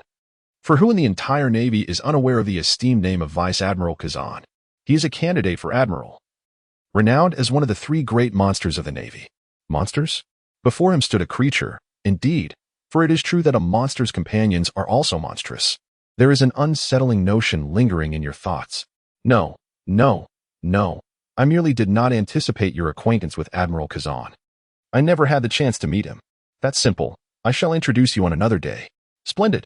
By the way, regarding your dreams, I suspect they shall soon come to fruition. Is that so? I share the same sentiment. Malloy believed that Dole was encouraging her, and she was confident in her ability to swiftly ascend to the rank of colonel, at which point she would command her own warship and stand independently. Little did she realize that the Navy Dole envisioned was not the same as the one she imagined. After an interminable haze, Shiyu abruptly arose from his bed. He inhaled deeply, savoring the fresh air, his chest trembling with each breath. Confusion, bewilderment, and a myriad of emotions surged within him. Where is this? Subsequently, Shiyu instinctively surveyed his surroundings, only to find himself further bewildered. A single dormitory? Even if he had successfully been rescued, he ought to be in a hospital room by now. Moreover, how could his body be completely unscathed? With a sense of perplexity, Shiyu's gaze swiftly traversed the room, ultimately resting upon a mirror positioned at the head of the bed. The reflection revealed his current appearance, a youthful visage, approximately 17 or 18 years of age, undeniably handsome. Yet the dilemma lay in the fact that this was not him. The former self, he remembered, was a striking young man in his 20s, exuding charisma and having been employed for some time. And now, this countenance could only be perceived as that of a high school student. This transformation left Shiyu in a state of bewilderment for quite some time. He fervently hoped that no one would inform him that the surgery had been a resounding success. His body and appearance had undergone such a profound change that it was no longer merely a matter of surgery. It felt akin to sorcery. He had seemingly transformed into an entirely different person. Could it be that he had traversed realms? Aside from the mirror positioned unfavorably at his bedside, Shiyu noticed 3 books nearby. Upon picking one up, the titles rendered him speechless. A beginner's handbook for beast care, postpartum care for pets. Guide to evaluating beast-eared individuals of other races. Shiyu? The first 2 titles seemed relatively normal, but what on earth was the last one? Clearing his throat, Shiyu's expression became serious as he extended his hand, only for his arm to stiffen abruptly, just as he was about to open the 3rd book to discern its contents. A sharp pain surged through his brain, flooding him with a torrent of memories. Providing you with insights from the illustrious graduate of the Pirate Empire, Xiao Meiluoyai. What is your opinion of Xiao Dao? Queen Linda was leisurely strolling in the royal garden with Meiluoyai, having finally found some time to accompany her mother. Queen Linda naturally felt compelled to inquire about her daughter's future prospects. Over the past fortnight, Malloy has been actively participating in the construction activities at the Andre Orphanage. Amidst the monotony of her days, engaging in meaningful endeavors has rendered her holiday significantly more fulfilling. However, in the eyes of Queen Linda, this young lady merely seeks an excuse to frolic alongside Dor. Mother, it is not as you perceive. I have been occupied with important matters these past few days. And as for Dor, he too has his own responsibilities. Malloy felt somewhat helpless. She had yet to reach the age of 18. Yet her mother seemed eager for her to be wed at once. I understand. You are both ambitious young individuals who do not wish to contemplate marriage so soon, correct? The Queen is aware of this. Yet if you are inclined, I shall speak with your father and have matters arranged. Naturally, Malloy harbored no aversion towards Dor. However, after spending some time together, she felt a tinge of inferiority, as if the very aspirations she cherished seemed effortlessly attainable in his eyes. She had already learned of Dor's plans to reclaim naval authority for the affiliated states and had conversed with him about future prospects. At this juncture, She deemed her thoughts still immature, and Dor had no inclination towards discussing marriage either. Thus, she resolved to return to the Navy and continue her studies, postponing discussions until after the World Conference in 3 years. "Oh, mother, please do not concern yourself. I shall remain in the Navy for several more years. We shall revisit this matter then." Now, let us turn back time to a week prior, when Andre had completed a full week in the Kingdom of Santo Doria. The major news outlet Morgans had, during this period, combined a week's worth of material to ensure the quality of their publication, releasing a newspaper only under exceptional circumstances. In this edition, due to the New World and the Grand Line, even the celestial dragons remain unusually quiet, thus the headlines are dominated by the solitary spectacle of the Kingdom of Andria. This marks Andre's inaugural ascent to the global stage, unveiling the formidable kingdom of the South China Sea, the rise and fall of the Andre Kingdom throughout its 700 years of history. The theme of this edition is accompanied by all the intelligence gathered by Morgans, extracting non-essential information to form the essence of the newspaper. Thus, the name of the Andre Kingdom began to resonate across the globe, though the majority of people paid it little mind. Oh, what a surprise that Dor has made the headlines. It seems we shall meet again soon. At the naval headquarters, in his office, Kazan's gaze fixated on the page featuring Hart. It was evident that this individual had made a complete recovery and even advanced further, implying that the perceptions he experienced prior to his departure were not mere illusions, an alarming capability indeed. At this moment, the members of Andre had already spent nearly half a month in the Kingdom of Santeria. Delegates from neighboring nations, including some non-member states of the world government, had gradually come to pay their respects to Dor, most of whom were there to procure weaponry. With such inhuman productivity over the past fortnight, facilities for the orphanage, the office, and the headquarters of the subsidiary had already been established. Currently, Dor and his companions were in the conference room of the Amblery Santeria branch, their preparations to depart for the next destination interrupted by the recent intelligence they had received. "You, please share with everyone," Dor requested. "Yes, my lord," he nodded, commencing his briefing on the newly acquired information. According to the latest reports from the network, the pirate alliance of the Zandalai Islands had been planning targeted actions against the Amblery Company of the Andre Kingdom for over a week. However, the dissemination of information regarding Andre through the newspaper had instilled a sense of caution in them, preventing any immediate action. Over the past week, the market share that originally belonged to them had been nearly entirely seized by Amblery. Consequently, the 7 formidable leaders of the pirate alliance resolved to strike simultaneously, intending to act once our vessels set sail, with the aim of capturing the Lord and using him as leverage to compel the kingdom to relinquish the Amblery Company. After you concluded his report, he returned to his position behind Dor, as his role was solely to relay intelligence rather than to engage in planning or decision-making. The group fell into contemplation, not on how to confront the enemy. Those outdated relics of a bygone era posed no real threat to Dor and his companions, but rather on how to address the situation. After all, they were not within the confines of Andre, and every move they made would be exposed to the outside world. "My lord, do you wish to take action personally?" Elsa suddenly suggested, noting that such matters typically would not warrant a dedicated discussion. Dor could simply assign someone to resolve it. However, Dor had consistently maintained a low profile, yet since setting sail, he appeared less concerned about remaining inconspicuous. Thus, Elsa surmised that perhaps Dor was preparing to publicly reveal his strength for the first time. Ultimately, this world is governed by the supremacy of the strong. Dahl nodded in agreement with Elsa's conjecture. The subsequent task necessitated the consolidation of global talent.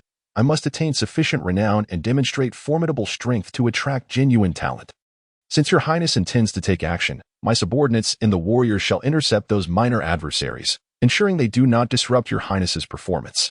Rothner spoke up, indicating that this time, they need not serve as the primary force, but should effectively coordinate. For the combined might of several pirate crews would amount to at least a few thousand soldiers. Your highness, among those pirate crews, there are several commendable swordsmen who may be persuaded to surrender. Hart added that he had been the sole member of the nascent organization of swordsmen and wished to alter that status quo. Of course, I only seek the heads of those few captains. The rest is for you to manage. Initially, Dahl had not intended to reveal his strength so soon, for his mastery of the 3 types of hockey had only been cultivated for a mere 6 months and had yet to reach its zenith. His dual-eye technique had not yet advanced either. He felt that it would be wiser to remain discreet. However, after careful contemplation over the past few days, He realized that revealing an acceptable level of strength within the established rules would only benefit Andre, at the very least. As long as it did not exceed the level of the future 4 emperors, it posed no threat to the world government. Furthermore, given his affiliation with the national treasury, he naturally encountered less hostility than pirates and thus had no cause for concern. Perhaps this time, he could finally establish his own reputation. After an endless slumber, Shiyu abruptly rose from his bed. He inhaled deeply, savoring the fresh air, his chest heaving with each breath. Confusion and bewilderment washed over him, a torrent of emotions surging within. Where's this? Subsequently, Shiyu instinctively surveyed his surroundings, only to feel even more bewildered. A single dormitory? Even if he had successfully been rescued, he should be in a hospital room by now. Moreover, how could his body possibly show no signs of injury? Filled with confusion, Shiyu's gaze swiftly swept across the room, ultimately resting upon a mirror perched at the head of the bed. The mirror reflected his current visage, appearing to be around 17 or 18 years of age, strikingly handsome. Yet the dilemma lies in the fact that this is not him. Previously, he had been a remarkable young man in his 20s, having worked for some time. Yet now, this appearance could only be described as that of a high school student. This transformation left Shiyu in a daze for quite some time. He fervently hoped that no one would inform him that the surgery had been a resounding success. His physique and appearance had altered so drastically that it transcended the mere question of surgery. It seemed almost like sorcery. He had completely metamorphosed into another individual. Could it be that he had traversed dimensions? Aside from the conspicuously ill-favored mirror placed on the bedside, Shiyu also discovered 3 books nearby. Upon picking one up, the titles rendered him momentarily speechless. A novice keeper's essential handbook for raising beasts, postpartum care for companion animals, and a guide to evaluating bestier females from other races. Shiyu was taken aback. The first 2 titles seemed relatively ordinary, but what on earth was the last one about? Clearing his throat, Shiyu's gaze turned serious as he extended his hand, only for his arm to stiffen abruptly, just as he was about to open the 3rd book to discern its contents. A piercing pain surged through his mind, and a torrent of memories flooded in. He found himself in the first empire of piracy, beyond the port of Doricos, on a small island concealed among the reefs, which served as the stronghold for the Cien Dole Pirate Alliance. In the conference room, 7 pirate captains were gathered. "So, is everything arranged?" inquired a burly old pirate with a mountain-like physique and a goatee, addressing a tall, slender young pirate to his right. "Rest assured, Boss Mountain Beard. He is merely a snot-nosed brat. The ship is only larger and sturdier than usual. Once we're at sea, he will be easily subdued."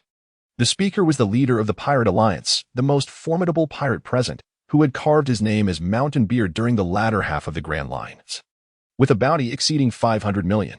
Now in his 70s, he had long since lost his fighting spirit, with only a grandson remaining, and he was solely focused on establishing a lasting legacy to pass on to him. Responding was the youngest among the Pirate Alliance, who had briefly ventured into the Grand Line and quickly amassed a bounty exceeding 100 million within a short span.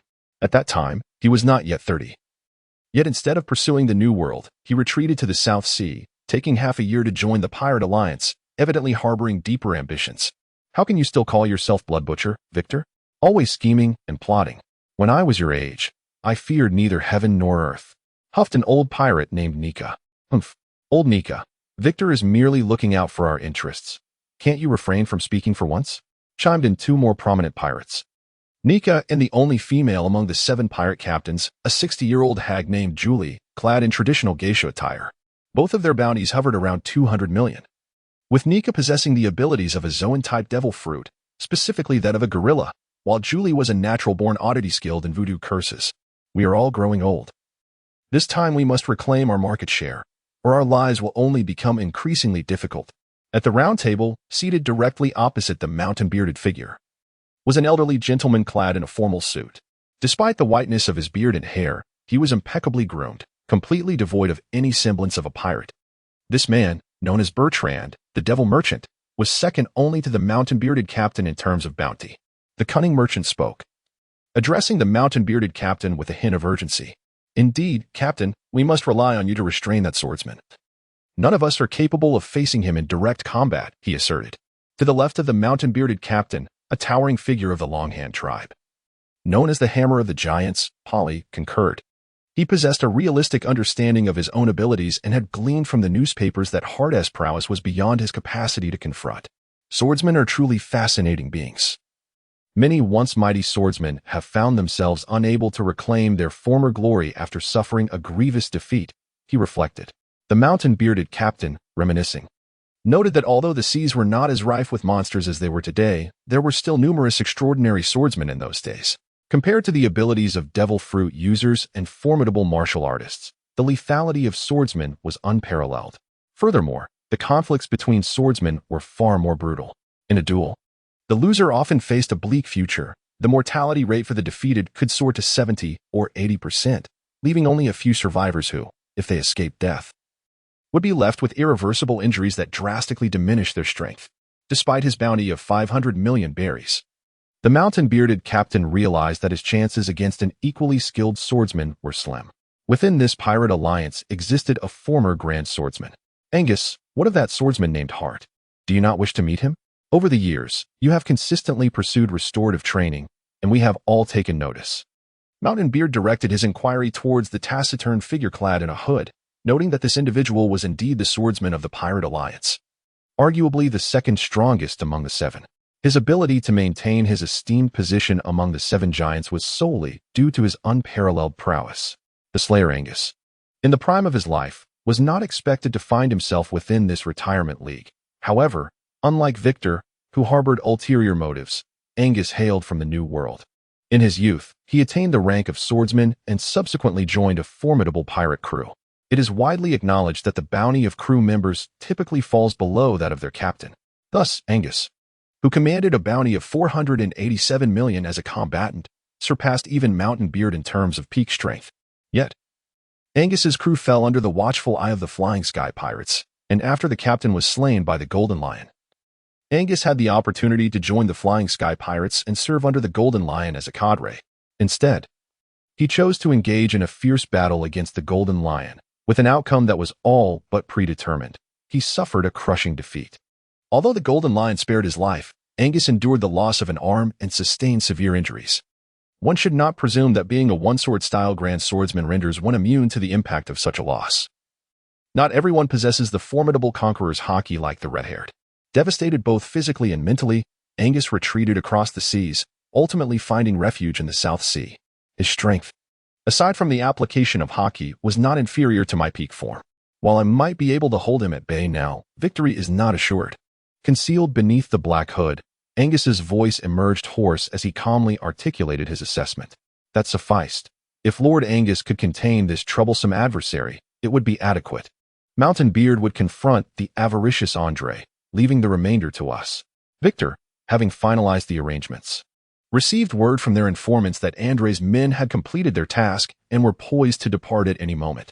With the arrangements in place, the gathered individuals nodded in agreement, choosing not to dwell further on uncertainties. After all, barring any unforeseen events, they would adhere to the plan.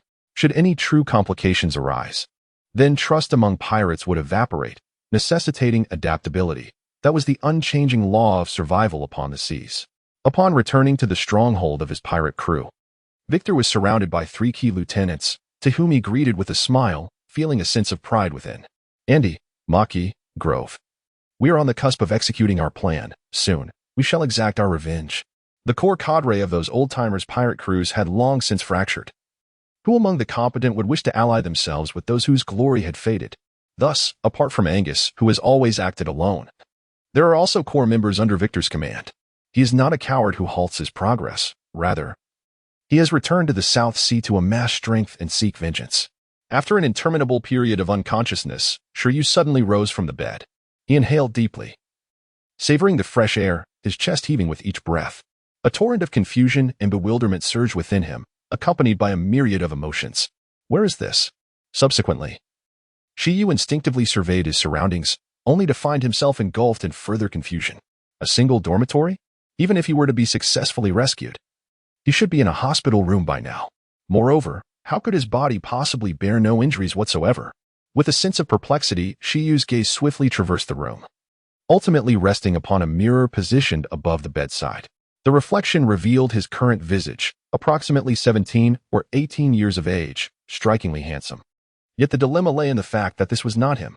The previous incarnation of himself was a distinguished young man in his 20s, possessing an air of sophistication, who had been employed for some time. Yet now, this appearance could only be likened to that of a high school student. This transformation left Shiyu in a state of astonishment for quite some time. He fervently hoped that no one would inform him that the surgery had been exceptionally successful. His body and appearance had undergone such a dramatic change that it transcended the mere question of surgery. It was akin to sorcery. He had seemingly transformed into an entirely different individual. Could it be that he had traversed into another realm? Aside from the conspicuously inauspicious mirror placed at the head of his bed, Shiyu also discovered 3 books nearby. Upon picking one up, the titles rendered him momentarily speechless.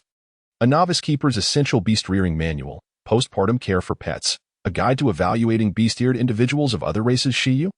The titles of the first 2 books seemed relatively normal, but what was the deal with the last one? Clearing his throat. Shiyu's expression grew serious as he extended his hand, but his arm soon stiffened, just as he was about to open the 3rd book to discern its contents. A sharp pain surged through his mind, and a torrent of memories flooded in. Are you departing tomorrow, Dor? In the familiar terrace. Malloy had also brought along a lounge chair, sitting side by side with Dor. Indeed, we have lingered long enough this time. What do you say? Would you like to embark with me? We are headed to the Navy headquarters in the Grand Line. After spending more than half a month together, the bond between Dor and Malloy had evolved beyond mere friendship, their tone growing significantly more intimate. No, I still have a month of leave remaining.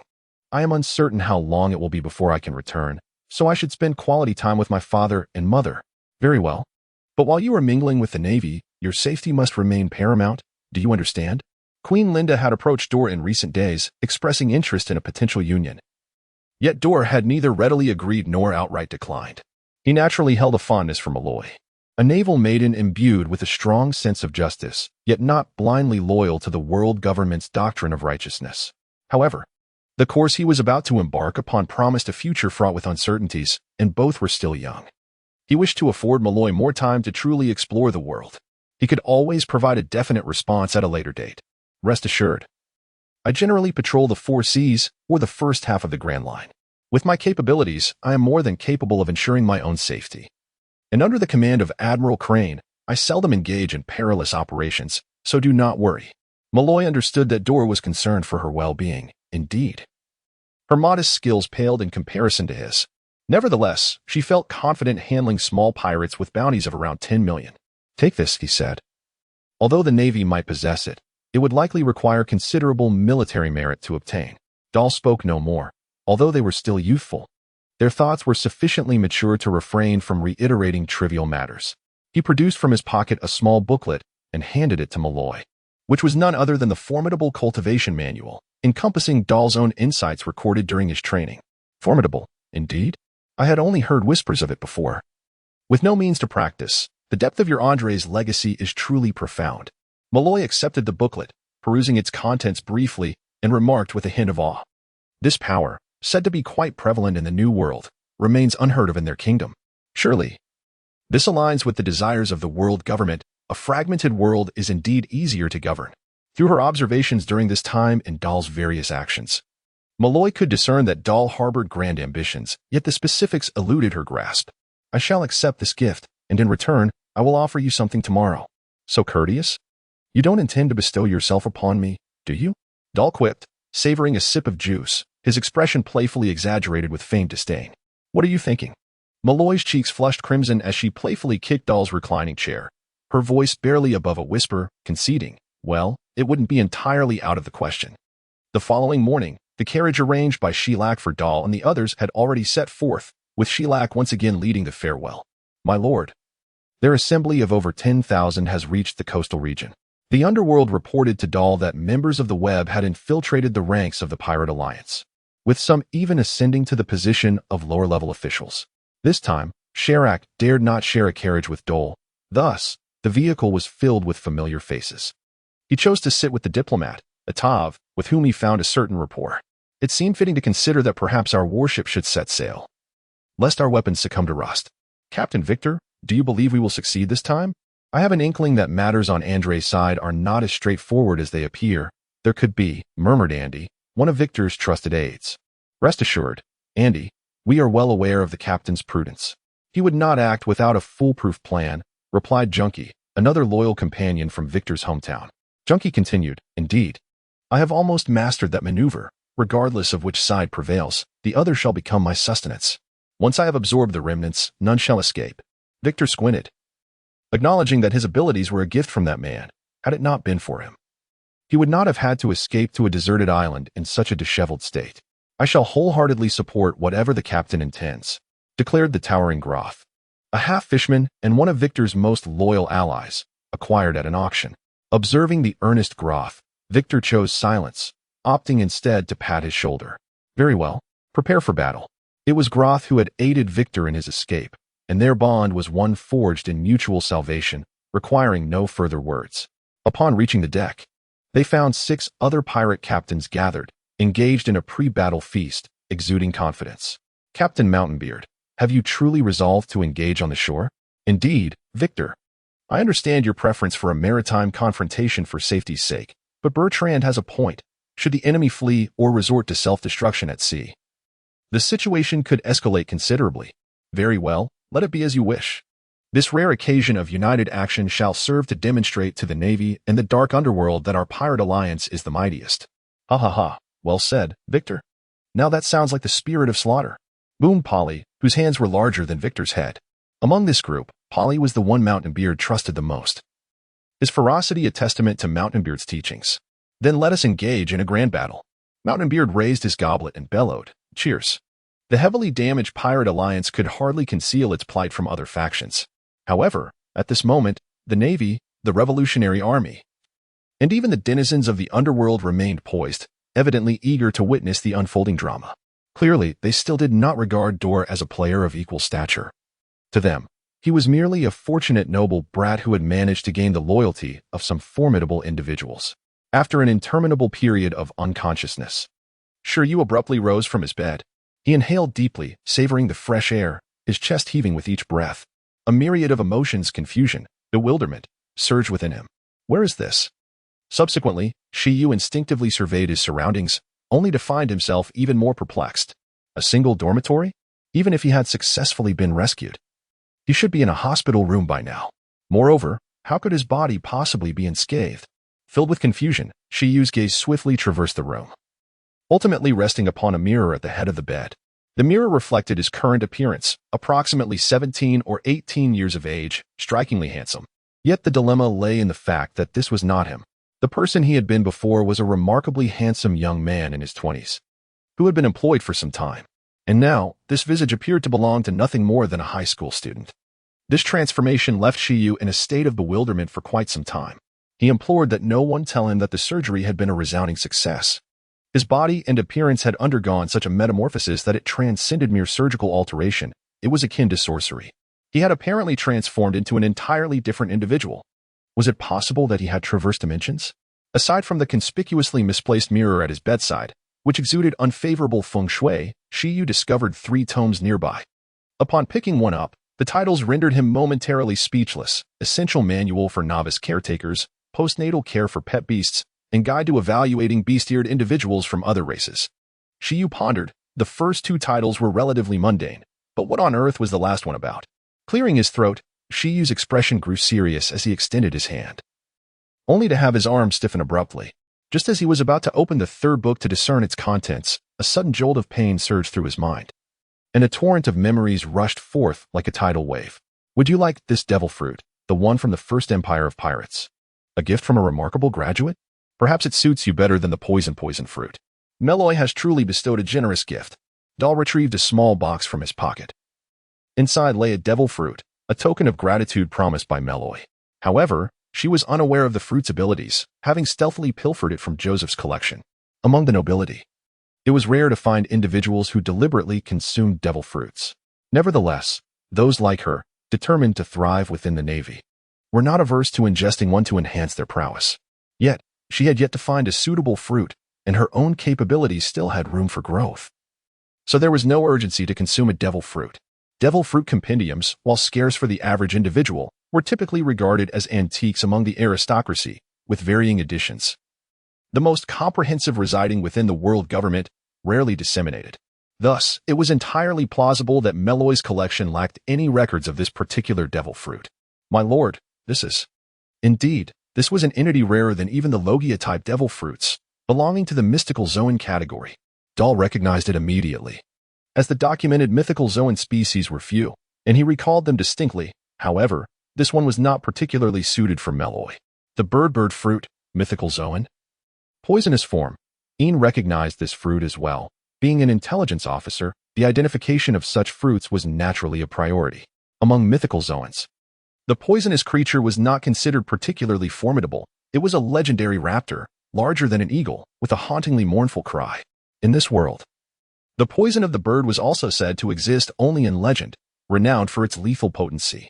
Its image is that of a black body with crimson eyes, adorned with iridescent green and purple feathers.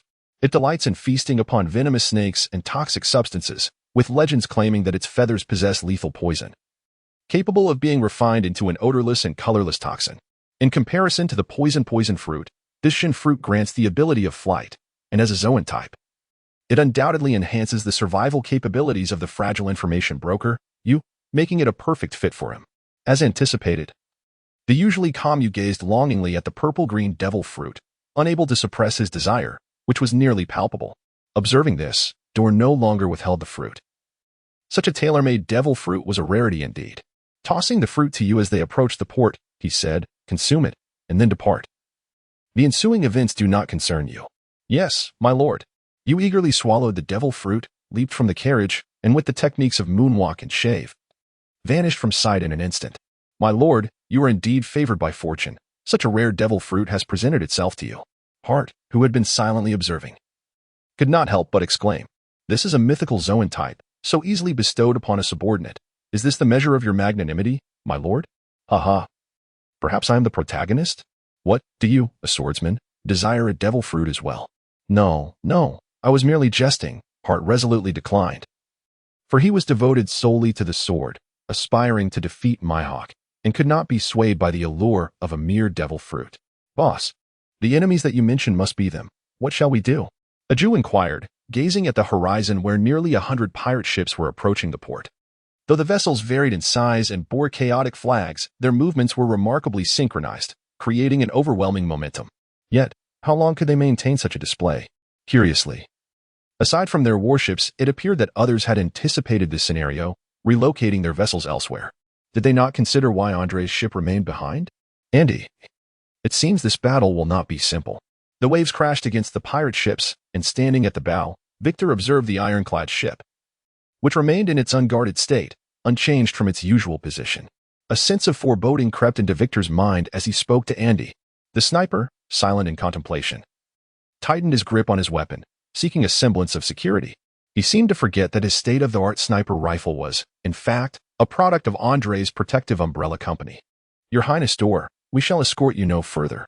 The carriage will take you and your entourage to the port. Wishing you a smooth and prosperous visit ahead. Sherak paused at the embassy in Dole Kosi, accompanied by the farewell party, to bid his final adieu to Dale.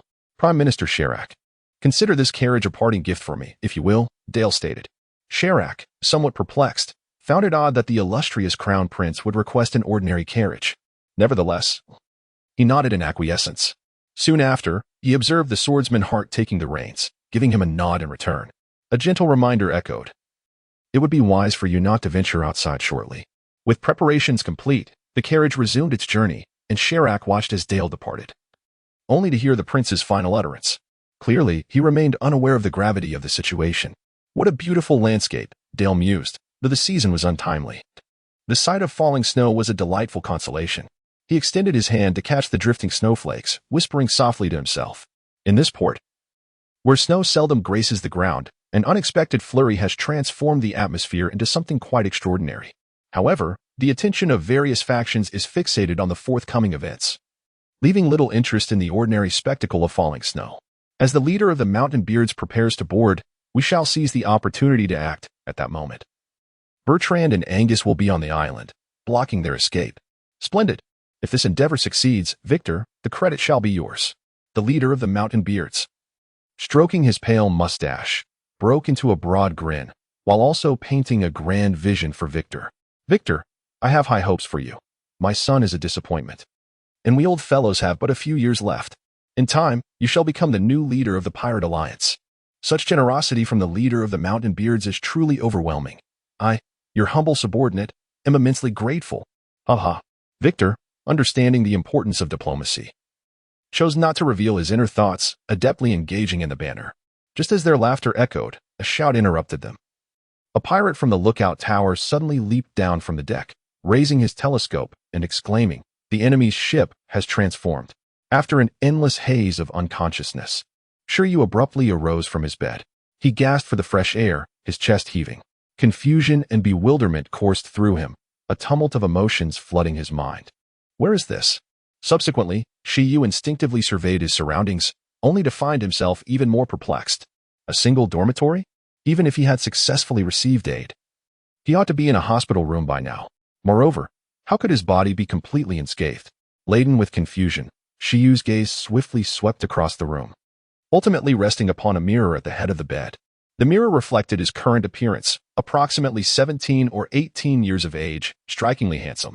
Yet the dilemma was, this was not him. The previous version of himself was a striking young man in his 20s, exuding charisma, having been in the workforce for some time. Yet now, this visage could only be described as that of a high school student. The transformation left Shiryu in a state of astonishment for an extended period. He desperately hoped no one would inform him that the surgery had been a resounding success. His physique and appearance had altered so drastically that it transcended the mere question of surgery. It felt almost like sorcery. He had seemingly morphed into a completely different individual. Could it be that he had traversed into another realm? Apart from the mirror, which was evidently positioned unfavorably according to feng shui, Shiryu discovered 3 books nearby. Upon picking one up, the titles rendered him speechless. Essential Manual for Novice Beast Keepers, Postnatal Care for Pets, and Guide to Evaluating Beast-Ear Maidens of Different Races. Shiryu was perplexed. While the first 2 titles seemed relatively ordinary, the last one was quite bewildering. Clearing his throat, Shiryu adopted a serious demeanor and extended his hand, though his arm soon stiffened. Just as he intended to open the 3rd book to ascertain its contents, a sharp pain surged through his mind, and a deluge of memories flooded in. He found himself amidst a dialogue. Have the orders from His Excellency the Doctor come through? Indeed, unleash the cannons. Air and Ada stood at the bow, observing the encroaching pirate fleet, while Asen picked up the walkie-talkie to communicate with Alpha. Upon receiving a positive confirmation, he promptly relayed the information to ACI and Aju, who were already in the cockpit. Activate combat mode and prepare for battle at a moment's notice. Understood. Suddenly, the once quiet docked iron giant emitted the sound of gears turning, and thick plumes of white smoke billowed from its chimneys. What is happening? Is the ship about to explode? The nearby civilians were understandably alarmed, hastily retreating from the colossal vessel that was about to come to life. Capture every detail meticulously. We cannot overlook a single aspect, for this is vital intelligence. Various factions on the shore commanded their subordinates to document crucial information. Angus, what is your perspective? It does not pertain to me. My responsibility lies solely in confronting that swordsman. Very well, let those fools test the waters first. The 2 individuals from the Pirate Alliance, concealed onshore, also noted the unusual activity. Within mere minutes, the once unremarkable iron mass, slightly comical in its appearance, began to reveal its formidable prowess under the scrutiny of onlookers. At that moment, the ship's bow was aimed squarely at the approaching pirate fleet, its colossal plasma main cannon resembling a fearsome dragon. Simultaneously, the Hornet missiles, the Vulcan cannon, and the aquatic tidal mines prepared for engagement. In just 5 minutes, it had transformed from an innocuous iron relic into a glaring bastion of war. Estimated time until the enemy enters firing range is 3 minutes. Please provide guidance. Once the enemy is within range, unleash full firepower without hesitation. Understood. Unbeknownst to many, the flag of Andre had already been raised, fluttering majestically amidst the howling winds and swirling snow. The lookout's alarm roused the mountain men, who beheld the sight of the warship, a bastion of conflict, transformed into a formidable presence, though they were unaware of its specific combat capabilities. The vessel's imposing exterior left no doubt that it was far from ordinary. Thank goodness I heeded your advice, exclaimed the leader of the mountain men. Victor, equally astonished, swallowed hard, sincerely acknowledging that in this maritime endeavor, their ragtag fleet might not stand a chance against such a formidable opponent.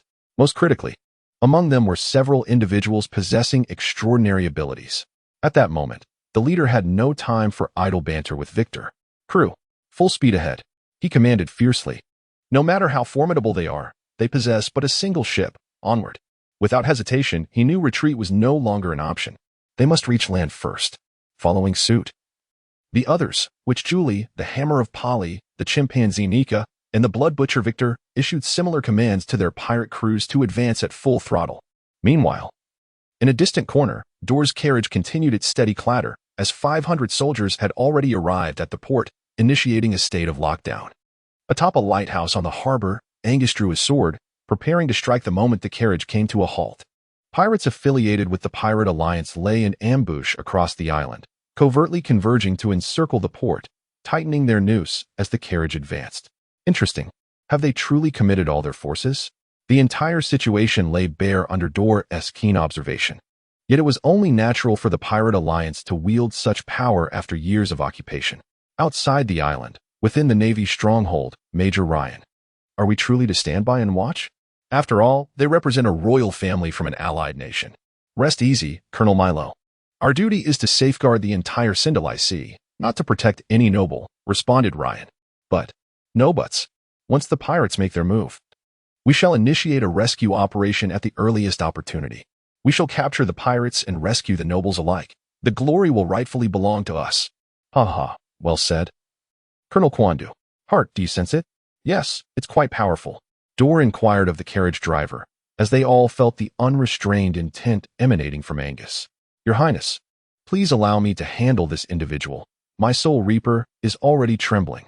Very well, I see no harm in granting you this one, and defeating him may yield unexpected rewards. Upon concluding his words, Hart nodded, retracting his hands from the reins to grasp the hilt of his sword, preparing for action.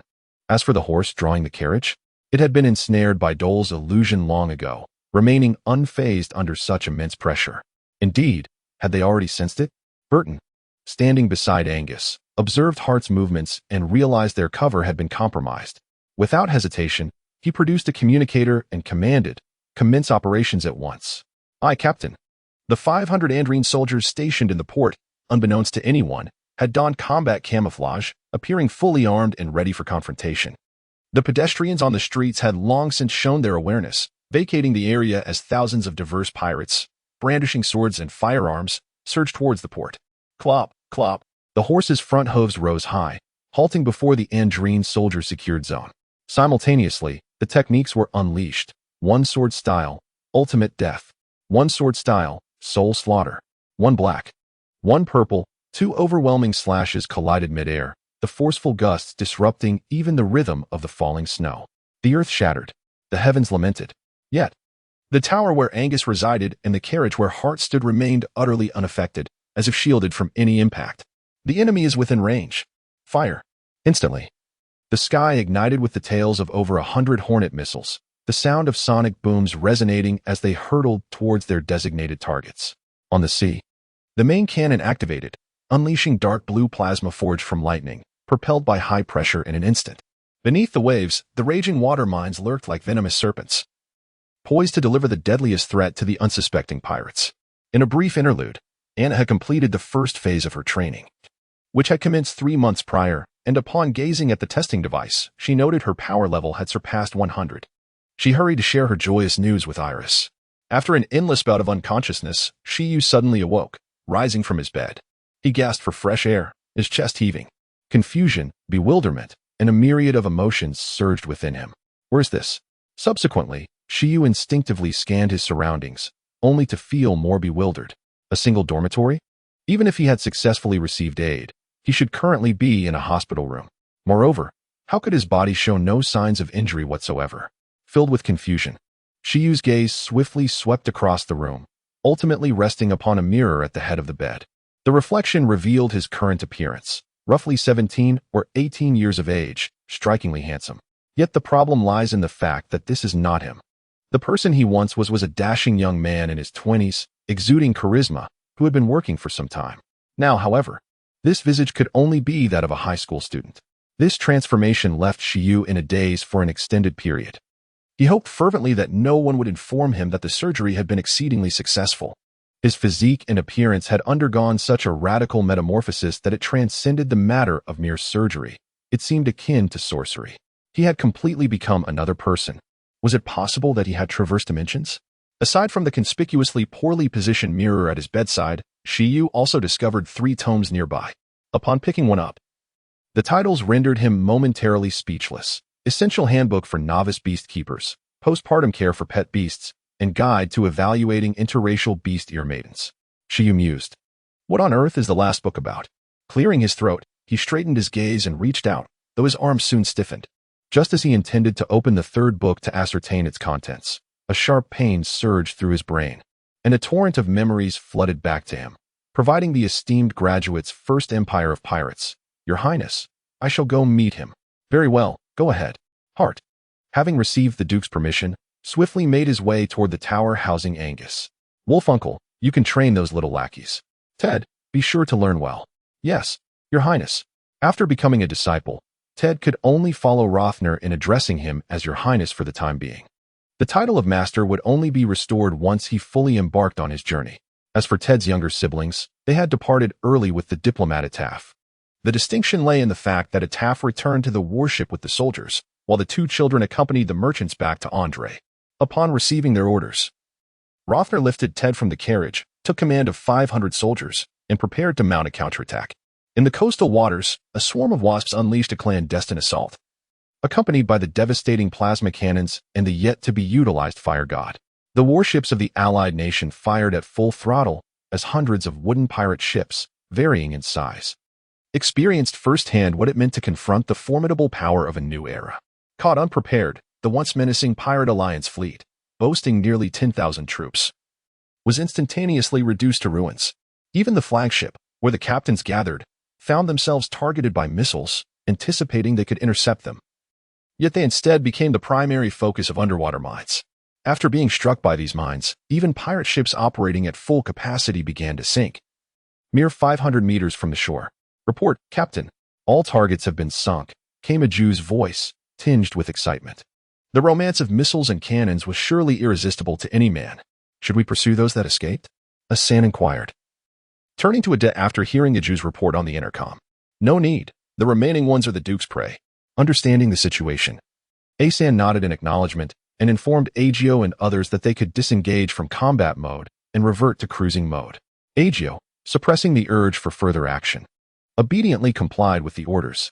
As for the pirate captains, no matter how many capable individuals were among them, they would not recklessly perish under cannon fire.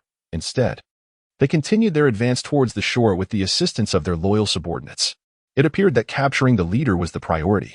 Young ones, attack. Those who seize the target shall be promoted to higher ranks. The crowd erupted with cheers as thousands of elite pirates charged towards Andre's soldiers. Form ranks. Harvest formation.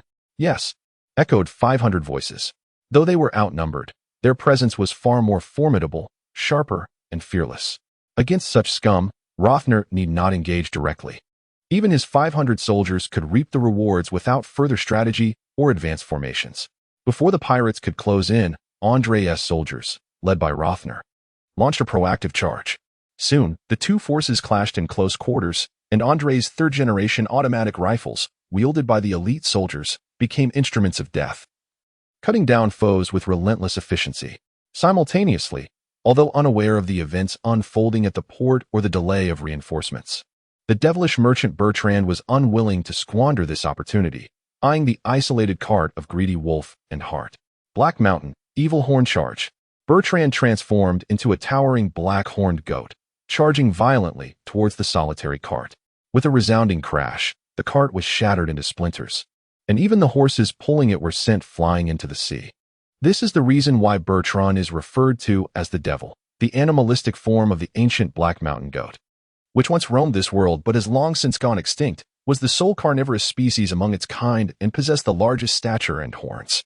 His anthropomorphic form bears a striking resemblance to the legendary devil, and coupled with his merchant background, he has earned the moniker of the devilish merchant. Where is he? The expected figure did not materialize within his sight. Bertrand, puzzled, glanced around, seemingly struck by a thought, and abruptly looked up. Elsa, you should return to the warship. Very well, Your Highness. The voice emanated from directly above Bertrand. Originally, only Dole and Elsa remained in the carriage at this moment. Dole had taken the fiery fan from Elsa's hands, and she had gracefully departed using the moonstep technique. Ah, discovered, have you? Very well, Let us see your mettle. Dole, clad in the stately and military uniform, floated in mid-air, wielding the fiery fan while pointing downwards at the black mountain goat with a relaxed yet commanding tone. Dole had always considered the gifted Uchiha fiery fan to be rather superfluous, but he had stumbled upon its potential as a medium for releasing ocular techniques. Many of the ninjutsu bestowed by the five elements through ocular power were typically emitted from the mouth, which did not align with Dole's aesthetic. Transitioning them to the fiery fan rendered them much more visually appealing. Are you also an ability user? Guess. Black Mountain. Eruption. Clearly. Bertrand had no intention of engaging in idle chatter. With his enormous horns enveloped in a dark, armed color, he leapt into the air, delivering a powerful strike, leaping being a distinctive trait of goat-like creatures. Earth release, heavy rock technique. Simultaneously, the fiery fan was enveloped in Dole's armed color.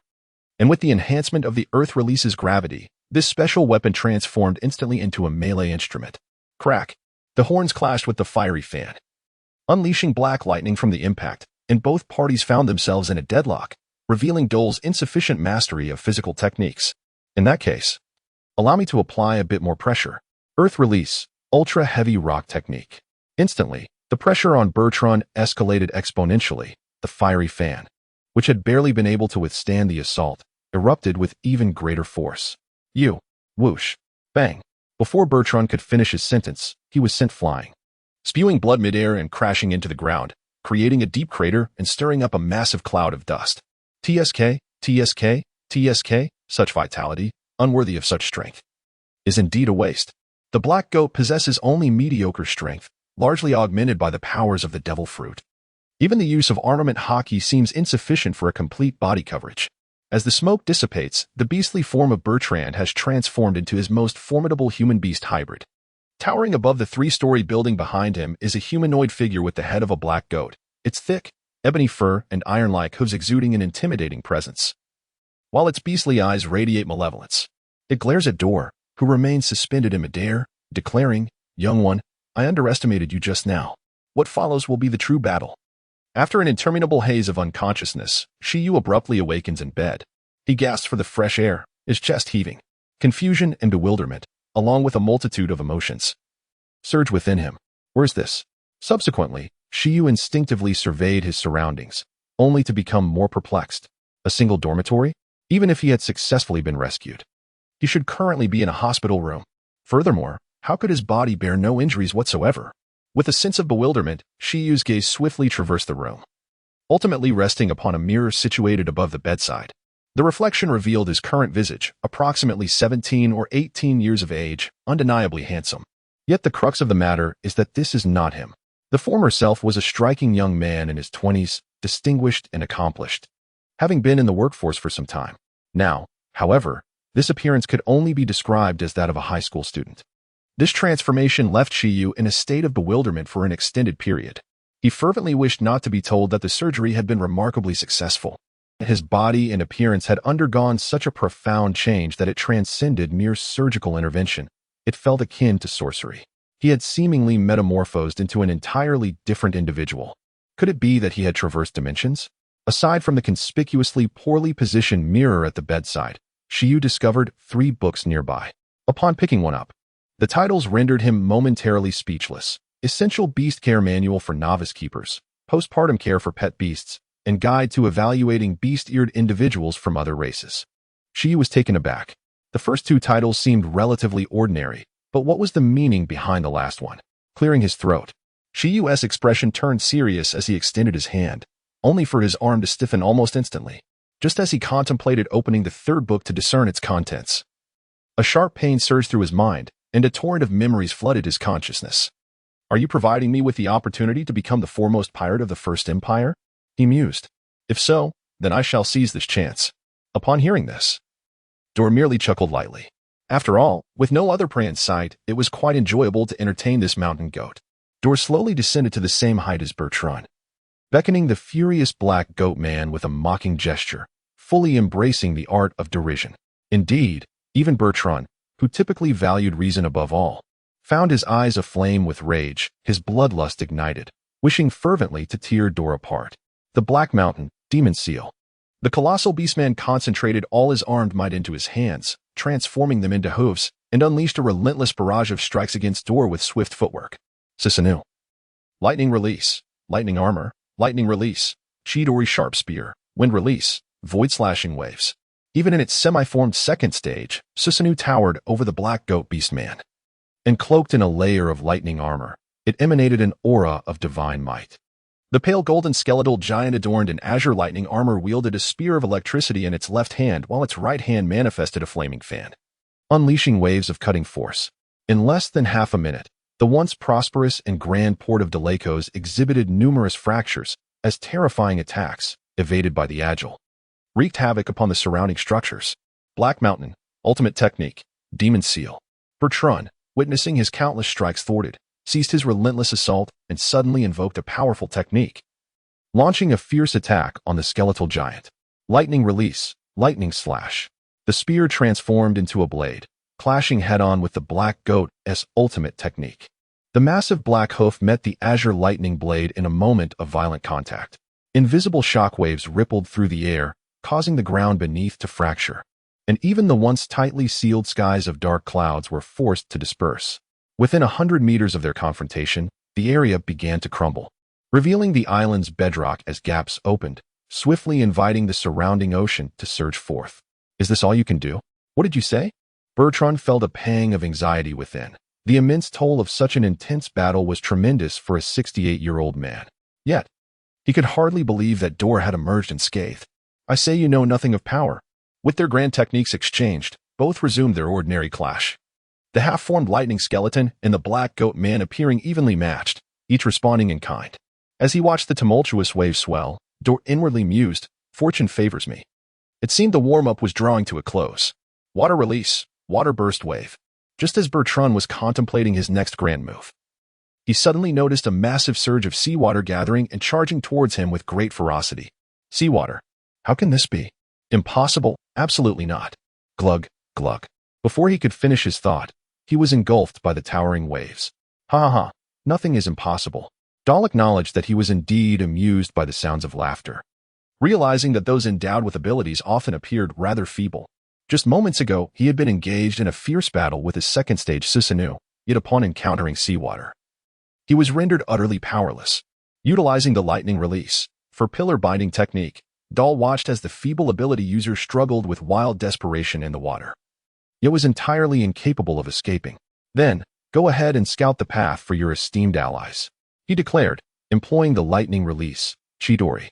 With that, Dahl descended to the ground, the thunder in his hand emitting a sharp avian cry as it plunged into the sea, instantly transforming into countless bolts of lightning, hurtling towards the barely conscious Bertrand.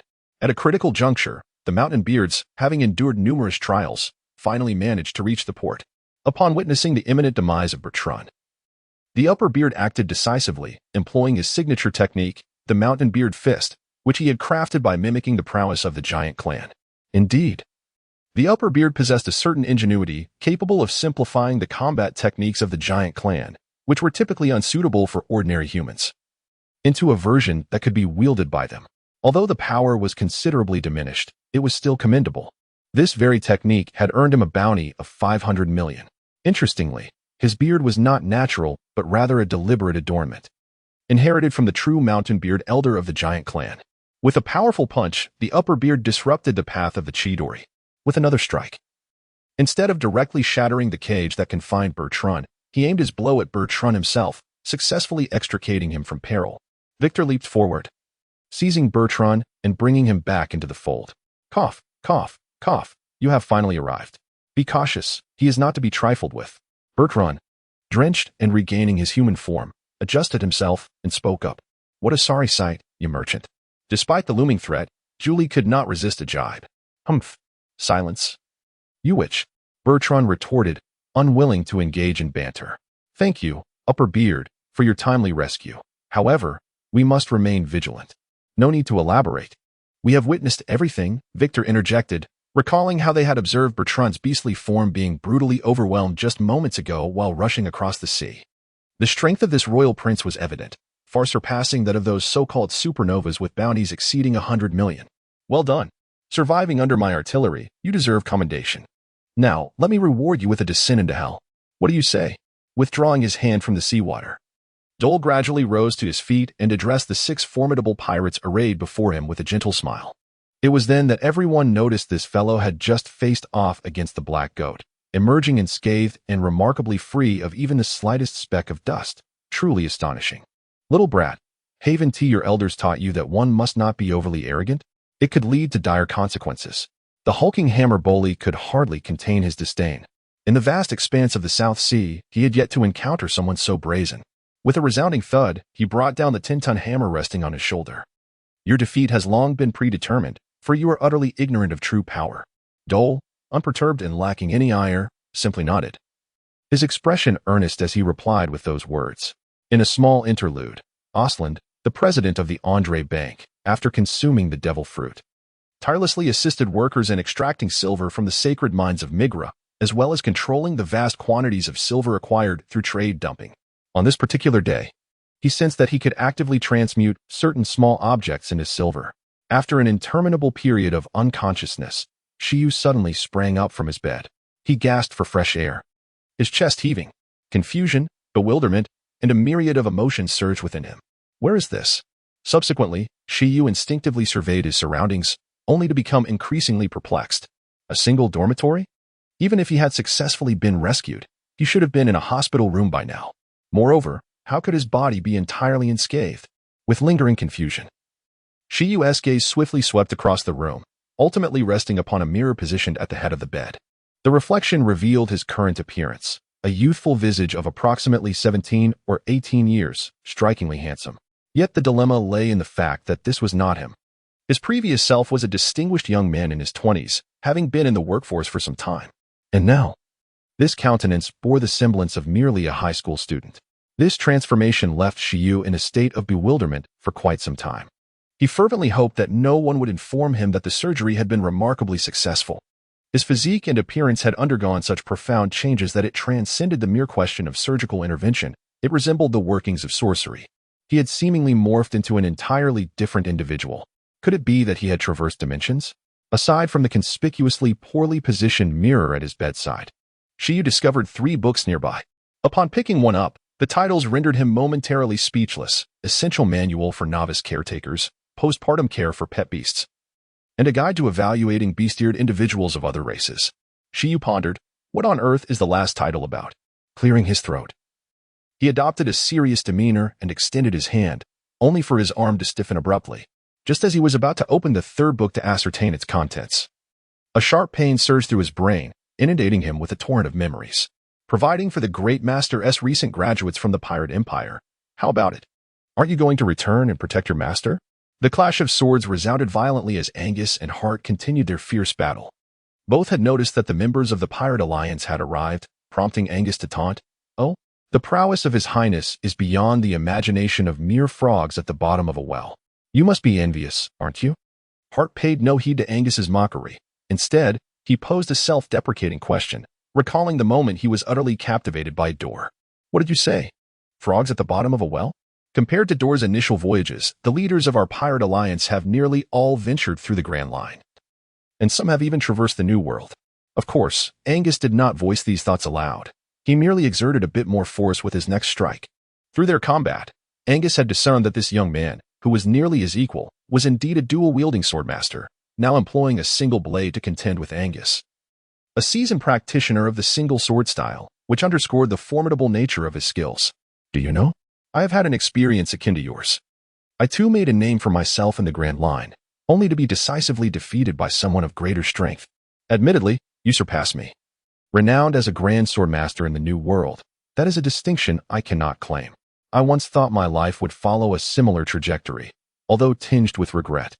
I had my moments of glory. We both once stood invincible, until we encountered true adversaries who reign at the pinnacle, leading to our utter defeat and the forfeiture of our futures. As they spoke, the speed of their blade strikes diminished. Angus was once again transported back to the past, to the vast seas of the New World, where he faced the formidable Captain Shiki of the flying pirate crew. The man's imposing stance loomed over him, and Angus realized that if he were to stand before that figure once more, he might struggle to even grasp the hilt of his sword. Thus, you believe he? Angus had familiarized himself with Hart's background prior to the battle. This individual, who had suffered a severe blow from the renowned swordsman Mihawk, now appeared to have fully regained his former prowess, perhaps even surpassing it. At the very least, based on intelligence gathered.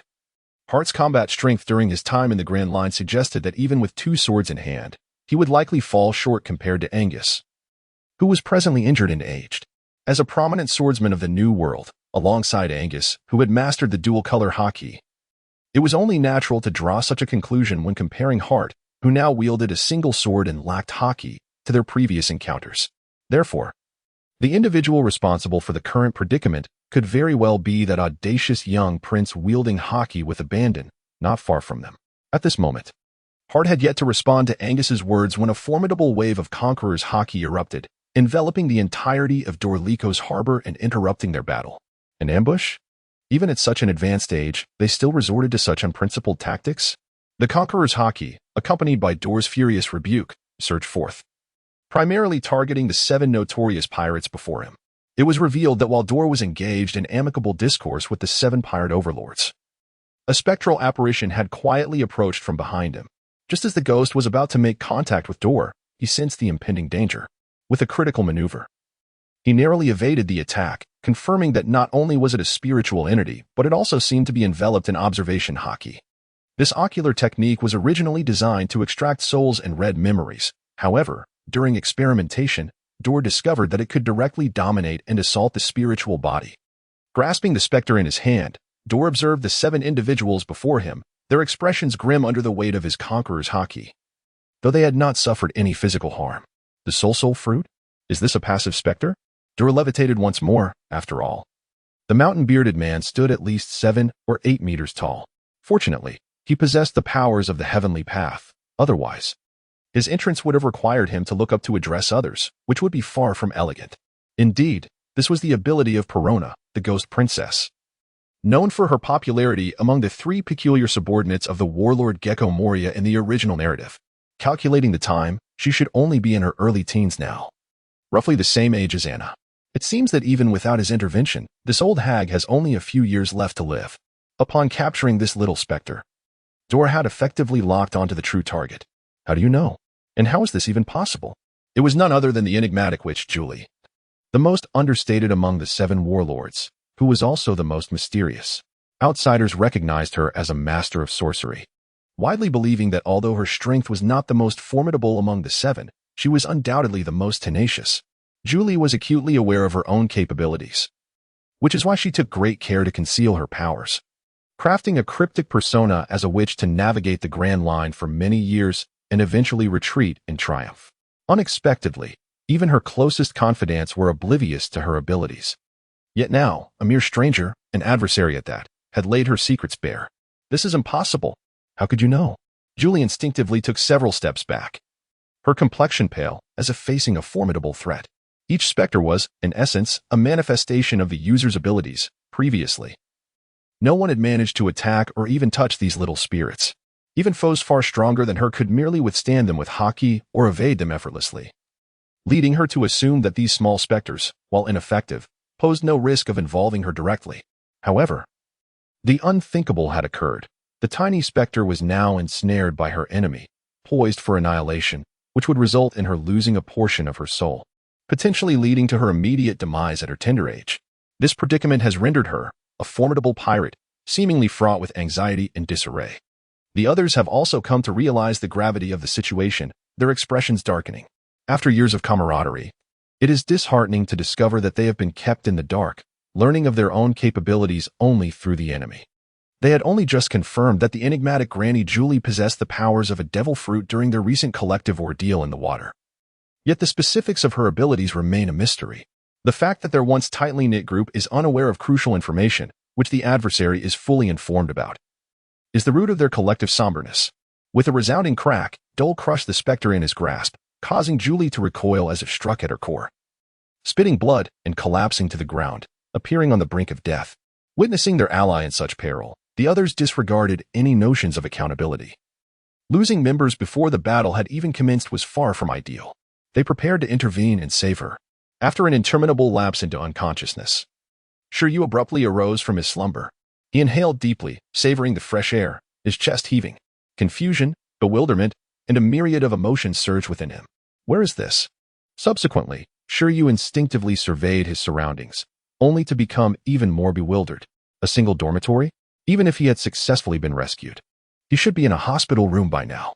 Moreover, how could his body bear no injuries at all? Filled with confusion, Shiryu's gaze swiftly traversed the room, ultimately resting upon a mirror at the head of the bed. The mirror reflected his current appearance, seemingly that of a 17 or 18-year-old youth, strikingly handsome.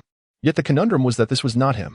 Previously, he had been a striking young man in his 20s, possessing a remarkable presence and having been in the workforce for some time.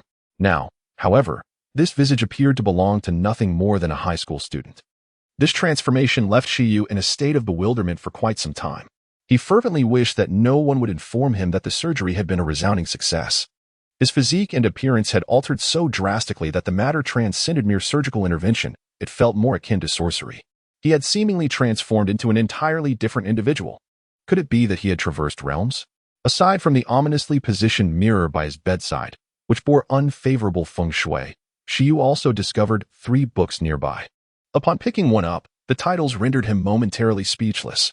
Essential Handbook for Novice Beast Keepers, Postpartum Care for Companion Beasts, Guide to Evaluating Otherworldly Beast-Eared Maidens. Shiryu? The titles of the first 2 books seemed relatively normal, but what on earth was the last one about? Clearing his throat, Shiryu's expression grew stern as he extended his hand, only for his arm to stiffen almost immediately. Just as he was about to open the 3rd book to discern its nature, a sharp pain surged through his brain, and a torrent of memories inundated him. The Grandmaster's debut in the world of pirates, the First Empire, the Divine Punishment, and the formidable door had made his move, seizing the initiative. It appeared there was little need for dialogue with this band of pirates, each one an unscrupulous elder. To his astonishment, Door initiated with a colossal attack. A tremendous repulsive force that sent 7 individuals soaring. Only the mountain-bearded man, enveloped in armament hockey, managed to withstand the onslaught. However, Door's focus was on the barely breathing old hag, momentarily disregarding the others. Universal Attraction, Water Release, Hard Vortex Water Blade. The frail and weary Julie, unable to resist, was ensnared by the gravitational pull and propelled towards Door, just as the others began to react. With a swift motion, Door's high-pressure water blade met her frail body, slicing through as effortlessly as cutting through soft tofu, rendering a former comrade in 2, meeting her demise on the spot. Very well, now only 6 remain. As the saying goes, once a life is lost, the dead is cleared. With the assailant having exited the scene, Door's smile returned, his demeanor lightening. However, the remaining 6 adversaries were less than pleased, particularly as the one deemed most troublesome was the first to fall. How could they maintain their composure under such circumstances? Bertolin, who had narrowly escaped death moments prior, was gripped by terror, pondering the depths of Door's hidden capabilities and the unfamiliar powers he wielded. Fear of the unknown is a primal instinct of humanity. Indeed, he was formidable, Angus observed as, in a flash, one of their own had been lost, and noted the disarray among their pirate ranks, retreating under the command of the greedy wolf. He muttered to himself, "Of course, you shall soon come to a clearer understanding of the nature of the existence you have provoked." Hart heard Angus muttering to himself, and, after a hearty laugh, said leisurely, "However, my current task is to defeat you." Upon hearing Hart's words, Angus ceased to be distracted by the battles of others and resumed his confrontation with Hart. It had been quite some time since he had engaged in such a thrilling fight. The two were wholeheartedly absorbed in their duel, and amidst the flashing blades, countless fierce strikes danced through the air, leaving no structure unscathed in their wake. Ha ha ha, this is exhilarating. This is the kind of battle I crave. The duel between the 2 sword masters gradually intensified, both sustaining injuries, yet showing no intention of halting their efforts. Hart's true nature erupted in this clash. He had come to understand his role. He was merely a ferocious blade, and only a worthy swordsman could unleash his full potential. Now that such a swordsman had appeared, he could finally express his might without restraint. Thus, he fought with increasing fervor and strength. The more blood he shed, the more his heart surged with rage. Angus sensed that Hart's power was escalating rapidly, or perhaps he had always possessed formidable strength but had been unable to wield it until now. Gradually, Angus felt himself starting to falter. In a heartbeat, their blades clashed repeatedly, and with each collision of their weapons, enveloped in the aura of armed might, black lightning erupted, leaving both combatants with numerous wounds of varying sizes. Angus executed a strike, one sword style, annihilation. Hart, not to be outdone, countered with his own technique. One sword style, soul shatter. Their strikes met once more, and after the clash, both techniques dissipated into the ether. In comparison to those with supernatural abilities and formidable physical prowess, while the sword masters were indeed strong, battles often reached a conclusion in the blink of an eye, with the tide of victory swaying with a single move. At this moment, having exhausted a technique, the two tacitly paused their relentless attacks. "You're getting old. You must be approaching your limit, right?" Hart grinned, acknowledging that Angus was indeed the strongest swordsman he had faced since encountering the Eagle Eye, truly a worthy opponent. "Indeed," Angus conceded. At 50 or 60 years of age, he was 10 years younger than the mountain man, yet the irreversible, permanent injuries had significantly diminished his strength. "You've touched upon that threshold, haven't you?" Angus panted, his voice low. "Yes. Perhaps in the next moment, I shall break through," Hart admitted candidly. He had observed Angus's condition clearly and felt confident of victory, thus he did not shy away from expressing his thoughts. The aspiration to reach the level of a grand swordsman had been a lifelong pursuit, and now to be on the verge of defeat, particularly at the hands of his own blade, filled him with exhilaration. Perhaps Angus has aged and sustained severe injuries, no longer at his peak. Yet, he is truly a master swordsman, a dual-wielding virtuoso. At this moment, achieving such feats with a single blade is a source of immense pride for him. Angus understands that his life has reached its conclusion. However, rather than languishing aimlessly in the South Sea, perishing at the hands of a formidable new era, he finds solace in the notion of facing a worthy opponent. A single strike to determine life and death. What say you? Angus's demeanor shifts instantaneously. No longer does he breathe heavily. After uttering these words, he falls into a profound silence, his piercing gaze fixed unwaveringly on Hart. "Very well," Hart responds without hesitation, suppressing his inner excitement and entering a state of contemplation. He realizes that his subtle intentions have failed.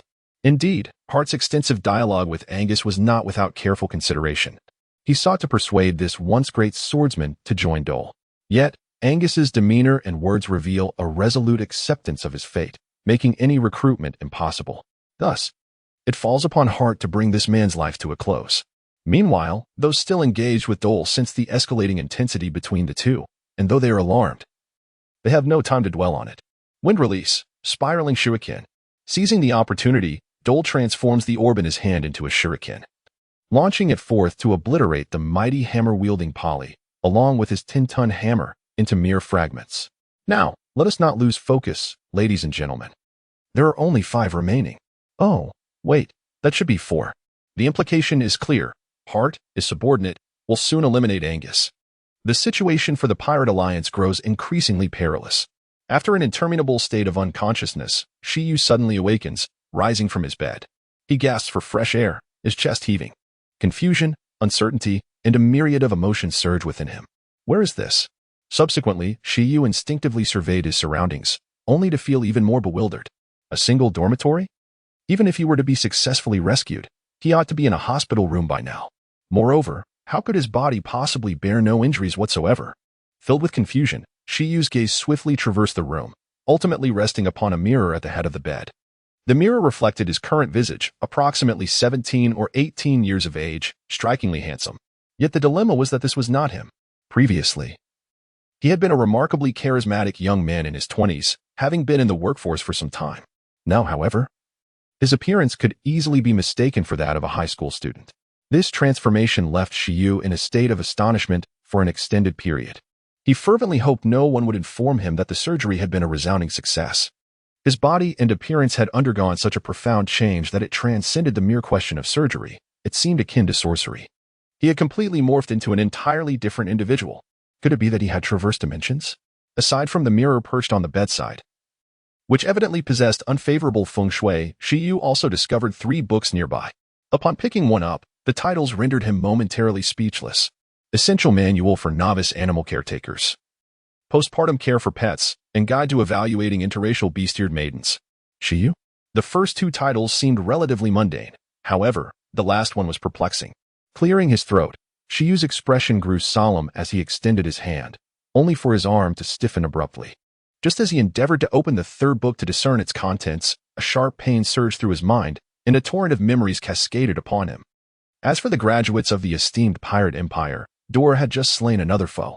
Yet, at that moment, Angus and Hart were too consumed with their own energies to notice. As their spirits coalesced, the force of their blades intensified. like two unparalleled swords. They proclaimed their might to the heavens, creating ripples in the air akin to the effects of conqueror's hockey. Angus held his sword before him, one hand gripping the hilt while the other sleeve billowed gracefully in the wind. This sword is likely the final strike of his life. He infuses the remnants of his vitality into it, amalgamating the entirety of his learned skills. The power of this strike surpasses even that which he once wielded before the Golden Lion. Yet, regardless of the outcome, once this sword is unleashed, his demise is inevitable. At this moment, Hart finds himself at a disadvantage, confronted by Angus, who is on the verge of executing a strike imbued with the essence of a true sword master. Hart, despite having brushed against the threshold of mastery and even having one foot within, remains an apprentice, not yet a genuine sword master. In his mind, based on past dialogues with Daer, Ada, and Rothna, he believed that merely resuming his dual wielding would naturally lead him to become a sword master. However, he soon realizes his miscalculation. His adversary will not wait. Angus is nearing the completion of his final convergence, and the formidable presence unique to sword masters looms over him like a shadow, suffocating him. Whether in swordsmanship or martial arts, the pinnacle lies in tranquility. Such composure allows one's heart to maneuver with fluidity, instills immense pressure in one's opponent, and enables one to unleash full potential at critical moments. Surrender is not an option. He has only just embarked on this new chapter of life, and he has yet to prove himself worthy of the loyalty he has pledged to his lord. In a fleeting moment, Hart recalls a lesson from Ada during his training with her and Rothna, a lesson that echoed the words of Daer, who had only months prior been a novice in the same discipline. At this moment, Hart attained enlightenment. Indeed, whether it be the single sword style or the dual sword style, these are merely manifestations of the art of swordsmanship. The realm of the great swordsman is one of unrestrained freedom, unbound by form. So, why should I, Hart, not be able to step into the domain of the great swordsman at this moment? Why must I wield the dual swords to be deemed a great swordsman? It is entirely unnecessary. If I desire it, I can achieve it. Suddenly, a force that truly belonged to the great swordsman erupted from Hart's being, instantly enveloping the layer of sword intent that had previously been suppressed by Angus, allowing it to rise once more. At this moment, Hart has achieved the realm of the Grand Swordmaster. The two once again found themselves in a situation of equal standing. Observing Hart, who has now entered the domain of the Grand Swordmaster, Dole naturally felt a sense of joy for him. As the foremost swordsman, it would have been unacceptable for Hart not to attain such a stature. Fortunately, he did not disappoint, and it appears that the opponent he has faced is indeed a worthy adversary. Mountain Bearded's ultimate technique, dominate the sea. This time, it was Dole's turn to be distracted. Seizing the opportunity, the Mountain Bearded immediately unleashed his renowned technique, the formidable Mountain Bearded Fist, a skill of such caliber that its power rivaled that of the true giants of the realm. With a resounding crash, Dole, who bore the brunt of this punch, was sent crashing into the ground, creating a deep crater over 10 meters wide. A successful strike, the Mountain Bearded thought to himself. Well done, Mountain Bearded, Victor exclaimed, unable to contain his admiration. In truth, he had merely been flitting about, assisting rather than engaging directly, while the outside world only recognized him for his impressive gunplay and a few brutal martial techniques. The gruesome scenes following each battle had earned him a reputation as the Blood Butcher. In this skirmish, however, he found himself with little room to maneuver, merely firing a few shots to assert his presence. Yet, if the situation did not change soon, his plans would be thwarted. Originally a group of 7, they were now reduced to just 4, with the other 3 out of reach. Checking the time, he realized the opportunity had slipped away and could only hope for smoother sailing ahead. Bertrand and Nika were equally elated. After several clashes with Dole, they realized their own dominance seemed insufficient, merely skimming the surface of the conflict. Furthermore, this peculiar adversary had the ability to siphon away their stamina and aura upon contact, which was particularly disadvantageous for them, as they had yet to cultivate their aura to the phase of invisible armor and could not attack from a distance. Only the Mountain Bearded posed a credible threat to that foe. The rest could only provide support. Now, witnessing Dole being driven into the earth, how could they not feel hopeful? The 4 approached the crater as the dust began to settle, drawing from their extensive experience. They believed that the Mountain Bearded strike might have severely injured Dole, but certainly not killed him. Moreover, their objective had never been to take a life. Thus, they prepared to swarm Dole and capture him alive. Meanwhile, Victor discreetly activated his abilities, ready to deliver a finishing blow should the opportunity arise or to ambush the other 3. Well done indeed. Now, let us commence the second round. As the four approached, they were once again sent flying. Upon regaining their focus, they beheld an eerie statue of Yama emerging from the depths of the crater, and to their astonishment, their adversary Dal emerged from the statue's gaping maw. Angus had faded from the perception of the external world, immersing himself entirely in the essence of his ultimate sword.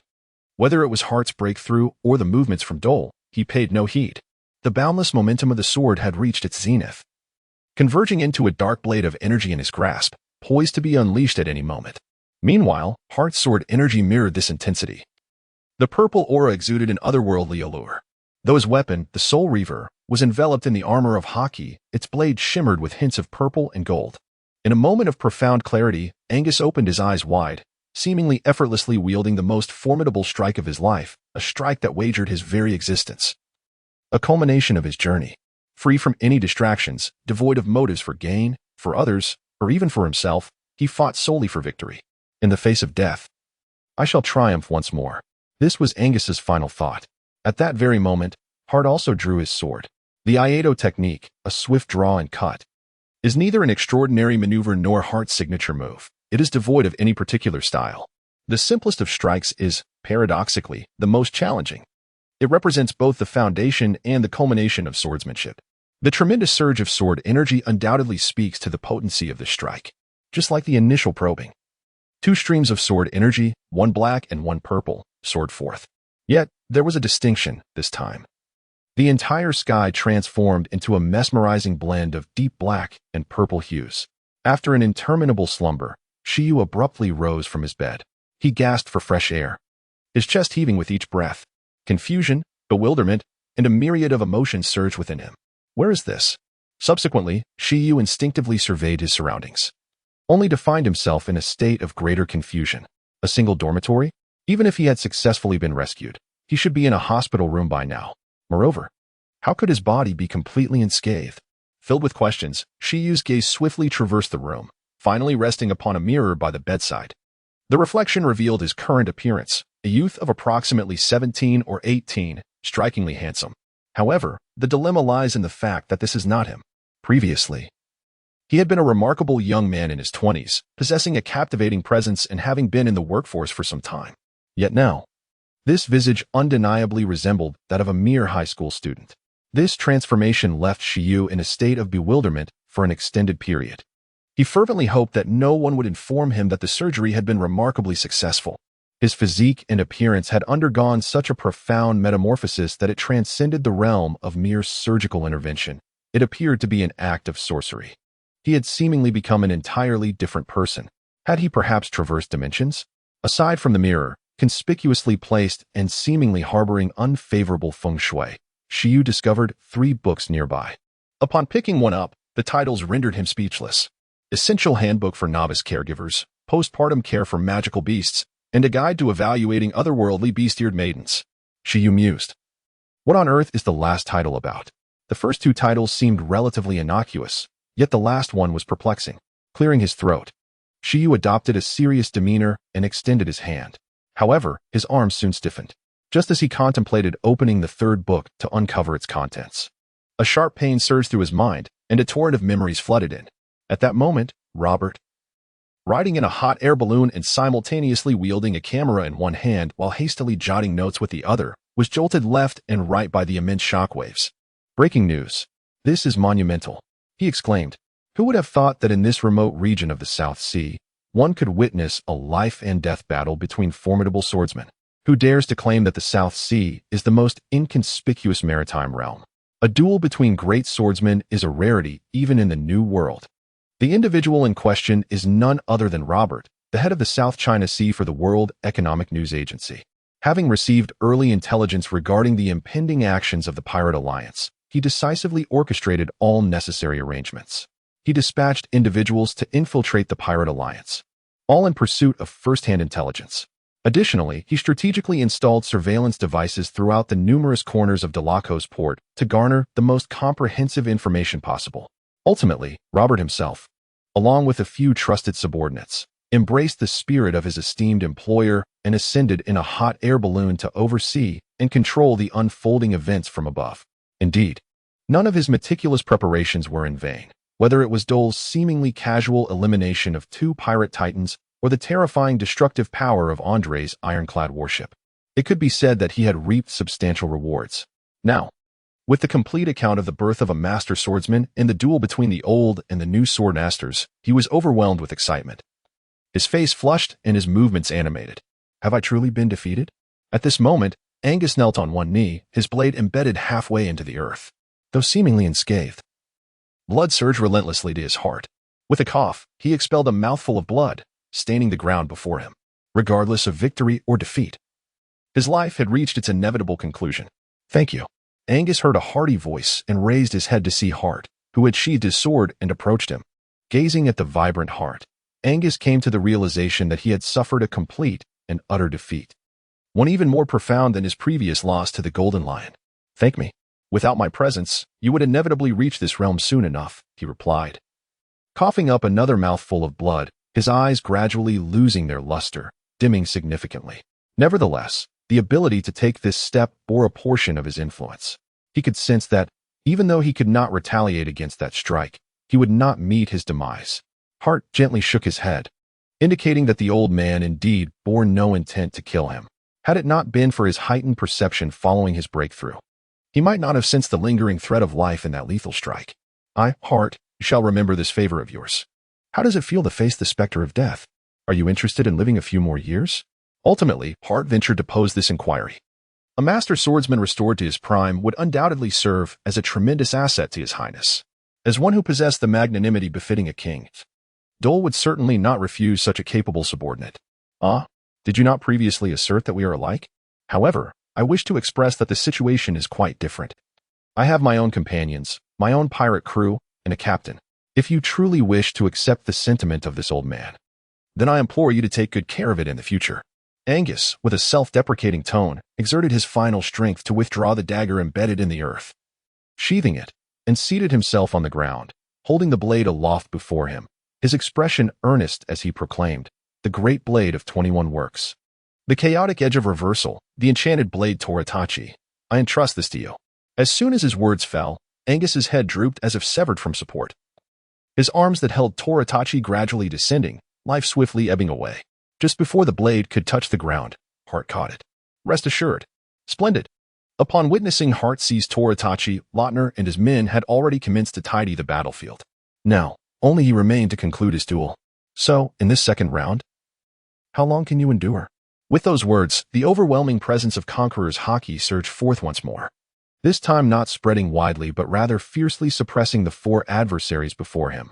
A gorilla, a black goat, an old man, and, shall we say, an ambitious individual. The gorilla unleashed a powerful strike. The black goat executed its devilish horn attack, and the old man's martial arts, sky opening, came into play. The four, under the weight of the Conqueror's haki, simultaneously launched their assault from various angles towards the suspended door. In contrast to the previous trio's reckless charge, Victor, armed with a hand cannon produced by Andre, remained in the rear, providing support from a distance. This large-caliber handgun demands a minimum strength of 50 to wield. It is a newly released product from Ambrolari, exceedingly rare in quantity, and due to its classification as an experimental item, most are afflicted with malfunctions. In truth, this is merely one of the first-generation automatic weapons from the Andrine arsenal, previously utilized for various experimental operations and long stored away in the national armory of the Andrine Kingdom. Now, it has been brought forth for distribution. Currently, it enjoys immense popularity within the pirate circles of the South China Sea, serving as a highly coveted currency. Water style, Great Water Burst Wave. Water style, Water Dragon Bite Explosion. Doll, unfazed, continually summoned the elemental water ninjutsu, amplifying its potency several times through the nearby seawater. Consequently, before the gorilla and the black goat could reach Doll, they collapsed directly into the water, leaving only a mountain-bearded figure, who, after breaking through the water curtain, was again struck back to the ground by the water dragon. Observing that the water level was nearly engulfing half of the port area, Doll glanced at the overcast sky, which, despite being interrupted in its snowy rhythm, remained gloomy. Suddenly, an idea struck him. Fire style, Great Fire Extinguishment. Doll expended 10% of his stamina to unleash a tremendous blaze, attacking his foes while simultaneously evaporating a significant volume of seawater, causing steam to rise incessantly. Boom. The three individuals, having been knocked back to the ground, were about to turn and query why Victor was not joining them. However, before they could voice their thoughts, the immense flames enveloped them once more. Crackle. Hearing the sounds of water and fire colliding, the four, though uncertain of Dahl's intentions, had no choice but to seek refuge atop a nearby structure. Blood Butcher, are you still going to fight? If you're too scared to engage, just leave already and spare me the embarrassment. The orc-formed gorilla bellowed at Victor, lamenting their own disarray while observing that this man had only managed to soil a corner of his clothing after all this time. Can you blame me? This guy can fly and has observation capabilities. I can't even touch him. What am I supposed to do? Victor had long prepared his excuse, however. While dealing with these individuals was straightforward, the true challenge lay in confronting the young man hovering in midair, resembling a deity. Victor disregarded the shouting gorilla, squinting towards Dahl's direction, unable to resist pondering that if it were him, he would likely not pale in comparison to that monster, would he? After an unending haze of unconsciousness, Shiyu abruptly rose from his bed. He gasped for fresh air, his chest heaving. Confusion, bewilderment, and a myriad of emotions surged within him. Where's this place? Subsequently, Shiryu instinctively surveyed his surroundings, only to find himself even more bewildered. A single dormitory? Even if he had successfully been rescued, he ought to be in a hospital room by now. Moreover, how could his body possibly be unscathed? Filled with confusion, Shiryu's gaze swiftly swept across the room, ultimately resting upon a mirror at the head of the bed. The reflection revealed his current visage, appearing to be around 17 or 18 years of age, undeniably handsome. Yet the issue was, this was not him. Previously, he had been a striking young man in his 20s, possessing an air of distinction, and had been employed for some time. Now, this appearance could only be described as that of a high school student. This transformation left Shiyu in a state of astonishment for quite some time. He fervently hoped that no one would inform him that the surgery had been a resounding success. His physique and appearance had completely altered. This was no longer a matter of surgery, but rather akin to sorcery. He had entirely transformed into another person. Had he inadvertently traversed dimensions? Aside from the conspicuously poorly positioned mirror by his bedside, Shiyu also discovered 3 books nearby. Upon picking one up, the titles rendered him silent. Essential Manual for Novice Caretakers, Postpartum Care for Pets, Evaluation Guide for Bestiared Individuals of Other Races. Shiyu? The first 2 titles seemed fairly normal. But what was the meaning behind the last one? Clearing his throat, Shiyu's expression turned serious as he extended his hand, though his arms soon stiffened. Just as he was about to open the 3rd book to discern its true nature, a sharp pain surged through his brain, and a torrent of memories flooded his consciousness. Providing for the Great Pirate Empire, a recent graduate's journey, the grand performance has only just begun. Glancing at the sky, he observed that, indeed, with the continuous rise of steam, the clouds gradually thickened. Daya nodded, muttering to himself. What do you suppose he intends to do? After a series of clashes. Although Mountain Beard suffered significant injuries, he also bore numerous minor wounds, appearing quite disheveled. At this moment, Daya, having refrained from pursuing them after they evaded the flames, found the opportunity to inquire of Victor. I am uncertain, Mountain Beard. This time we have truly encountered a formidable opponent. It remains unclear how we shall conclude this, Victor asked, his tone laden with meaning, primarily to gauge Mountain Beard's resolve to continue the fight. I understand everything you are saying, Victor. However, the current situation dictates that only one side's absolute defeat can potentially bring this battle to an end. As he spoke, Mountain Beard clenched his fists, his expression darkening like the increasingly ominous sky. Is there truly no other option, Mountain Beard? Bertlund's voice quivered. A figure regarded as devilish by many now resembled a startled bird, feeling the persistent shadow of death looming over him. At that moment, fear consumed him, or rather, since he had narrowly escaped death at Daya's hands, he had begun to contemplate retreat. However, as Mountain Beard, who had saved his life, was still persevering, he felt compelled to remain. Indeed, Mountain Beard, we are utterly powerless against him. Perhaps we should consider negotiation? Suggested the gorilla-like Nika, a notion so simplistic that only he would dare voice it. Foolish giant, since one among our 7 has perished at his hands, we have no avenue for retreat. Victor retorted, exasperated. Victor's assertion rang true. Should we withdraw today, the Pirate Alliance would lose all significance, and for certain individuals, our existence would become unnecessary. With a heavy heart, Shanzizi articulated the truth he had long been reluctant to confront. There was now only one path forward, shrouded in darkness. The demise of the Pirate Alliance was irrevocable. At worst, they could venture into the Grand Line or anywhere else. Survival was paramount. Upon hearing the revelations from his companions, Nika succumbed to despair. As the youngest among them, save for Victor, the deaths he witnessed today imparted a stark realization. He was profoundly terrified of death. Should the Pirate Alliance falter, the pirates lurking on other islands would undoubtedly seize the opportunity to strike, while the Navy would not overlook the chance to claim their living trophies. A profound silence enveloped the group. Suddenly, amidst their unspoken fears, a dragon of flames erupted from the earth, soaring skyward, not to attack but to pierce the very heavens. The four instinctively gazed upward. And as the fire dragon ascended into the clouds, the sky darkened ominously, thick rain clouds converging ominously. I can't shake this foreboding feeling. Bertlund sensed a tremendous threat from the clouds, yet remained unaware of its true nature. We cannot allow this to continue, they all exclaimed in unison. Clearly, Shanzizi and the others shared this unmasked sense of impending doom, as if they were being watched by the specter of death itself, an inescapable shadow looming over them. As they approached Door, preparing to launch another assault, it was Victor who charged ahead of them, his towering height of nearly 2 meters forcing Door, suspended in the air, to look up. Just as Shanzizi steeled himself for a desperate fight, Victor spoke first, uttering words that defied their comprehension. Your Highness Door, I, Victor, pledge my loyalty to you. The three behind him gasped, their expressions darkening, but quickly regained their composure. Shanzizi had already anticipated this move from Victor, the so-called strategist of the Pirate Alliance. The momentary pause in their attack did not cease. Instead, they redirected their formidable technique meant for Door towards the now vulnerable Victor. Without the slightest hesitation, universal gravitational pull, Door chose not to shield Victor from the impending blow, but merely adjusted the gravity, redirecting Shanzizi's heavy fist to the ground. Fortunately, Victor managed to evade the strike with relative ease. Do you not think it is rather too late to utter such words? Door inquired, a sardonic smile gracing his lips as he regarded the seemingly sincere Victor, questioning him with an authoritative tone. Victor, you shameless scoundrel. Nika, now completely flustered, erupted in a tirade against Victor, disregarding the precarious situation, and launched an attack directly at him. We are pirates, after all. The blood god descends. Absorption. Victor, acting out of character, discarded his pistol during the skirmish, his eyes transforming into a vivid crimson. The veins beneath his skin emerged, revealing a haunting scarlet. As blood visibly surged through them in a frenzied dance, numerous red threads emerged from the wounds on Nika's body, yanking the airborne form of the gorilla down to the ground with tremendous force. Thud. The gorilla beastman crashed to the earth, as if struck by an immense force.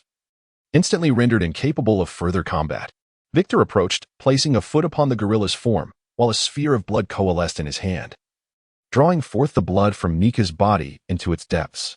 To think you are also a wielder of a devil fruit, Mountain Beard exclaimed, witnessing Nika's swift subjugation and the blood-tinged Victor, his face a portrait of disbelief. Indeed, was the leader of this pirate alliance merely a figurehead? Victor paid him no heed but respectfully turned to address Prince Door. Your Highness, this gorilla serves as my token of allegiance. I hope you will not hold it against me for only now choosing to submit to you. The truth is, it turned out that the members of the net had long sought Victor, as the youngest among the 7 great leaders of the Pirate Alliance. His information had been thoroughly investigated. Door discovered that this individual had left the Grand Line due to that monstrous entity, returning to the South Sea, and during his journey back, had procured a devil fruit from the black market of a small town. This devil fruit was inadvertently placed in a common auction by the local black market leader, who failed to recognize its true value, ultimately leading to it being seized by Victor, the superhuman type, blood fruit. However, intelligence indicates that Victor has never exhibited any signs of possessing the powers of a devil fruit, and other magnates remain oblivious to his capabilities, which is quite intriguing. Dole deduced that this individual must harbor ulterior motives, thus instructing his associates to provide him with a den mushy, after which he personally engaged in conversation with Victor. The outcome was a rejection from Victor. After an endless period of unconsciousness, Shiyu abruptly awoke, gasping for fresh air, his chest heaving.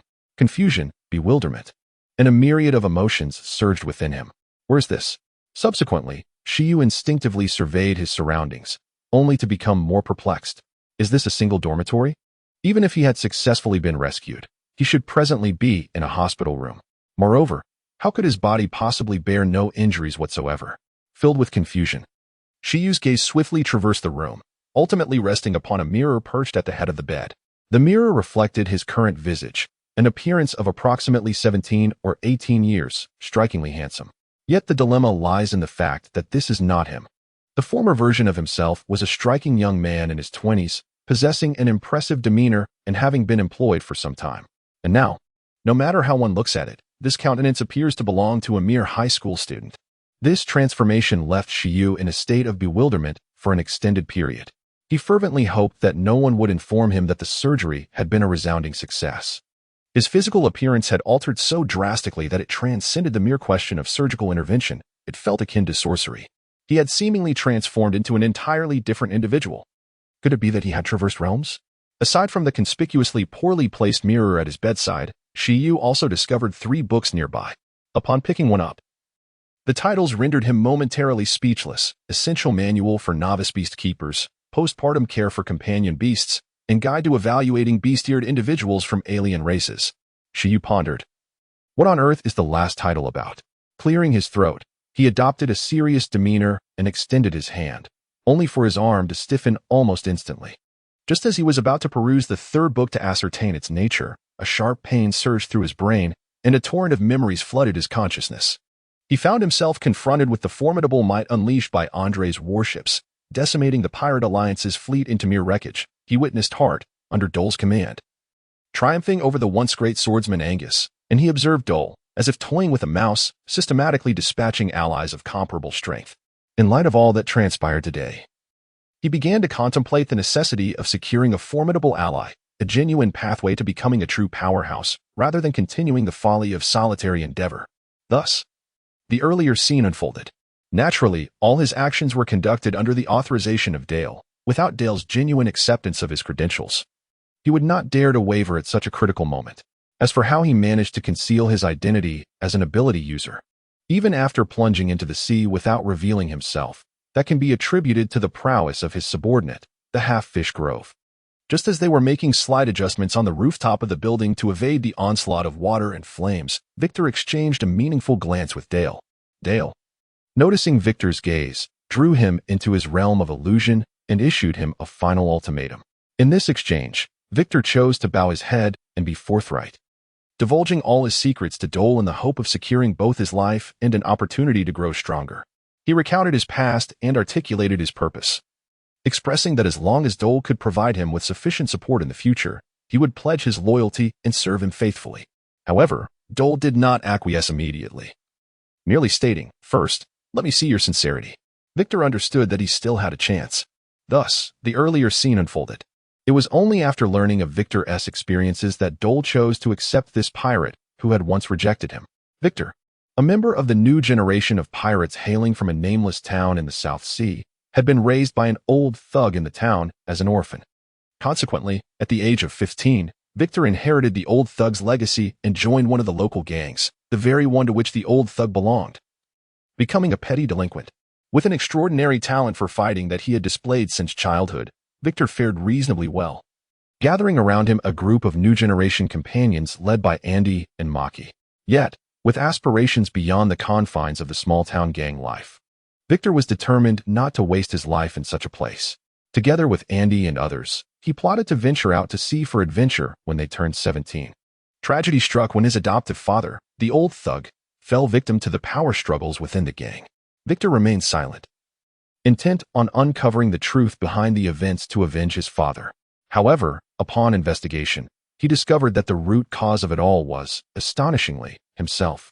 The leader of the gang, fearing the prowess and renown of Victor, dreaded being supplanted and thus devised a cunning scheme to send assassins to eliminate a seasoned thug and frame a rival gang's high-ranking officials, subsequently employing Victor to engage in battle with them, ultimately reaping the benefits and disposing of Victor and his allies in the process. Upon learning of this treachery, Victor was consumed by rage. When Andy presented him with the intelligence, he resembled a ferocious beast whose sensitive spot had been provoked, ready to exact vengeance. However, he was not one to act impulsively. He chose to turn the tables, successfully luring out the leaders of both gangs and obliterating them in one decisive strike. Ultimately, he assimilated the 2 minor gangs and, within a year, unified all factions. A year later, Victor bid farewell to the dull little town, opting to set sail with those loyal followers and officers who wished to accompany him. Thus, Victor, brimming with ambition, arrived at the Grand Line, his power increasingly formidable. With a bounty surpassing 100 million. It was during the year he was hailed as a supernova and prepared to venture into the latter half of the Grand Line. Known as the New World, that disaster struck. In the world-renowned Sabaody archipelago, his pirate crew encountered a formidable adversary. One of the three great monsters of the current navy, a Kainu, the user of the Magu Magu no Mi, faced with an entity against which human strength was futile. Victor's Blood Butcher pirates had no opportunity for resistance and were annihilated beneath the onslaught of molten fury. Only Victor, Andy, and Maki remained. Rescued from the depths by a mermaid they had just liberated from the auction house, aided by an inexplicable powerful aura that momentarily distracted Akainu. This undoubtedly dealt a devastating blow to Victor.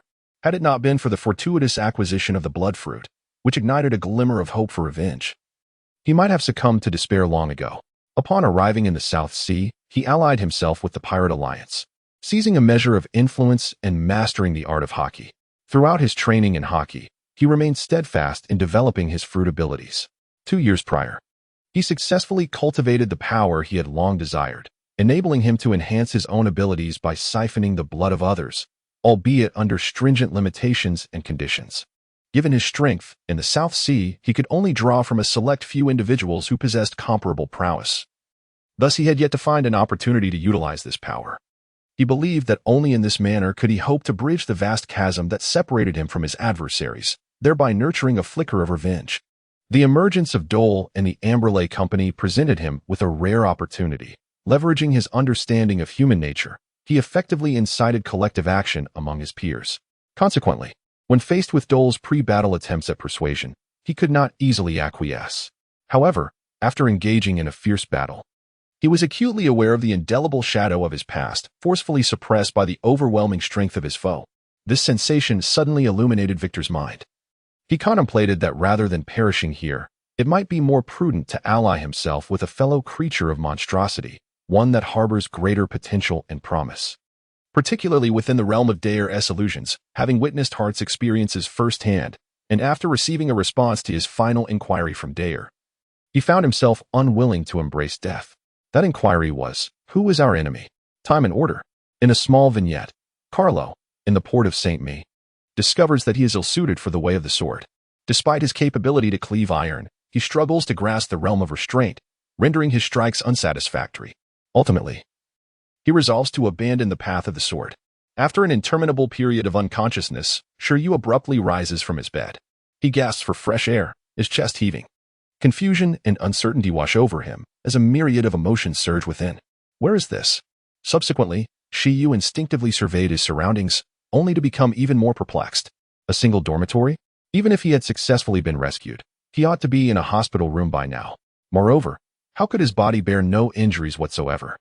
Filled with confusion, Shiryu's gaze swiftly traversed the room, ultimately resting upon a mirror at the head of the bed. The mirror reflected his current appearance, suggesting he was around 17 or 18 years old, strikingly handsome. Yet the conundrum lay in the fact that this was not him. Previously, he had been a dashing young man in his 20s, exuding confidence, having been in the workforce for some time.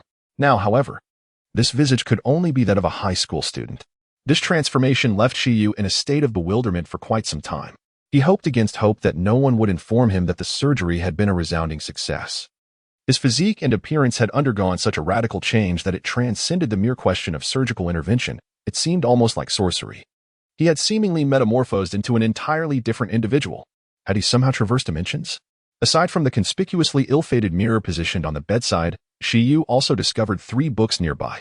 Upon picking one up, the titles rendered him momentarily speechless. Essential Manual for Novice Caretakers, Postnatal Care for Pets, Guide to Evaluating Bestiared Individuals of Other Races. Shiryu thought, what on earth is the last book about?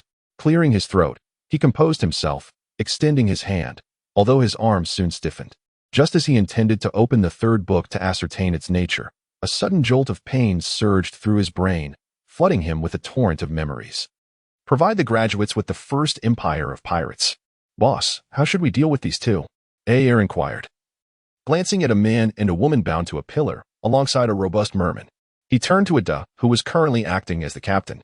Eliminate the man. Sell the merman. As for the woman, ha ha ha. Before Ada could respond, Egeo chimed in with a mischievous grin. rubbing his hands together. Xiao Jiao, cease your foolishness. We shall decide on their fate when His Highness returns, Ado replied, exasperated, placing a hand on his forehead. They were well aware of the identity of the intruders. The intelligence capabilities of the prison were unparalleled. However, Ade had not anticipated that. After their warship had revealed its formidable firepower, there would still be individuals daring enough to sneak aboard and deliver themselves to their doom.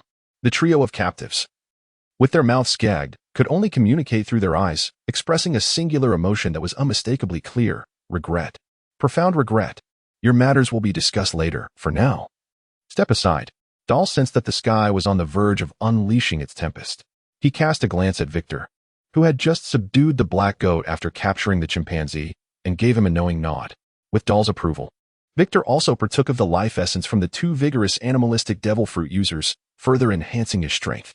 Although Victor contemplated continuing to engage the mountain beard, he realized that he might not emerge victorious if he acted. The mountain beard was unlike the other two adversaries, covered in wounds and nearly depleted of his haki. He had been easily subdued by Victor's devil fruit abilities, yet the mountain beard's haki surged throughout his being, making him a formidable opponent. At the rear, near the entrance of the warship, Hart awaited their return, prompting Victor to concede with a nod and obediently join Hart's side. The mountain beard's heart was tumultuous. From the outset, they had perceived themselves as hunters, yet now the truth was evident: they were merely prey. It was not too late for this realization. Dahl remained noncommittal. From the very beginning, they had chosen to play along with the scheme, using the pirate alliance with bounties exceeding 200 million as a means to establish Andre's dominance. Mountain Beard, you have roamed the seas for many years. Surely you do not naively believe you still have a chance? Observing the hesitant Mountain Beard, Dahl initially suspected he might be contemplating surrendering alongside Victor, yet it appeared he had misjudged. The old pirate retained his awareness. Ha ha ha, you little brat. Since the day I set sail, I have cast aside all thoughts of life and death. Besides, anyone can live, but only I, Mountain Beard, must die. Is that not so? The Mountain Beard glared fiercely at Dahl, his previously darkened expression now betraying a boisterous smile. His aura steadily intensifying as he clashed his fists together, producing a resonant sound. Is this the essence of a true pirate? Yet, a thief remains a thief. Thus, prepare to face judgment. Dahl regarded the Mountain Beard, whose physique was undeniably aged, yet his spirit seemed untouched by the passage of time. And he shook his head in reflection. Regardless of the formidable power bestowed by a great spirit, anyone wielding such strength against Dahl would find no mercy in his resolve. You arrogant brat, I concede that you possess monstrous strength, but never underestimate any pirate who has braved the seas for years. Otherwise, you shall come to regret it. The Mountain Beard spat defiantly, his resolve unwavering. Immediately, the formidable armor of haki surged rapidly, concentrating around the fist. At this juncture, there was no choice but to fight with all one's might. After all, the opponent was a youth, whose mastery of haki could not possibly rival his own. Little did he know that his movements were utterly transparent to Dole, who perceived everything with keen clarity. Dole understood that if he truly took the brunt of this blow, he would either meet his demise on the spot or be left gravely wounded. However, having grasped the situation, there was nothing left to fear. It was, indeed, time to put an end to this farce. Dole slowly ascended, suspended in the air, his left hand gripping the fan of flames while his right arm rose high, seemingly poised to delve into the ominous clouds flickering with lightning. Esteemed guests, though I, Andre, have remained hidden for a century, I, Andre Dole, now stand before you as a representative of the Andre Kingdom, to solemnly declare, anyone who dares to offend the Andre shall meet their end, no matter the distance. At that moment, Dole resembled a deity descended from the heavens, his voice resonating with authority throughout the port of Delacos. The imposing image of Andre would solidify with the reverberation of his proclamation. If it were merely for a Mountain Beard, such a display would be unnecessary. Thus, from the outset, this laughable and pitiful pirate alliance had been chosen by Dole as an object to establish his might. As the saying goes, to destroy you, what concern is it of mine? The shattered earth, the crumbled edifices, and the brooding sky left the island seemingly reduced to the standoff between Dole and the Mountain Beard, reminiscent of the prelude to an impending storm. As for those lurking in the shadows, they dared not breathe, secretly hoping that the Mountain Beard could turn the tide, even at the cost of his life. Boy, take this punch. Even in death, it would be worth it. Ultimate technique, Super Hockey Nation. The Mountain Beard gathered his strength to its zenith, inhaled deeply, and shattered the ground beneath him, leaping toward Dole. Lightning release. Divine beast descends. Chelan. Dole wasted no words. He had been preparing for this moment, and this strike was the culmination of his efforts. In contrast to the ordinary lightning release Chelan from the original tale, Dole's Chelan, crafted through ocular techniques, possessed an unparalleled essence. A magnificent beast of thunder, forged from the very essence of nature's lightning, emerged from the clouds, exuding an overwhelming ferocity, and charged downwards in tandem with the movement of Dole's right arm. The colossal lightning Chelan unveiled itself before the onlookers, leaving even Hart and others in disbelief. Was this truly the extent of the prince's power? The captured trio felt their hearts leap to their throats. It seemed that Brother Victor was in dire straits. In the naval fortress, an unusual silence enveloped the crowd, no one daring to voice any foolish ideas. As for accolades, was it not better to be alive? A little less credit would not result in death. Various underground factions, the Farewell Group of Santeria, and the Revolutionary Army all possess divergent opinions. However, one sentiment remains universally shared: the plight of the mountain man is indeed pitiable. After an interminable period of unconsciousness, Shiryu abruptly rose from his bed. He inhaled deeply, savoring the fresh air, his chest heaving with each breath. Confusion and bewilderment, along with a myriad of emotions, surged within him. Where is this place? Subsequently, Shiryu instinctively surveyed his surroundings, only to find himself further perplexed. A single dormitory? Even if he had successfully been rescued, he ought to be in a hospital room by now. Moreover, how could his body possibly be unscathed? With a sense of bewilderment, Shiryu's gaze swiftly traversed the room, ultimately resting upon a mirror positioned at the head of the bed. The reflection revealed his current visage, appearing to be around 17 or 18 years of age, strikingly handsome. Yet, the dilemma lay in the fact that this was not his true self. The former him was a dashing young man in his 20s, possessing an extraordinary presence, and had been employed for some time. Yet now, this appearance bore the unmistakable semblance of a mere high school student. This transformation left Shiryu in a state of bewilderment for an extended period. He fervently hoped that no one would inform him that the surgery had been a resounding success. His physique and appearance had altered so drastically that it transcended mere surgical procedures. It was akin to sorcery. He had, astonishingly, transformed into an entirely different person. Was it possible that he had traversed dimensions? Aside from the conspicuously misplaced mirror at his bedside, which exuded poor feng shui, Shiryu also discovered 3 books nearby. Upon picking one up, the titles rendered him speechless.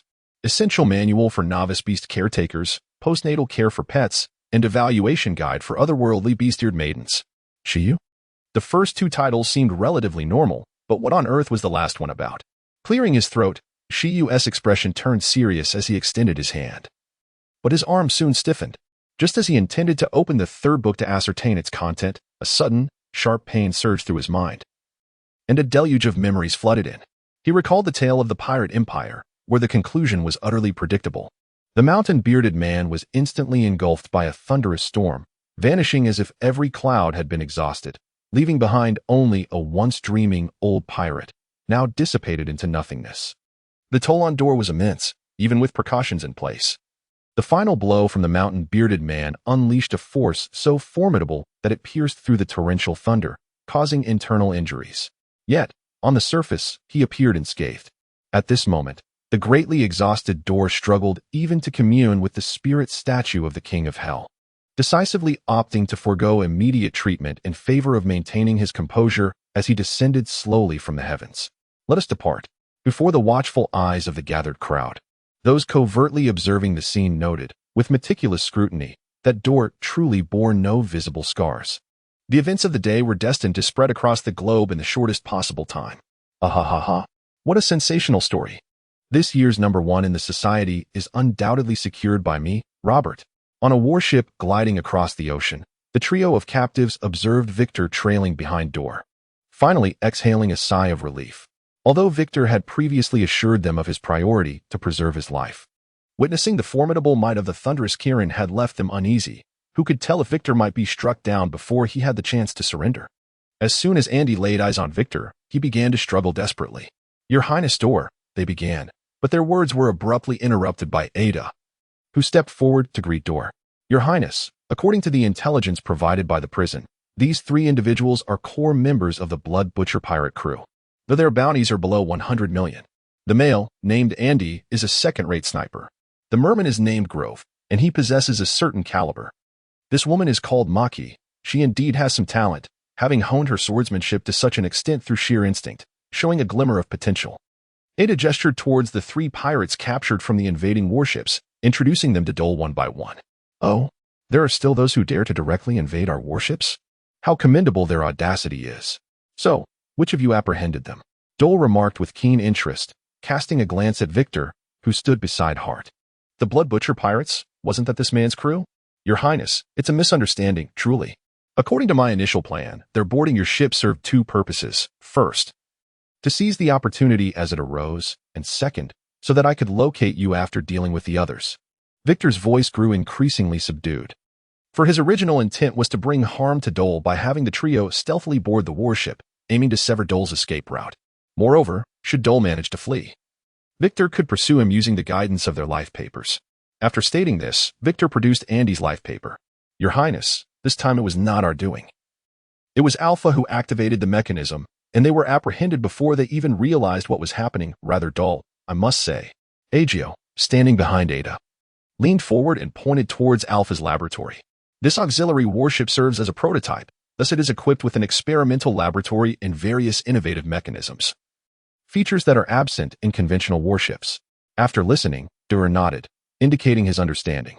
Upon closer examination of the events 2 years prior, one would observe that Luffy and his companions were often ambushed by foes of lesser strength or caught off guard by cunning traps, highlighting the significance of Usopp's fortuitous conqueror's haki.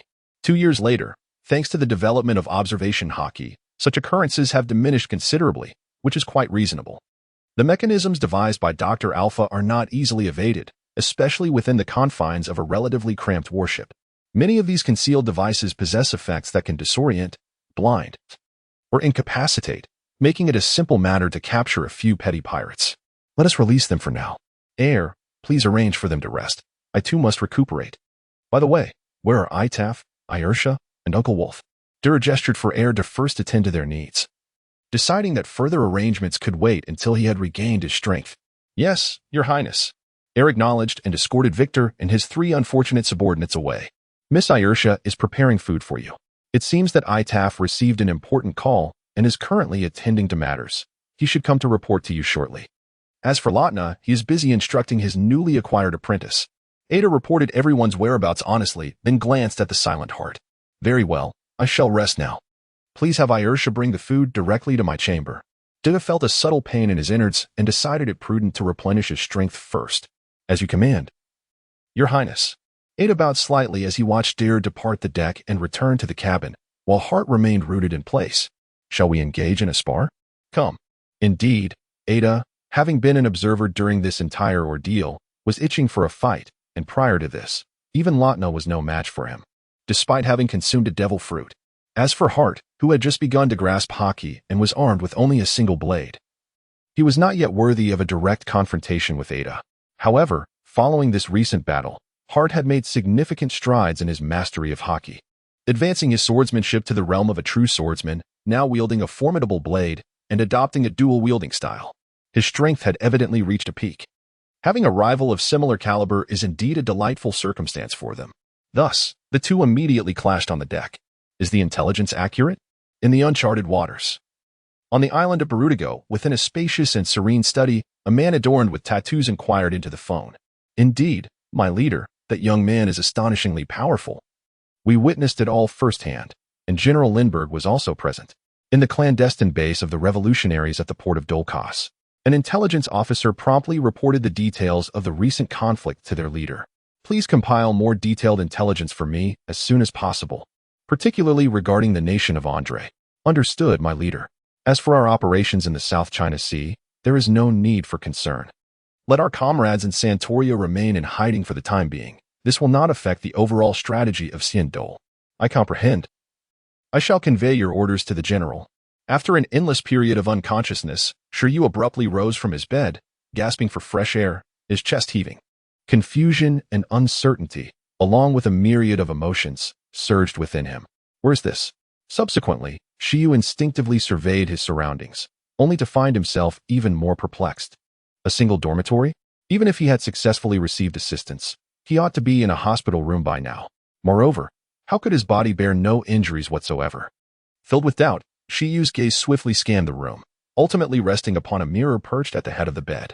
The reflection revealed his current visage, approximately 17 or 18 years of age, strikingly handsome. Yet the dilemma lay in the fact that this was not him. Previously, he had been a striking young man in his 20s, exuding charisma, and had been employed for some time. Now, however, this appearance seemed akin to that of a mere high school student. This transformation left Shiyu in a state of bewilderment for quite some time.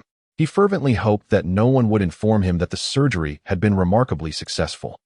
His body and appearance had changed so drastically that it transcended the realm of mere surgical procedures. It felt almost like sorcery. He had completely morphed into an entirely different individual. Had he somehow traversed dimensions? Aside from the conspicuously ill-placed mirror on the bedside, Shiyu also discovered 3 books nearby. Upon picking one up, the titles immediately rendered him speechless. Essential Handbook for Novice Caretakers, Postpartum Care for Pets, Guide to Evaluating Bestiar Girls of Diverse Species. Shiyu? The titles of the first 2 books seemed relatively normal, but what on earth was the last one about? Clearing his throat, Shiyu's expression turned grave as he extended his hand, only for his arm to stiffen abruptly, just as he intended to open the 3rd book to discern its contents. A sharp pain surged through his brain, flooding him with an overwhelming tide of memories. Greetings, this is the Navy headquarters. I am Ryan from the South Sea Branch. Seeking Admiral Ciencher. Very well, please hold. During this incident, Major Ryan had led the Navy to stand idly by, taking no action whatsoever. Should Andre's men pursue the matter, he would undoubtedly face repercussions. However, this was not the crux of the issue. He was far more concerned about the strongmen aligned with Andre causing him trouble. For even if he were in the right, he would struggle to articulate his defense. Thus, he chose to promptly report all intelligence while also submitting his rationale for inaction, ensuring that if Andre sought retribution later, he could assert that his decisions were sanctioned by the Navy headquarters. I am Sengoku, Admiral Sengoku. I am Ryan, the base commander of the South Sea Duo-Lai branch. I have crucial intelligence to discuss. Please proceed. At that moment, in the Admiral's office at the Navy headquarters, Sengoku held the phone with a serious demeanor, his expression turning solemn upon hearing Ryan's words. As a native of the South Sea, Sengoku had a vested interest when appointing commanders for various branches in the region, resulting in most of the South Sea's branch leaders being affiliated with his faction. Ryan, a rear admiral reassigned from the Navy headquarters to the South Sea, was considered a trusted confidant. The agreement between the Navy and the pirates, facilitated by Duo-Lai, had received Sengoku's endorsement. Given the current chaos in the Grand Line, these aging pirates preferred to remain dormant and avoid overt criminal activities. Sengoku, mindful of the broader situation, found this arrangement acceptable. The old pirates serve a purpose. Should one of their own err and face punishment, they become instruments for atonement. It is evident that those who have ascended to high ranks are far from foolish. Typically, when Sengoku converses with Ryan, their exchanges are largely pleasantries. However, Ryan's demeanor this time was decidedly businesslike, prompting Sengoku to realize that something unusual must have transpired. Indeed, just recently, while I was leading the main force of our branch to the southeastern seas of Sandarai to initiate a pirate eradication operation, a significant incident occurred at the port of Delacos. This matter involves the powerful Andre Kingdom in the South China Sea, affecting the entire geopolitical landscape of the Sandarai archipelago.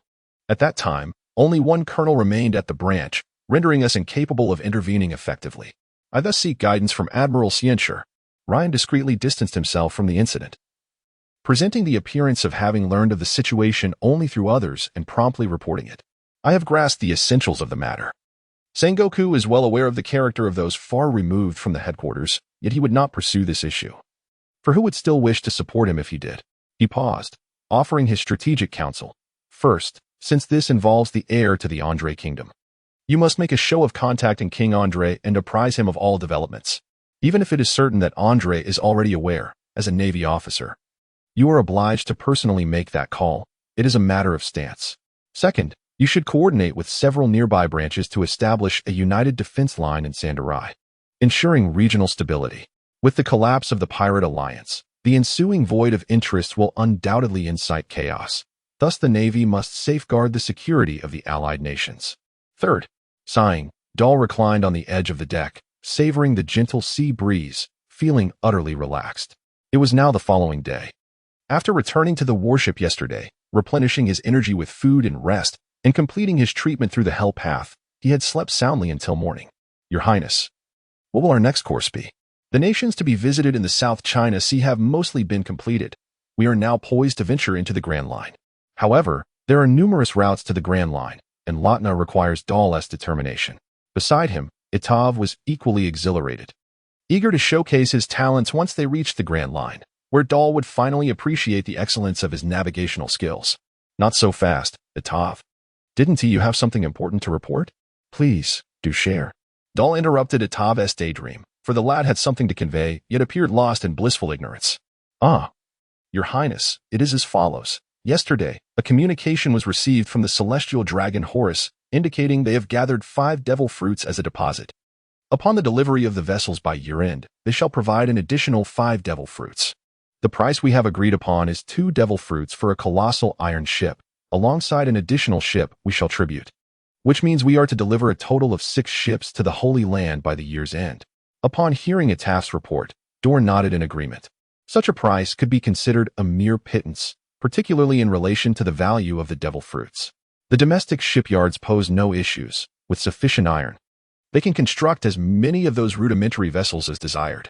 Indeed, having a celestial dragon as an ally is quite advantageous. They have gifted us iron ore, while still requiring payment for the ships. This endeavor will also allow Andre's novice shipwrights to gain invaluable experience. It is a triumphant scenario for the kingdom of Andre, achieving victory thrice over. Very well, you may inform Horus that there are no objections. Additionally, please request their assistance in securing a shipping route. We shall utilize the Holy Land's passage to reach the Grand Line. Uncle Wolf, you should also begin arranging the itinerary. Yes, Your Highness, they both acknowledged, setting off to attend to their respective duties, though a group of individuals remained awaiting arrangements. Victor, what are your thoughts on the matter?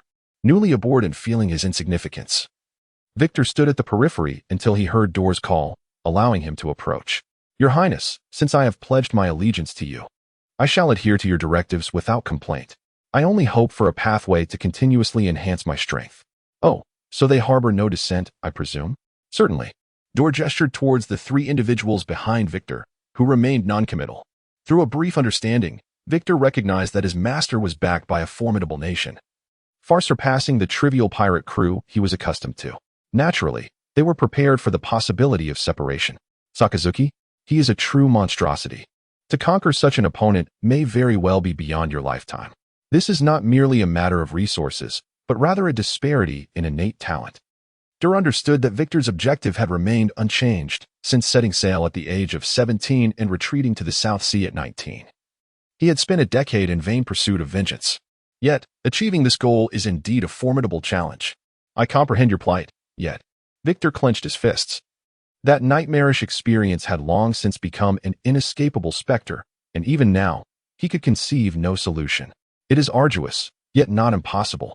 After an endless haze of unconsciousness, Shiyu abruptly rose from his bed. He inhaled deeply, filling his lungs with fresh air, his chest heaving. A torrent of confusion and myriad emotions surged within him. Where is this? Subsequently, Shiyu instinctively surveyed his surroundings, only to become more bewildered. A single dormitory? Even if he were to successfully receive assistance, he should have been in a hospital room by now. Moreover, how could his body possibly bear no injuries whatsoever? With lingering doubts, Shiyu's gaze swiftly traversed the room, eventually resting upon a mirror at the head of the bed. The mirror reflected his current appearance, approximately 17 or 18 years of age, strikingly handsome. Yet the dilemma lies in the fact that this is not him. The individual he once was a distinguished young man in his 20s, possessing an impressive demeanor and having been in the workforce for some time. Now, this visage could only be perceived as that of a high school student. This transformation left Shiryu in a prolonged state of astonishment. He fervently hoped he would not be informed that the surgery had been remarkably successful. His physical appearance had undergone such a drastic change that it transcended the mere question of surgery. It resembled something akin to sorcery. He had seemingly morphed into an entirely different individual. Could it be that he had traversed dimensions? Aside from the prominently misaligned mirror at his bedside, Shiryu also discovered 3 books nearby. Upon picking one up, the titles rendered him momentarily speechless. Essential Manual for Novice Caretakers, Postpartum Care for Pets. Guide to Evaluating Bestiaries of Exotic Races. Shiryu? The first 2 titles seemed relatively ordinary, but the last one left him utterly perplexed. Clearing his throat, Shiryu's expression hardened as he extended his hand, only for his arm to stiffen abruptly. Just as he was about to open the third book to ascertain its contents, a sudden, sharp pain surged through his mind, inundating him with a torrent of memories. We offer you the opportunity to become a pirate of the First Empire, a daunting yet not impossible endeavor. Furthermore, viewing vengeance as sustenance for life will not resolve anything. Upon hearing Dao Er's words, Victor momentarily found himself at a loss. However, he distinctly comprehended the phrase "not impossible." The despair that had once clouded his expression began to dissipate, gradually replaced by hues of hope. He was willing to ally himself with Dao Er. Drawn by the promise contained in Dao Er's final statement, the man's ambition is to transform an entire era and establish his own new order, which inevitably places him at odds with the world government and its various organizations. Victor contemplates that even if he is unable to defeat Sakaski, he can still cause significant disruption to the Navy through Door. Indeed, he scarcely dares to envision whether Door can truly accomplish what he claims. Even if he is stronger than Victor, he cannot possibly surpass the entire Navy. Jean, you shall join the sword-bearers and train alongside Hart. Andy, seek out Cage, who will equip you with the most advanced gear and provide specialized training. Afterward, you will serve in the USS Special Forces. Is there any objection? None, Your Highness. Andy and Jean were taken aback that the prince had laid out their assignments so clearly even before detailing Victor's plans. However, they quickly adapted to their roles, realizing they would no longer consider themselves as mere subordinates of Victor, though he would forever remain their elder brother. Meanwhile, Grove was somewhat bewildered. Scratching his head, was he the only one still following Victor? Grove, you are a half-merman, possessing a human-like appearance along with the traits of a merman. Such individuals are precisely the talent we require at Andre. Grove was distinctly identifiable as a merman due to his tiger-shark lineage, with prominent fins on his back, which led to his immediate recognition upon capture. Door was pleasantly surprised to learn of his half-merman status. Initially, he had set his sights on the merman race, only to realize that the existence of half-mermen offered a unique opportunity. Andre needed to extract sea stone from the ocean floor. For ordinary humans, even operating machinery posed considerable risk, especially given the frequent need for maintenance. However, if mermen or half-mermen undertook this task, the dangers would diminish significantly, and efficiency would increase considerably. More importantly, half-mermen, regarded as outcasts, would be the easiest group for Andre to recruit. Indeed, Your Highness, it was Victor who purchased me at the auction and subsequently granted me my freedom. Grove spoke with a hint of uncertainty, aware that Door, being of noble lineage, might look down upon him. Excellent, Grove. Perhaps you may prove to be of even greater assistance than Victor. Door proclaimed with palpable excitement, startling Victor, who was lost in thought. Did his companion possess unknown exceptional qualities? Grove could only offer an awkward yet polite smile, awaiting Door's next words. You were rescued by Victor at the auction. It seems individuals like you do not have an easy life, do they? Indeed, in human society, we must tread carefully to conceal our identities. Once our true nature is discovered, our fate is often dire. The price of the merman ranges between 500,000 and 1,000,000 berries. According to the quotes from the Occupational Stability Office of the Shambadi Archipelago, based on the level of the same merchandise among humans and mermen. For the common folk enduring the harsh trials of life, this sum cannot be deemed insignificant. Thus, once discovered, one cannot escape the inevitable fate of capture. Even strength tenfold that of an ordinary individual cannot withstand the onslaught of bullets. Listening to Grove, I now, on behalf of the Kingdom of Andre, officially declare that henceforth, within the borders of the Kingdom of Andre, the half-merfolk will be granted the status of secondary citizens. Initially, we shall welcome 20,000 half-merfolk into our midst. Thalros, his demeanor serious, enunciating each word with utmost gravity. Elsa had not witnessed Dahl's earnestness in quite some time. It mirrored his disposition during official matters at home. Shortly, I shall contact my father to issue the pertinent documents, thereby commencing the global acceptance of the half-merfolk into our society, Dahl added. Only to realize that Grove had already crouched before him, tears welling in his eyes, struggling to suppress his emotions. Oh, it is truly, Grove choked. Reflecting on himself and countless kin who, like him, tread carefully even for the most basic survival, he found himself at a loss for words to articulate his overwhelming gratitude. Although he was unaware of the precise privileges afforded to secondary citizens in the Kingdom of Andre, he firmly believed that whatever prompted Dahl to announce such a solemn declaration could only be a fortuitous development. if Victor saved his life, then Dahl granted him a genuine future. I am immensely grateful. Grove could only bow deeply, perhaps believing that such an act was the only means to convey his profound appreciation. Not only he, but even Victor and Hart, who had recently joined their ranks, were equally moved, further elevating Dahl's stature in their eyes. Grove, you shall serve as the representative of the half-merfolk, responsible for facilitating their integration and settlement. I am confident you will excel in this task. Dahl resumed his smile, no longer bearing such solemnity, as he helped Grove to his feet with a chuckle. Yes, Your Highness. Grove, unwilling to accept Dahl's assistance, immediately straightened up and responded with vigor. Very well, being a secondary citizen in Andre is merely the beginning. However, by serving in the public office and military, one may attain the status of a primary citizen. Furthermore, regardless of rank, as long as one contributes sufficiently and achieves merit, one can become an outstanding citizen, enjoying various preferential policies. Of course, this merely delineates differences in status. Before the law and in terms of dignity, all are equal.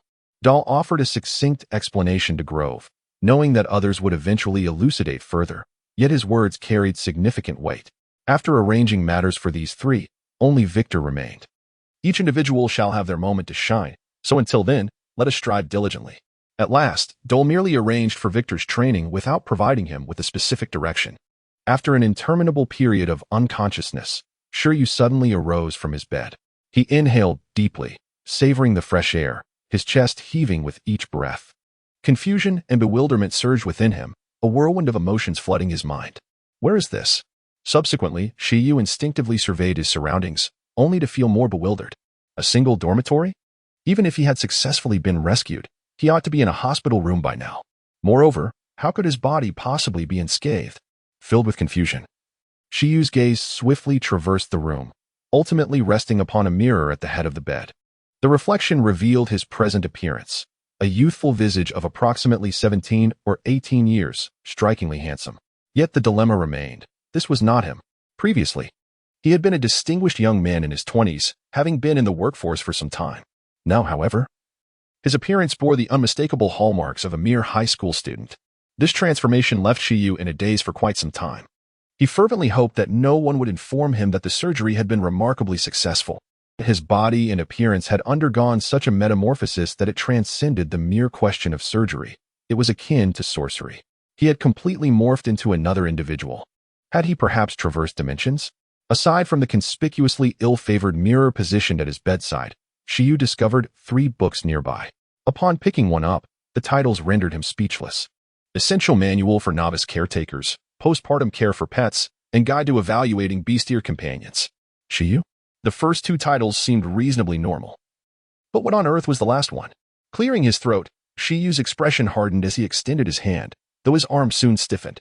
Just as he was about to open the 3rd book to ascertain its contents, a sharp pain surged through his mind, and a torrent of memories flooded his consciousness. He was provided with the narrative of a legendary graduate's ventures in the Pirate Empire. Soon after, Dor's appointment was announced, and Grove and Andy prepared to part ways. Albeit Dor graciously granted them a day to bid farewell. After their departure, they would undoubtedly face a lengthy separation. That evening, the 4 gathered in Victor's chamber. Victor, your choice was not misguided. His Highness is a commendable individual. Whether His Highness is a good person is not for you to declare. However, it is true that he treats his own very well, and as a leader, he far surpasses Victor. Jinji interrupted Grove, asserting that the distinction between good and evil was nebulous, especially since they were all pirates with bounties on their heads. Could a good person truly offer them refuge? Nevertheless, compared to Victor, the domineering yet magnanimous Dor was indeed a qualified leader, a sentiment even Jinji, who had only recently met Dor, could perceive. During the day, they had gleaned much information about Andre through a Jew, gaining insight into the nature of Dor and the endeavors he was engaged in. Sister Jinji, you are fortunate to have the renowned swordsman as your mentor. I wonder if I will have the opportunity to grow stronger in that newly established organization. Andy, the youngest among the 4, always assumed the role of the younger brother in daily life. Regarding the USS Special Operations Team, it operates as a direct subsidiary of the Umbrella Corporation. According to the information currently available, this unit is composed of special forces organized into small teams, each consisting of 12 members with a total of 9 teams. Their primary responsibilities include safeguarding key personnel of the corporation and escorting valuable goods. Beneath this unit lies a regular army of 5,000 troops, serving as the visible security force. The combat effectiveness required of the USS Special Operations Team is quite straightforward. Each team must possess the capability to eliminate ordinary pirates with bounties exceeding 100 million. Rest assured, Andy, I have conducted thorough inquiries. Although the upper limit of the Umbrella Special Operations Team is indeed modest, it is not lacking in resources, and the future of Umbrella undoubtedly holds great promise. You may have the opportunity to aspire to a higher position within its ranks. This afternoon, Victor engaged in a detailed conversation with Dole about his not-so-blood-related younger brothers and sisters, and he learned from Dole about their future career prospects. Thus, the long night passed amidst casual banter among the group. That night, on the terrace of Dole's room, a massive creature cloaked in black with crimson eyes and adorned in iridescent green feathers descended slowly, gradually transforming back into human form. It was the return of the warden. You've returned? What did you bring back? Master, the haul was reasonable, though nothing particularly useful, merely some ordinary valuables. Prior to the battle, Dole had instructed the warden to depart early, not to leave him idle, as the warden understood that those pirates would not return after encountering their master. He summoned nearby agents from the network to scour the strongholds of those pirate crews, as the network is currently experiencing rapid growth. Every little gain counts. However, one must consider that, as bloodthirsty pirates, they would naturally not squander opportunities to acquire items like devil fruits and renowned swords that could enhance their strength, unlike the nobility, who are burdened by numerous constraints. It seems that the network's expansion across the seas has likely reached a bottleneck. Dole comprehended well that the advancement of an intelligence network requires not only sufficient funding but also the invaluable element of time. Indeed, this is the matter I wish to consult you about. Currently, the members of the four Spectres are essentially in place. Yet we lack a suitable leader and must manage everything directly. The Heavenly Killers, designated as the rank assassins, have drawn many from the ranks of the bounty hunters across the seas, targeting those with bounties exceeding 500,000. The Earthly Killers can recruit some as well, focusing on those with bounties ranging from 10 million to 50 million, which is the upper limit achievable in the four seas. As for the killer rank, as per your requirements, such powerful individuals can only be recruited in the Grand Line. However, our current influence there holds little allure for these formidable beings. In the final tier, as per the Master's design, my current strength is roughly at this level. Ultimately, you could not help but reveal a faint smile tinged with bitterness. According to Dowair's vision, a killer of the kill caliber should possess combat prowess comparable to a bounty of 50 million, along with assassination capabilities exceeding 100 million. The expectations for the heavenly tier are even more exorbitant, demanding the ability to eliminate any target, except for the elite few atop the vast ocean. In terms of future strength classification, a heavenly tier assassin must be capable of dispatching any target beneath the strength of a royal deputy. Dowair understands that such demands are excessively high, and the newly established Luo Wang could hardly achieve them. However, aside from nurturing our own talents, we might consider recruiting from elsewhere. Nevertheless, the current focus lies on use individual strength. You are now also a user of the Phantom Beast abilities. Do not forget to diligently develop your powers and physique. Spend this period training alongside them, and when we reach the Grand Line, you may act freely. Yes, I understand. You replied.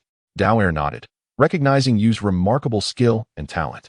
With the combination of his venomous abilities, as long as he diligently hones his observation haki and fruit development, even the mightiest of adversaries could fall victim to his assassination should they reveal a flaw. Suddenly, the phone worm buzzed. Hello, is this my elder brother? This is Carlo. Your Highness, it is the second prince. Elsa produced the phone worm and handed it to Dowair. After a night of sea breezes, Dowair was feeling rather indifferent and was just about to retire for the night. Why are you calling me at this hour? Elder brother, it's like this. Having relinquished his obsession and set aside his swordsmanship, Carlo had spent a few days wandering and sightseeing. Yet, now he found himself increasingly agitated. Unable to sleep as he tossed and turned through the night, he feared that his strength would stagnate here. He was anxious about keeping pace with the kingdom's development. And most importantly, he dreaded falling behind his brother's progress. Especially now, with the explosive fruit enhancing his strength, Karen was steadily improving, and his haki was becoming increasingly refined. However, plagued by doubts, even his recently acquired haki had begun to waver. He could not confide in anyone else about such matters, and could only call his elder brother Dole. to share his thoughts.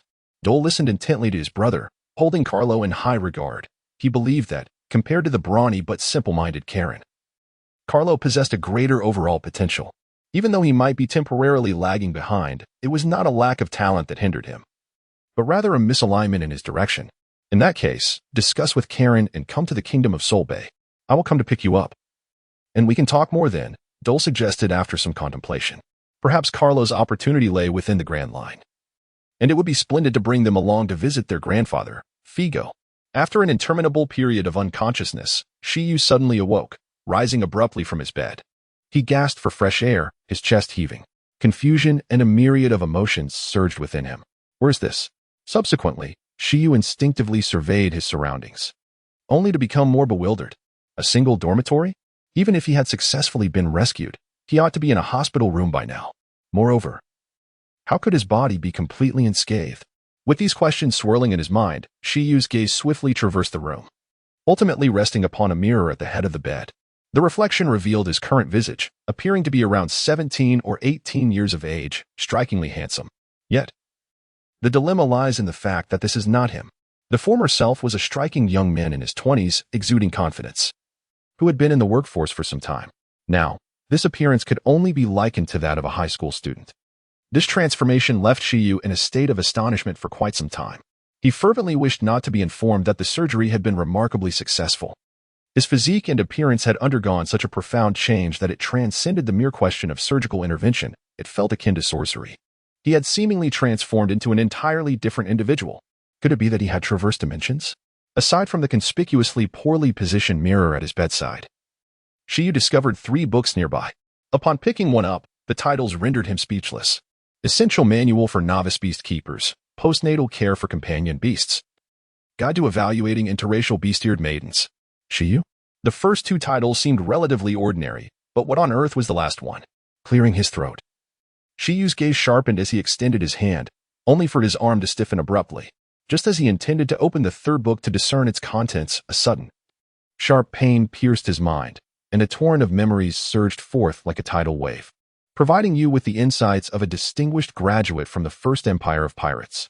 The following day, Your Highness, we are both prepared and can depart at any time.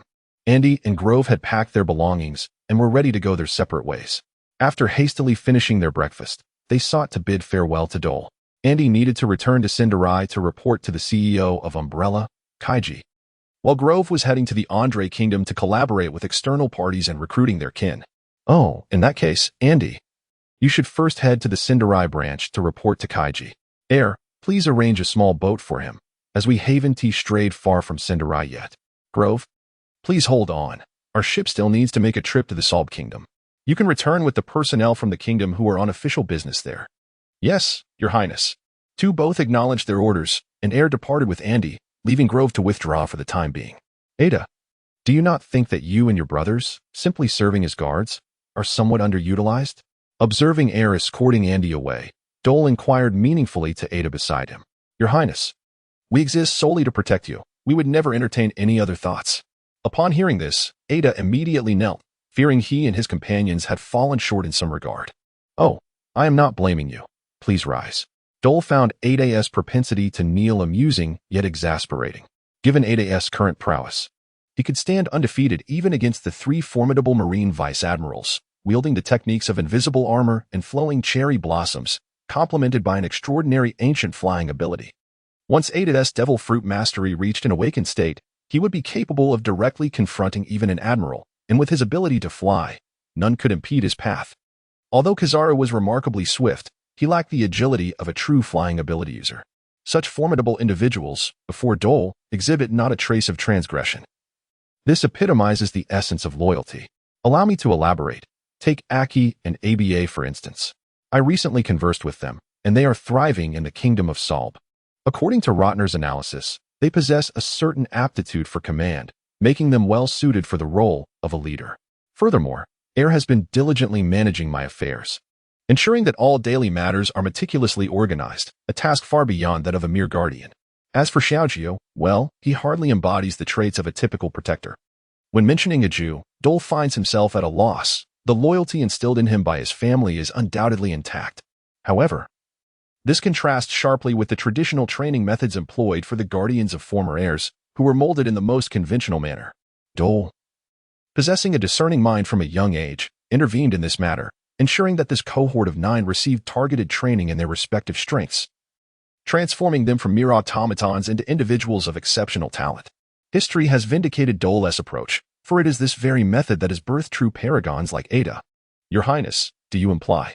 At present, it appears that my father will reign for many more years, and my subordinates will gather a formidable cadre. Thus, I must establish a power structure centered around myself to manage and allocate responsibilities among us. In these times when talent is scarce, each of you 9 possesses exceptional abilities. And I, Dole, am not a noble without merit. Rather than relegating you to the status of superfluous guardians, it is far more prudent to allow you to fulfill your roles and showcase your true capabilities. Dole spoke with unwavering sincerity. These notions had long been contemplated. Previously, he had communicated with Kars regarding not only the implementation of the half-merfolk policy, but also the establishment of his own faction. Consequently, Dole has crystallized his vision for advancement. He intends to forge a power entirely his own, one that will seamlessly propel the kingdom toward imperial grandeur following his ascension to the throne. The Bafu. This is the name of the force ultimately decided by Dole. In Dole's previous life during ancient times, it was referred to as the Imperial Preparatory Estate, also known as the Hegemonic Court.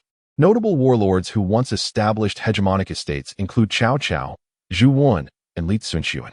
Under the hegemonic estate, there exists an intelligence management network and a financial management entity known as the Umbrella Company, among others, including the Zero Laboratory, which was originally under the Kingdom's Academy of Sciences, now transitioning to the jurisdiction of the hegemonic estate. In the future, these organizations will no longer operate under the banner of the Andre Kingdom, but rather under the flag of the Andre Hegemonic Estate.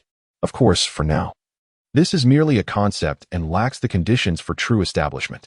To achieve Dole's envisioned strength and influence, rivaling that of the 4 emperors upon establishment, the current number of personnel is far from sufficient. What do you think? Let Aki and ABA return to the kingdom to join the Navy, while Air will assume the role of a full-time steward, no longer serving as a guard. As for the others, please have a thorough discussion with them and listen to their opinions.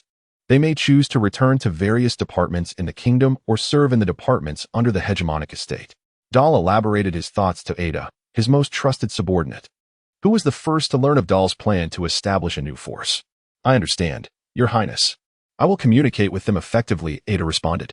The others should be manageable, but as for Xiao Jiao, the youngest among the 9, he possesses a natural awakening of haki akin to Princess Anna, with a dual-colored haki. Observation and armament.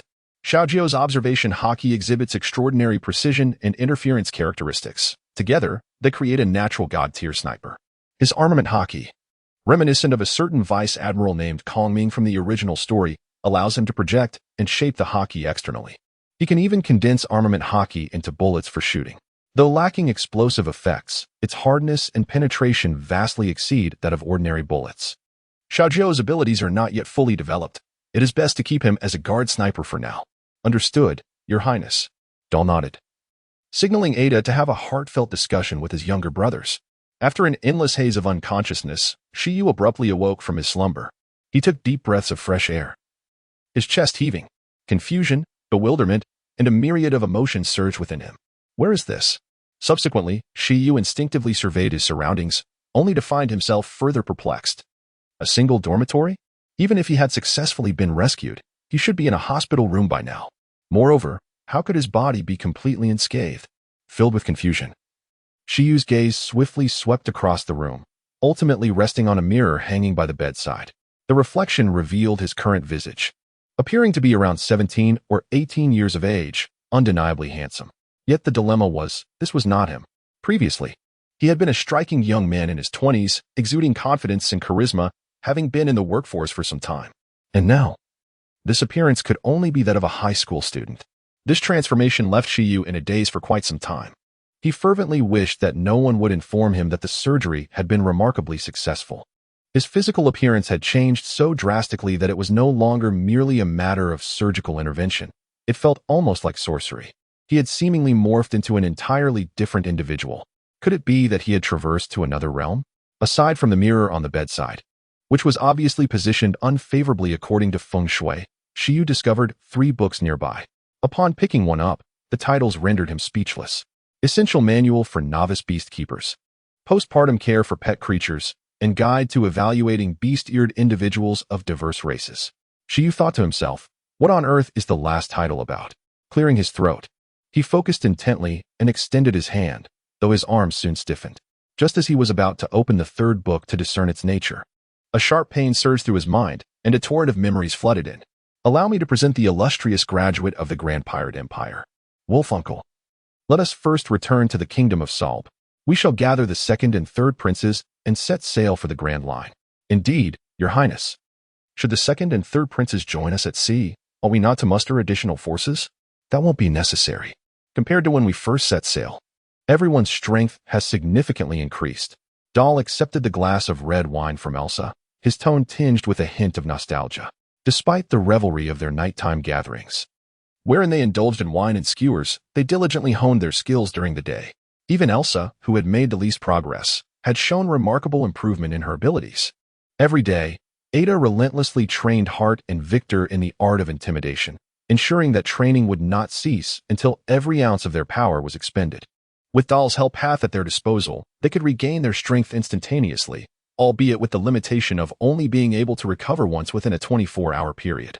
Moreover, the master of the 6 styles could also instruct them in the versatile techniques of shave and moonwalk, moves so convenient that even the great swordsman Hart would not decline their learning. Young Ted, in contrast, spent each day alongside 500 soldiers, sharing their quarters and partaking in the most fundamental training during the day, while at night he received specialized instruction from Master Lautner. By the way, Elsa, I've noticed you've taken up swordsmanship lately, Dahl suddenly recalled. It seemed that he had seen Elsa practicing alongside Maki, who, despite her unconventional approach, was capable of delivering aerial slashes but lacked foundational skills. Hart, having trained in a formal swordsmanship academy, believed it essential to teach her the basics from the ground up, as it might enable Maki to evolve into a genuine swordsman in a short span of time. Thus, the scene of Elsa practicing swordsmanship alongside Maki came to be. Your Highness, I merely feel that my physical prowess seems to have reached an impasse. The more formidable advanced techniques within the 6 styles are utterly beyond my current capabilities. I thought it prudent to acquire a bit more knowledge, even if mastery eludes me, for it is always beneficial to learn. Elsa responded somewhat bashfully to Dahl's remarks, which left him both amused and exasperated. In comparison to Ada and the others, who possess an innate talent for strength, Elsa's potential pales significantly, making it perfectly natural for her abilities to plateau at a certain level. It is unrealistic to expect that, simply because he is a traveler from another world, everyone around him would be extraordinary. He is not the protagonist of a novel. Perhaps you might consider becoming an ability user? Upon hearing Dahl's suggestion, Elsa hesitated. In her view, such precious items as devil fruits were not meant for someone of her station. Very well, we shall discuss it later, as there is presently no suitable ability for you to wield. Dahl did not dwell on the matter for long and quickly shifted his thoughts elsewhere. He intended to fetch the 2nd and 3rd brothers, who were likely to bring along the devil fruits. The time had come to initiate the 2nd phase of his own abilities. A year prior, when you had just returned, Dahl had issued an edict instructing the members of the network to procure any readily available devil fruits from black markets around the world. In the black market, due to the exposure of abilities, and for various other reasons, devil fruits that were deemed less desirable remained unsold, often tagged with a price of 100 million berries, allowing for direct sale to anyone. However, those who navigate the black market are far from naive. No one would invest in such evidently extravagant purchases. Nonetheless, these devil fruits stubbornly retain their price, maintaining a baseline of 100 million. Meanwhile, those with even a modicum of utility would be auctioned. As direct sales were simply unfeasible, the sellers within the black market are astute individuals. This time, Carlo and Sharon set out, and Dahl instructed them to take along this batch of devil fruits, which would significantly enhance his strength in due course. The warship had already docked at the port of the Salb Kingdom. It was not far, and with full speed, it arrived in less than 2 days. Your Highness, it is I, Cage. Indeed, Andy has reported to me. Currently, he is undergoing rigorous training. According to the evaluation report from the virtual training chamber, his position as the squad leader of the USS Special Operations Team is adequate. Cage would be stationed in Santo Doria for the time being. gathering the most elite soldiers from various kingdoms to form the Umbrella Special Operations Team and the security forces, with the most advanced weaponry. Achieving the strength of a squad leader should be within reach. The Umbrella Team needs to be established by the year 1514, as they will be deployed on the battlefield in the Grand Line. Dole did not rush him, for it was inherently difficult for anyone in the South Sea to dare to target Andre's merchant vessels, especially since he would soon make a name for himself across the seas. Yes, Your Highness, I understand. There are two matters I need to report to you. The first is that the Sindarai Navy branch wishes to cooperate with us, intending to purchase a batch of weapons, expressing that if the results prove satisfactory, the Navy headquarters may consider procuring weapons directly from us. After presenting the first matter, Cage paused, awaiting Dole's response. For dealings with the Navy, especially concerning arms, were not decisions he could make alone. Interesting, let us proceed. If we can open a storefront and profit, why not? As for the Navy headquarters, we can discuss that later. The Navy seeking arms from merchants? Such matters are clearly fraught with complications, yet Dole remained unperturbed, for the imitation of weaponry was inevitable. From Dole's understanding of the world government and the esteemed Vegapunk, their focus lay solely on high-end combat capabilities, utterly neglecting the resources required to develop lower-tier forces. In their eyes, no matter how superior the firearms, Navy soldiers would always be ineffectual against those endowed with conqueror's haki. As for other scientists, lacking the comprehensive and well-funded experimental environment that Andre possessed, they could never hope to match his foundational technological advancements. Yes, I will personally negotiate this deal with them. Your Highness, the second matter is actually related to you. Oh? Do elaborate. Dole detected a peculiar tone in Cage's voice. It seemed that you had eradicated the pirate alliance of Sindarai, leaving the surrounding pirates in a fierce scramble for the territories and spoils they abandoned. This has consequently intensified the pressure on the Navy. Admiral Ryan of the Sindarai branch has issued a summons, calling upon the Navy personnel who are genuinely on leave in the South Sea to provide support, which also includes Her Highness, the Princess of Santeria. Dole had initially thought it was a matter of great significance, only to realize that it was merely the unintentional consequence of cutting Meloy's vacation short. He could only hope that when they next met, she would not seek retribution. After exchanging a few more words, Dole gave some further instructions and then spotted a submarine emerging in the distance, adorned with the Andre flag, making its way towards the auxiliary warship. After an endless haze of unconsciousness, Shiryu abruptly awoke from his slumber. He gasped, inhaling the fresh air deeply, his chest heaving with each breath. Confusion and bewilderment, along with a myriad of emotions, surged within him. Where's this? Subsequently, Shiryu instinctively surveyed his surroundings, only to feel even more bewildered. A single dormitory? Even if he had successfully been rescued, he should undoubtedly be in a hospital room by now. Moreover, how could his body possibly bear no injuries whatsoever? With lingering doubts, Shiryu's gaze swiftly traversed the room, ultimately resting upon a mirror situated at the head of the bed. The reflection revealed his current visage, a handsome youth of approximately 17 or 18 years. Yet the dilemma lies in the fact that this is not him. Previously, he had been a striking young man in his 20s, exuding charisma and having been employed for some time. However, this appearance undeniably resembled that of a mere high school student. This transformation left Shiryu momentarily stunned. Do not dare tell him that the surgery was remarkably successful. His physique and appearance have changed so drastically that it transcends the mere issue of surgery. It is akin to sorcery. He has completely morphed into another individual. Could it be that he has traversed dimensions?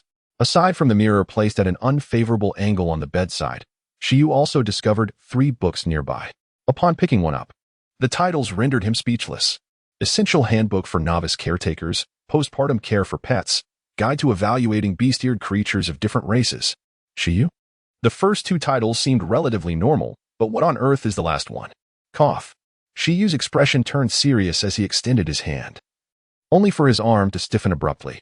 Just as he was about to open the 3rd book to discern its contents, a sharp pain surged through his mind, and a flood of memories rushed forth. 2 days prior, in the kingdom of Andre, Carlo had just finished a conversation with Dor. After a restful slumber, he promptly dashed from Saint-Mi Port to the territory of Karong, reaching Jelaport. Within the Admiral's office at Jelaport, Carlo exclaimed, "Hurry, gather your belongings." Carlo, with a backpack slung over his shoulder, rushed into the Admiral's chamber, rousing Karong from his slumber. Who is it? Can't a man sleep in peace this early in the morning? Karong, still bleary-eyed, had been growing naturally and did not require a strict morning regimen. Hence his usual late wake-ups. What the? Second brother? What brings you here? Don't ask too many questions, just pack up and come with me. Wait, what is the rush?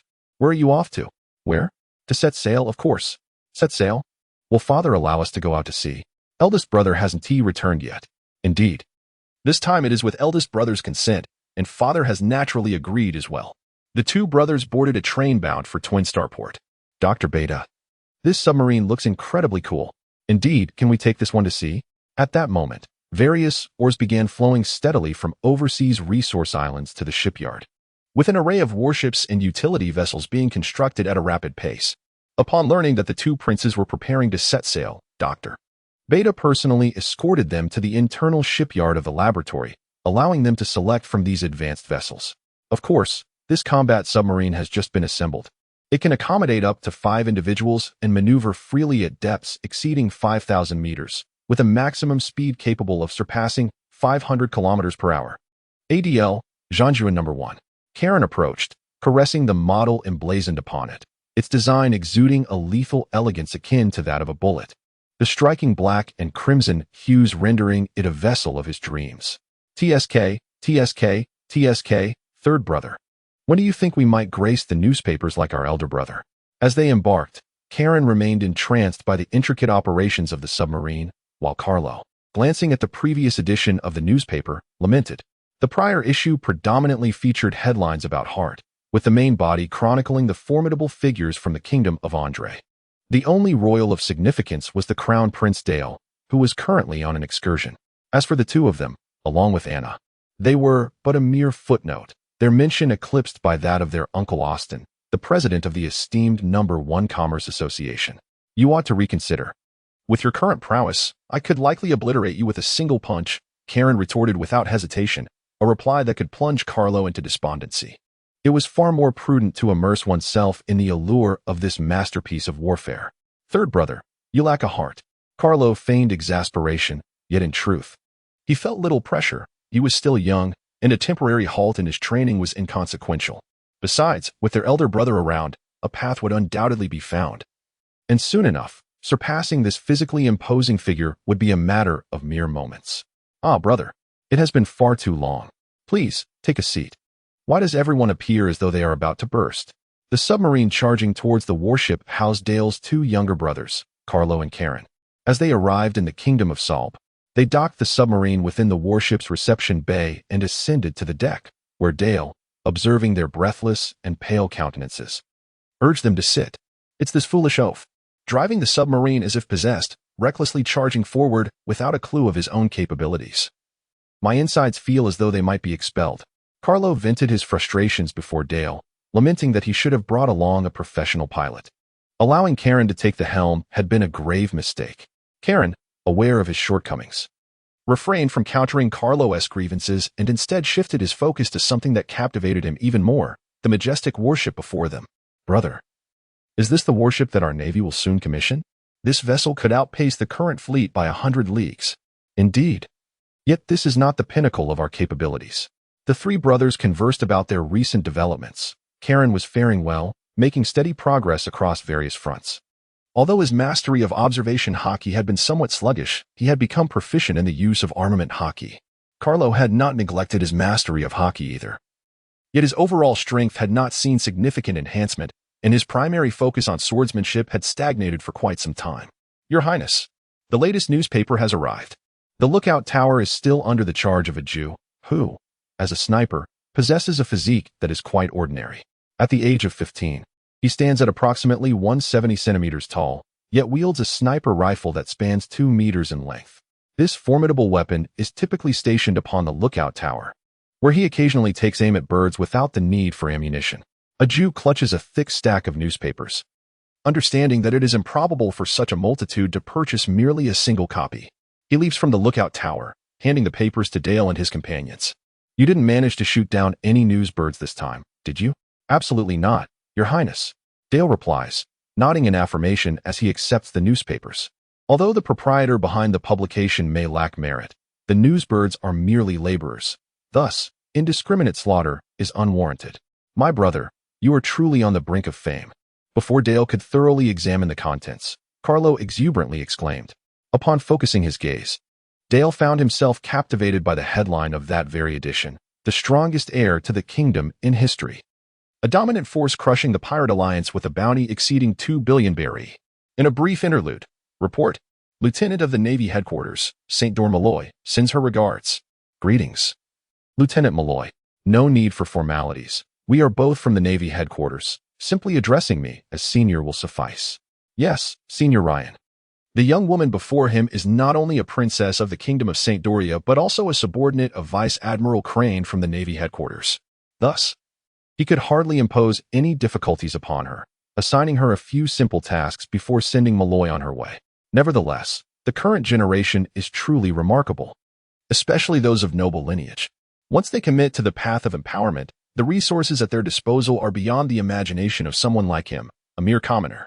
As Ryan gazes upon the arms purchase contract recently signed with Embraer, he cannot help but ponder whether this is merely an isolated incident. Otherwise, the seas will surely descend into further chaos. After an interminable bout of unconsciousness, Shiyu abruptly rises from his bed. He gasps for fresh air, his chest trembling. Confusion, bewilderment, and a myriad of emotions surge within him. Where is this? Subsequently, Shiyu instinctively surveyed his surroundings, only to feel more bewildered. A single dormitory? Even if he had successfully been rescued, he should presently be in a hospital room. Moreover, how could his body possibly bear no injuries at all? With a sense of confusion, Shiyu's gaze swiftly traversed the room, ultimately resting upon a mirror positioned at the head of the bed. The mirror reflected his current appearance, a strikingly handsome youth of approximately 17 or 18 years. However, the issue was that this was not him. Previously, he had been a remarkable young man in his 20s, having worked for some time. Yet now, he appeared to possess the countenance of a mere high school student. This transformation left Shiyu in a prolonged state of astonishment. He fervently hoped not to be informed that the surgery had been a resounding success. His physique and appearance had undergone such a metamorphosis that it transcended the realm of mere surgery. It seemed akin to sorcery. He had entirely transformed into another individual. Had he perhaps traversed dimensions? Aside from the conspicuously ill-placed mirror at his bedside, Shiyu also discovered 3 books nearby. Upon picking one up, the titles rendered him momentarily speechless: Essential Handbook for Novice Caretakers, Postnatal Care for Pet Beasts, and Guide to Evaluating Beast Ear Girls of Diverse Races. Shiyu pondered. The first 2 titles seemed relatively ordinary, but what was the third one about? Clearing his throat, Shiyu's gaze sharpened as he extended his hand, only for his arm to stiffen suddenly. Just as he intended to open the third book to discern its contents, a sudden jolt of pain surged through his mind, and an overwhelming flood of memories cascaded upon him. The latest updates from the esteemed graduate of the Pirate Empire, accompanied by news that spread like wildfire across the globe. Compared to the previous fleeting glimpse, this news was undoubtedly more detailed and explosive. Indeed, only blood and corpses could forge a person's renown. In the kingdom of Andre, within the royal palace's study, a conversation unfolded. "Look at your son, Kars. He is single-handedly battling the 7 notorious pirate overlords. Do you see how perilous this is? These are all bounty hunters with rewards exceeding 100 million. Kars held a fresh newspaper, while Iris sat beside him, pointing at their son's image on the page. In the photograph, Dor wore the black and gold military uniform of Andre, levitating in the air, accompanied by a colossal thunder kirin, radiating an awe-inspiring presence that was truly divine. Kars felt a sense of helplessness. What began as a mundane newspaper reading with his wife had transformed into a shocking headline featuring their own son. However, given that he had effortlessly vanquished a bounty hunter with a reward surpassing 500 million, it appeared this young man's prowess exceeded Kars' expectations. Meanwhile, in the Naval Headquarters conference room, a heated discussion ensued. "All right, Carp. Focus, please. Currently, Sakazuki, Palyasolino, and Kuzan are all in the New World. We, the Old Guard, are holding the fort in the first half, so you better take this seriously." Sengoku admonished Carp, who was rather distracted, indulging in a large bowl of donuts. "Ha ha. Don't jest, Sengoku." Carp burst into laughter, utterly unperturbed. "Those pathetic fish and shrimp in the amusement park? I could handle them with a single hand. There's no need for you to get so worked up. Remember, you are a vice admiral. Broaden your perspective a bit. Disregard that fool, Sengoku." The focal point of this meeting should indeed pertain to the contents of this newspaper. However, Kokoro, Your words do wound me deeply. Kokoro had already discerned that Sengoku was still holding the latest edition of the newspaper. With the formalities of the meeting now concluded, it was time to address the contents of the recent publication. As for Garp's jests, she chose to overlook them, having grown accustomed to such antics over the years. Ah. The headline of this issue is quite intriguing. The kingdom of Andre, its king, Carls, is a fellow denizen of the South Sea. I am acquainted with him. Having ventured to sea at the age of 15, his prowess is commendable. I never anticipated he would nurture such remarkable progeny. Upon hearing the word progeny, Garp's interest was piqued. He snatched the newspaper from Sengoku's grasp. Glancing through it before erupting in laughter, "Isn't this the lad who defeated a pirate with a bounty of 500 million at the tender age of 17? My grandson will surely surpass him in the future. Isn't that Shanks? I can't believe he is still alive. That young man is indeed doing well, ridding the world of its scourge. Sengoku, should we not consider having him join the Navy?" Garp proposed, engrossed in the newspaper, completely oblivious to Sengoku's rising ire. Before Sengoku could unleash his frustration, it was ultimately Vice Admiral Kokoro who intervened, seizing the newspaper from Garp's hands. Sengoku. The West Sea harbors the Mafia and the Flower Country. The North Sea is home to Germa and Doflamingo. Now, the South Sea has also given rise to formidable powers. Complicating the situation further, Kokoro contemplated the dynamics across the four seas, noting that only the East Sea appeared relatively tranquil. Moreover, in light of the previous analysis regarding the intelligence on the Kingdom of Andre, the Kingdom of Andre stands as a formidable conglomerate of power, not merely relying on a couple of strong individuals, which would be a transient force destined to fade away. Considering the historical context of this nation, it is plausible that its level of peril is at least comparable to that of the Germa Kingdom in the North Sea, and from the perspective of elite combat capabilities, it may even surpass it. Notably, their warships and armaments are exceedingly advanced, far superior to those of the Navy. However, such strength does not instill fear in the world government. This is precisely the conundrum that Sengoku grapples with. The bulk of the world government's research funding is allocated to pivotal projects that could reshape the global landscape. While enhancements in individual weaponry pose no genuine threat to true powerhouses, thus failing to garner the attention of the world government, which has yet to recruit scientists in this domain. Consequently, Sengoku and Tsuru engaged in extensive discussions regarding the Kingdom of Andre and the matter of Doflamingo, culminating in a report submitted to Admiral Akainu and the Five Elders. In a certain desert kingdom, the notorious Crocodile, one of the 7 warlords of the sea, having just dealt with a band of novice pirates causing trouble in his territory, continued to peruse the newspaper in his hand. Merely remnants of a bygone era. And yet they were dispatched by a mere child. What an embarrassment. Is he a scion of the royal lineage? One wonders if Alabasta harbors hidden powerhouses. For it is an ancient nation with over 4,000 years of history. Fufu, another nobleman awakened to the conqueror's haki? This era is truly fascinating. Yet another ambitious individual. In the basement of an island in the Grand Line, the elusive Don Quixote Doflamingo, who had not shown himself for some time, let out a sinister laugh upon seeing Doflamingo in the newspaper. The great swordsman Hart? Mihawk gazed at the newspaper, where Hart stood before Angus, accepting a photograph of the renowned sword, Yoru, lost in contemplation. This Hart is among the few opponents of his caliber who have not met their demise. Hence he has left an impression on me. However, one would expect that even if he survived, he would be significantly diminished. It is unexpected to see this former adversary once again featured in the newspapers, and even more surprising is the news of his elevation to a grand swordsman. Very well. I shall await your return to my presence. On the islands of Chamber, at the 13th, in Shaki's ransom bar, the proprietress, while indulging in a cigarette, perused the newspaper and remarked to the man beside her, whose hair was flecked with gray and who was incessantly flaunting his drinks, "Old chap. Yet another remarkable young talent has emerged, this time from the South Sea. Is it a pirate or a Navy man?" he inquired. Intrigued by the mention of the South Sea, a region that appears unassuming yet possesses profound depth. "Neither," replied the proprietress. "The spotlight this time shines on a young noble. To be precise, a member of the royal family. The newspaper, of course, does not confine itself solely to the first half of the Grand Line or the Four Seas. Even in the New World, it remains prevalent. Yet, to those who stand at the pinnacle, such matters seem trivial and unworthy of excessive attention, especially given that they pertain to the Four Seas, which hold no sway over the New World. At present, the chaos continues unabated. After an interminable period of unconsciousness, Shiyu abruptly awoke from his slumber. He inhaled deeply, drawing in the fresh air, his chest heaving. Confusion, bewilderment, and a myriad of emotions surged within him. Where is this? Subsequently, Shiyu instinctively surveyed his surroundings, only to find himself further perplexed. A single dormitory? Even if he had indeed been rescued, he ought to be in a hospital room by now. Moreover, how could his body be completely unscathed?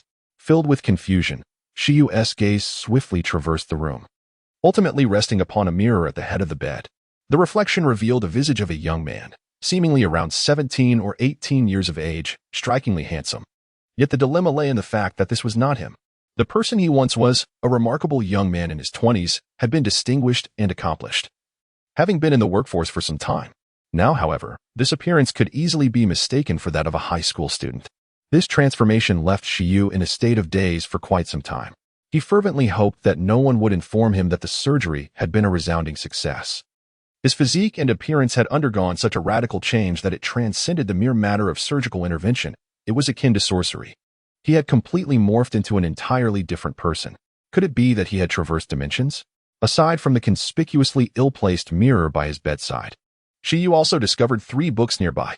Upon picking one up, the titles rendered him momentarily speechless: Essential Manual for Novice Caretakers, Postnatal Care for Pets, and Guide to Evaluating Bestiared Individuals of Other Races. Shiyu thought to himself, what on earth is the last title about? Clearing his throat, he focused intently, extending his hand, only for his arm to stiffen abruptly. Just as he was about to open the 3rd book to discern its contents, a sharp pain pierced his mind, and a torrent of memories surged forth like a tidal wave. Meanwhile, the perspectives of various external factions regarding the grand empire of pirates were unknown to those aboard the warship. At that moment, the vessel had reignited its engines, setting sail towards a new destination, the Grand Line, specifically Marineford, and the naval family's town situated behind it, where his retired grandfather, Figo, would spend most of his time. Half-Fish Grove had already accompanied the merchant ship of the First Commerce Guild towards the kingdom of Andre, taking along Aki, Aba, and Asen. After deliberation among the 9 brothers, it was concluded that except for Aki, Aba, and the final Asen, the rest deemed themselves more suited to a military lifestyle. However, the distinction lay in the fact that Aki and Aba had barely met the requirements to serve as a rear admiral in the newly established navy of Andre, while Asen's prowess surpassed theirs. Thus, Asen's mission was to assemble and train a guard for the Bafu, with a baseline standard of breaking through a combat power value of 500 and mastering at least one of the 6 forms within 6 months. Before departing, Dale bestowed upon Asen the remaining Manus fruit, enhancing his strength further, a move sufficient to intimidate a cadre of new recruits. Carlo and Karong were dispatched by Dale to train alongside Ada and the others in hockey, though Karong ended up mingling with a Jew, another enthusiast of weaponry and armor. Finally, after a period of relative calm, Dale retreated to his chamber, gazing at the 8 devil fruits individually encased in small boxes, unable to contain the excitement bubbling within him. These devil fruits, originating from various corners of the world, are deemed by numerous powerful factions as insipid and regrettably wasteful, akin to a mere trifle. They predominantly consist of Zoan-type devil fruits. In truth, the collection amassed by the network includes more than just these 8 fruits, however. For the sake of maintaining secrecy and due to the lengthy journey, some have yet to be delivered to the kingdom of Andre. Dor pondered the most suitable arrangement for this batch of devil fruits. 8 fruits are neither in abundance nor a scarcity. The primary consideration is the cooling period of the sprite.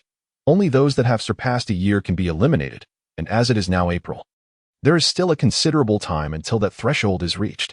Ultimately, Dor resolved to first expend 4 of the devil fruits to enhance the abilities of his eyes, reserving the remaining 4 to reduce the cooling period of the sprite. Thus, after a reduction of 4 years in the cooldown period, coupled with the unexpected acquisition of that devil fruit last time, a total of 5 years had been deducted. Following this decision, Dole did not hesitate and promptly transformed all 8 devil fruits into primordial energy. He entered the spiritual realm and began to channel the 4 units of primordial energy to elevate his eyes. There were no extraordinary sensations or remarkable characteristics. Dole merely felt a warm current flooding into his eyes, followed by an influx of unfamiliar information that instantaneously integrated into his mind. This content encompassed pertinent details regarding the little sprite that had not been fully explained before, as well as an introduction to the abilities bestowed by the advancement of his eyes. Firstly, there was an important piece of information that Dole had previously overlooked. which was that the cooldown for the little sprite's skills could at most be reduced by half. In other words, the 5-year reduction was already the maximum limit. He could no longer utilize the devil fruit to further diminish the cooldown duration. Another detail to note was that, according to the little sprite's exact words, the reduction in cooldown merely borrowed from the primordial energy, implying that the devil fruit would not permanently vanish. Instead, it would only delay the rebirth of the devil fruit. However, the primordial energy consumed for the elevation of abilities and the loading of powers would disappear permanently. Therefore, Dole would have to patiently wait until November 11th, 1515, to witness the little sprite emerge from its cocoon. Subsequently, regarding the capabilities acquired post-advancement, Dole could only remark on the impressive nature of the ability that had multiplied the cooldown of the little sprite tenfold. In the realm of the kaleidoscope, 4 new abilities have been introduced: Tsukuyami, Left Eye of God, Right Eye of God, and the 3rd and 4th stages of Susanoo. Moreover, Dole's Susanoo possesses the capacity to wield all the exclusive weapons from the original work. Regarding the Rinnegan, 4 new abilities have also been added, namely, Rinnegan Pressure, which allows the user to unleash a 360 blade-like shockwave in all directions, effortlessly severing the god tree and the earth. The Heavenly Obstruction Star summons 3 distinct seals using Susanoo to invoke 2 colossal meteors that cascade onto the battlefield, the second being twice the size of the first. Heavenly Power permits the user to exchange their position with any object visible to their eyes within close range, enabling them to evade enemy attacks in an instant. Lastly, the fusion of the 5 elemental techniques, forcibly merged into ocular jutsu by the sprite, has been further enhanced.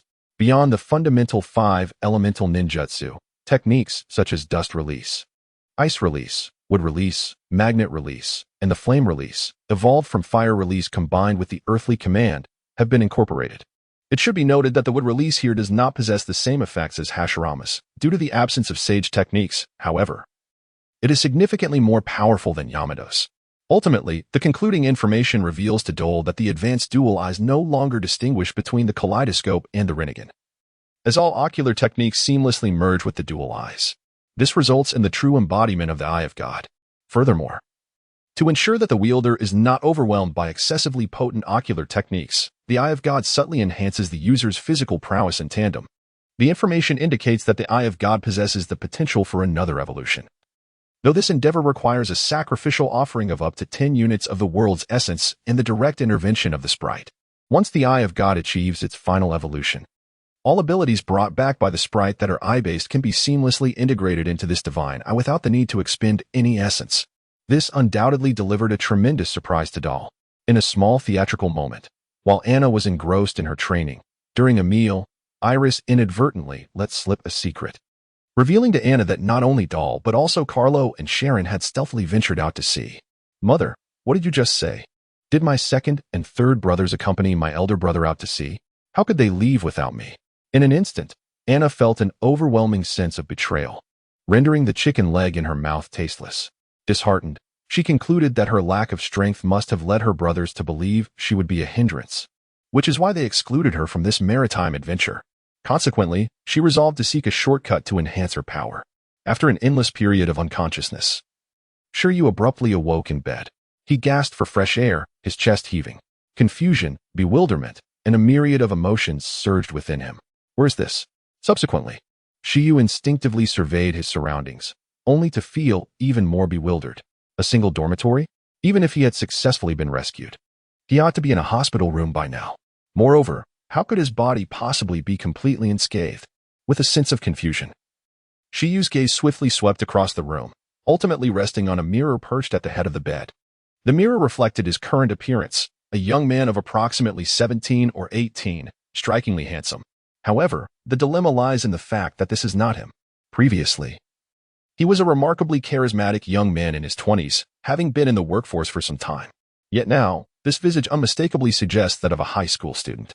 The transformation left Shiryu in a state of bewilderment for an extended period. He fervently wished not to hear that the surgery had been remarkably successful. His physique and appearance had altered so drastically that it transcended the mere notion of surgery. It resembled a form of mystical transformation. He had seemingly become an entirely different individual. Was it possible that he had traversed into another realm? Aside from the conspicuously poorly positioned mirror at his bedside, Shiryu discovered 3 books nearby. Upon picking one up, The titles rendered him momentarily speechless. Essential Handbook for Novice Caregivers, Postpartum Care for Pets, and a Guide to Evaluating Beast Ears from Other Races. You thought? The first two titles seemed relatively ordinary. But what was the meaning behind the last one? Clearing his throat, Shiyu's expression turned serious as he extended his hand. However, his arms soon stiffened. Just as he was about to open the third book to discern its nature, a sharp pain surged through his brain, and a torrent of memories flooded in. He experienced the sensation of an energy so potent it felt almost tangible coursing through his body, catalyzing an evolution within him, particularly enhancing his strength and recovery. This process of evolution did not last long. After the energy circulated through his body several times, it was completely exhausted, marking the end of a wondrous metamorphosis. Upon opening his eyes, Door's initial sensation was the dissolution of the barrier that had once existed between his eyes. Though they had been modified by a sprite to exhibit a similar appearance, pale golden waves with a Magatama design, their abilities had been distinctively housed within each eye, resulting in a certain discordance in their use. Now, however, that issue had vanished. The two previously separate abilities had truly merged within these divine eyes, akin to a new bloodline limit in the parlance of the Naruto universe. Moreover, it seemed he had grown slightly taller. Dur stood up and, on tiptoe, realized he had indeed increased in height. His previous stature of just over 1.90 m had surged to around 2.1 m. Dur understood that. Given the genetics of his father, Carl's, reaching a height of 3 meters was entirely feasible, although he cared little for the stature of a general. After all, did one not see Shanks, the red-haired pirate who bested admirals in the films, standing at an ordinary height? Moreover, Dale still leans towards becoming a bombastic sorcerer. By the way, with the recent update, we have been introduced to a plethora of new spells, and this thought instantly ignited Dale's desire to test their efficacy. Utilizing his celestial manipulation, Dale gazed out from the window at his brother diligently exercising on the deck and felt a surge of pride, prompting him to instantaneously teleport to the deck. It is worth noting that celestial manipulation originally allows one to swap places with any visible object within their line of sight, thereby achieving the effect of instantaneous movement. According to the Book of Arrays, it is possible to leap into distant realms in the blink of an eye, embodying the pinnacle of spatial contraction techniques. However, as Dale activated his celestial manipulation, he discovered that when combined with his unique observation haki, his vision enabled him to perceive numerous microorganisms and dust particles invisible to the naked eye of ordinary individuals. In essence, Dale could directly exchange positions with microorganisms or the dust in the air, as well as the moisture mingled within the gentle breeze, thereby achieving what is perceived by the untrained mind as instantaneous movement. At this moment, on the deck, Victor, refraining from utilizing his devil fruit abilities and heart, abstaining from his swordsmanship, engaged in a vigorous exchange of blows. Suddenly, they were taken aback by the unexpected appearance of Door, who materialized before them without any forewarning. The onlookers, witnessing the abrupt halt in the duel, realized only then that Door had appeared above them, seemingly out of nowhere. "Your Highness, brother." The crowd bowed in unison. Carol, somewhat perplexed, recalled that during Door's previous sparring sessions with Carl's, they had often observed from the sidelines, yet they had never witnessed Door exhibiting a teleportation-like ability. "Enough. Please, continue. I merely wish to experiment with my newfound skills," Door stated, as he gracefully maneuvered towards the edge of the deck, disregarding the astonished onlookers. Hey. Ada, did you notice that your majesty seems to have grown even stronger?" Carol inquired, nudging those beside him. "And you, Karong, do you recall that brother possessed this technique?" Indeed, the aura emanating from Door had noticeably intensified. "I have never seen this before. I distinctly remember there was no such move," Ada affirmed, nodding in agreement. Door's presence was unmistakable, his heightened energy easily detectable by anyone adept in observation haki. Karong, on the other hand, simply shook his head in honesty, lacking natural talent. He found himself envious of such flamboyant skills, hence his clear recollection. Hart and Victor exchanged knowing glances before synchronously ceasing their unfinished sparring. "Training is a daily endeavor. We need not squander this moment. Shall we observe the prince's training?" "Indeed, splendid idea," Hart concurred, embracing Victor's suggestion. The audience, sensing the shift in focus, instinctively followed suit. Moving towards the edge of the deck, the weather was notably arid, with the sun blazing overhead. Positioned behind Door, the group beheld as the space adjacent to him warped. And in the next heartbeat, a flame fan materialized in his hands. Typically finding the fan cumbersome, Dor had wisely stored it within his divine space for easy access. Have you all gathered to witness the spectacle? Dor inquired with a smile, glancing back at the curious crowd. His demeanor towards his allies was consistently generous and gentle, and upon hearing his playful remark, they felt merely a hint of embarrassment. Your Highness, we are all here to witness your grand display of prowess, Victor remarked, adopting a sycophantic demeanor, entirely unperturbed by any awkwardness, his expression instead radiating eagerness. Compared to Ada and Hart, Victor was notably more vivacious, with a knack for charming discourse. Very well, then let me give you a proper demonstration. With the mastery of wood release, for pillars and ice release, ice pillars, along with the activation of a wooden pavilion sprang forth from the ground, encircled by chilling ice columns. What a remarkable sight! The fusion of wood and ice releases instantaneously conjured an air-conditioned audience area, astonishing the onlookers, not merely due to its formidable nature, but in sheer wonder at the capabilities being harnessed in such an extraordinary manner. Brother, this is utterly magnificent, Karong exclaimed, unable to contain his admiration as he caressed the intricately carved wooden seat, utterly astounded that it had materialized before his very eyes. Others joined in lauding Dale, showering him with compliments. Yet Dale remained unfazed, turning his attention to the vast ocean to commence his barrage of skill testing. Ice release, one-horned white whale. Magnet release, golden sand waves. Wood release, ranking technique, flame release. 8 Saka Magatama, dust release. Original realm separation technique. One after another, these newly comprehended techniques unleashed upon the ocean, delivering a series of impacts. Ultimately, while they left no trace of damage upon the boundless sea, they did leave the spectators behind in a state of bewilderment. In their astonishment, the onlookers pondered whether they could withstand such formidable abilities if faced with Dale. Even if they could, how many could they endure? After over an hour of relentless bombardment, Dale finally paused to catch his breath, nodding in satisfaction before inviting everyone back to the ship's cabin to celebrate with the gathering. At this moment, everyone realized that even if they could barely block or evade a strike or two, how could they possibly endure an unrelenting bombardment that could last for an entire hour? After an endless period of unconsciousness, Shiyu suddenly rose from his bed. He gasped for fresh air, his chest heaving.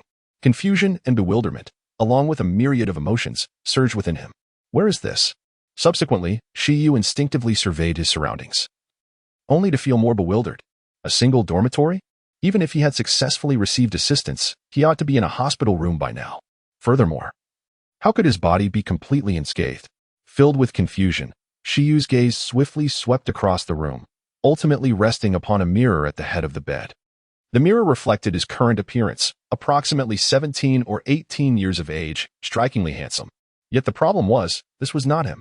Previously, he had been a dashing young man in his 20s, exuding charisma and having been employed for some time. But now, his visage unmistakably resembled that of a mere high school student. This transformation left Shiyu in a daze for an extended period. He fervently wished not to be informed that the surgery had been remarkably successful. His body and appearance had undergone such a radical change that it transcended the mere notion of surgery. It felt akin to sorcery. He had seemingly metamorphosed into an entirely different individual. Could it be that he had traversed dimensions? Aside from the ominously positioned mirror at his bedside, Shiyu discovered 3 books nearby. Upon picking one up, the titles rendered him speechless. Essential Manual for Novice Caretakers, Postpartum Care for Pets. Evaluation Guide for Beast-Eared Individuals of Other Races. Shiyu? The titles of the first 2 books seemed reasonably normal. But what on earth was the last one about? Clearing his throat, Shiyu's gaze sharpened as he extended his hand, only for his arm to stiffen abruptly. Just as he was about to open the 3rd book to discern its contents, a sharp pain surged through his mind, and a torrent of memories flooded in. We are nearing the Red Earth continent, my prince. Only a day's journey remains, reported Latna as he approached Dale. It was now the 7th day of their voyage at sea, yet fortunately, the ship's provisions were ample, eliminating any risk of famine. Excellent. Prior to our arrival, instruct Atav to liaise with the Holy Land to initiate the opening of the passage, Dale commanded. Only after setting sail did Dale realize how exceedingly dull life at sea could be. No matter how smoothly their vessel glided across the waters, it could never replicate the steadiness of solid ground. Dale merely nodded absently and gestured towards Atav. Yes, my prince, they replied in unison. My prince, 3 days ago. The half-fish individual Graf returned to the kingdom. Our Ministry of Foreign Affairs has published promotional advertisements in the newspapers under the kingdom's name. Itov continued, handing the newspaper to Dale. The advertisement was not particularly conspicuous, but was placed at the edge of the front page's headline.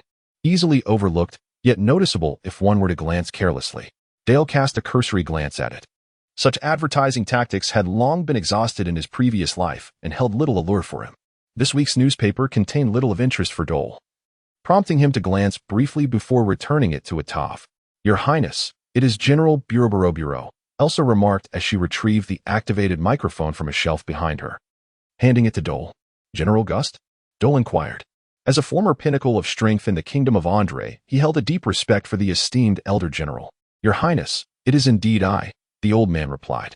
"As it stands, Your Highness, my 1st Marine Corps has completed its reorganization, now divided into 400 combat units, each consisting of 125 Marines. Following the conclusion of the Grand National Assembly, General Gust diligently executed your command to retrain and reorganize the kingdom's elite army into the present Marine Corps. This shall serve as one of the pivotal forces for the future expansion of the kingdom of Andre. However, what holds greater significance than these special forces are the true mainstay troops. According to His Highness's vision, the training of the Marine Corps primarily focuses on amphibious assault tactics, with naval pursuit and special operations as supplementary roles, rather than serving as the primary combat force. Thus, the naval main force we aim to emulate must comprise at least 1 million personnel. We are not lacking in soldiers, indeed. As His Highness establishes offices in various nations of the South China Sea, even if domestic recruitment falls short, we can supplement our ranks through external enlistment. Dahl subtly grasped the implication of the seasoned general's words. Since there are no issues regarding personnel, the real challenge lies in the shortage of officers. Indeed, Gustav paused momentarily before continuing. However, Your Highness, the kingdom is currently in dire need of mid to senior level military talent, making it impossible to construct a comprehensive naval system, particularly among the younger generation. Dahl was well aware that the most effective solution to address this issue would be to establish military academies, thereby nurturing talent across all ranks and cultivating high-ranking officers. It is relatively straightforward to nurture basic-level officers, for instance, aboard the vessel he currently serves. There are as many as 500 reserve lieutenants. Nevertheless, according to Dahl's prior arrangements, when the Navy of Andre ultimately takes shape, reaching a stature sufficient to support an empire, it must consist of at least 3 million troops. Of course, an initial force of 500,000 would suffice. And sergeants typically do not possess the authority to command independently. They generally serve as assistants to lieutenants. Lieutenants begin to gain independent command privileges, ordinarily. A second lieutenant may lead a squad of 100, while a lieutenant may oversee 2 second lieutenants, and a captain may command 2 lieutenants. A major supervises 1,000 personnel, which includes 800 soldiers under the command of 2 captains, and 125 soldiers under a Marine Corps captain of the rank of major, culminating in a full complement of 1,000 troops. A lieutenant colonel commands 2,000 soldiers. However, starting from the rank of colonel, the dynamics shift dramatically. In addition to the 4,000 troops commanded by 2 lieutenant colonels, there will be an additional 1,000-member elite guard, totaling 5,000 subordinates.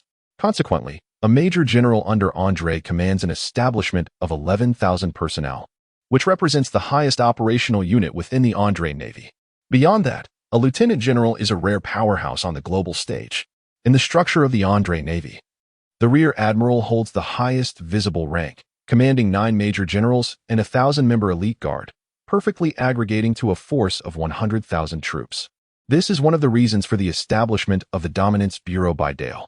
The Navy commanded by Andre could never resemble the naval headquarters, as it has cultivated numerous individuals whose sole purpose is to serve as a deterrent force. These individuals, provided they possess sufficient combat prowess, can ascend through the ranks by capturing formidable pirates without necessarily engaging in direct warfare.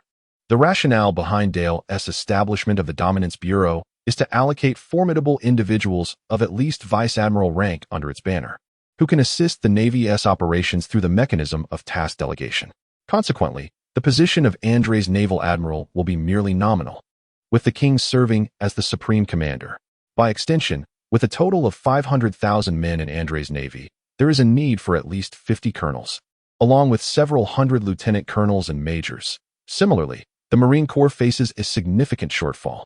Once individuals of vice admiral caliber, comparable to those in the naval headquarters, are equipped with adequate military acumen, a mere 5 such vice admirals would suffice to establish Andre's navy. However, despite Dale's strategic designs that have alleviated the talent pressure from the military, it remains a formidable challenge to construct such a force within a short time frame. Furthermore, the venerable General Gust is likely to soon retire with the honor of being the first admiral of Andre's new navy. Thus, at present, the only individual truly capable of assuming the role of vice admiral in Andre's navy is the ambitious Rothner. This is precisely the reason why Gust had personally contacted Dorr. He yearned to establish Andre's naval system before his retirement, necessitating a breakthrough in this formidable challenge. I shall find a way to tackle this matter, General Gust. Your health is presently robust, so focus on establishing the military academies domestically, while I shall handle the rest. It is merely the year 1511, with 3 years remaining. Ample time for Andre to emerge as the first Confederate nation to establish a navy after the nations reclaimed their rights at the World Conference. After an endless period of unconsciousness, Shiyu suddenly rose from his bed. He inhaled deeply, savoring the fresh air, his chest trembling with each breath. Confusion and a myriad of emotions surged within him. Where's this? Subsequently, Shiyu instinctively surveyed his surroundings, only to find himself even more perplexed. A single dormitory? Even if he had successfully been rescued, he ought to be in a hospital room by now. Moreover, how could his body bear no injuries whatsoever? With a sense of bewilderment, Shiyu's gaze swiftly swept across the room, ultimately resting upon a mirror at the head of the bed. The mirror reflected his current appearance, approximately 17 or 18 years of age, strikingly handsome. Yet the troubling fact remained. This was not him. The person he once was had been a distinguished young man in his 20s, already established in his career. Now, he appeared nothing short of a high school student. This transformation left Shiyu in a prolonged state of astonishment. Whatever you do not inform him that the surgery was a resounding success. His physique and appearance had undergone such a radical change that the matter transcended mere surgery. It seemed akin to sorcery. He had completely metamorphosed into another individual. Could it be that he had traversed dimensions? Aside from the prominently misplaced mirror on the bedside, which clearly disrupted the flow of energy, Shiyu also discovered 3 books nearby. Upon picking one up, the titles instantly rendered him speechless. Essential Manual for Novice Beast Keepers, Postpartum Care for Pet Beasts, and Guide to Evaluating Beast Ears of Different Races. Shiyu pondered, what on earth is the last title about? The first 2 titles were relatively acceptable, but the last one was perplexing. Clearing his throat, Shiyu's expression grew serious as he reached out, only for his arm to stiffen abruptly. Just as he was about to open the 3rd book to uncover its nature, a sharp pain surged through his brain and a torrent of memories flooded in.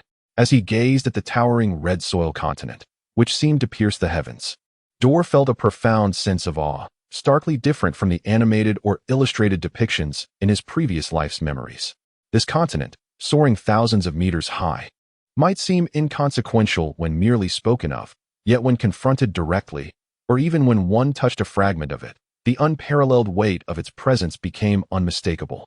The red soil continent, which stands perpendicular to the Grand Line, divides the world's oceans into 2 distinct halves, deriving its name from the red soil that cloaks its surface. Due to its continuous and encircling nature, to reach the opposite side of the continent, one must circumnavigate the globe. Moreover, with the dawn of the age of exploration, the world government's headquarters, Mary Geos, located at the heart of the red soil continent, imbues it with a unique significance. Together with the Grand Line, it delineates the seas into 4 regions: East Blue, South Blue, West Blue, and North Blue. Regardless of origin from any of these seas, all aspiring navigators must first traverse the red soil continent to enter the Grand Line, necessitating the use of the currents of Reverse Mountain to truly embark on the initial segment of this legendary voyage. Despite its name, Reverse Mountain is, in essence, the lowest point of the entire red soil continent, making it an inevitable choice for pirates wishing to enter the Grand Line. Among the pirates who managed to glimpse the red soil continent a second time, a new term has been coined to describe them: supernovas. When attempting to cross the red soil continent for the second time, there are 3 options. The first is to seek the world government's approval, which is the safest route. The second option involves submerging to a depth of 10,000 meters to reach Fishman Island, as it lies at a breach in the red soil continent, providing direct access to the New World. This choice entails a certain degree of risk. However, the majority of pirates can only opt to traverse through Fishman Island. Now, this journey consumes considerably more time than passing through the epicenter of the world government, Mary Geos. The final option, which only a select few would dare to choose, involves a direct passage through the Calm Belt. The East Sea and the South Sea are adjacent to the first half of the Grand Line, separated by the Calm Belt, while the North Sea and the West Sea border the latter half of the Grand Line. While Dorr could certainly choose to navigate through the Calm Belt, this voyage, ostensibly a diplomatic visit, compelled him to select the safest and swiftest route through Mary Geos. Reflecting on memories from a past life, Dorr vaguely recalls a legend among pirates. Aside from the first and second sightings of the Red Continent, there exists a third occasion. This moment occurs at the terminus of the Grand Line, Raftel, where the Red Continent is also visible. Thus, the third individual to behold the Red Continent is none other than the pinnacle of piracy, the Pirate King. Your Highness, the gates of the Holy Land have been opened. Itaf reminded him at an opportune moment. Dorr nodded in acknowledgement, regaining his focus, just as a thunderous roar resonated in his ears. The sound emanated from the nearby Red Earth Mountain, where a gate, indistinguishable from the Red Continent itself, slowly creaked open, the whirring of mechanical gears distinctly audible. Before them lay a nearly vertical, pure white current, akin to those found in the Sky Islands, ascending towards the heavens. Upon closer inspection, it became apparent that this almost vertical current was flowing upwards against the tide. Under the command of Rafna, the soldiers maneuvered the warship, successfully boarding this ascending white current. Even with the steam engine shut off, the vessel continued to rise steadily. Before long, the warship soared above 10,000 meters, shrouded in clouds, where a glimpse of a corner of Mary Geos became faintly visible. Yet, they were not afforded the luxury of lingering in this place. They pressed onward, navigating through a U-shaped current directly into the first half of the Grand Line. Dorr seemed to recall something and called out to the cell. It is worth noting that the cell's talent was truly formidable. Even when he was already quite familiar with him, he still instinctively overlooked his presence. Your subordinate is here. Once we reach the Grand Line, you will have the freedom to act. The objective this time is to ensure the deep entrenchment of the Luo network within the first half of the Grand Line. The submarine piloted by the second and third will be entrusted to you. Alpha needs to head to a certain location. Please take him along. After delivering him to his destination, you may depart. We shall retrieve him on our return journey. Dorr suddenly recalled another significant purpose behind this voyage, which was also the reason for Dr. Alpha's expedition, and promptly made the necessary arrangements for it, the future kingdom of Alchemia. This encapsulates the objectives of Alpha and Dole. Considering the time Alpha would require to fulfill their tasks upon arrival, Dole opted to send them ahead. As for safety, with Andre's combat submarine and the strength of the prison, there was no cause for concern. And what of their arrival at Mechanism Island? In such a locale, underestimating a scientist could lead to dire consequences. Dole returned to the laboratory, confirmed certain details with Dr. Alpha, and then confidently allowed them to gather their belongings in preparation for departure. As for the permanent pointer to Mechanism Island, Alpha possessed that as well. To our surprise, we, often referred to as the detritus of the sea, found ourselves with the opportunity to visit such a place. At this moment, the warship was still navigating the artificial sea of the Red Earth continent, with Victor engaged in casual conversation with Hart. The bond between men is often forged through conflict, and Hart and Victor had been sparring daily, relying solely on their might and physical prowess, striking with palpable force.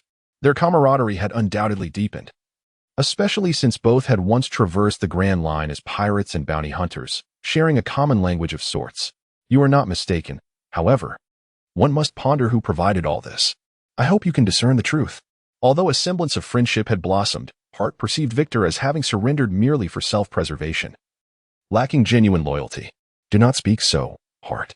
I have come to an understanding. The moment the prince's phone call rescinded my bounty of over 200 million, I realized we are both individuals who have walked through the shadows of this world. Thus, even the faintest glimmer of light should remind us of our past, which remains present. Victor suddenly downed a shot of liquor, and Junkie observed him. Recognizing that his gaze had returned to that of a novice setting sail for the first time, unmistakably genuine, Hart shot him a glance, seized the bottle from Victor's hand, and took a hearty swig. Good insight. Henceforth, you shall be my true friend, Hart. Say what you will, but why steal my drink? Friends? Who would covet that? Victor no longer suppressed himself and retaliated with a punch aimed at Hart. Repeat that. Being my friend is not something just anyone can attain. As the two engaged in a playful scuffle, Junkie couldn't help but smile. Perhaps this is what life is meant to be. After an endless period of unconsciousness, Shiryu abruptly sat up in bed, gasping for fresh air, his chest heaving. Confusion, bewilderment, and a myriad of emotions surged within him. Where is this? Subsequently, Shiryu instinctively surveyed his surroundings, only to find himself even more puzzled. A single dormitory? Even if he had successfully received aid, he should now be in a hospital room. Moreover, how could his body be completely unscathed? With these questions lingering in his mind, Shiryu's gaze swiftly swept across the room, ultimately resting upon a mirror at the head of the bed. The reflection revealed his current appearance, seemingly around 17 or 18 years of age, strikingly handsome. Yet the dilemma was undeniable. This was not him. The person he once was, a distinguished and attractive young man in his 20s, had been in the workforce for some time. And now, this visage appeared to belong to nothing more than a high school student. This transformation left Shiryu in a prolonged state of astonishment.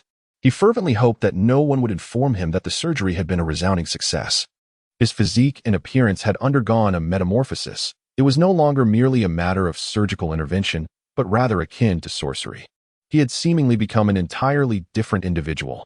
Could it be that he had traversed realms? Aside from the conspicuously poorly positioned mirror at his bedside, Shiryu also discovered 3 books nearby. Upon picking one up, the titles rendered him momentarily speechless. The Novice Caretaker's Essential Guide, Postpartum Care for Pet Beasts. A Guide to Evaluating Beast Ear Maidens of Other Races. Shiryu? The first 2 titles seemed relatively reasonable, but what on earth was the third? Clearing his throat, Shiryu's expression turned serious as he extended his hand, only for his arm to stiffen almost instantly. Just as he was about to open the third book to discern its contents, a sharp pain surged through his mind, and a torrent of memories flooded in. Allow me to present the esteemed graduate's account of the pirate era and the First Empire, the Grand Line's initial segment, which some refer to as the graveyard of pirates, while others deem it a paradise. There exist 7 distinct routes, each hosting a certain number of islands. One must choose a route at the outset at reverse map. Once the voyage commences, the path cannot be altered. This phenomenon arises from the chaotic magnetic field of the Grand Line, which also engenders unpredictable climatic conditions at sea. Therefore, a reliable navigator is an indispensable core figure aboard any vessel. As a nation steeped in history and profound heritage, the Kingdom of Andre possesses numerous permanent pointers, thus eliminating the necessity for pirates to linger on each island to acquire the coordinates of the next. Your Highness, shall we proceed directly to the naval headquarters? Itav held a permanent pointer that directed towards the naval headquarters. At that moment, the warship had resurfaced, and Itav, the navigator, officially commenced his duties. The sea was remarkably tranquil, with sunlight shimmering on the deck. A rare day of leisure had been granted to Ada and the others, who were currently engaged in a fishing competition. Indeed, we should be within a day's journey of the naval headquarters. You manage the course. I need to communicate with the headquarters. Yes, Your Highness.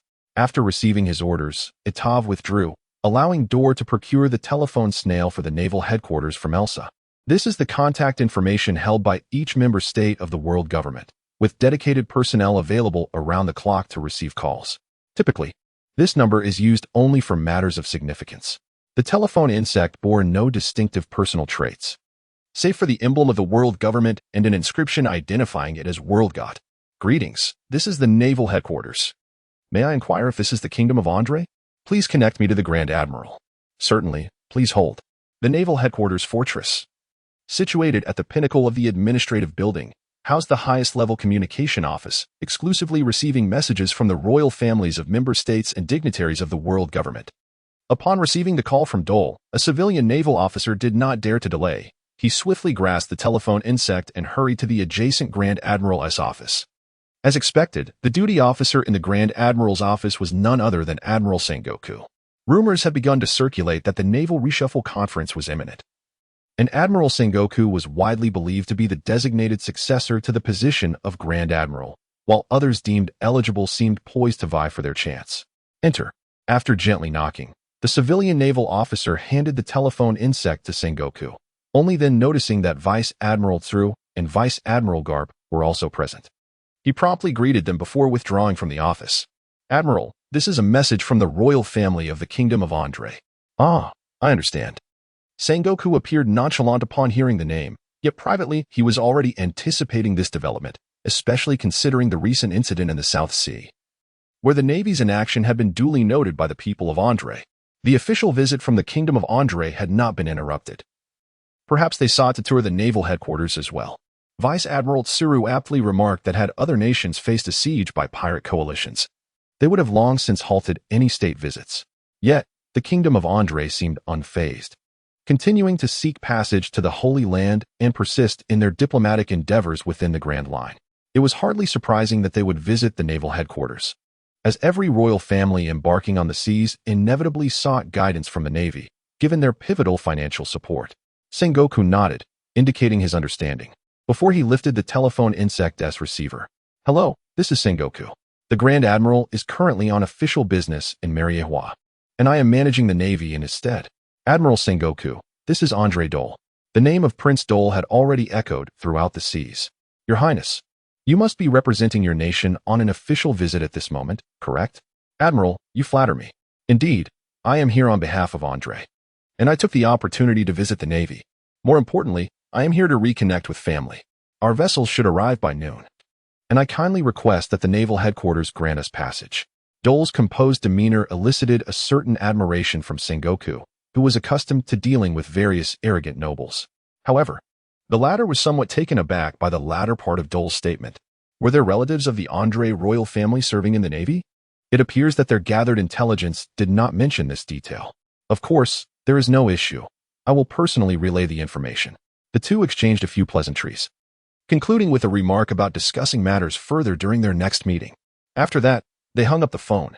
Once the receiver was set down, Sengoku glanced at Carp, who was still beckoning Crane to join him in enjoying some sunbae, and couldn't help but remark, "Carp, I'm not certain what kind of prowess your grandson will possess at the age of 17 or 18, but I can assure you, it will not match the refinement of others.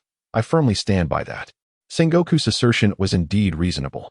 Vice Admiral Crane concurred, recalling how that rascal, Dragon, served as a cautionary tale. Furthermore, when considering refinement, Carp could not help but reflect on how often he was driven to exasperation by both Dragon and Luffy, leaving him momentarily speechless. "By the way, little Crane, are there any other relatives of this Andre of royal lineage serving in the Navy?" Sengoku chose to ignore Carp, who was lost in his own world, fervently indulging in senbei, and directed his inquiry towards Crane. "Indeed, there is another, and we are acquainted. However, to be precise, he is not a member of our Navy. He is the esteemed Figaro from Impel Down." "What?" This time even Garp was astonished.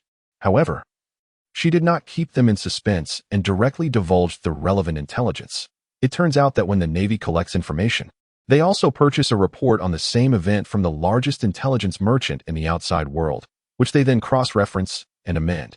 In the external intelligence, the identities of Carl's wife, as well as that of Dole's mother, Iris, were merely glossed over, as this pertains to the upper echelons of the world government. Although the Navy later rectified this oversight, the initial report provided to Sengoku was a brief version, hence their ignorance of this matter. To think that it was Senior Figo. "Indeed, he is from the family town of our Navy headquarters." Garp suddenly realized this and, with a clap of his hands, declared, "In that case, it's settled. Let me take him on a tour of the Navy headquarters." After an interminable haze of unconsciousness, Shiyu abruptly sat up from his bed, gasping for fresh air, his chest heaving. A tumult of confusion and bewilderment surged within him. "Where's this?" Subsequently, Shiyu instinctively surveyed his surroundings, only to become even more perplexed. A single dormitory? Even if he had successfully been rescued, he should have been in a hospital room by now. Moreover, how could his body bear no injuries at all? With a sense of bewilderment, Shiyu's gaze swiftly swept across the room, ultimately resting upon a mirror at the head of the bed. The mirror reflected his current appearance, around 17 or 18 years of age, undeniably handsome. Yet the issue lay in the fact that this was not him. His former self had been a striking young man in his 20s, distinguished and well-established in his career. Now, however, this visage bore the unmistakable mark of a mere high school student. This transformation left Shiyu in a state of profound astonishment. "Please, do not inform him that the surgery was a resounding success. His physique and appearance have undergone such a metamorphosis that it transcends the mere question of surgery. It verges on the realm of the supernatural. He has, astonishingly, become an entirely different individual. Could it be that he has traversed dimensions?" Aside from the conspicuously ill-omened mirror positioned at his bedside, Shiyu also discovered 3 books nearby. Upon picking one up, the titles rendered him speechless. Essential Manual for Novice Caretakers of Beast Companions Postpartum Care for Magical Creatures Evaluation Guide for Beast-eared Entities of Other Races Shiyu. The first 2 titles seemed relatively conventional, but what on earth is the last one about? Clearing his throat, Shiyu's expression turned serious as he extended his hand, only for his arm to stiffen abruptly. Just as he was about to open the 3rd book to discern its true nature, an excruciating jolt surged through his mind, overwhelming him with a torrent of memories. We present to you the esteemed graduate of the Pirate Empire's 1st Division. Brother, the situation will rest upon your shoulders, indeed. Grandfather's health has been rather poor. Carlo produced from his pocket a small cube, meticulously crafted from 4 panes of high-strength glass, within which lay a life essence paper faintly tinged with embers. This is precisely the life paper of the grandparent of the Dole brothers, Figo, which Dole forgot to take with him when he set sail, thus requesting Carlo to bring it along when he came out. Observing the life paper gradually diminishing under the allure of the flames, Dole solemnly nodded and patted Carlo on the shoulder, urging him to keep the life paper safe. The condition of the grandparent's health was evidently deteriorating, yet there was no imminent danger to life. It was merely a normal phenomenon of aging, with old injuries recurring intermittently. Advancing towards the city, the Navy headquarters and Judicial Island are interconnected by a distorted, colossal whirlpool. Only through the Gate of Justice can one navigate the correct current to reach their destination. The Gate of Justice is impossible to circumvent, as the currents on either side are counter-currents induced by the whirlpool, rendering it nearly impossible for ordinary vessels to proceed. The auxiliary nation's warships surged forward at full speed, soon nearing the waters adjacent to the Navy headquarters, where the massive outline of the Gate of Justice became visible. The Navy, or rather, the world government certainly knows how to choose its locations, forming a formidable triangle with the 3 major institutions, all situated beneath the sacred ground. Is it merely a coincidence? Victor couldn't help but marvel at the increasingly close Gate of Justice, pondering that he never imagined he would come here as a pirate in such a manner. Coincidence? I find it rather unlikely, and no one has ever claimed it to be mere chance. It is far more probable that this area was deliberately crafted by the world government. Hart spoke seriously, noting that during his time wandering the Grand Line, he had heard no less than 10 theories regarding this, yet none had been substantiated. In truth, creating such a terrain is not as difficult as one might imagine. With your current strength, you are no longer considered weak, yet your vision has not kept pace, which is unacceptable, Ada remarked, eyeing those inexperienced with the world around them. Hart, you should be familiar with the Golden Lion, right? As a user of the float fruit, he could manipulate even enormous islands at will. Compared to that, this is hardly significant. Hart and Victor nodded, as legendary pirates. They had heard tales of his abilities while traversing the seas. Ada was correct. Permanently altering ocean currents is indeed no simple feat, yet it is not beyond reach. Just then, an empty chair nearby caught Dole's attention, and upon hearing their conversation, he approached and took a seat with them. The 3 promptly bowed in greeting. Soon, the sound of turning gears resonated through the air. The immense Gate of Justice, an imposing structure enveloping the entire current, had a control mechanism that was equally grand. Even opening a mere crack was sufficient for the auxiliary nation's warship, larger than the average military vessel, to pass through safely. Little Crane, I deemed it a courtesy to attend to that lad alone. Why have you come along? Carp and Crane stood side by side on the deck of a naval warship, where Carp, with a hint of frustration, inquired, "This fellow is quite remarkable. I am not concerned about your potential losses, but rather that you might inadvertently compromise the integrity of our Navy." At the age of 66, Crane, despite his years, displayed no signs of aging. His keen and piercing eyes revealed a shrewd intellect, and draped in the coat of a vice admiral, he exuded an undeniable presence. "Sal, what do we have in the Navy that could be sold?" He chuckled. Crane chose not to engage in further banter with Carp, instead revisiting the intricate details regarding Andre Dole, meticulously compiling all available intelligence. It was evident from the high-priced information acquired, along with the most classified intelligence obtained from the South Sea CP Division, that this individual was already influencing royal policies at the mere age of 6. In a world where brilliance is scarce, this clever individual was undoubtedly a genius among geniuses. While Carp may possess formidable combat prowess, dealing with someone who cannot be confronted directly certainly leaves one susceptible to deception. Such individuals certainly pique Heron's interest, and it appears that the little princess under his command also hailing from the South Sea, has some connection to him. Your Highness, a warship is approaching us, reported Xiaojiao, peering through a monocular at the direction of the Gate of Justice. Upon spotting the vessel, he promptly relayed the information to Dale. Oh, Dale had not anticipated such diligence from the Navy, sending someone to escort them. With the awakening of his observation haki, he swept his senses across the ship and discerned a powerful and remarkably pure aura on board. No need for concern, they are likely here to retrieve us. Little Heron, is this the grand ship constructed with the might of the entire nation, as mentioned in the news? It is indeed quite colossal. As the warship neared, it appeared somewhat shabby in comparison to Andre's battleship, which astonished Karp. In the past, his warships had always dwarfed pirate vessels. What national might? That fellow Morgans must have concocted that tale. They are already engaging in transactions with the celestial dragons using steel behemoths. Do be cautious. Karp, though momentarily vexed, found himself intrigued by the individual who had managed to establish a connection with the celestial dragons, a notoriously difficult group to engage with. Bogart, have everyone turn around and prepare to lead the way. I shall take a look first, Karp commanded his subordinate before launching himself towards the auxiliary warship with Moonwalk. Alas, before Little Heron could intervene, Karp had vanished from sight, leaving him with no choice but to follow helplessly. On the deck of the warship, Ada and the others also sensed the approaching Karp, yet without Dale's command, they refrained from acting impulsively. The remaining crew continued with their tasks, leaving the already expansive deck feeling even more vast. Karp soon arrived above the warship, and upon seeing the four individuals before him, he grinned widely. Greetings. I am Vice Admiral Karp, the hero of the Navy. Dale rose to his feet and greeted the elderly man respectfully. It was only polite to do so upon their first encounter. Karp was tall and robust, with a broad chest and well-defined muscles. A scar adorned his left eye, which was a striking blue, and his hair was a short, grizzled white. At that moment, he wore a dog head hat, and his Navy Justice cloak billowed dramatically in the sea breeze. After an endless bout of unconsciousness, Shiryu abruptly sat up in bed, gasping for fresh air, his chest rising and falling in agitation. Confusion and bewilderment flooded his mind, a tumult of emotions surging within him. Where's this? Subsequently, Shiryu instinctively surveyed his surroundings, only to find himself even more perplexed.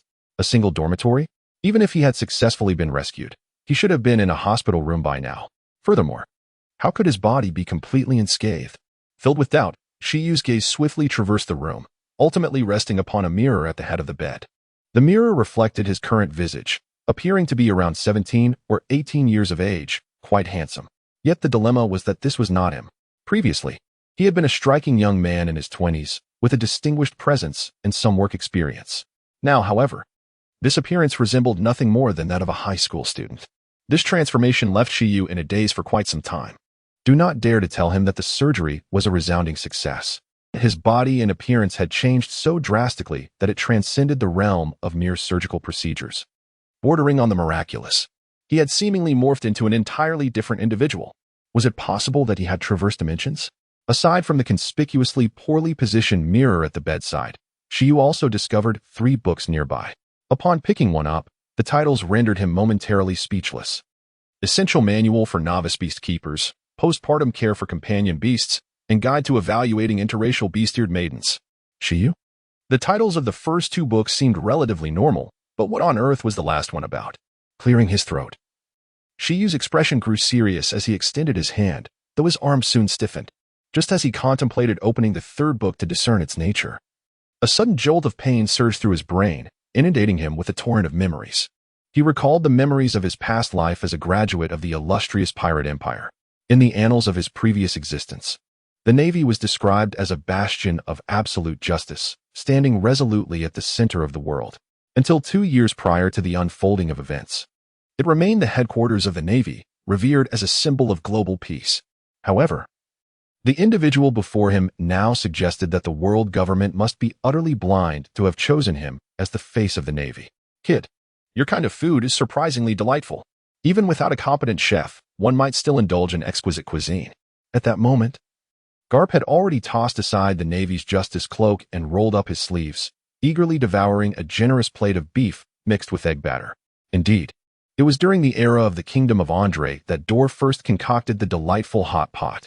Although Elsa's culinary skills are commendable, Consuming the same dishes repeatedly can become rather monotonous.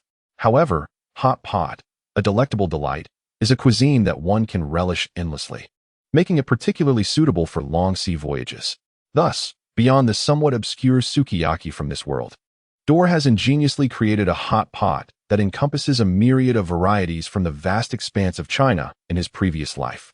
At this moment, it serves as a perfect feast to entertain carp and crane.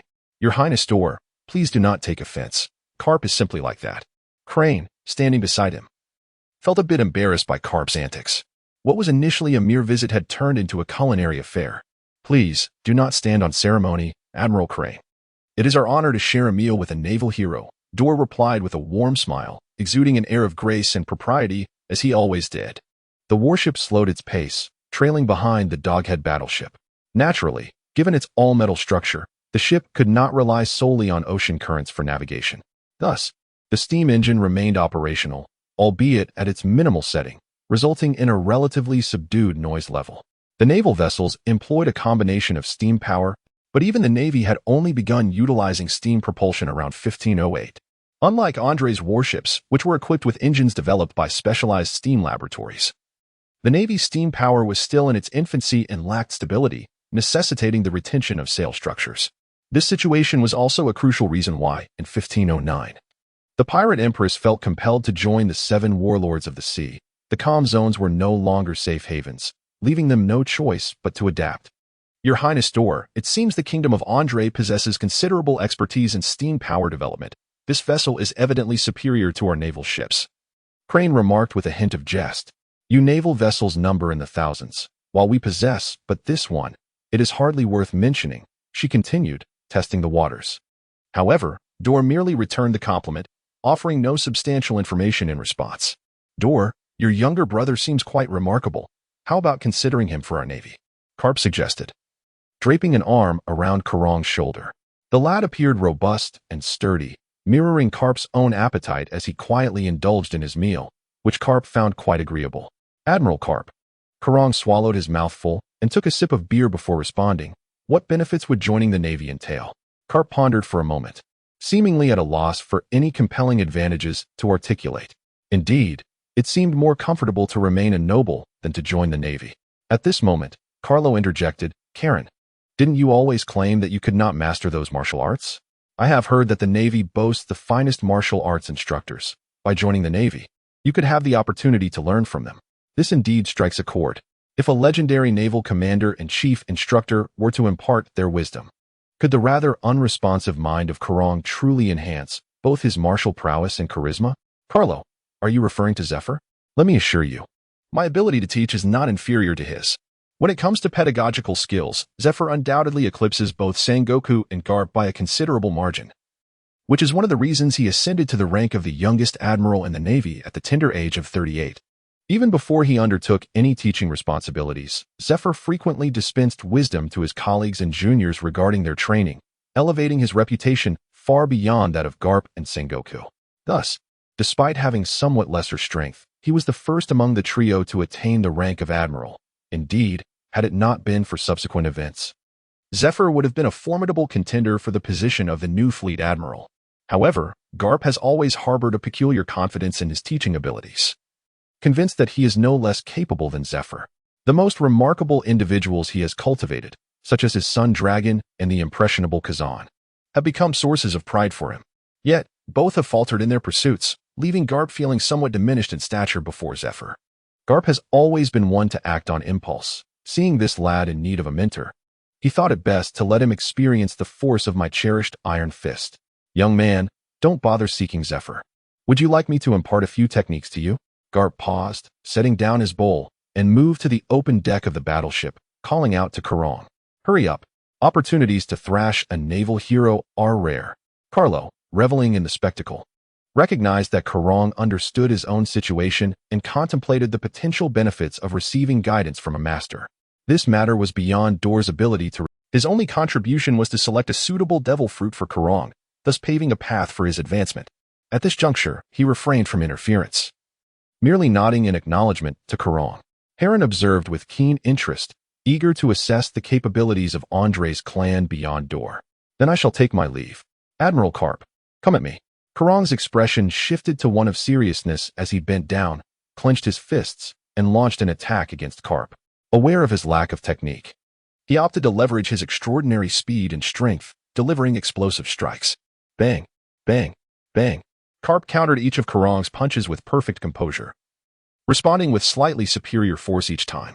Youngster, you possess some strength, but let us see how you fare against my beloved Iron Fist. In a moment of negligence, Karong found himself struck and left with a swelling on his forehead.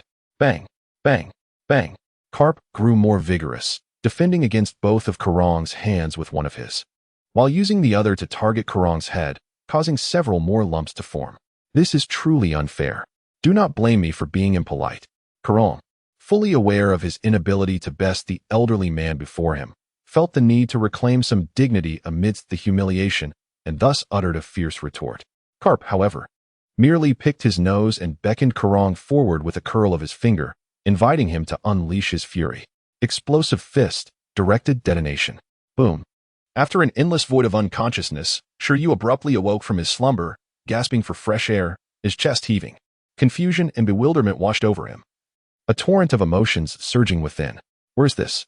Subsequently, Shiryu instinctively glanced around, growing even more perplexed. A single dormitory? Even if he had successfully received assistance, he should currently be in a hospital room. Furthermore, how could his body possibly bear no injuries at all? Filled with confusion, Shiryu's gaze swiftly swept across the room, ultimately resting upon a mirror above the bedside. The mirror reflected his present appearance, approximately 17 or 18 years of age, strikingly handsome. Yet the issue was that this was not him. Previously, he had been a remarkably dashing young man in his 20s, having been employed for some time. And now, this visage could only be perceived as that of a high school student. This transformation left Shiryu in a prolonged state of astonishment. He fervently hoped that no one would inform him that the surgery had been a resounding success. His physique and appearance had undergone such a metamorphosis that it transcended the mere realm of surgical intervention, veering instead into the domain of the supernatural. He had seemingly morphed into an entirely different individual. Was it possible that he had traversed through time and space? Aside from the prominently misplaced mirror by the bedside, which was clearly detrimental to the feng shui, Shiryu also discovered 3 books nearby. Upon lifting one, the titles rendered him speechless. Essential Guide for Novice Animal Caretakers, Postpartum Care for Pets, and Evaluation Guide for Bestiared Individuals of Other Races. Shiryu thought to himself, what on earth is the last book about? The first 2 titles seemed relatively normal, yet the final one was perplexing. Clearing his throat, Shiryu's demeanor shifted to one of seriousness as he extended his hand, only for his arm to stiffen abruptly. Just as he was about to open the 3rd book to unveil its contents, an intense pain surged through his brain, flooding him with a deluge of memories. A tremendous explosion reverberated, enveloping the surroundings in a thick shroud of darkness. In the next instant, one could see the figure of Karen being hurled backward, colliding with the railing at the edge of the warship. As the ominous fog dissipated, it revealed Karp standing unscathed, his body enveloped in the aura of Haki, having effortlessly countered Karen S' assault without even resorting to hardening. Ah, he is indeed a user of devil fruit abilities. With his Haki now reined in, Karp dusted off the non-existent specks of dust from his attire, stroked his chin thoughtfully, and remarked with a hint of curiosity, The explosion ability is certainly suitable for a master of martial arts. However, you, my boy, lack finesse.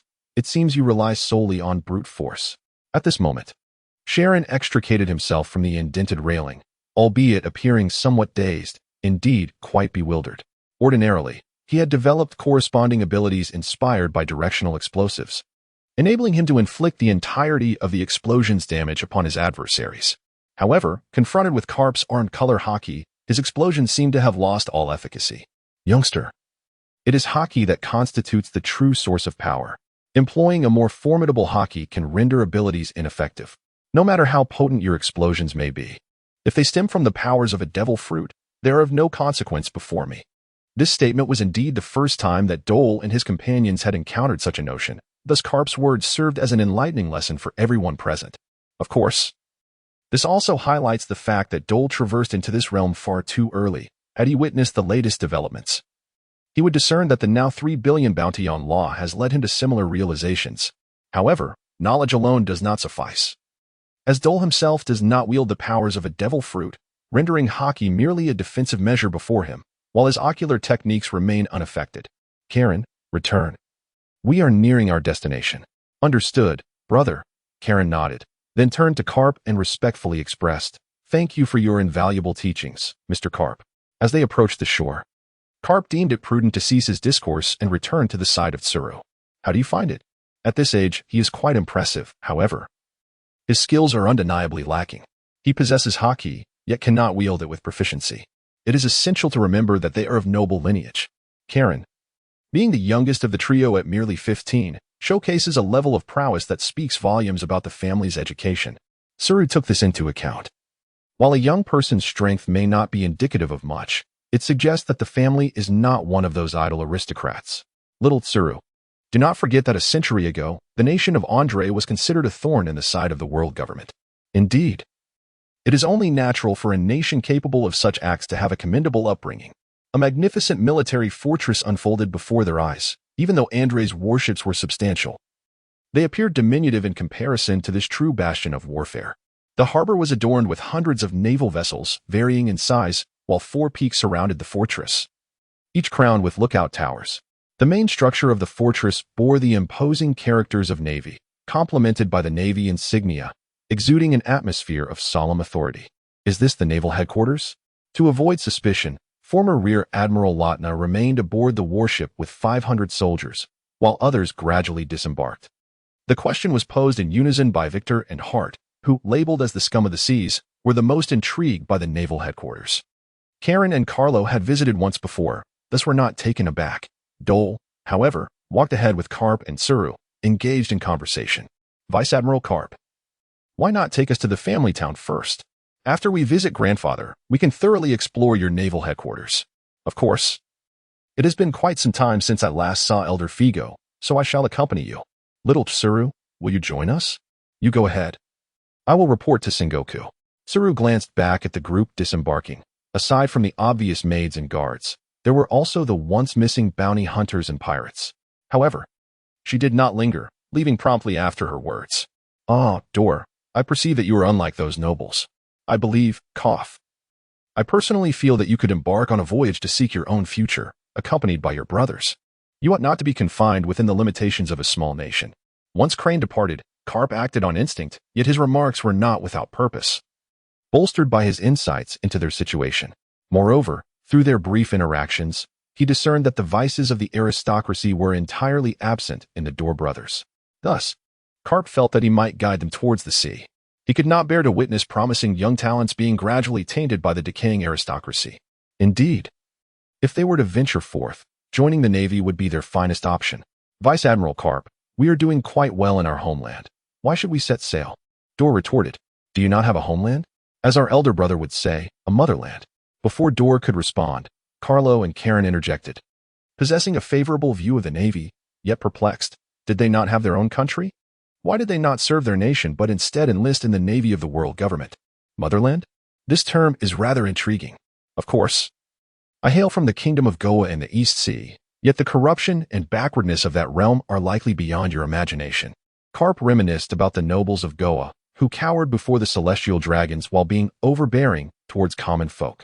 He also recalled the simple, untainted customs of Windmill Village, leaving him with a tumultuous heart. Then why did you not enlist in the military of the Kingdom of Goa, but instead become part of the Navy of the world government? This is precisely the conundrum that Karong cannot fathom. According to the teachings of his father and elder brother, serving one's country should be the paramount choice.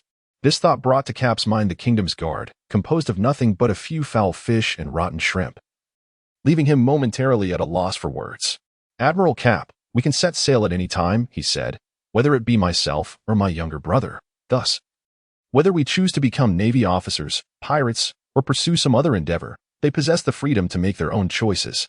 However, once one departs from the kingdom, be it as a Navy officer or a pirate, adults must take responsibility for their decisions. Yet, as long as they remain within the kingdom, even if the sky were to collapse, my father and I shall be there to support them. After an interminable period of unconsciousness, Shiyu abruptly rose from his bed. He gasped for fresh air, his chest heaving. Confusion, bewilderment, and a myriad of emotions surged within him. Where is this place? Subsequently, Shiyu instinctively surveyed his surroundings, only to find himself in deeper confusion. A single dormitory? Even if he had successfully been rescued, He ought to be in a hospital room by now.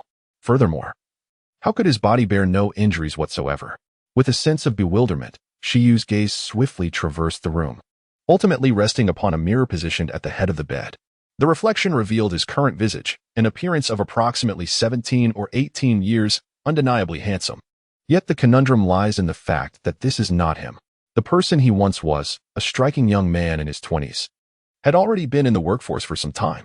Now, this countenance could only be perceived as that of a high school student. This transformation left Shiyu in a prolonged state of astonishment. He fervently hoped that no one would inform him that the surgery had been a resounding success. His body and appearance had altered so drastically that it transcended the realm of mere surgical intervention. It seemed akin to sorcery. He had seemingly morphed into an entirely different individual. Could it be that he had traversed dimensions? Aside from the mirror positioned ominously at his bedside, which exuded negative feng shui, Shiyu also discovered 3 books nearby. Upon picking one up, the titles rendered him speechless. Essential Guide for Novice Beast Keepers, Postpartum Care for Pet Beasts, Evaluation Guide for Beast-Eared Individuals of Other Races. Shiyu? The first 2 titles seemed relatively ordinary. But what on earth was the last one about? Clearing his throat, Shiyu's gaze grew serious as he extended his hand, though his arms soon stiffened. Just as he intended to flip open the 3rd book to ascertain its contents, a sudden, sharp pain surged through his brain, and a torrent of memories flooded in. He provided insights about the illustrious recent graduate, Marine Admiral Sakazuki, and how he might be the strongest among a plethora of formidable individuals surrounding him. If the newspapers had not exaggerated, even Garp could not discern the depths of his prowess. The dialogue was between Admiral Tsuru, who had returned to the office, and Sengoku. Very well, I shall report the specifics to Fleet Admiral Kong. The Admiral's circumstances have not been favorable lately, and there are no plans for his retirement from above. Sighing, he lamented, it appears that this matter must be set aside for now. By the way, Tsuru, concerning the invitation to recruit Fishman Island's warrior Jinbi into the 7 warlords of the sea, the invitation has been dispatched. Who among us is most suitable for this task? As Sengoku spoke, he withdrew a beautifully packaged envelope and a document from a pile of papers on his desk. Is it time now? The person sent must possess at least the strength of a rear admiral. Akiji and the others are not present at headquarters. Perhaps we could send Shirho. Shirho, you say? That could work. Although he is still a major, his capabilities are on par with an average rear admiral. While Shirho and Tsuru referred to each other as sisters, they were quite different in age. Akiji was 38, while Shirho was a decade his junior. At that moment, Shirho was still under Tsuru's command, serving as her aide. Despite holding the rank of major, his strength could rival that of a typical rear admiral. Ha ha ha, all right. I was merely jesting. Why so serious? Garp chuckled, quickly diverting the subject and scratching his head. Let us proceed. If I recall correctly, Senior Figo should reside nearby. Dole paid no heed to the matter, merely chuckling as he fell into step with Carp, followed closely by the others. Along the way, not only the Marines familiar with Carp paused to offer their respectful greetings, but even the families of the Navy residing in the small town welcomed him warmly. The Navy family town, at first glance, appeared no different from an ordinary fishing village. However, it concealed a wealth of hidden talents and formidable individuals, many of whom had experienced tumultuous lives filled with peril. In the past, retired Marines typically returned to their hometowns to spend their twilight years, while the family town primarily housed the relatives of active duty officers. What seemed like an illogical arrangement was, in fact, steeped in a dark history best left unspoken. 2 decades prior, the family of Admiral Zephyr had been ruthlessly murdered by pirates who had cunningly infiltrated the Navy's family town. Since the tragic event, many retired Navy officers, along with personnel from other departments of the world government, chose to remain in the family town of Marineford to protect the families of the Marines, allowing them to fight for justice without concern. As Carp walked, he regaled Dole and the others with tales of the town's customs and the myriad stories of yore. Unlike Sengoku and myself, who had come from distant seas, Zephyr had grown up here. Both his grandfather and father dedicated their lives to the Navy.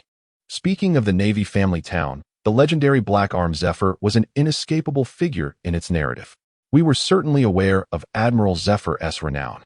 Yet his status as a legendary figure was undeniably prominent in this world, with Dole's party having some familiarity with his tale. However, it was Victor, once a notorious pirate, who was speaking now, and his tone seemed to carry a distinct shift of emotion. Dole and Carp halted, intrigued by what insights a pirate might offer.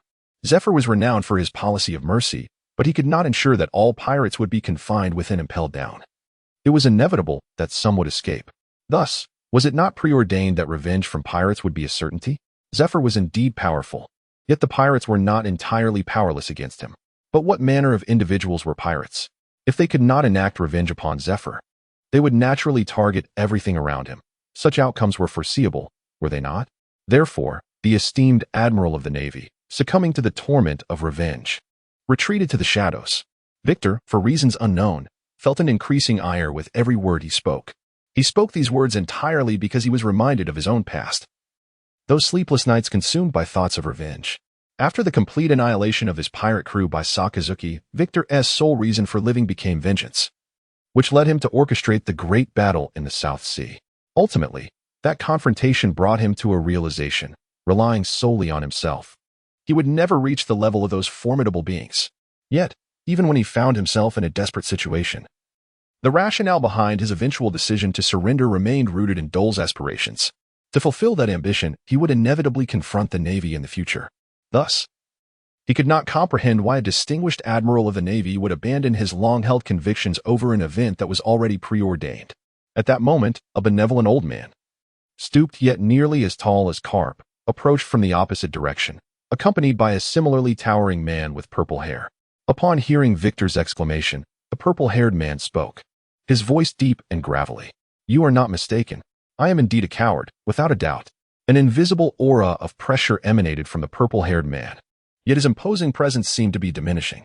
Zifa, Carp recognized the raspy voice, realizing that the man before them was indeed Zifa, the very person they had been discussing. Enough.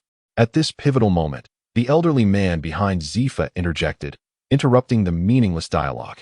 He stepped forward, casting aside his cane, and opened his arms warmly towards the three young men. "My dear grandchildren, it has been far too long." "Grandpa!" the trio exclaimed in unison, rushing forward to embrace the old man. The elderly companion of Zifa was none other than their grandfather, Figo, since their grandfather had passed away before their birth. They referred to Figo as grandfather in casual conversation, yet when they met him face to face, they instinctively called him Grandpa. "Oh, my dear grandchildren have all grown so much." Figo beamed with a gentle smile, his weathered face etched with wrinkles and scars, yet devoid of any trace of anger, radiating only boundless affection. However, the atmosphere had grown somewhat awkward. After being interrupted, Zifa and Victor returned to stand behind Dor and Figo, while the others remained silent. Esteemed elder Figo, what brings you out here?" Carp, recalling his own grandson Luffy, shook his head and casually remarked as he observed the touching scene of the grandfather embracing his grandchildren. "Carp, you impertinent rascal! Do you not know how to speak? I am enjoying my retirement, not serving a prison sentence. Is it not permissible to take a stroll?" After an endless period of unconsciousness, Shiyu abruptly awoke in bed, gasping for fresh air, his chest heaving. Confusion, bewilderment, and a myriad of emotions surged within him. Where is this? Subsequently, Shiyu instinctively surveyed his surroundings, only to become more bewildered. A single dormitory? Even if he had successfully been rescued, he should have been in a hospital room by now. Moreover, how could his body possibly bear no injuries whatsoever? With a sense of confusion, Shiyu's gaze swiftly swept across the room, ultimately resting upon a mirror situated at the head of the bed. The mirror reflected his current appearance, a handsome youth of approximately 17 or 18 years of age. However, the issue at hand was that this was not him. The person he once was, a striking young man in his 20s, had already been established in his career for some time. Yet now, this visage could only be that of a high school student. This transformation left Shiyu in a daze for quite some time. Please do not inform him that the surgery was a resounding success. His physique and appearance had undergone a radical change. This was no longer a matter of surgical procedures, but rather that of sorcery. He had entirely morphed into another individual. Could it be that he had traversed realms? Aside from the conspicuously ill-placed mirror at the bedside, Shiyu also discovered 3 books nearby. Upon picking one up, the titles rendered him momentarily speechless. A Beginner's Handbook for Beast Care, Postpartum Care for Pets, Guide to Evaluating Beast-Eared Individuals of Different Races. Shiyu? The first 2 titles seemed relatively mundane, yet the last one was utterly perplexing. Clearing his throat, Shiyu's expression turned serious as he extended his hand, only for his arm to stiffen abruptly. Just as he contemplated opening the 3rd book to discern its contents, a sudden sharp pain pierced his brain, flooding him with a torrent of memories. The esteemed graduate of the pirate empire, Figo, leisurely released his three grandsons and addressed Carp beside him with a rather blunt demeanor. Figo, several generations junior to Admiral Kong, had witnessed the latter's epic battle with the Red Count when Kong was already 80 years old, a year in 1500. Now, at the age of 91, Kong was long overdue for retirement. However, Figo had retired early at the age of 65 due to severe internal injuries, a decision that was considered premature among the upper echelons of the world government. It was an inescapable reality. Those in positions of power were often reluctant to relinquish their hold on authority, for the saying once departed, "The warmth fades" was not merely a phrase. Considering age, the 78-year-old Figo was only a decade senior to Carp and Zephyr, yet in the presence of Figo, who had commanded Impel Down for 2 decades, he could only regard himself as a junior. Cough, cough, cough. Before he could utter but a few words, Figo was seized by a fit of severe coughing. Zephyr, positioned behind him, intended to assist but soon realized that the Door brothers had already taken the initiative. Very well, let us discuss matters further indoors. This is a 3.5-story terrace house, encircled by a quaint little garden, serving as a supplementary courtyard for the residents. The world government shows no reluctance in providing such accommodations for the middle and upper echelons in their twilight years. Grandfather, how is your health? Is it that the doctors here lack skill? It seems your condition is worsening. Karong expressed his impatience as he took a seat, yearning to whisk his grandfather away to Andre immediately. Young Karong, do not speak recklessly. With my strength, unless afflicted by a congenital ailment, I would not succumb to illness. The elder replied, as for my declining health, it is merely the lingering injuries of my youth, which have become more pronounced with age. Karong's concern, albeit well-intentioned, was misplaced. Dole understood that such a state was not the result of any illness. In the original narrative, formidable figures like Rayleigh, Carp, and Sengoku retained their considerable prowess even in their 70s. Of course, there are exceptions. Zephyr suffers from congenital asthma, a condition that this world cannot remedy. In his youth, his robust physique managed to suppress the affliction, but as time has passed, it has become increasingly difficult to contain, especially during intense battles, where the ailment reveals itself in full force. This is also one of the reasons why Zephyr has chosen to retreat to the sidelines. The high-intensity battles faced at the admiral level would more easily exacerbate the afflictions within him. This fellow must be a pirate, thought Figo, glancing suddenly at Victor, before inquiring of Dole. Following several discussions among Ada and the others, everyone opted to carve out their own futures and swiftly began to part ways. Among them, Ada, Aju, and Ayer remained by Dole's side, each with their own responsibilities. Asan returned to Andre to establish the Bafu Guard, while Achi and Aba joined the Andre Navy. Asi and Awu chose to enter commerce, associating themselves with the Amberley Company and the No. 1 Business Association, respectively. Alu, determined to embody the spirit of his predecessor, joined the Luo network, becoming one of its elusive specters. Presently, only the 3 Dole brothers, along with Carp, Zephyr, and Figo were seated, while Aju and Maki stood guard outside. Victor, Hart, and Ada stood behind Dole. Apart from Ada, Victor and Hart were unaware that Figo, in addition to being Dole's paternal grandfather, held other significant identities. However, when Figo directed his focus towards Victor, the sensation of being preyed upon by a hunter surged forth from him. Unfortunately, they were in the heart of justice, facing Zephyr, Carp, and Figo. Not to mention that this was the Navy headquarters. Even Whitebeard would tread carefully here. Yes, grandfather, but he is now considered my vassal. I have already had the bounty on me revoked, Dole acknowledged, not at all surprised that Figo could perceive such nuances. Victor had not yet shed his past, and the aura of a pirate remained quite palpable. Zephyr, have you still not grasped the situation? You have yet to see a pirate clearly. You are an admiral of the Navy, a soldier, never a hero, and it is not your place to assume the mantle of one. Figo gripped his cane, striking the ground with each word, his tone imbued with a poignant sense of disappointment. Zephyr was the protege he held in the highest regard. The admiral and the warden of Impel Down held equivalent ranks, with the fleet admiral positioned above them. At 38, the admiral undoubtedly surpassed Figo, who had only recently attained the role of warden at 45, yet seeing him reduced to such a state tugged at Figo's heartstrings. Figo's unwavering choice to remain at Navy headquarters during his retirement underscored his steadfast commitment to his principles of justice. However, the disillusionment he felt towards his most esteemed successor was palpable, which also prompted Iris to perceive her father's intent to depart, leading her to suggest that Dor should offer further counsel. Zephyr's visit to Figo was intended for conversation and camaraderie. Since retiring, they had engaged in countless disputes. Yet Figo had failed to rouse him from his despair. Carp sat beside Zephyr, momentarily at a loss for words, when unexpectedly, Dor interjected. Admiral Zephyr, succumbing to hatred is undoubtedly inadvisable, yet attempting to erase that tragic past is a betrayal of one's very character. Forget? No, how could one possibly forget? Even though his wife and children were murdered by the pirates who loathed him, Zephyr, fully aware of the responsibilities of an admiral, buried his immense pain and hatred deep within, immersing himself in his duties. Dor was correct in his effort to obliterate the haunting memories. He invested all his fervor into nurturing the younger generation of the Navy, effectively becoming the architect of their futures. What sustained him was the unwavering conviction in his sense of justice, yet with each passing experience, he found that the justice he clung to seemed increasingly absurd. Only within the ranks of those innocent recruits at the training camp could he still perceive that initial, untainted sense of justice. Both Figo and he had come to realize that hatred had not dissipated. Rather, it was festering, accumulating, and when it eventually erupted, it could inflict profound damage upon the entire world. Carp, take him back now. After all these years, you should have reached some understanding. Indeed, Carp, recognizing that the two had matters to discuss, refrained from further interruption as he escorted the taciturn and withdrawn Zephyr away from Figo's residence. Dor watched as Zephyr and Carp departed, pondering, if Zephyr truly awakened to some realization, had he inadvertently altered the course of the world? A single statement. A world transformed by my existence.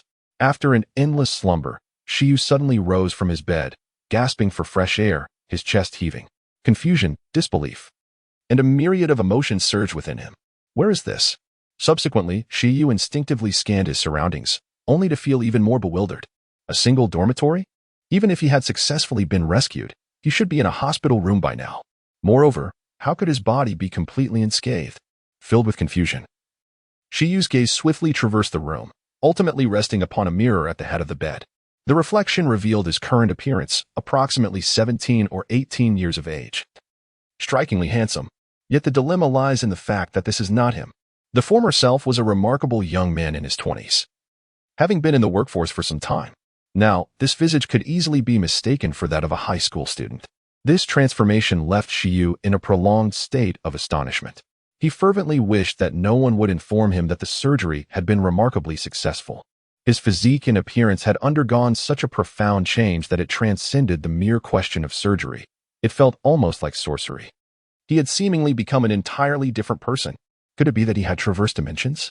Aside from the conspicuously ill-placed mirror on the bedside, Shiyu discovered 3 tomes nearby. Upon picking one up, the titles rendered him momentarily speechless: Essential Manual for Novice Beast Keepers, Postpartum Care for Pets, and a Guide to Evaluating Beast-Eared Individuals of Different Races. Shiyu? While the first 2 titles seemed relatively innocuous, the last one left him perplexed. Clearing his throat, Shiyu's gaze sharpened as he extended his hand, only for his arm to stiffen abruptly. Just as he was about to open the 3rd book to discern its nature, a sharp pain surged through his mind, inundating him with a torrent of memories. As the outsiders departed, Figo began brewing tea while inviting the 3 visitors to partake. Dull. The last time we met was 5 years ago at the World Conference. How swiftly you have grown, he remarked. As for Carlo and Cargan, it has been even longer. Oh, but how I regret not being there by your sides. Figo, who considered himself a man of few words, found himself increasingly loquacious in the presence of his kin as the years passed. Dahl had visited Figo a few times, having accompanied Kars to the Quadrennial World Conference, while Carlo and Cargan's last encounter had occurred a decade prior. Grandfather, please don't say that. Every new year, when Mother speaks with you, our entire family gathers around her to extend our greetings. Carlo interjected, acutely aware of the old man's stubbornness in remaining at Navy headquarters, feeling a pang of guilt. You, my boy, still possess that silver tongue. Figo replied. Little Cargan, do not emulate this rascal. We must remain grounded. Observing Cargan's hesitance to speak and Carlo's incessant flattery, Figo imparted his wisdom. Dahl, regarding your visit, Iris has already briefed me. However, that rascal Kars has been acting rather mysteriously of late, which likely pertains to you as well. Figo inquired. Grandfather, the matter is rather intricate.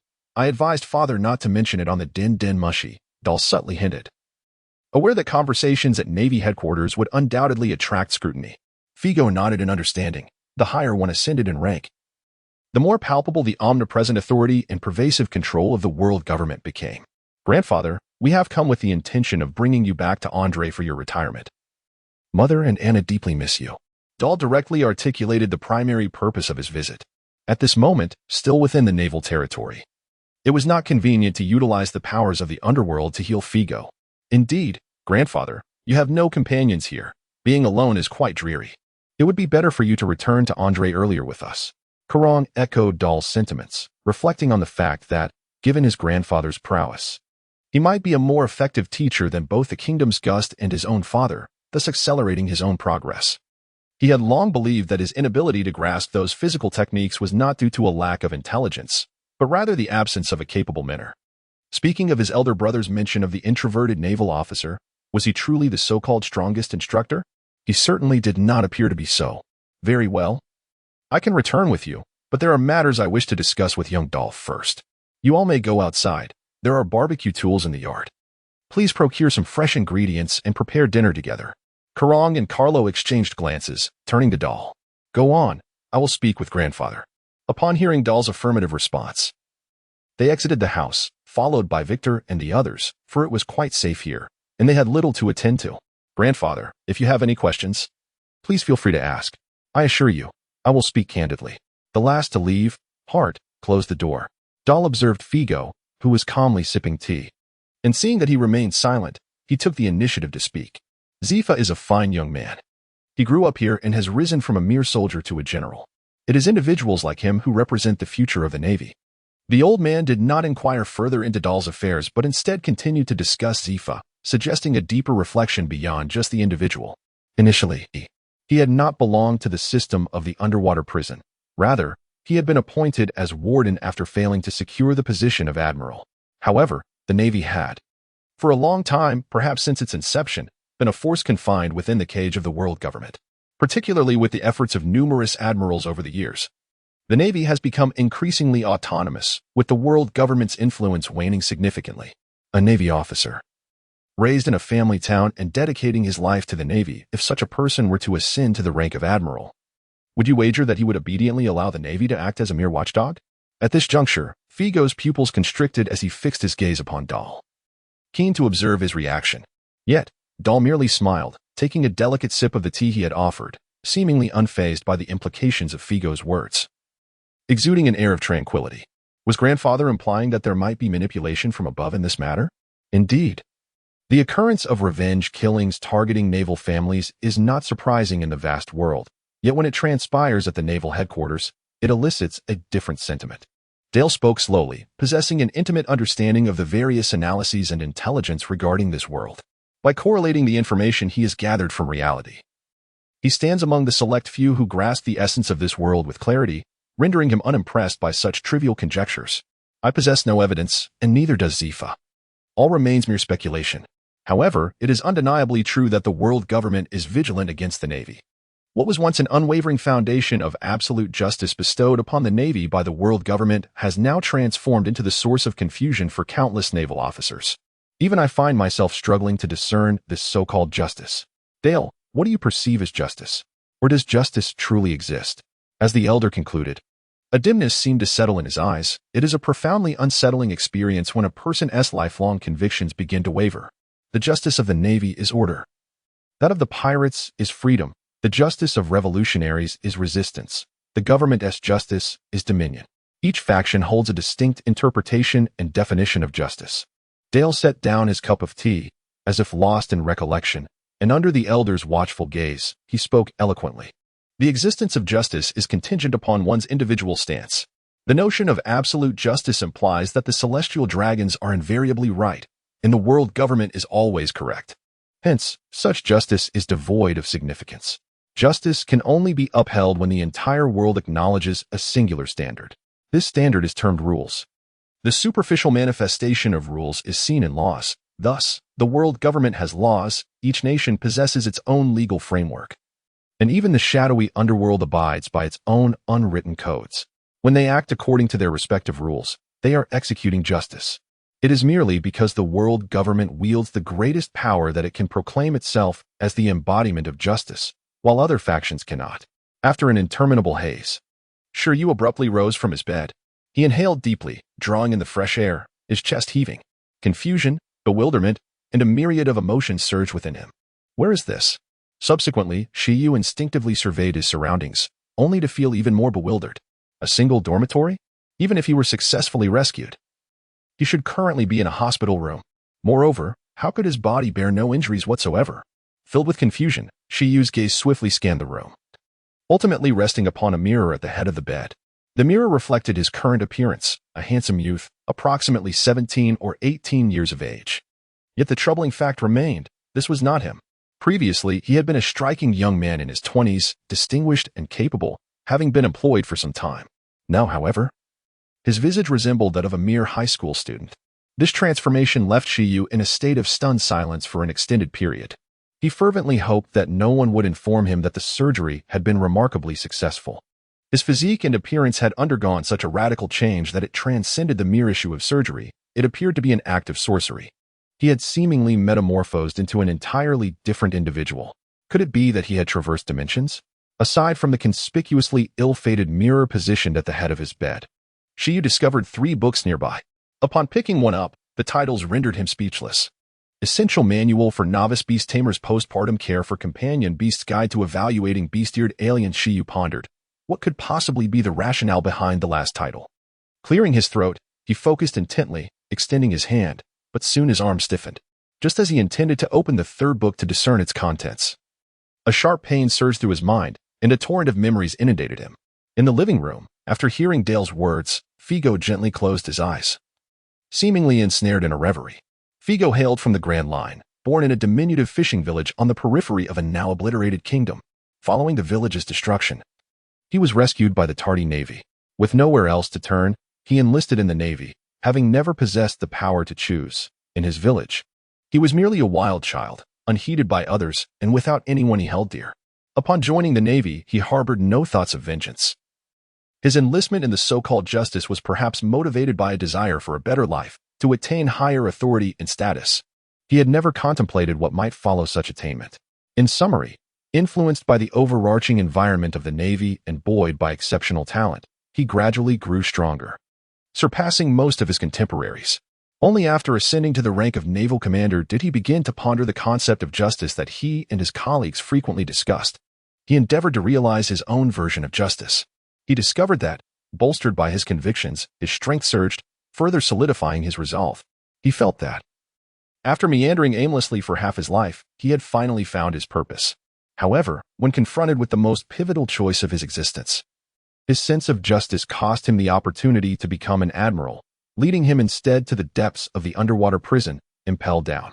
Those 20 years felt akin to serving a prison sentence himself. Dale's remarks awakened him to the realization that his sense of justice had never been flawed. Rather, the issue lay in the fact that, while upholding justice, he had aligned himself with the Navy's perspective, neglecting the stance of the so-called world aristocracy. So that was it. Ha, ha, ha. Cough. Figo opened his slightly squinted eyes and burst into hearty laughter, tears streaming down his face, as if the laughter had stirred the old wounds within him. Ah, little Door, I never imagined that at such a tender age, your words would be of immeasurable benefit even to an old man like me. Truly delightful, indeed. You are truly worthy of being Figo's grandson. Door, observing the old gentleman's newfound vitality as he laughed heartily, proactively offered him a cup of tea before speaking. Grandfather, I merely possess a deeper understanding of the essence of this world than most. When it comes to experience, you, my dear grandfather, are undeniably the seasoned sage. Door spoke with sincerity, having come to this realization after his own futile attempt at crafting an atomic bomb. He understood that knowing and doing exist on entirely different planes. Thus, his desire to bring his grandfather back to Andre was rooted in the hope of garnering his support, for some matters could only be accomplished by him. Oh, is that so? But at my age, nearing the grave, what could possibly require my involvement? I fear I may have the will, but lack the strength, Figo replied. Moreover, young Door, you are not being entirely forthright. You have yet to tell me about your dream, or rather, your aspirations. Figo's jovial demeanor faded, replaced by a seriousness that carried a weight of earnestness. He understood that his grandson, capable of articulating such profound notions of justice, was no mere child to be underestimated due to his age. Power is a poison. Should its vessel crack, it will inevitably spread. What his grandson must do is to reshape a new, larger, and more robust vessel. Figo, who had been attentively awaiting Dor's elaboration, felt a slight tremor in his aged visage as his pupils constricted suddenly, and his hands even left imprints on the chair. Ah, I see, grandfather. Tomorrow. I will accompany you back, Figo said, taking a deep breath to relax his tense body before continuing. He refrained from probing further. Such matters demanded utmost caution, and specifics could wait until they returned to Andre. You may leave now. It is time for dinner. I must greet my old friends. I cannot simply depart without a word. Dor understood that Figo had grasped his intentions, so he refrained from further discussion. His grandfather's willingness to leave the naval headquarters meant that his objective had been achieved. Cap, Zephyr, what has happened to you? Sengoku. Oh, you mean this fellow? He was schooled by a mere child. Silence, Cap. I am quite well. Ah, you are unscathed? Well, Figo-senpai mentioned that he intends to retire to the South Sea with his grandson, and it seems we may not have the chance to meet again. He suggested we gather for a final reunion. Are you all planning to join? As Sengoku observed the two individuals still engaged in their quarrel, he spoke directly. Upon hearing his words, the pinned-down carp rose abruptly, donned his coat, and prepared to join in the meal, only to realize at the doorway that Zifa had suddenly fallen silent. Zifa, are you not coming? If you go, I shall accompany you. In that fleeting moment, Zifa contemplated numerous thoughts. Perhaps his senior, Figo, had become utterly disillusioned with him, or perhaps he had overestimated his own significance. After all, his senior was returning to a life of leisure. What did it have to do with him? Nevertheless, he felt compelled to bid farewell. Let us proceed. And we must bring little Crane along. Sengoku said nothing further. He had noted Zifa's unusual demeanor, yet it appeared to be evolving in a positive direction. So he chose to feign ignorance and shifted the conversation. The first half of the banquet commenced, and upon learning that their grandfather was willing to return with them to the kingdom of Andre, both Carlo and Karong were elated, drinking freely. Oh, I nearly forgot about the old man. The elder, in a rather jovial mood, who had been lacking appetite, joined the others in feasting heartily. Ah, grandfather, what is it? Upon hearing Figo's words, Karong nearly choked on his food and hastily inquired. All three of you brothers have come out. Why did you not bring along my precious granddaughter? Doll, I am speaking of you. How can you be the eldest brother and yet neglect to cherish your own sister? The elder's temper could flare up in an instant. With three tall grandsons visiting, he had been so caught up in joy that he forgot he had a granddaughter as well. Grandfather, please allow me to explain. Carlo, you take the lead. Doll found himself at a loss and called upon Carlo to join in the explanation. It was a matter of appealing